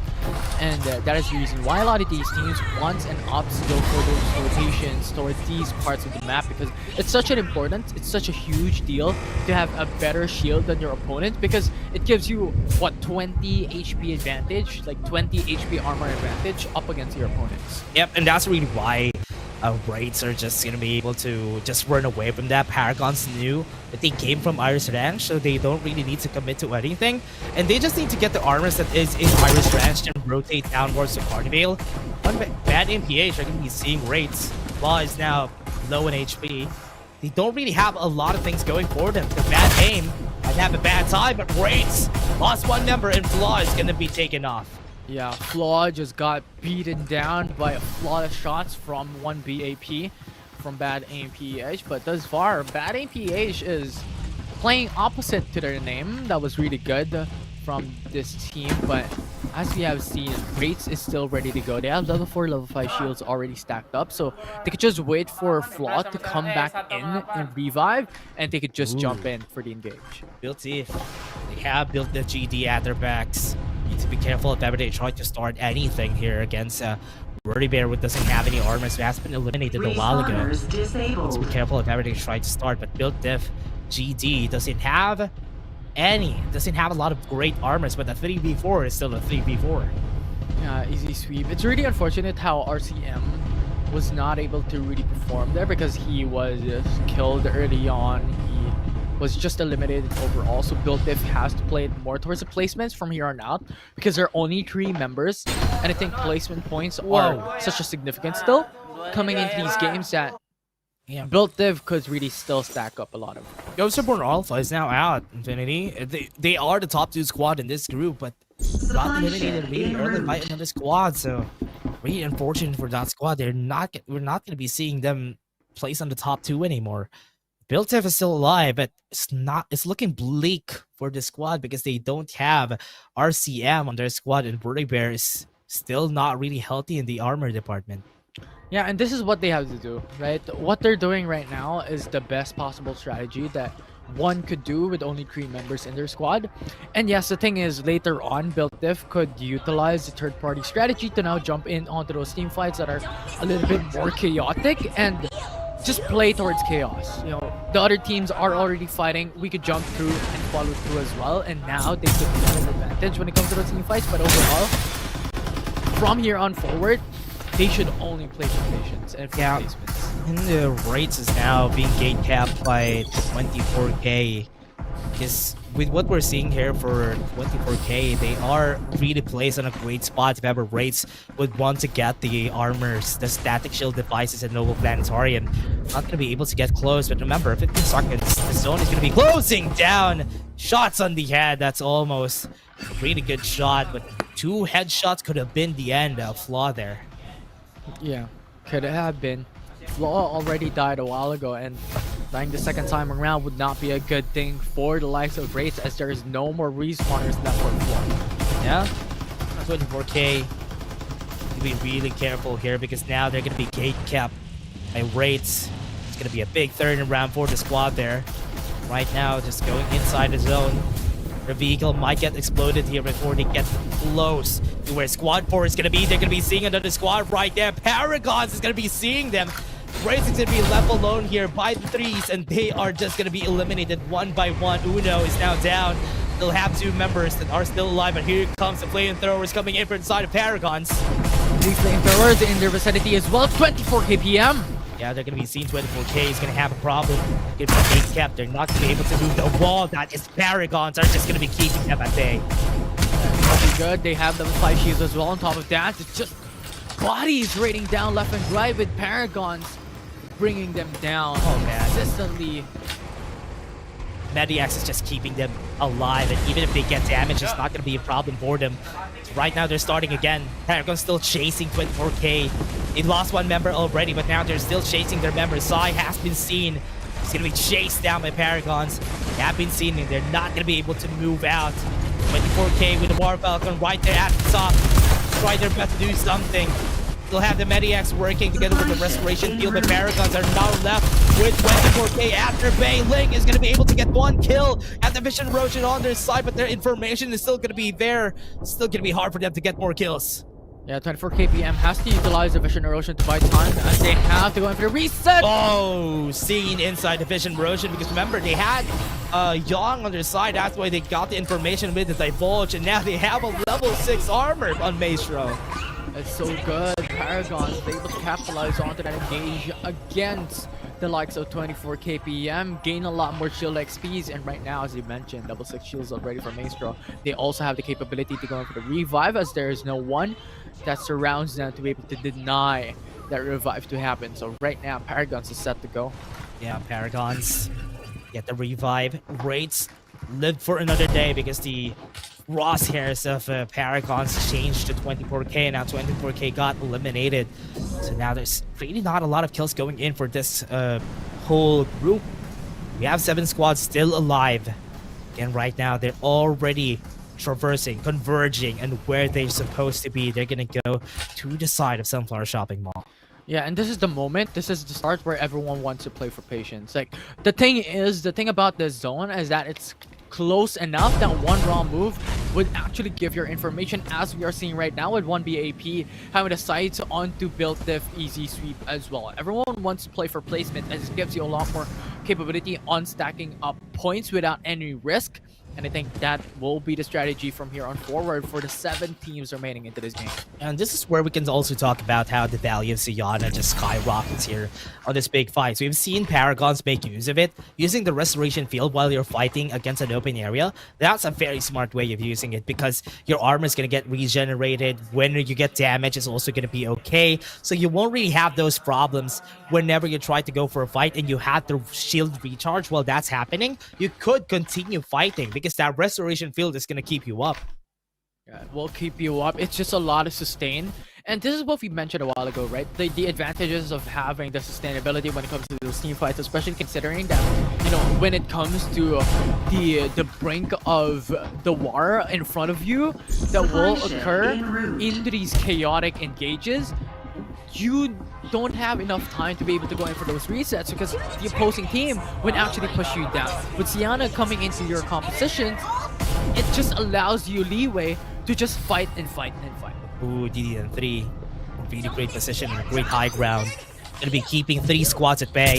But Paragons would be able to move around, which is why it's gonna be easier for them to move in! They got 1 kill though! That's gonna be big! Race was able to help them out. Paragons is not gonna be able to move forward because of it.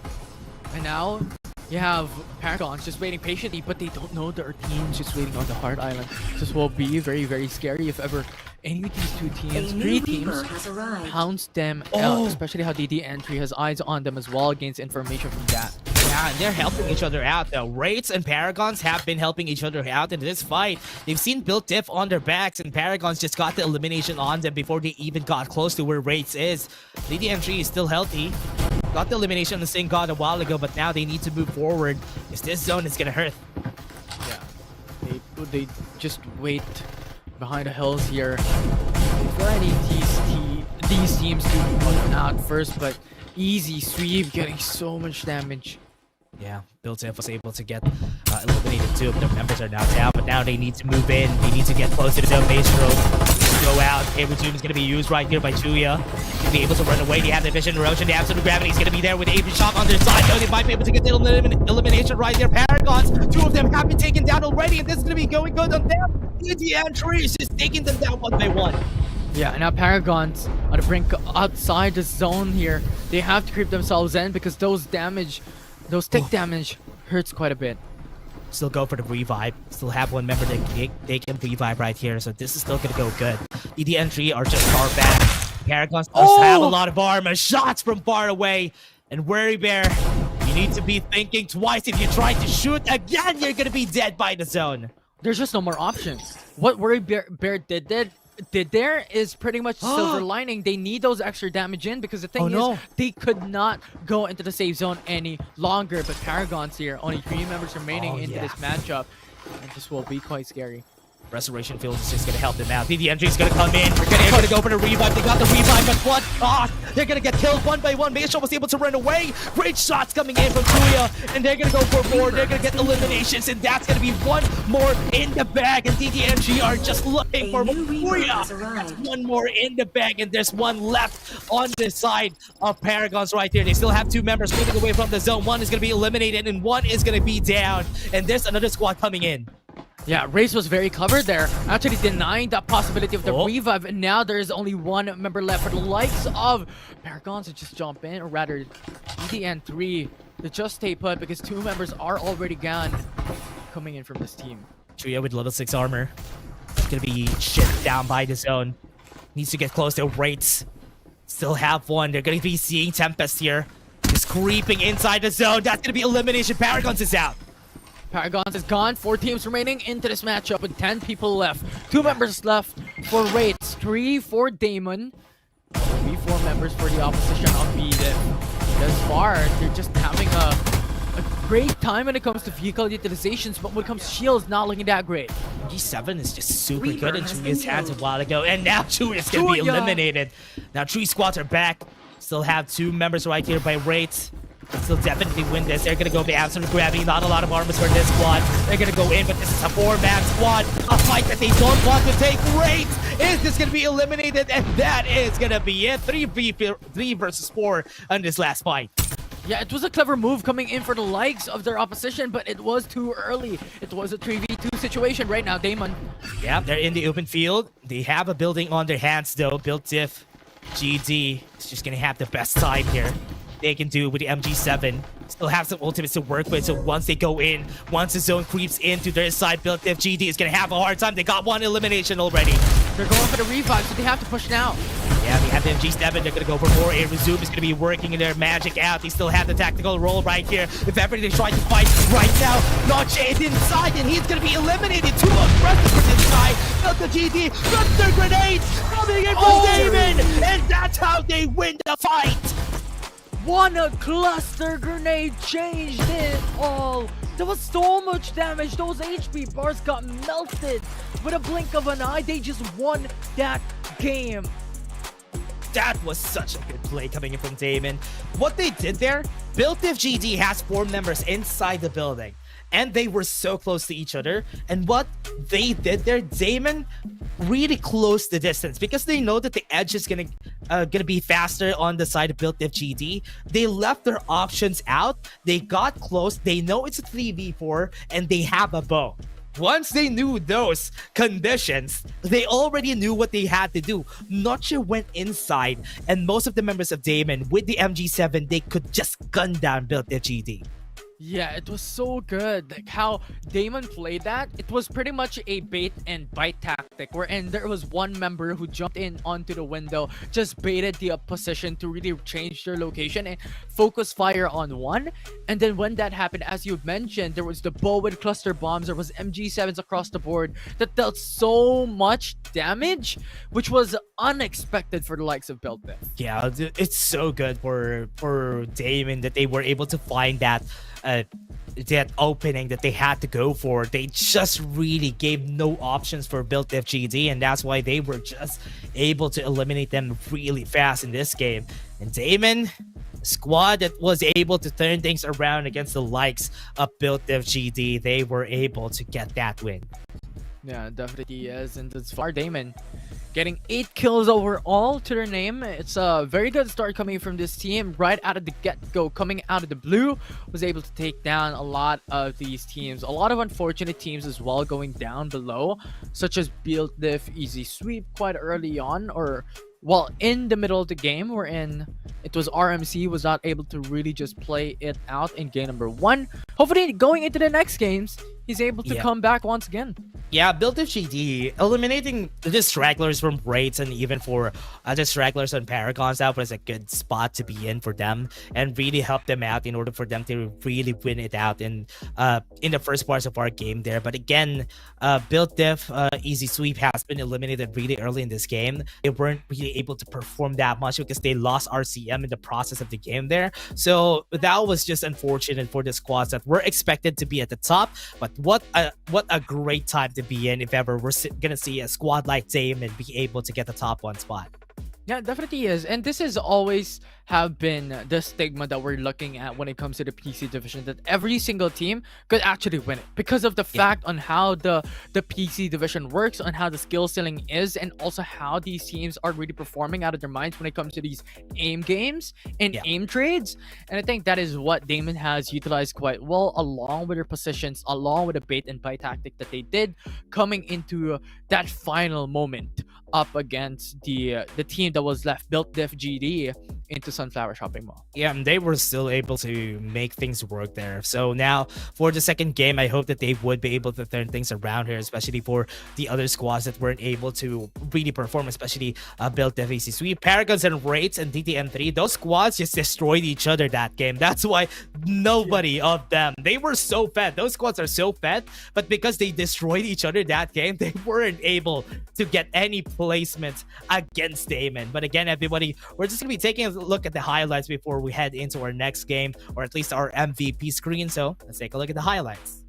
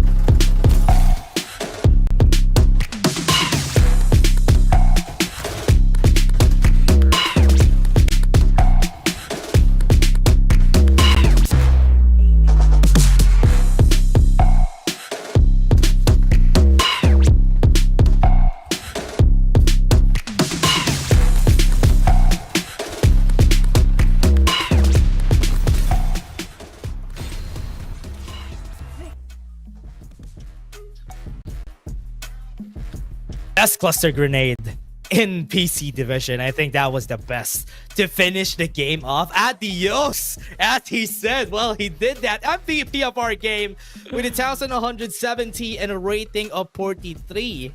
Oh wow, that is so good. They were able to win that with just that cluster, perfectly placed cluster grenade.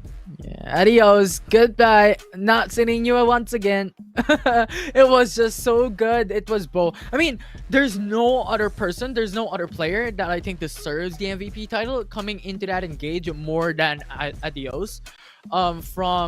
From that engage in the annex building of Sunflower Trumpet Mall. The cluster grenades was just too good to really pass out on.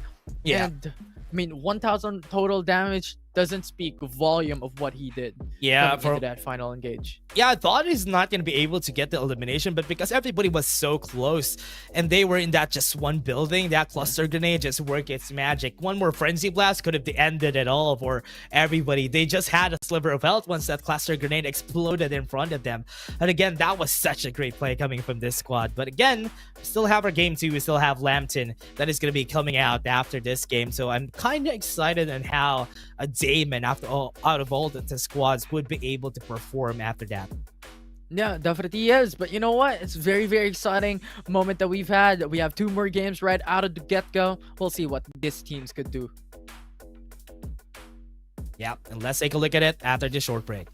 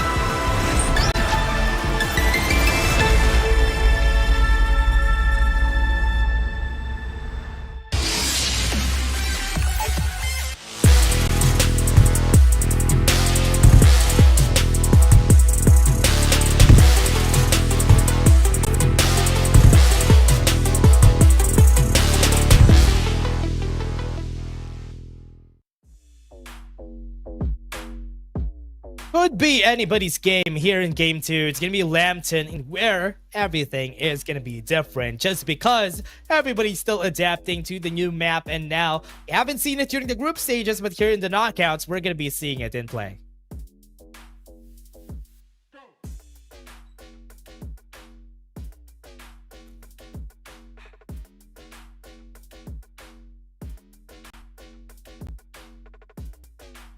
Yeah.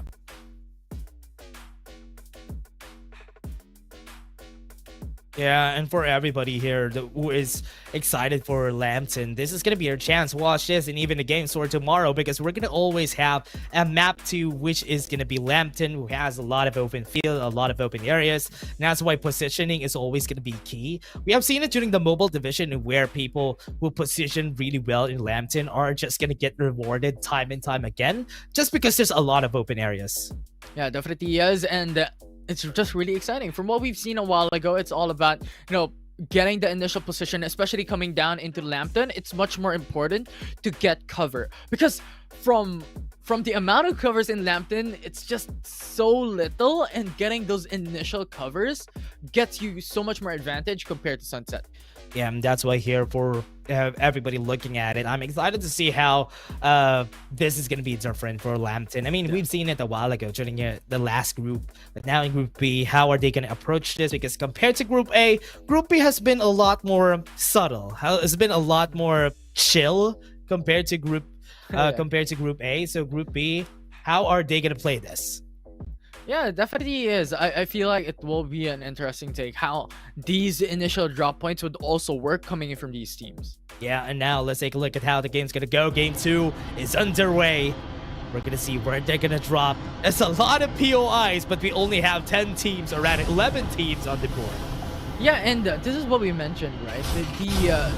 The really amazing part about Lampton is that you want the edge of the map consistently.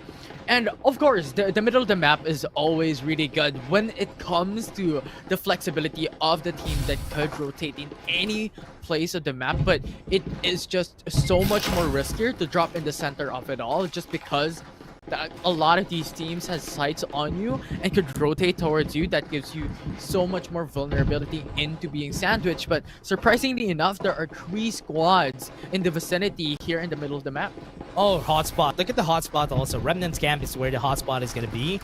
Paragons and 24K are going to be seeing each other in this spot, though. And remember, they're the squads who got some eliminations from each other a while ago together with rates. So these are going to be the top 3 spots that we always need to think about in this group. A lot of people go to City Plaza, Remnant's camp, and even Nova Energy Station. And also because there's a lot of really good places to get static kill devices in those areas. And I think this is also one of the points in where Nova Energy Station is just a good spot, because research lab, storage area, maintenance, and even staff dorm are really close to that spot, so it's easy to rotate for static shield devices. Yeah, definitely is, right? A Remnant camp, after you go in for the amazing loot from the changes we had coming in from Season 1 to Season 2, we had these hotspots that we're talking about. And after that, as you mentioned, there's just a lot of locations to really rotate. But what I love is what you mentioned, right? The northeast part of the map. There's just so much locations you could go for. All down, there's staff dorm, maintenance center, Nova Energy Station, storage area. There's just so much locations that you could just go around and just attain a lot of these loots. And I think at this point in time, those northeast POIs are such a huge benefit for any of these 2 teams, or any of these 10 teams in the game that wants to go for that. One squad got eliminated already. DDM3 is just crazy this whole game. Chuya has been the Reaper during our last game before they finished. They got finished off by another squad, but again, Paragons and 24K are going at it. Yeah, 24K PM has information of where Paragons is at. First off, yep, they still have it. Maestro got the elimination really fast, far away, jumping out to the A resume. It's going to be making it work with Division Roshan. It's going to be hard for him to see anything. Maestro is not seeing any spots right now, and Paragons are left with just 1 member at the top. And this is how Lar is going to be making it work with Division Roshan being down. How is he going to see where every other member of 24K is? Yeah, it's very dangerous. And I like what Lar is doing, not going for the overextension. Because the thing is, he has to wait for 3 of his members to actually go and use up the respawners for now. Information has been provided. Great way to play around it, though. Eliminations right there. 2 members of 24K have been eliminated, but the members of Paragons are already back on track. Outside here from 24K, making some damage in. AK-47, AK-77 is not working in his favor. Was able to get some shots in. Right now with the Uzi, might be able to get some more. And with that patience, they are getting the kills that they need. And right now, jumping outside of the window as well. Another elimination secured. My God, your backs are open. Elmo was able to get it in Elmo's world, and now they got more. They're just gonna go for the revive, and Paragon still has 1 member alive. For KPM, 3 members still up. Wants to go in. Lar in danger. Ooh, just a shot on his back, man. Rabbit is not really doing as much damage as he expected, though. But also, the ladder, the generator, is not what he wants to use in Paragons. Still not eliminated. Still not eliminated. They're still into the matchup, but 24 KPM with the amount of kills that they were able to take from that, it just gave them so much more benefit to be able to stack up off shields already. Now, bad aim PEH fighting up against Build Diff on the hills, on the mountains. There's a lot of squads here. Look, squad 1, 5, and 2. Beautiful together in this area, so you might see them fighting each other later on. Once you go to staff dorm, that is when they're all gonna converge. They will. Right now, one bad aim PH to slowly keeping themselves into Old Town. And this is the problem that we have emphasized time and time again. When it comes to Lampton, it's just too open of a space. It's too vulnerable for any of these teams that wants to go in for the rotate, which really emphasizes the advantage of getting those positions early on in the safe zone. Yeah, and also having vehicles is going to be very important in this map because you get Worry Bear, though. Seeing it, Mr. Grenade's not going to hit the right target, though, and they're going to get the elimination for Wraiths. Yeah, they're able to bring them down, and now Built Diff Easy C will be able to go in for the revives. And this time around, RCM is back in the game. Yeah, RCM at least now is helping the team out. This might be the chance for Built Diff Easy Sweep to maybe even sweep this game too. Warren Alpha is not gonna let that happen. Just look at their backs though. They're chasing down Built Diff. They're chasing down. They're chasing them down. They're chasing them out. But let's see, because right now Ghost has pretty much eyes towards this island, and this is what we have mentioned about a disadvantage of going into this island, wherein a lot of these teams could gatekeep you and could really have eyes on you because it's such an isolated island across Lampton. Built Diff GT is going to be seeing Ghost Reborn. This is going to be a problem for them though. Ghost Reborn PH does have advantage here if ever they try to fight. They have a lot of armors on their name. So if ever they try to go in here, Built Diff GD and even Built Diff Easy Sweep aren't really that healthy this game. Not as healthy as they would have hoped. Right now, they are moving slowly but surely outside of Nova Industrial Zone. Oh no, he doesn't know. Doesn't have any idea though. Vision Roshan is going to be used. EMP Shock's not going to hit that. So they still have no information on where it is. But Built Diff GD was ready for it. Here comes the grenades. It's still not going to work out, especially for Ghost right here. They're going to be running away. Yeah, and right now, nades are being shot across. EMP as well, down below. Yeah, they're going to be using it. They're going to be forcing them back. Restoration Field is going to be helping them out. Build their GD a bit too slow. Now here it comes. Those who born PH are just going to go in and just collapse on every member right here. And they're not going to be winning the gun battle. They are just going to be eliminated one by one. 4 people are still alive for the likes of Ghost, and that will give them the advantage. Just BDiv GD was hoping to survive, but will only have to use the respawners that they have. Yeah, still 1 respawner on their side, so this is going to be unfortunate. We'll have some members that are going to stay alive. They're going to be running away. Ghost Reborn at least farmed up some of their armors back there.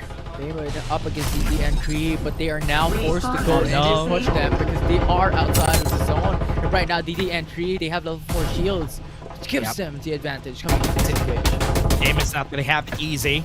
Still have an open area. Their vehicles are in front. They could get taken down anytime by DD entry if ever they want to. And Shuya has hot hands right now, and he could definitely take them down if ever he needs to. That could be. Level 3 shields though, really unfortunate. Y'all already used up the divulge, gives information to the likes of Damon. Shots on Shuya. Damon is just looking for any opportunity to go in. He has to pull him itself. We'll have the resume and Psycho. He's waiting for DDNV to take the bait. Looking at where Damon is going to be, Sunset City is a bit different compared to how it is. Look at, they can't even move past where they are. They're kept there by DDN3 just because there's no cover that they can use in order for them to run away. That's pretty much stones only that they could hide upon, and that's not exactly the best cover. It's a big open field though. They can go to the mountains. They're gonna go to the high ground, but they're still seen in the position of where DDN3 is. They can still see where they are. So Damon doesn't really have a good way of going out of the spot. No positions to be able to hide up against them, and they are now just forced to retreat and change their pathway coming into the safe zone. But do take note, top 1 squad, the squad 1 rather, is also there just in the vicinity along with another squad as well, just waiting for them to come through. Yeah, it's a good thing they were able to run away. There were not a lot of covers there. They just lose the high ground in their favor. Now DDN3 is just gonna be leaving them alone. What's hard about that for Squad 11? They're going to be beating Squad 10 and 1 once they go for the rotation. Yeah, a lot of squads just waiting on the horizon. A lot of risk involved as well, and Damon are also aware of the possible risk into jumping into this building. Yeah, 24K is going to be seeing them. Going to be hard here, Infinity. Zone's going to be closing down. Damon, 24K is ready for them. Right now, they don't have any armors. RZ uses the Mediax just for them to get some healing on their side, though. With a Vision Erosion to divulge to get information where 24K is, even if they're inside a Vision Erosion. EMP Shock is just leaving Damon out in the fields, and that's not letting them get the heals up. And they can't even fight back against this squad. And now this is one man knocked out already. 24K BM has the advantage, but not any longer, as it's a 1-for-1 trade, 1-for-2 trade. Noche is down. Adios is still alive. Still has the ultimate to divulge. He sees where they are. Still a full 3 squad. This is not going to be an easy fight, but they're still working things out. Damon, Psycho, and Adios are just working hand in hand for them to win this. Yeah, but the take damage is too much. No more time to be able to go in for the reset. Yeah, they can go for the reset though. They can get their armors though. Psycho has been eliminated. Great timing for Psy. But if ever tries to fight back here, still doesn't have the Ancient Star, so no one-shot potential for both squads though. If ever they fight this, Adios needs to go for the medkits. He doesn't have any more HP. And Psy needs to respect this. He wants to go in. Now the shots are going to come out. He was able to jump out. And this is going to be a fight of precision. And he's going to be killed by the zone. That will be a good engage coming from Psy, but there's just no more time to be able to go in for the revive. Be a diff. Yeah, because in the entry, they have the MP shot though. They're going to go in. They weren't able to get inside that window. I think that's going to be detrimental for the squad here. That's really unfortunate, but right now, one man down already. It's a 1-for-1 trade. He got 1 kill though, he might be 2. DDNG have the advantage here. Sayosho is going to be eliminated right here. Last 1 squad member. DDNG have the advantage. They use the high ground in their favor. The high ground is coming towards them. And right now, DDN3 still with 3 members alive coming in from that fight. It's Boltef who has to respect it. What a good use of that lava. They're now going to get the elimination right now. Oh, what a great way to go. He needs to punch him. Punch him in the back. Yeah, there you go. And that will be the elimination. The DDN3 wants 5 teams remaining in game 2. That was so funny, Corby. Corby got out of the window. Really great use of that dash. And he didn't have any bullet on both of his guns. That's why he had to punch him in his back. But again, with what we're seeing right now, Bad Aim PH is going to be keeping the squad at bay. And they have one more to look at. Seeing everybody hiding in this farm. But they can't even get close because if they try to get close to Infinity, it's going to be bad for them. Vision Erosion already used up. Yeah, they used the Vision Erosion. No information goes to board Alba. It's going to be eliminated that fast by Bad MPH. There's just so much damage. Along with that was the bow cluster nades that just brought them to their deaths, especially with the amount of space that they're playing with. It's detrimental. It's a disadvantage. What? Goesborn PH though, look at the armors though. Level 6 armors for this squad. They are a full squad still. So 4v4, or rather, every squad right here is complete. So this is going to be a good advantage for Goesborn PH because what they have with the level 6 armor on their hands. And this is also what's hard about Lampton, right? Because you can't hide your vehicles. You need to be on a POI for you to hide your vehicles, because if not, it could just be easily taken down by any other squad. Yeah, definitely is. And right now, the safe zone is already closing in close by towards the part of the northeast side of the map. So this will be very interesting in how these teams are able to perform. And the good part about the safe zone is there are a couple of buildings that they could hide upon, and now is the best time to be able to take those buildings down for themselves, as once again prime positions are so important coming into Lampton. Yeah, Guardian Shield is so helpful. That's why having a Momo on your team and when you have a Guardian Shield, this is so helpful, because look at that. A while ago, they only have 2 level 5 armors, and because of that Momoy, they were able to get the 1 more, and that is so effective for the squad here. Now, level 6 armors for their side is gonna be really hard to breach. So Bad Aim PH needs to be careful if they try to fight back against Ghost Reborn. They have to be, but right now, look at that, there is one squad right in the open. It will be squad 6 just on the horizon as well. They have to be really worried about what they're gonna go for. The thing is, there are 2 squads just on the right of them, and there is squad 10 on their backs. They have a high ground though. Old Town, Staff Door, and big high grounds. They need to really close since here. Squad 10 and Squad 6 needs to be careful once they close it out. The first battle is gonna happen here with Squad 5 and Squad 9. After that battle, that is where we're going to see the other 2 squads fighting against each other. We'll see. The thing is, the zone slowly creeping by, and 24K PM is playing towards zone edge here. And when the time comes, it will be Squad 6 who meets them. Yeah, Squad 6 and Squad 10 fighting. That's going to be a first kill. DDN3 started it, and 24K needs to be careful here. They have 1 kill on the hill, and they already are in position, and DDNG is just waiting for those members at 24K to go downhill, and that is where they're gonna win. They're pushing. Squad 6 going in for the defense right now. They're going for the engage. 1 kill on their side, though. 24K needs to close the distance against DDN3, and right now, with a Vision Erosion taking their time, at least to get some heals for their name. Chuya is gonna fall down. At least now it's a 3v3, a fight that they can win. But DDN3 is just keeping them at bay. Sai has a level 6 armor. Ling and Sai could be the ones that could turn things around, but as I was saying that, they got the elimination on them, and Ling is just gonna go in with the EMP Blast, not able to get the kill on them. And right now, they're just going in for the revives as they want to. DDN3 cannot just go in. They do not hear it. They do not see it. Yeah, with a Vision Erosion, that was so helpful, but it's still not going to help their case. And DDN3 is just going to take the win there. 3 teams remaining coming into this game. Number 2, Lampton.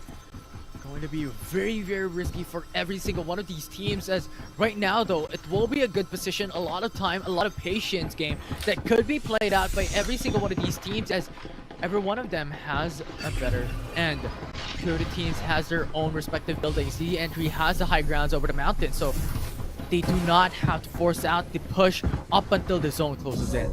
Yeah, now for DDN3, what they can do here is to just wait for the zone to close out. But no, they need to find a position before that zone closes out. Level 6 armors already on that Squad 9. Squad 5 doesn't have any way to fight this. They need to fight 1 squad, and they need to choose a squad that doesn't have a lot of armors on their name. So close, Kaylee brought down to 1 HP, but we'll be able to go in for resets as DDN3 is now poised with level 6 shields across the board. This will be a huge advantage for them, especially if the weapons are away. Bad aim PH.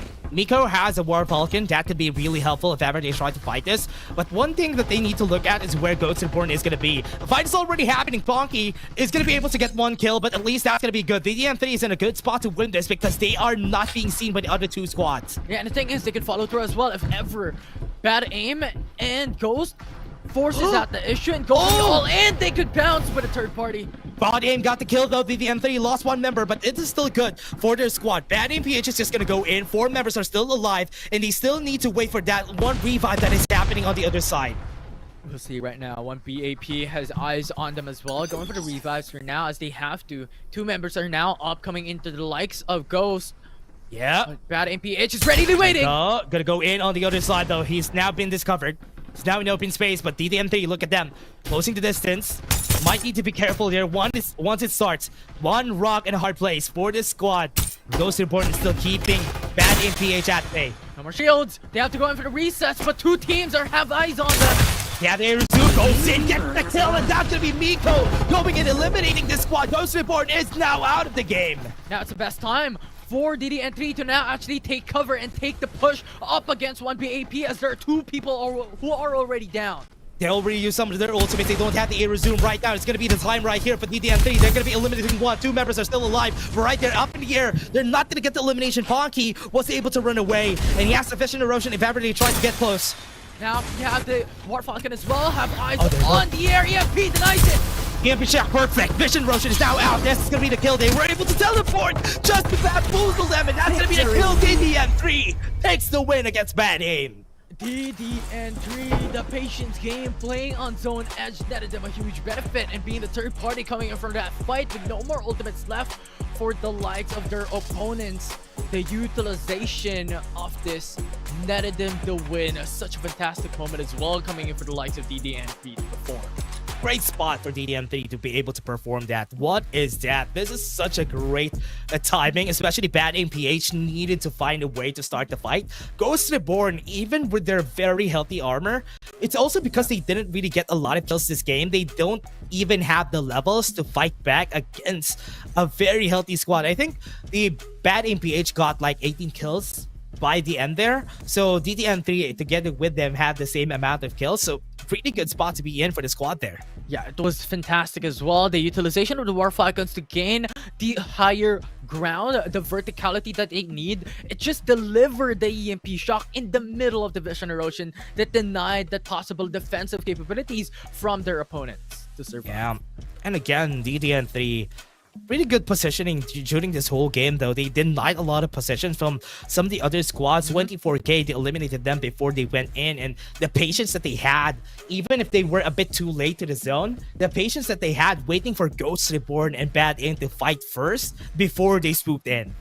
Yeah, it was really, really good. Unfortunately, we see a lot of these teams go into the bottom echelon coming into that game number 2. The likes of Wraiths, Built Def Easy Sweep as well was not able to perform at their tip-top shape this time around in this change of pace, in this change of map that we've had here in FPC Season 2. Yeah.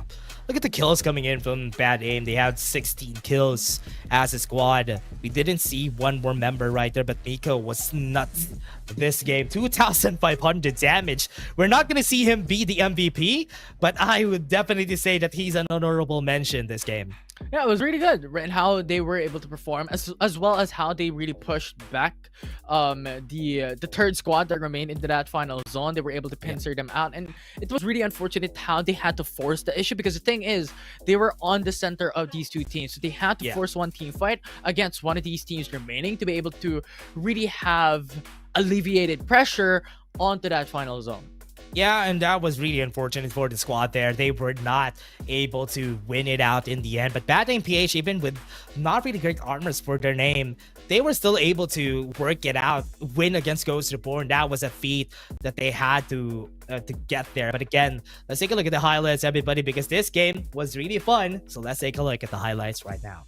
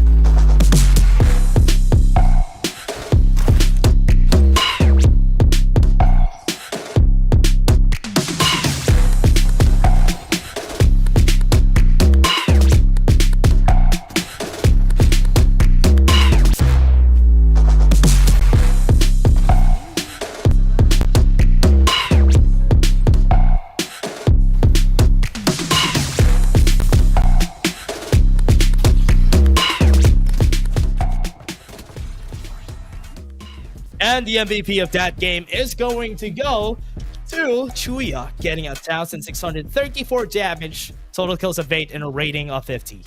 Yeah, how many Maggies that we've had already take the MVP title in the PC division? I think. Yeah. It I was think it's a while ago, right? Yeah. And right now, There's this another one one. comes through. Yeah. Yeah, I think it's very well deserved, especially for the Maggie players. Aim from the last games has been really nuts, especially when he tries to play this. Yeah. Miko, on the other hand, in bad aim PH could have been a second place on that MVP because he was able to perform really well, 2,500 damage that game. But again, everybody, this is a really exciting matchup from what we've seen. We still have one more game, everybody. One more game. If you had your dinner, this is your midnight snack. That's game 3. Yeah, midnight snack. A lot of feast to watch that we have coming right through, especially coming into this group. We have a lot of teams that are very notable coming into the prior season and coming into the regular stages that is currently performing, but also at the same time, there are a lot of teams that are shining out of the blue.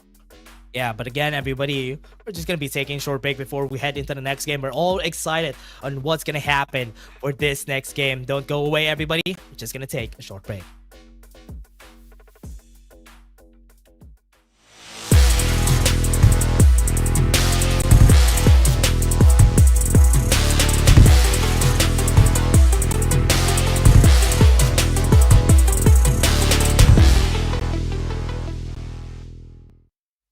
Yo, you heard about Mike?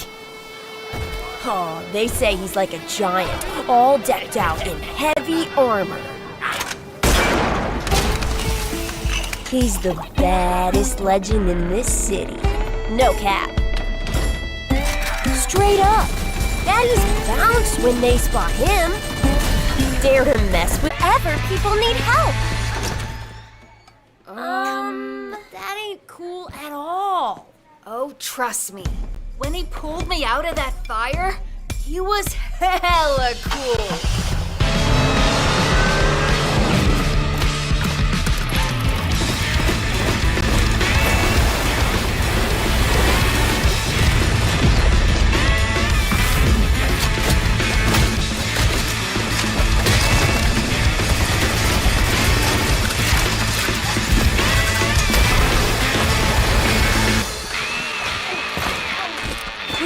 That was a close one, kitty. But don't trip. You're safe now.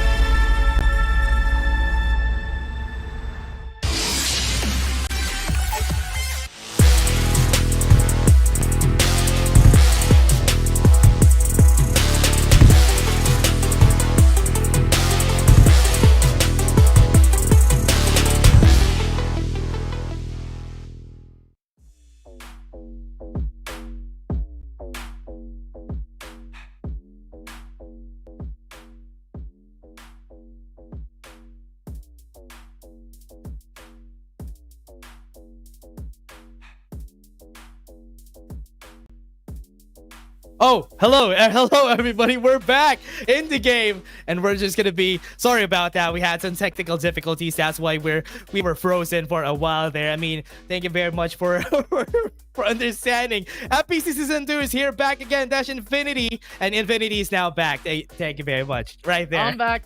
Okay. We're back. Everyone's back. Oh man, perfect timing, Infinity. But again, for everybody out there waiting for this last game, we're gonna be back in Sunset City. As we said, we just took a short break to Lampton. Now we're gonna be back to Sunset City. Yeah, just a short vacation. We're going back into the land of the OGs, the land of the original, the classics, if you may, Sunset City. Yeah, for everybody who started the game, I think everybody just played the Sunset City once they started the game. But again, reality is gonna hit us, everybody. This is gonna be a rotation anytime soon. I think that's gonna be what's gonna happen. We're gonna have rotations for ranked games, especially for Lampton and even in Sunset City. So it's gonna be important for you guys to be playing both of them if you want to go pro, if you want to join the FPC for Season 3. Yeah, it definitely is so. I think there's just a lot more opportunities of learning as well here in the Lampton. It just gives you a lot more aspects into adjustments. Because the thing is, from the Sunset City into Lampton, there are also a lot of changes when it comes to composition that we've seen thus far.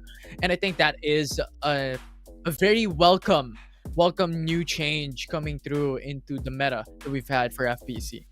Yeah, and for everybody out there for having the meta. But again, let's take a look at the redeem code, everybody. This is going to be what everybody is waiting for. Oh, a music player jetpack for 2,000 views. Thank you very much for the 2,000 views, everybody. So tomorrow, call your friends. Maybe if we reach 2,500 or even 3,000, we'll have a lot more code. So put that into your CD key in your game for you to redeem that jetpack. Yeah, the more the merrier, as they say. But you know what? Just imagine jumping into Sunset City or Lampton, then having like music playing at your backs. Yeah, and for for sure, you might be able to what do you call that, DJ that thing on your backs when you have a music player on the back. So yeah, it's gonna be really interesting to have that on your back. So also one of the things that I like whenever you get a jetpack, you see that every time. You see the jetpack every time, which is why it's important to have a skin on that jetpack. Along with the trails as well. I think the trails is also an addition thing wherein you could actually see it if you dash left and right. If you go down from the capsule pad, you always consistently see that change of color, change of skin when it comes to those trails. Especially for your capsuler too. You also need to get some skins for your capsuler. So every everybody single who's thing. here, get every single thing. Because the redeem code out here, everybody, we're giving it for free. So you just have to watch, you just have to call your friends. And once we hit those viewer milestones, we're just going to be giving the redeem codes to you guys. And of course, FPC Season 2 is not going to happen without our sponsors, ROG and Santec. Thank you very much for supporting the next season of FPC. Yeah, thank you very much to everybody out there for supporting us for the whole time, even during the ACC, even during the start. But again, let's go to our next game. We're going to go to Game 3, and this is where we're going to start the last game of the day. And shockingly enough, we have a very, very drastic change that we've seen because of the capital path leaning more towards the south part of the map rather than the middle of them all. And that's really, really good because this will force a lot of these teams to now go into Carnival, Nova Planetarium, and more skill-wise down south of Sunset. Yeah, DDM3. We have Rates right here together with 24K at the top side of our map. We don't really see a lot of members right here on the northern side of our map. Rates from the last game one went to Iris Ranch, but now it's gonna be quite different because they're gonna be going at the western side of our map, and where they're gonna go to Nova Planetarium. Definitely is. Now, if you're looking at the current situation that we've had, right, there are a lot of teams going down south. Sanctuary Tower is being occupied by the likes of Ghost, but the thing is, Mercury Station and Iris Ranch, there is no teams that will touch this far, aside from moments later on that we're gonna have. But coming into these initial drop points, it's just really important to be able to get those initial loot, to be able to be ready to come through and battle on 30. What are those shots, though? coming from UA. But from what we're seeing here, hotspots are going to be important, especially in the earlier stages of our game. We've seen Paragons already in the hotspots that we have there, and they're already positioned pretty well in this game. So I'm kind of excited at how the level 4 armors are going to be helping them out, and having extra attachments could really help them start this game off explosively. Yes, yeah, we don't right now have full control over some power shopping law, as they have the possibility of really just taking down a lot of loots here, especially considering that the safe zone that we're gonna have is towards the north side of the map. So there's just a lot more opportunity to really drive towards the mansion. You also have the possibility of going into Nova Planetarium and even the Carnival, as well as possible pathway rotations for the likes of DDN.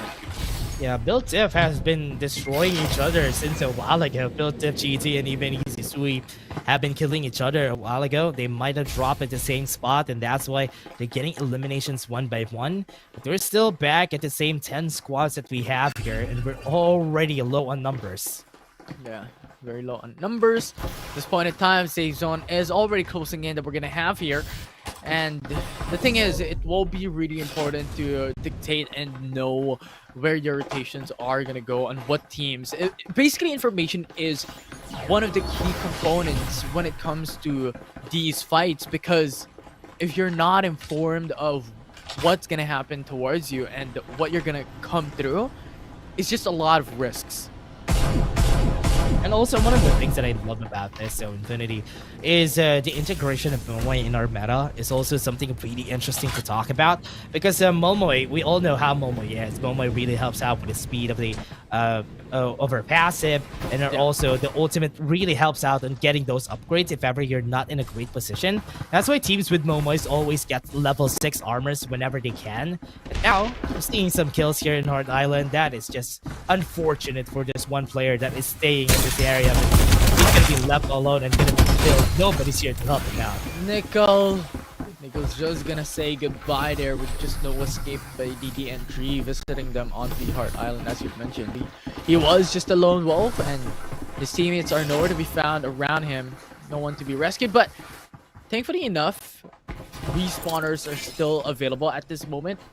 I don't know if he already used it up already. That was his respawner, though. That was his respawner. He's dead. Unfortunate. Yeah, he respawned to Heart Island thinking that nobody's gonna be there, but yeah, DDN3 was waiting for him. Yeah. It's just really unfortunate from there, but these teams have to move soon. You know, it's too early. This is still the first zone that we're talking about, but the thing is, the zone is towards the top side of the map. It's towards Iris Ranch as well, so they have to be wary of their locations. They have to be wary of the timings. Yeah. What they need to be careful of is Build FGD is at their backs though. DDN3, this might be very detrimental for them whenever this happens, but take a look at what's gonna happen here for the other side. Damon is gonna be fighting against Easy Sweep on the other side. No, the Warfucking is not gonna work. The shots from Burning Bear are just so good. And now they are just gonna try to kill them as much as they can. What was the shot? That's just a one-hit delete. I think the Burning Bear is done. That was a what? That was a bar to the bar 95 to an AK.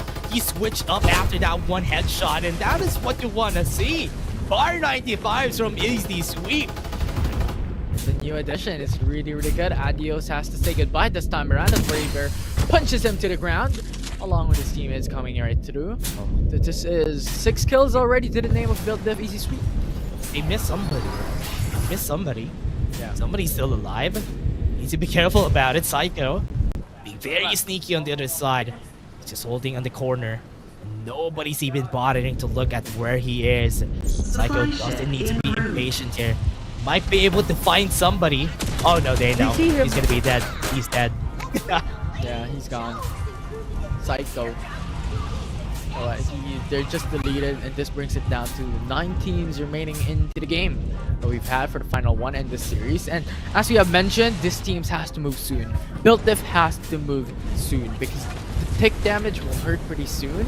And the thing is, once again, emphasizing that the safe zone is towards the north side of the map, which is very further away if you're talking about the construction site that they are coming from. So moving soon will be something that they have to do.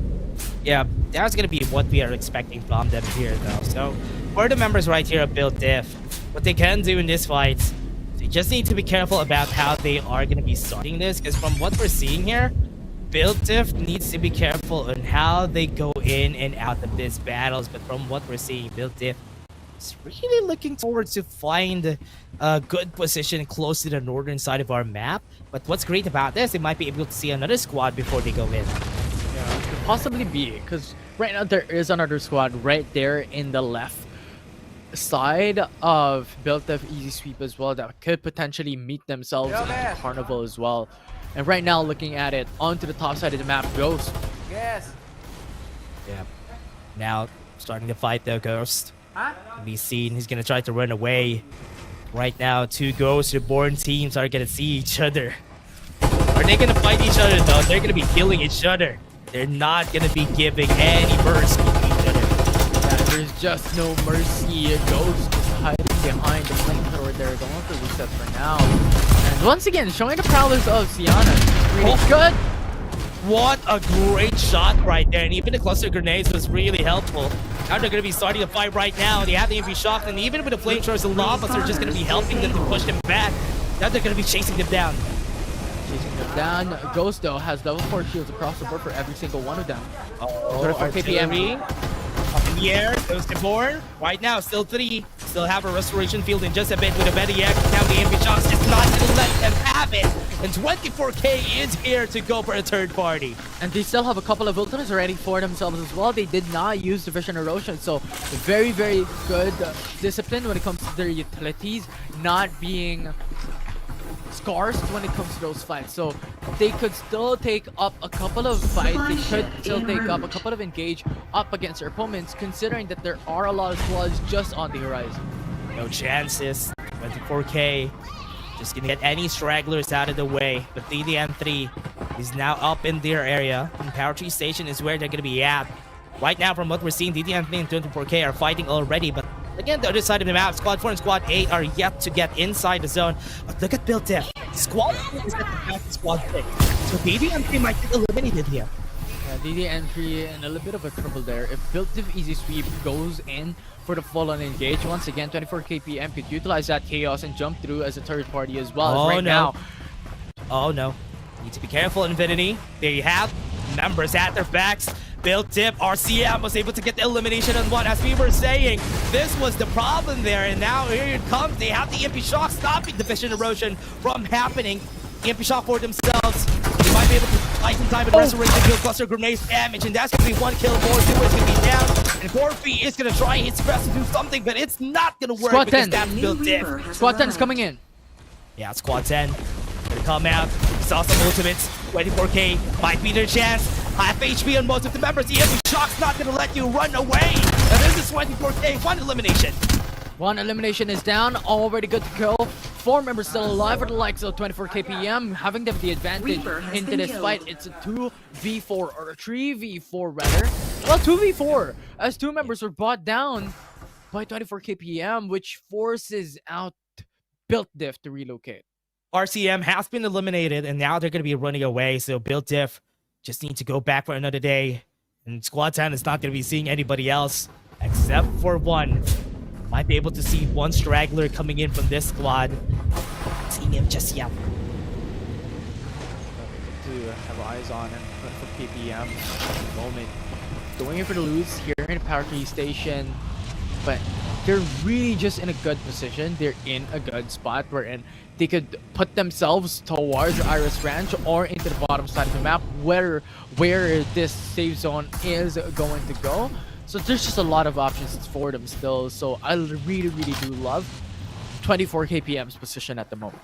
Yeah, wherever they're going to be, though, this is still going to be a good spot for them for now. From what we're seeing from them, they are just staying at the sites. And 24K, what's really hard about this, though, is going to Irish Ranch. Irish Ranch has always been a problem for most of the other squads. They're seeing some other squad, DDN3. They're seeing them try to go for the revive, a sneaky revive, and that's why they went back. Yeah. They're still onto the danger zone, though. Very dangerous. Oh, be fast, though. Thank God. So he's trying to bait them out of their place. The MP shot's gonna be used. Was able to run away. It's not gonna work out if you're fighting against 4. That's an elimination for DDM3. Will get eliminated, and now XY going for the reset, so close to be getting knocked out there. But thus far, 6 teams are left coming into game 3. Yeah, I really love the change that they did with the flamethrower. Just get spitting out molten lava and just pushing them out of the way is a really good strategy. It's not even comparable now to the Blazing Energy, but right now, they'll tip plus a grenade, half HP on some members. Jumping across with a springboard. Monfushi tries his best to get something. He got 1 kill, was able to run away again. It's not gonna work. He was able to get it. He might be able to get 1 more member right here. He still has some time. Could get the shield recharger. And now course shift though. TP's up on front. Monfushi surprises him with a frenzy blast. Almost got him the kill, but it's not gonna get anything more for Build Diff. Build Diff GD got the win. Yeah, very good coming in for the likes of Build Diff to be able to take that down from their opponents. Brings it down to 5 teams remaining. And once again, this is the power of Sienna as well. Despite not having any medkits, if you want to play it still, if you want to play it for late, you still have the capability into surviving the tick damage that the danger zone has innately. That is just too much when it comes to the latter part of the game. The reason why it's so important is because, as you said, the latter parts of the game is where you're going to be out of medkits, and having a Sienna on your team is really helpful. Lucinda is not going to be as helpful as the Sienna because in the late game, even with the Absolute Gravity, it's a small zone anyway. Why bother using the Absolute Gravity? And most of the fights are happening in long range, so having that extra sustain is really helpful. Yeah, and I like how you mentioned about those long range fights, how Lucinda's not as a priority now when it comes to composition, because the thing is, right now, in addition to that, it's all about the aim game here in the PC division, right? Cypher is still very important, don't get me wrong, but the likes of having more extra sustain, having less time to be able to really just output and going in for the resets instead of shooting down your guns is so much more of a good thing, a good addition to really put out into your composition, and that is the reason why how Sienna skyrocketed when it comes to picks here in FPC. That's why she's so good, especially that Lampton also came into play. Made it way easier for them to just play around the Sienna right now because there's a much more, it's basically a different game from how it is in mobile. That's why Sienna is just going to be viable just here in PC. Definitely is. Because the thing is, if you're gonna put Sienna in mobile, just please don't. Except if you're gonna go for more of what we have seen in the past, where it's a little bit more of the rat strategy, you could, but generally it's not advisable. Yeah, Miko got down right there, but because of the Mediacs, they were able to revive him. Remember, Paragons is at bay here, just waiting for them to just make any mistakes. Because there's 2 squads that are looking at bad NPH, and they don't really have great armors. So it's not going to be a good spot for them once the zone closes out. When zone closes out, there will be danger that will meet every single team that's playing for zone edge here. Link goes down already. Yeah, 24k comes in. Damage is going to work out. Restoration build is going to be put out. MP Shock's going to be there, but the damage is still hiding through the members at 24k. Bad MPH is making it work. Their namesake is not how they work things out because they got the elimination. They still have 3 members alive. They're going to be chasing down 24k, and Zai is also going to fall. Paragons has a chance here. Yeah, Zai goes down as well. We'll see. But MPH just waiting over towards the building. So wants to play it a little bit more patiently. They do not want to force out the engage. I love how they play it, especially when they're caught in a pinch. Bad MPH always surprises us whenever it comes to those big plays. 24k wasn't even able to fight back against them even with their better armors. Bad aim. Can't count the squad out because they're so good. Oh, but Paragons though. Level 6 shields from 2 members for Lar and Maestro. Level 5 shields for Art God and Tempest. And that's going to be a detriment for a lot of these teams that they're going to fight up against, because just that extra amount of shields, just that extra amount of sustainability and defensive capability means that there's just more effort to be able to take them down. Yeah, bad aim. Needs to close the distance. They need to get close to the zone. They're going to be seeing Ling right here on the 10th. That's going to be the elimination that they need. And that will be 4 teams remaining into this game. It's 4 players across the board for each and every single one of these teams right now. Oh no. Oh wait, it's Yeah. scattered. But Yep. Everybody's scattered around here, Infinity, but there's no shot. It's 4 teams left. yeah, it is 4 teams left. Yeah, it's 4 4 teams. teams left, 4 players each. Yeah, from what we're seeing here, Infinity, I think it's gonna be harder for the squads in the western side of the map because they need to meet each other on that valley that they need to cross. So before they cross that valley, they need to get the eliminations first. Raids, it's just going in there first. They're gonna go to the greenhouse, and Bad APH is gonna be first there, and Raids is gonna be back at the big barn. Yeah, and right now, slowly creeping by. Oh no! That's gonna be 1 kill. Great timing, Clarion. Just waited for the right opportunity. Yeah, right opportunity. That is 3 teams remaining. 4 Paragons. players each. It's already is in position, low ground against Bad Aim. Bad Aim is in the middle again. Like what happened during the last game. This is gonna be bad for them because if they need to make a choice now though. But what? The problem here is because they need to make a choice. That's why this position is not so good. Yeah, very dangerous position at this point as well. There are players coming from Raids onto the rooftop as well of the big barn, so that's extra high ground for the likes of Raids. But the thing is, when it comes to the shields, it's still Paragons who has a massive amount of advantage coming here in Fort, and 1BAP is between 2 teams. That's Paragons and Raids. Yeah, need to close the distance though. At least now we can definitely say that once the zone closes out, it's gonna be closing faster on the edge. So they need to contest Bad Aim here. It's a very smart play that Bad Aim is so far away from each other, so they don't get pincered by everybody. Yeah, definitely is right now. Raids, what are you gonna do? Because at the moment, the zone is creeping by slowly but surely, and it will go towards the hills here. Yep. It will be advantage for the likes of 1BAP though, because they have the greenhouses. Yep. You all know Uno got eliminated by Paragons from far away. A bit too greedy, and he tried to take the shot there from the members of Bad 88. The shot's gonna be used. Need to run away. Positions pretty well. They still are very patient. This is good for Bad Aim. And now the EMP goes out as well. BAP stuck. Yeah, Kale is going to be eliminated here. Miko is going to be left alone. Paragon doesn't have a lot of armors on their name, though, so it's not going to be good for them. Maestro is just trying his best to make use of the MG7. Raids is still alive. It's still good. The restorative shield, or, well, field, rather, was able to bring down AP once again. Tries to go for the revive. It's not going to work. And this is going to be Paragons just playing out of their minds. Back and forth, back and forth. Paragons was able to successfully wait behind or downhill.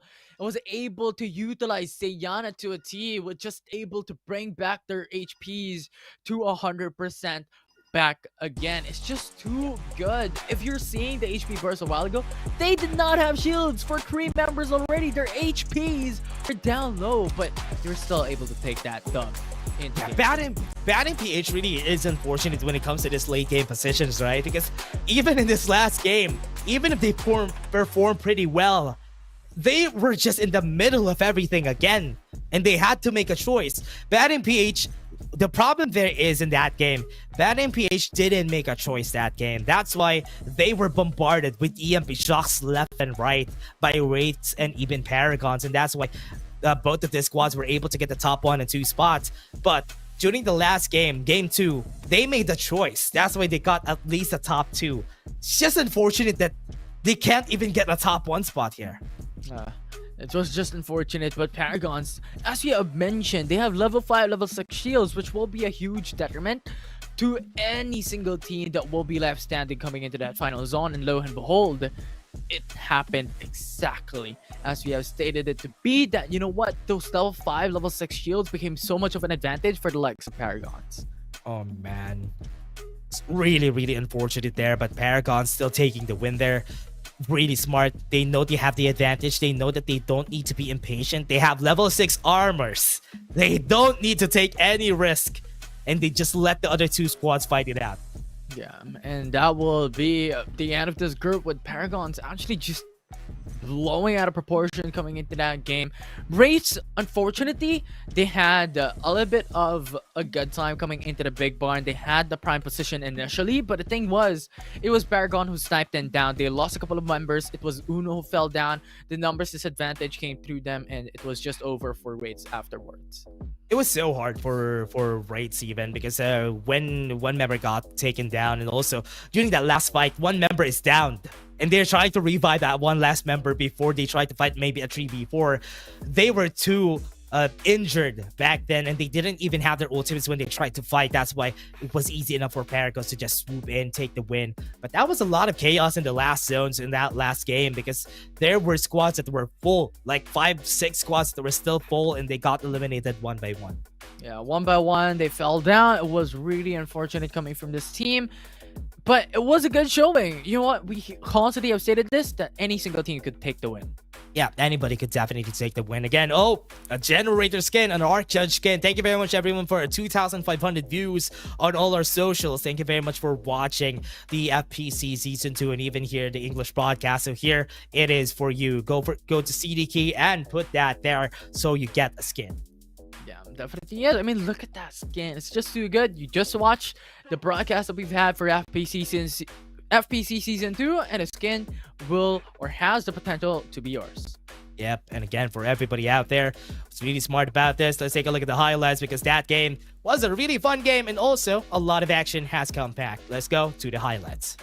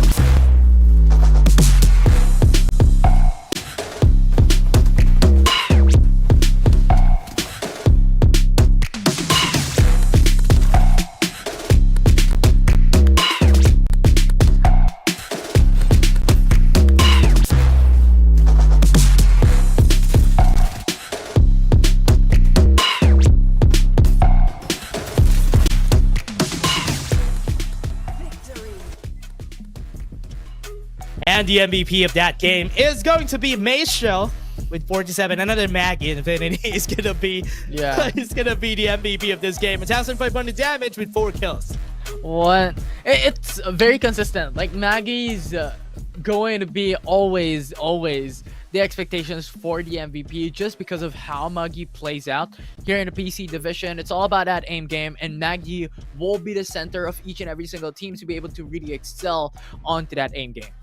Yeah, and for all the games that we're gonna have here, Infinity, pretty excited to see how it is all gonna come out in Group C and Group D tomorrow. Now they have an idea how Lampton is gonna be play out.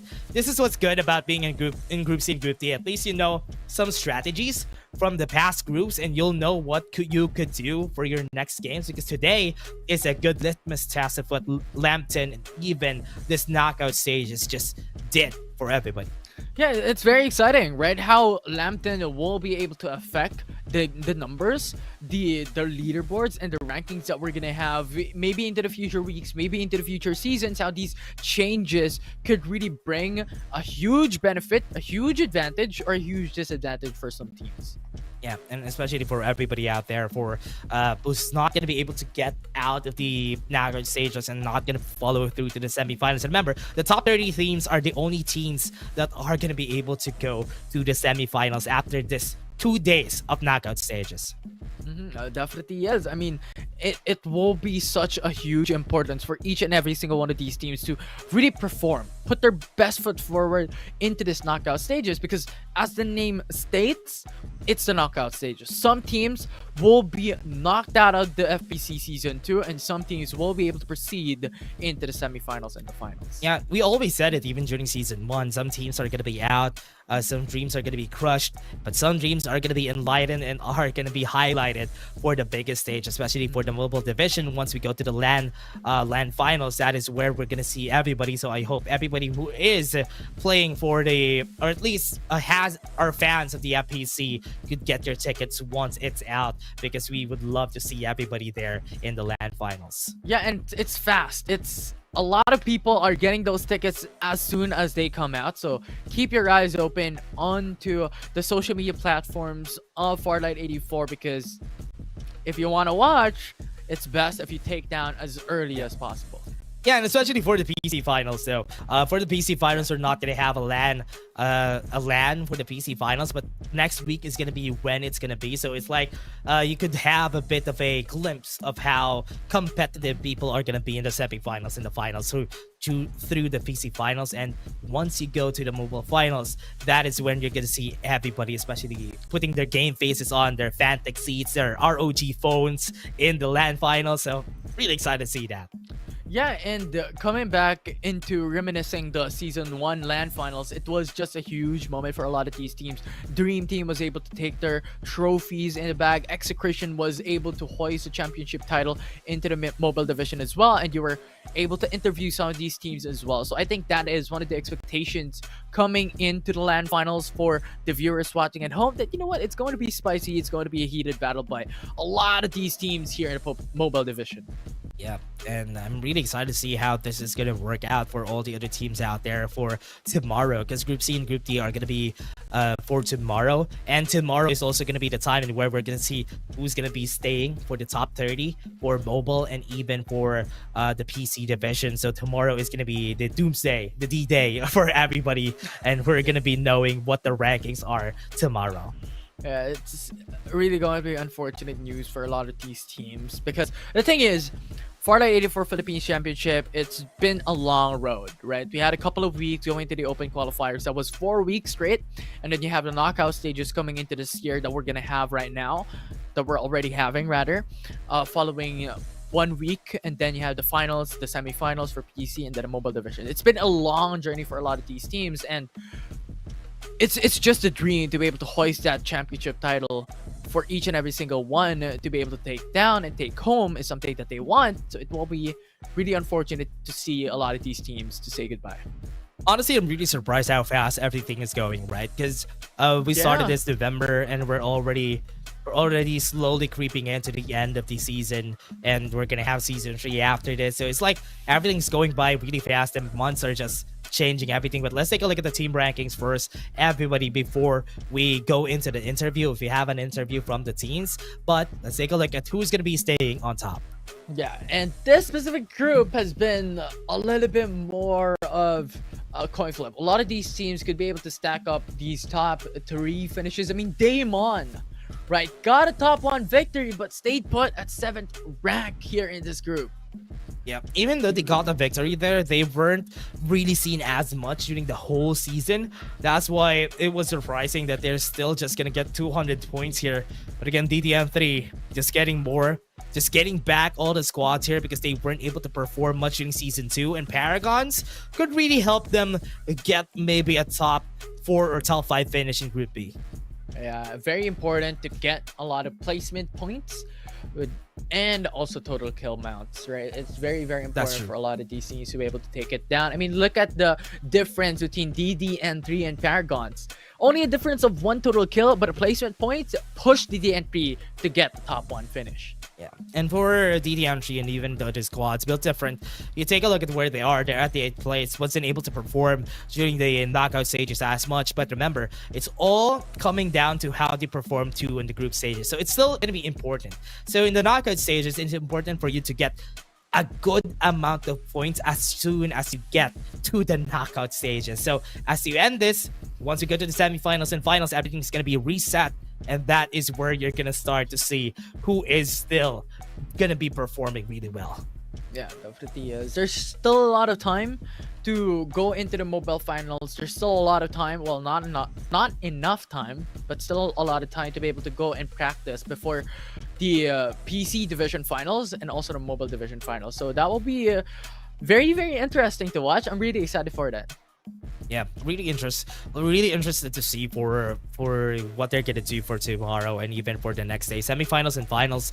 I hope we don't really have a big patch before we go into the semifinals and finals, because if we get a big patch, that is gonna change things, especially for the teams at the top.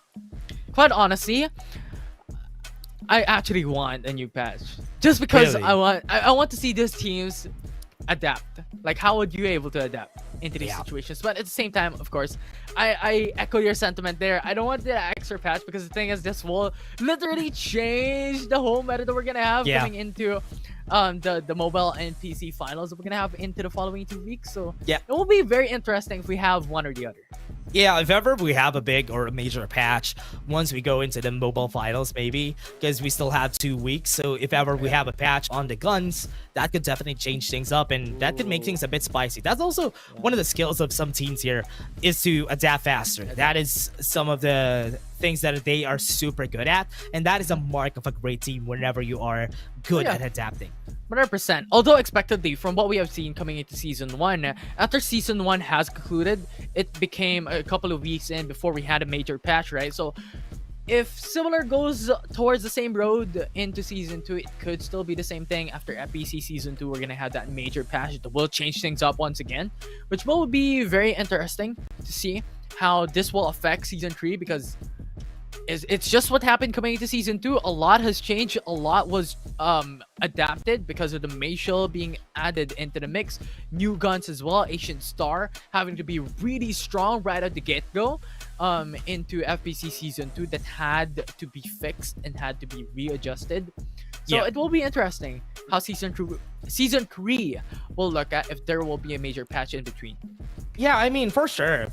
Before season 3, we're gonna have a big or a major patch, just because season ended. Season 2 is gonna be ending by then, so it's gonna be good time. It's a month. It's a month's time, or at least 2 months time, I think, is going to be the time that we have before we have our season 3. So it's going to be taking a long time. So for sure, we're going to have a major patch before that happens, and we're going to be seeing something different. I hope to see something different as we move on towards the later stages of our tournament, because we're also evolving. The tournament is also evolving. The players are also evolving. The meta is changing as we move forward, because even back in the ACC, if you remember, Ember was meta back in ACC, and now we don't see Embers that much. Yeah, and maybe a new hero, maybe. Hear me out. Yeah. We now have a hero built to Mayshell that has the verticality, that has the high ground, right? What if we had a hero that goes underground? No, that's not gonna happen. If that happens, that's gonna be ridiculous. How are you gonna reach those guys if ever that happens? It will be funny, but that would not happen in this game for sure. But again, everybody, we're gonna go to the interview first. Natin, ladies and gentlemen, the interview para sa side ng Digital Devils. Walang iba kundi si Kuya Singad. Kuya Singad, rinig mo ba? Hello po. Ayun. Nagulat ako, napakadilim eh. Parang kailangan ko tignan kung nasan siya. Una sa lahat, congratulations! Boss, parang ano boss, pag may ilaw ka dito sa taas, parang ina-interrogate Ano pa? Pero yan, congratulations sa inyo, Singa Digital Devils. Unang tanong, tagasan ba ang mga taga Digital Devils? DDN3. Okay. DDN3 so, yan. yung tatlo po sa amin is tiga Pampanga po, and then ako naman po tiga Muntinlupa po. So Discord lang. So ang comms nyo is more on Discord. So hindi pa kayo nakakapaglaro ng magkakasama kayo para sa para sa tournament, ganun. Nakapaglaro na po nung sa TNC Pampanga po. Nung kasama po, pumunta po ako ng Pampanga po nung time po. Ang layo nun dedication ang layo nakikita ko na. So kamusta naman? Nanalo ba? Hindi kami nanalo.